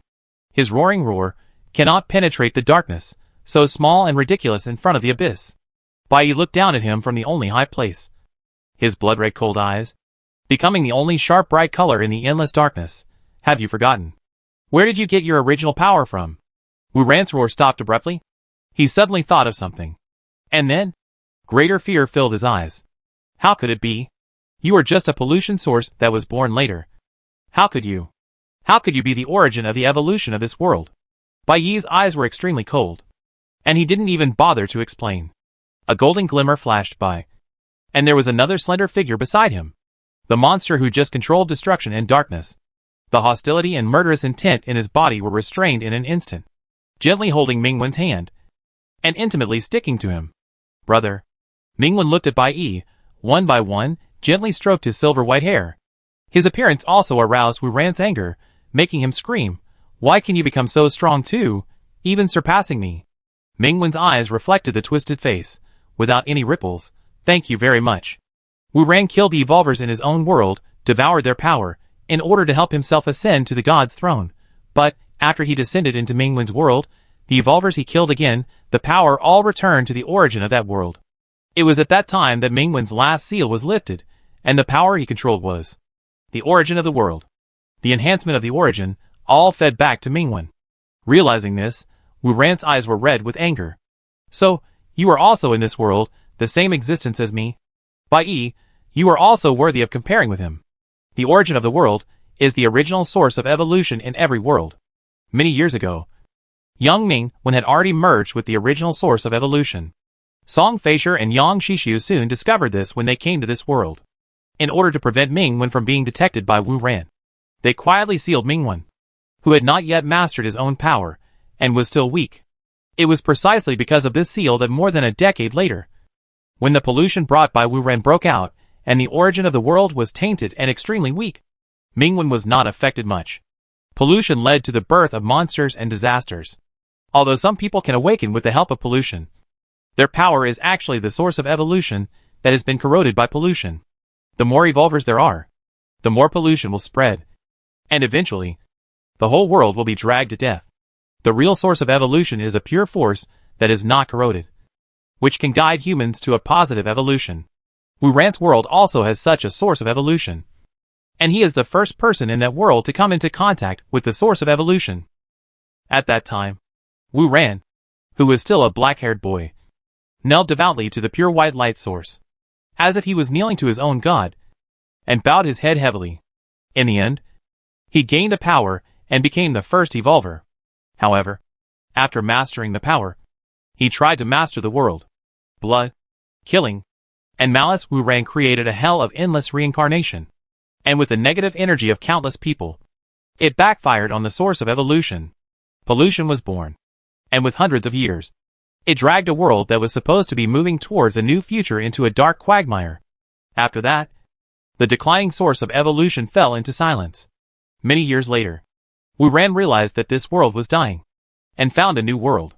The worlds were mutually repelled by various laws, and were originally inaccessible.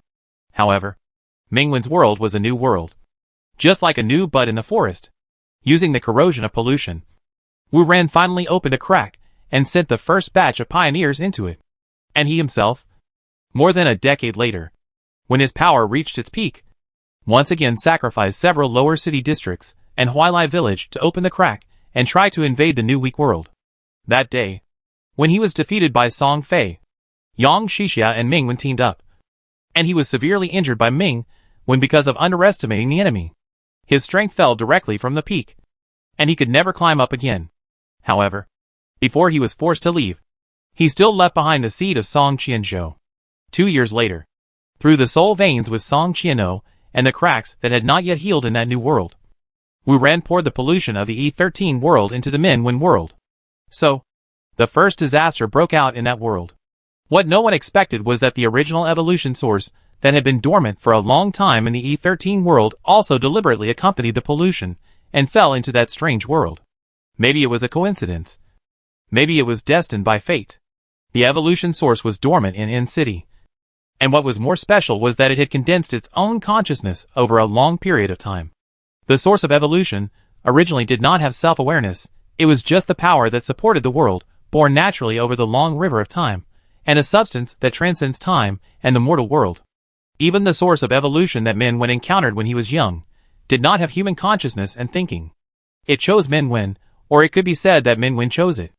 Mingwen is the only individual in the universe who can carry and master the complete source of evolution.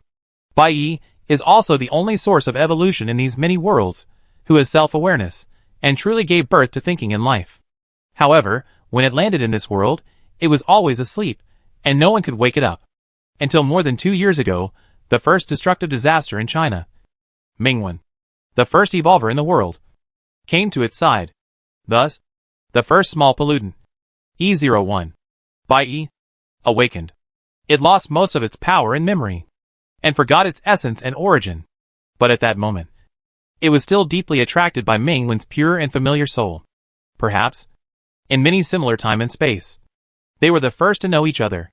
Even if there was a small fork in the road of fate, the gears of destiny would eventually guide them to meet. The winner is the king, and the loser is the bandit. I lost. So what? Wu Ran suddenly laughed, and his laughter echoed in the abyss. I will not die. You cannot kill me. Many years ago, I merged with pollution. Even the original source of evolution cannot erase me. Pollution and evolution are two sides of the same coin. It's just that none of you have noticed. Wu Ran's laughter became louder and louder. He laughed fearlessly, with mockery on his face. I, equivalent to the original source of evolution, recognized by the laws of the world. If you kill me, this world will consider the source of evolution dead. And your monster will also be erased by the laws, as long as I don't die. No matter how many times I have passed, even if I have been sealed, I will come back and let death come to the two worlds again.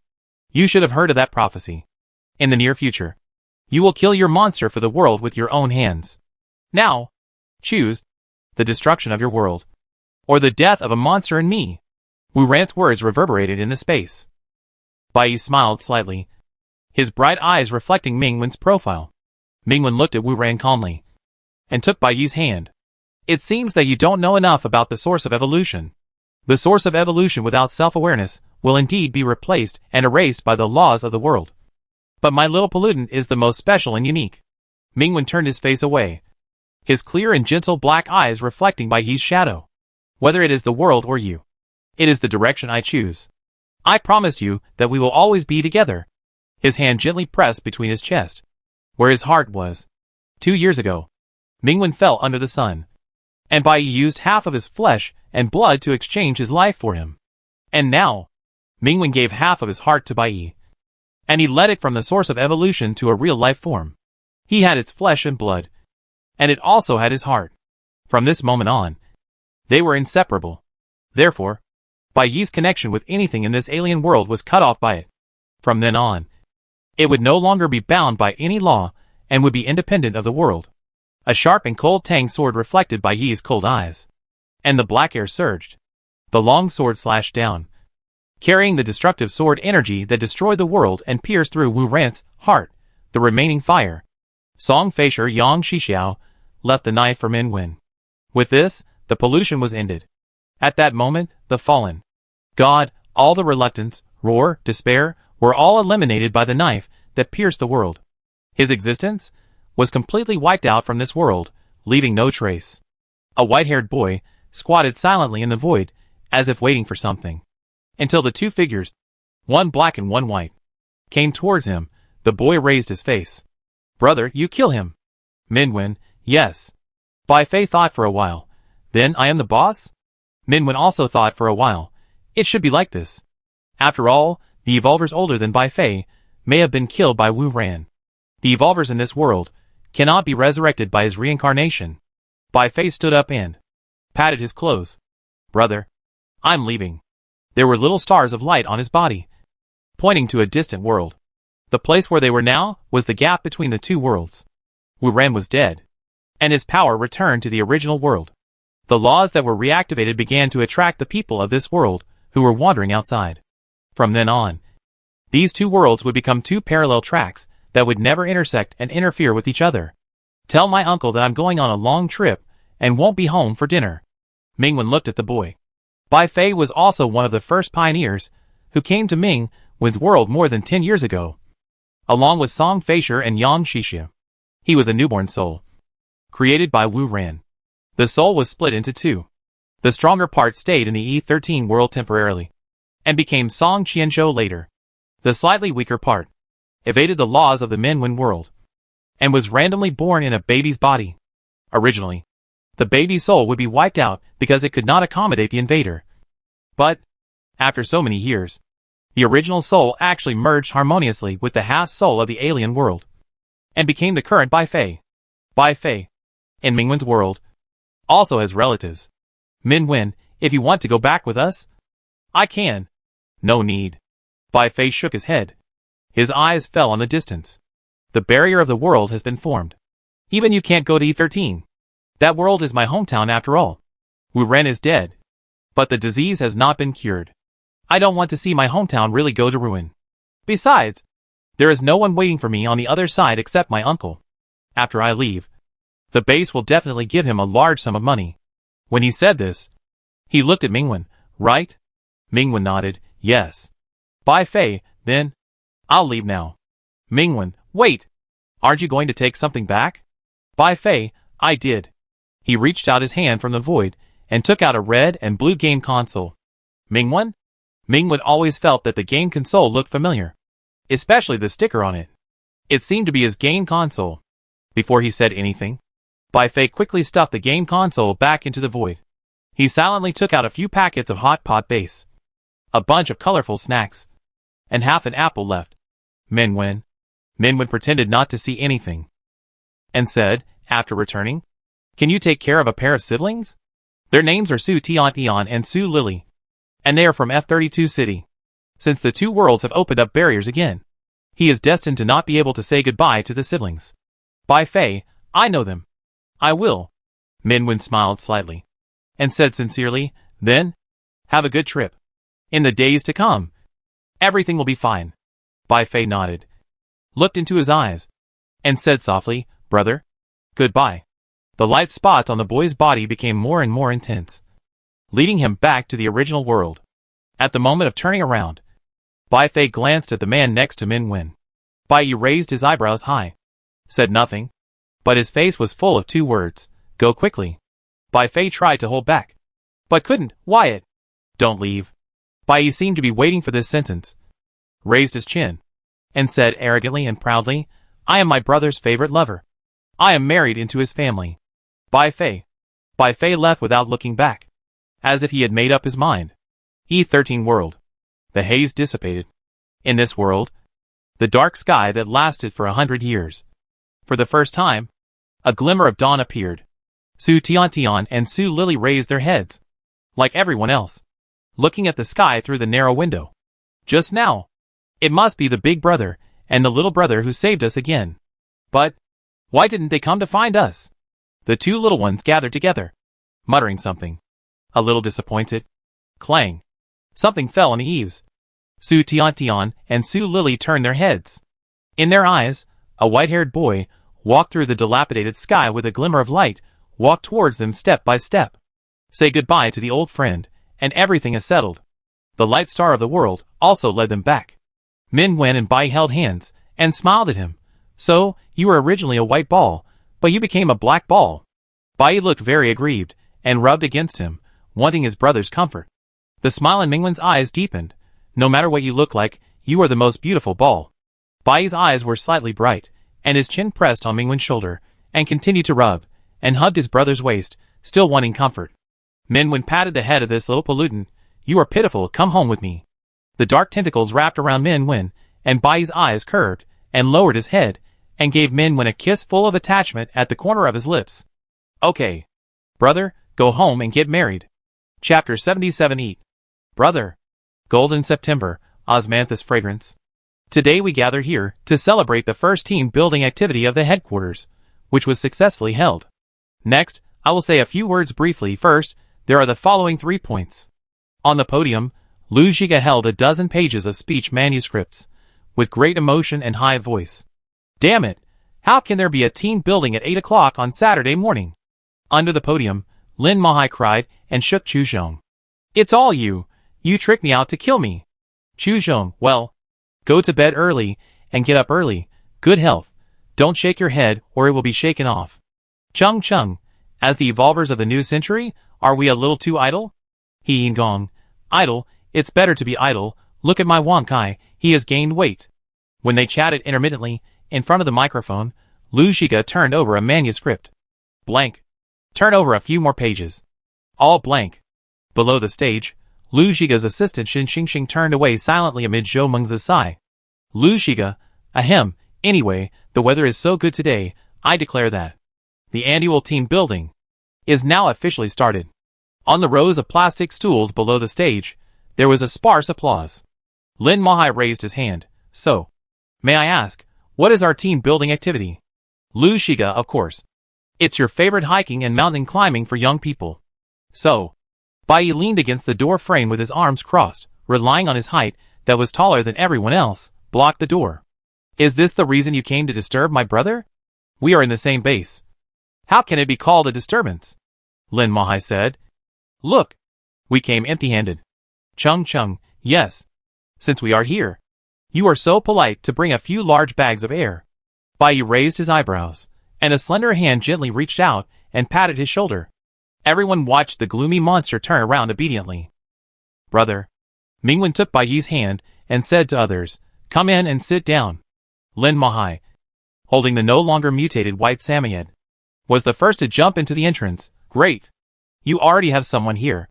On the sofa, Ning Kankan waved with a smile, next to Rao Songda, Xue Qingbi and Yang Qiuli, and Zhang Chengming. Why don't you go to the team building? Have you betrayed the organization? Xue Qingbi, who would go to the team building at 8 o'clock on Saturday morning. Lin Mahai, that makes sense. She turned to Minwen. What about you? You are the most stubborn one among us. Minwen silently moved his eyes away. Bai Yi said, brother can't get up. Many people's eyes widened at once. Zhang Chengming took a breath. Is this what we can listen to? I slept a little late yesterday. Minwen said. I am studying how to increase the yield of peppers and shorten the maturity cycle. After all, this is really important. Everyone. Lin Mahai, you might as well tell me that you are taking tutoring classes. Ning Kankan was alert. Tutoring? What tutoring? Quick, get out of here. Lin Mahai looked at her and smiled. Kankan, school is about to start. You can go to evening self-study again. Ning Kankan? Ning Kankan, haven't I earned enough money for my whole life, so I can just lie down at home and be a salted fish? After saying that, she slumped straight down on the sofa, like a salted fish. You can't say that. Little Kankan. Lin Mahai said earnestly. You are still young. You haven't enjoyed the romance of getting up at 5 o'clock to catch the subway to work. You haven't seen the haunted toilet at the company at 2 o'clock in the morning, and you haven't enjoyed the fun of a 20-kilometer team-building hike on Saturday. You still have a long life. Ning Kankan, it sounds like your life is over. Chu Zhong pointed at Lin Mahai. Your life is so pathetic. There were quite a few people in the living room, and everyone sat casually on the carpet. Those who eat snacks, those who play games. Bai Yi stared at the group of people who squeezed into his and his brother's nest.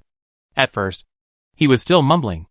Mingwen patted the ball, stuffed a can of candy in his hand, and pulled him to sit on a separate sofa.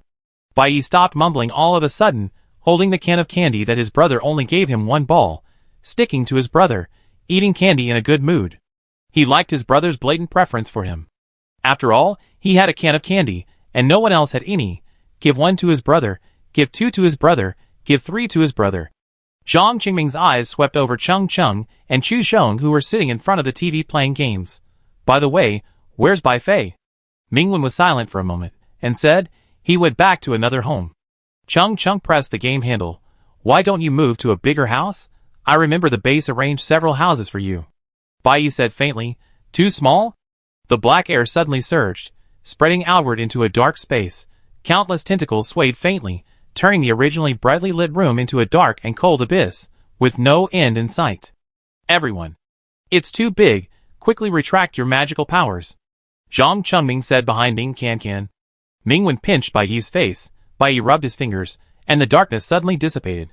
He obediently peeled a strawberry-flavored candy for his brother, thinking, his and his brother's nest is not small, it can accommodate him and his brother completely. Except at night, I will feel that the bed is a little small. After all, his brother also likes him to become other forms, and every time he will breathe very well, and then cling to him tightly. Mingwen? Mingwen suddenly said, you are not allowed to eat chili peppers today. Bai Yi? Bai Yi, what about tomorrow? Mingwen, tomorrow is not allowed either. Bai Yi? The handsome and tall man with silver hair and red eyes lowered his head, lowered his eyes, and felt very wronged. He gently grabbed the corner of Mingwen's clothes. Mingwen was indifferent. Bai still shook his head with a wrong look. Mingwen's eyes relaxed slightly, and said, "The day after tomorrow is fine." Bai's originally beautiful, and slightly glowing silver hair wilted. There was no luster anymore. It seemed as if a small dark cloud was floating around him. He raised his hand dejectedly, and handed the peeled candy to his brother. Mingwen, what a poor ball. But it was a ball with bad intentions. He ate the candy very coldly and ruthlessly. At noon, a group of people went out to eat lively. The location was a restaurant that Mingwen liked recently. "Mr. Ming, I'm here to eat with your family again." The familiar restaurant owner greeted him. In the private room, Bai served soup to his brother with resentment, picked up dishes for his brother with resentment, filled his brother's bowl with resentment. Mingwen looked at his little pollutant's expression of drooping because he couldn't eat his favorite chili peppers, and couldn't help laughing. "Bai? Brother is still laughing. Brother is too much." Mingwen smiled at his eyes again, picked up a crispy and slightly spicy chicken wing for him. "Bai? Brother looks so good when he smiles. Although he still doesn't need to eat now, but he will eat whatever his brother picks up for him." Bai, who was not so resentful, took a bite of food and stared at Mingwen intently. Mingwen picked up a few more dishes for him one after another, and arranged them into a small heart. Bai immediately took out Mingwen's mobile phone. Tick. He hung up the phone silently, and sent another message. He was just kidding. The other party replied immediately. Question mark. Mingwen did not read the next dozen messages, and calmly turned off the phone, and continued to pick food for his well-behaved little pollutant. The others in the box were speechless.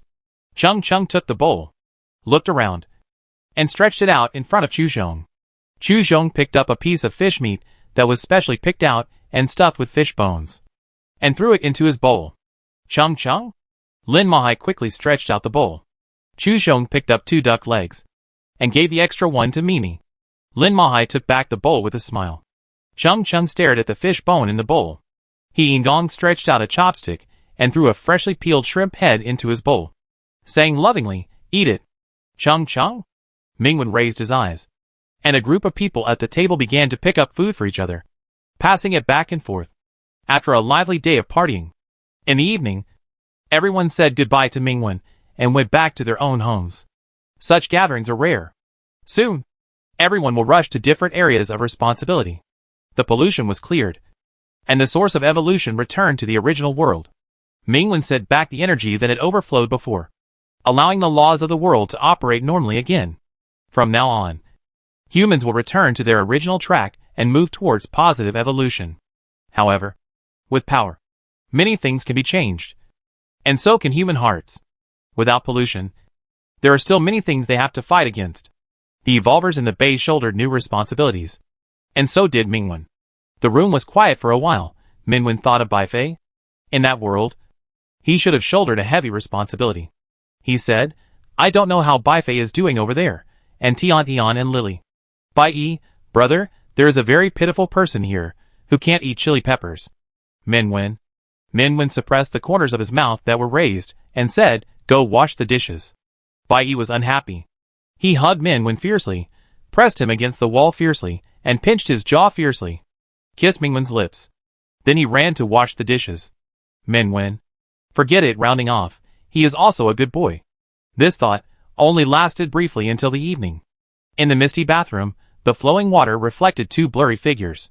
A white wrist, the beautiful white porcelain fingers were stained with crystal water droplets. The young man was pressed against the bathroom wall. Hot air was thick. The hot water from the shower soaked his single clothes, revealing a large area of cold white skin, and his beautiful waistline was winding all the way, disappearing in the more moist mist. "Get out." "No." Bai bit Mingwen's lips, said with a chuckle. "Right here. Can't eat chili peppers. The same goes for eating my brother." Chapter 78 Wishes. On an ordinary morning, Ji Sui, wearing a white coat, walked into the laboratory in an ordinary manner. On the dust-free table, something flickered slightly, refracting the light of the sun. Ji Sui glanced at it, and said in a flat voice, "Why, your resignation letter?" Zhou Mingzi swallowed the soy milk in one gulp, and said calmly, "Doctor, that was just brought by Mingwen." Ji Sui raised his eyebrows and walked over. A gold-plated invitation, with a brush that was free and unrestrained, written on it was a word. She. Engagement invitation. The 2 parties to the engagement, Mingwen, Bai. There was also a note attached below. With the handwriting clear and elegant, I hope you can attend as the elder of both parties, Ji Sui. Ji Sui? After a while, Zhou Mengzi slipped out of the laboratory and grabbed a newly arrived experimenter. Don't go in, run, that's not home. Experimenter, ah? Mingwen walked around the arc base with a small black ball on his head. He met Yang Qiuli and Rao Songda, who came to hand in the task. Yang Qiuli. Wow! Shouted, why is it a ball today? Mingwen. Because it likes to change into a ball. By the way. He handed over 2 invitations. Yang Qiuli took the invitation, opened it, and took a look. His eyes widened, and then looked up. The round little black ball lay listlessly on Mingwen's head, stretched out its soft tentacles, scratched his soft black hair. Mingwen ignored it. And the little black ball flattened. After 2 seconds, it rolled around in frustration. No matter how you look at it, it doesn't look like he likes you. Yang Qiuli couldn't help laughing, thinking, there must be an unknown story behind this. Rao Songda, congratulations. Why is there no engagement date written on it? Mingwen, because I haven't decided yet. Yang Qiuli, oh? Send us the invitation first, show it off. It's obvious that. This must be the idea of Mingwen's little pollutant. At this moment, the little black ball was still crawling around on his brother's body unhappily, crawling around. Brother ignored it. After his brother turned it into a ball this morning, he ignored it. The little black ball floated out its tentacles aggrievedly, and touched his brother's face. But Mingwen still didn't respond. Bai Yi felt even more aggrieved. He clearly didn't do anything. Just last night, his brother asked him to stop, but he didn't listen. But his brother at that time was very good looking. He just wanted to see more. The little black ball lay listlessly on Mingwen's shoulder, curled up into a small ball. Then, Mingwen lifted him up. Exclamation point. The little black ball immediately hugged his brother's fingers tightly, rubbing them stickily. Brother, don't ignore me, listening to the aggrieved voice in his ear. Mingwen thought expressionlessly in his heart, then next time. You are not allowed to be so excessive. The little black ball curled up into a small ball obediently, and made a hard shape with its tentacles. Mingwen, it looks like a good ball. He pinched the round little black ball, and the little black ball hugged his fingers, rubbing them softly here and there. Yang Qiuli was amazed. Rao Songda asked again, why is it an engagement banquet? Isn't it a wedding? Mingwen poked the little black ball. You can celebrate twice. This was of course proposed by Bai Yi. You have to invite everyone, let them know that. His brother and him are not only going to get engaged, but also get married. Twice, the little black ball jumped up and down again, and took out a stack of invitations, opened it to look at it, closed it, opened it to look at it, closed it again. It looked very happy, and held it tightly with its tentacles, and stuck to the gold-stamped cover. Mingwen looked at the palm-sized ball holding the invitations, that were much bigger than itself, and refused to let go, and a little smile flashed in his eyes. In fact, they didn't know what to do specifically for the engagement, and they hadn't determined the time. But, after he agreed to Bai Yi yesterday, Bai Yi quickly wrote a bunch of invitations, and couldn't wait to send them to everyone. Someone is watching. In the invitation, the names Mingwen and Bai Yi are closely attached. Bai Yi wrote them carefully and carefully. Of course, because he has many tentacles, he can write several invitations at the same time. A staff member passed by and the little black ball threw out an invitation. Ah! Captain Ning is getting engaged. Congratulations. They are really a perfect match. A perfect match. Yang Qiuli saw that the little black ball in Mingwen's palm suddenly stood up and expanded a lot. And he held his head high and put his hands on his waist. After sending all the invitations, he left the base. And the little black ball on his head jumped down and turned into a handsome and tall man with silver hair and red eyes. Bai Yi took Mingwen's hand, she held his fingers tightly, and kissed Mingwen's fingertips with a smile. The silver ring overlapped between their fingers. Bai Yi stared at him for a while, and the smile in his eyes deepened, and a few strands of silver hair fluttered. Mingwen looked at this very happy little pollutant, and patted his head. It seems that it will be busy for a while. Bai Yi, brother, you don't have to do anything.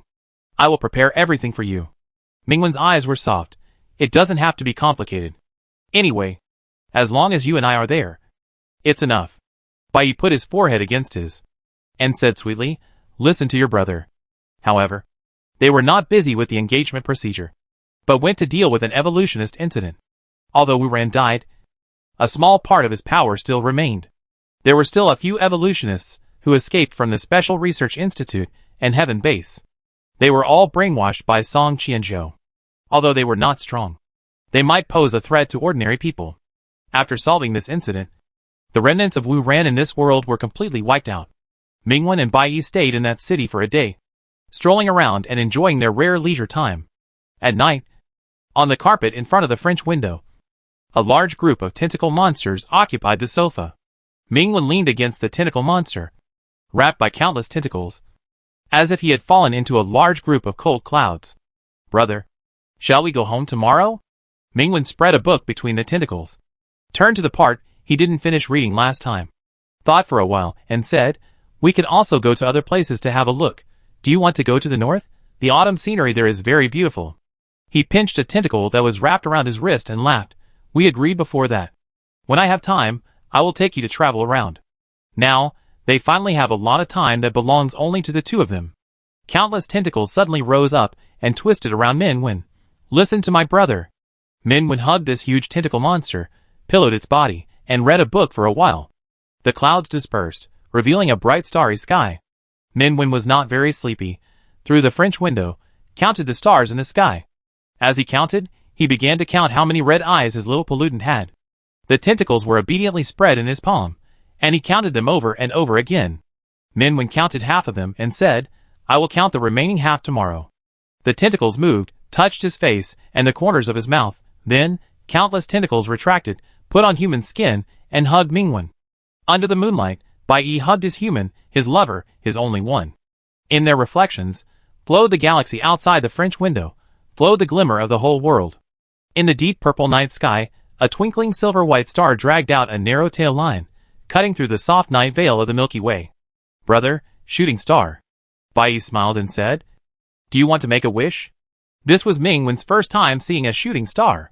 He faced Bai Yi and closed his eyes gently.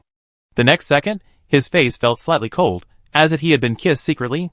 The shooting star passed by and disappeared into the edge of the night sky. Mingwen opened his eyes, met those tender and nostalgic eyes, and smiled slightly. He knew that the wish he made had come true.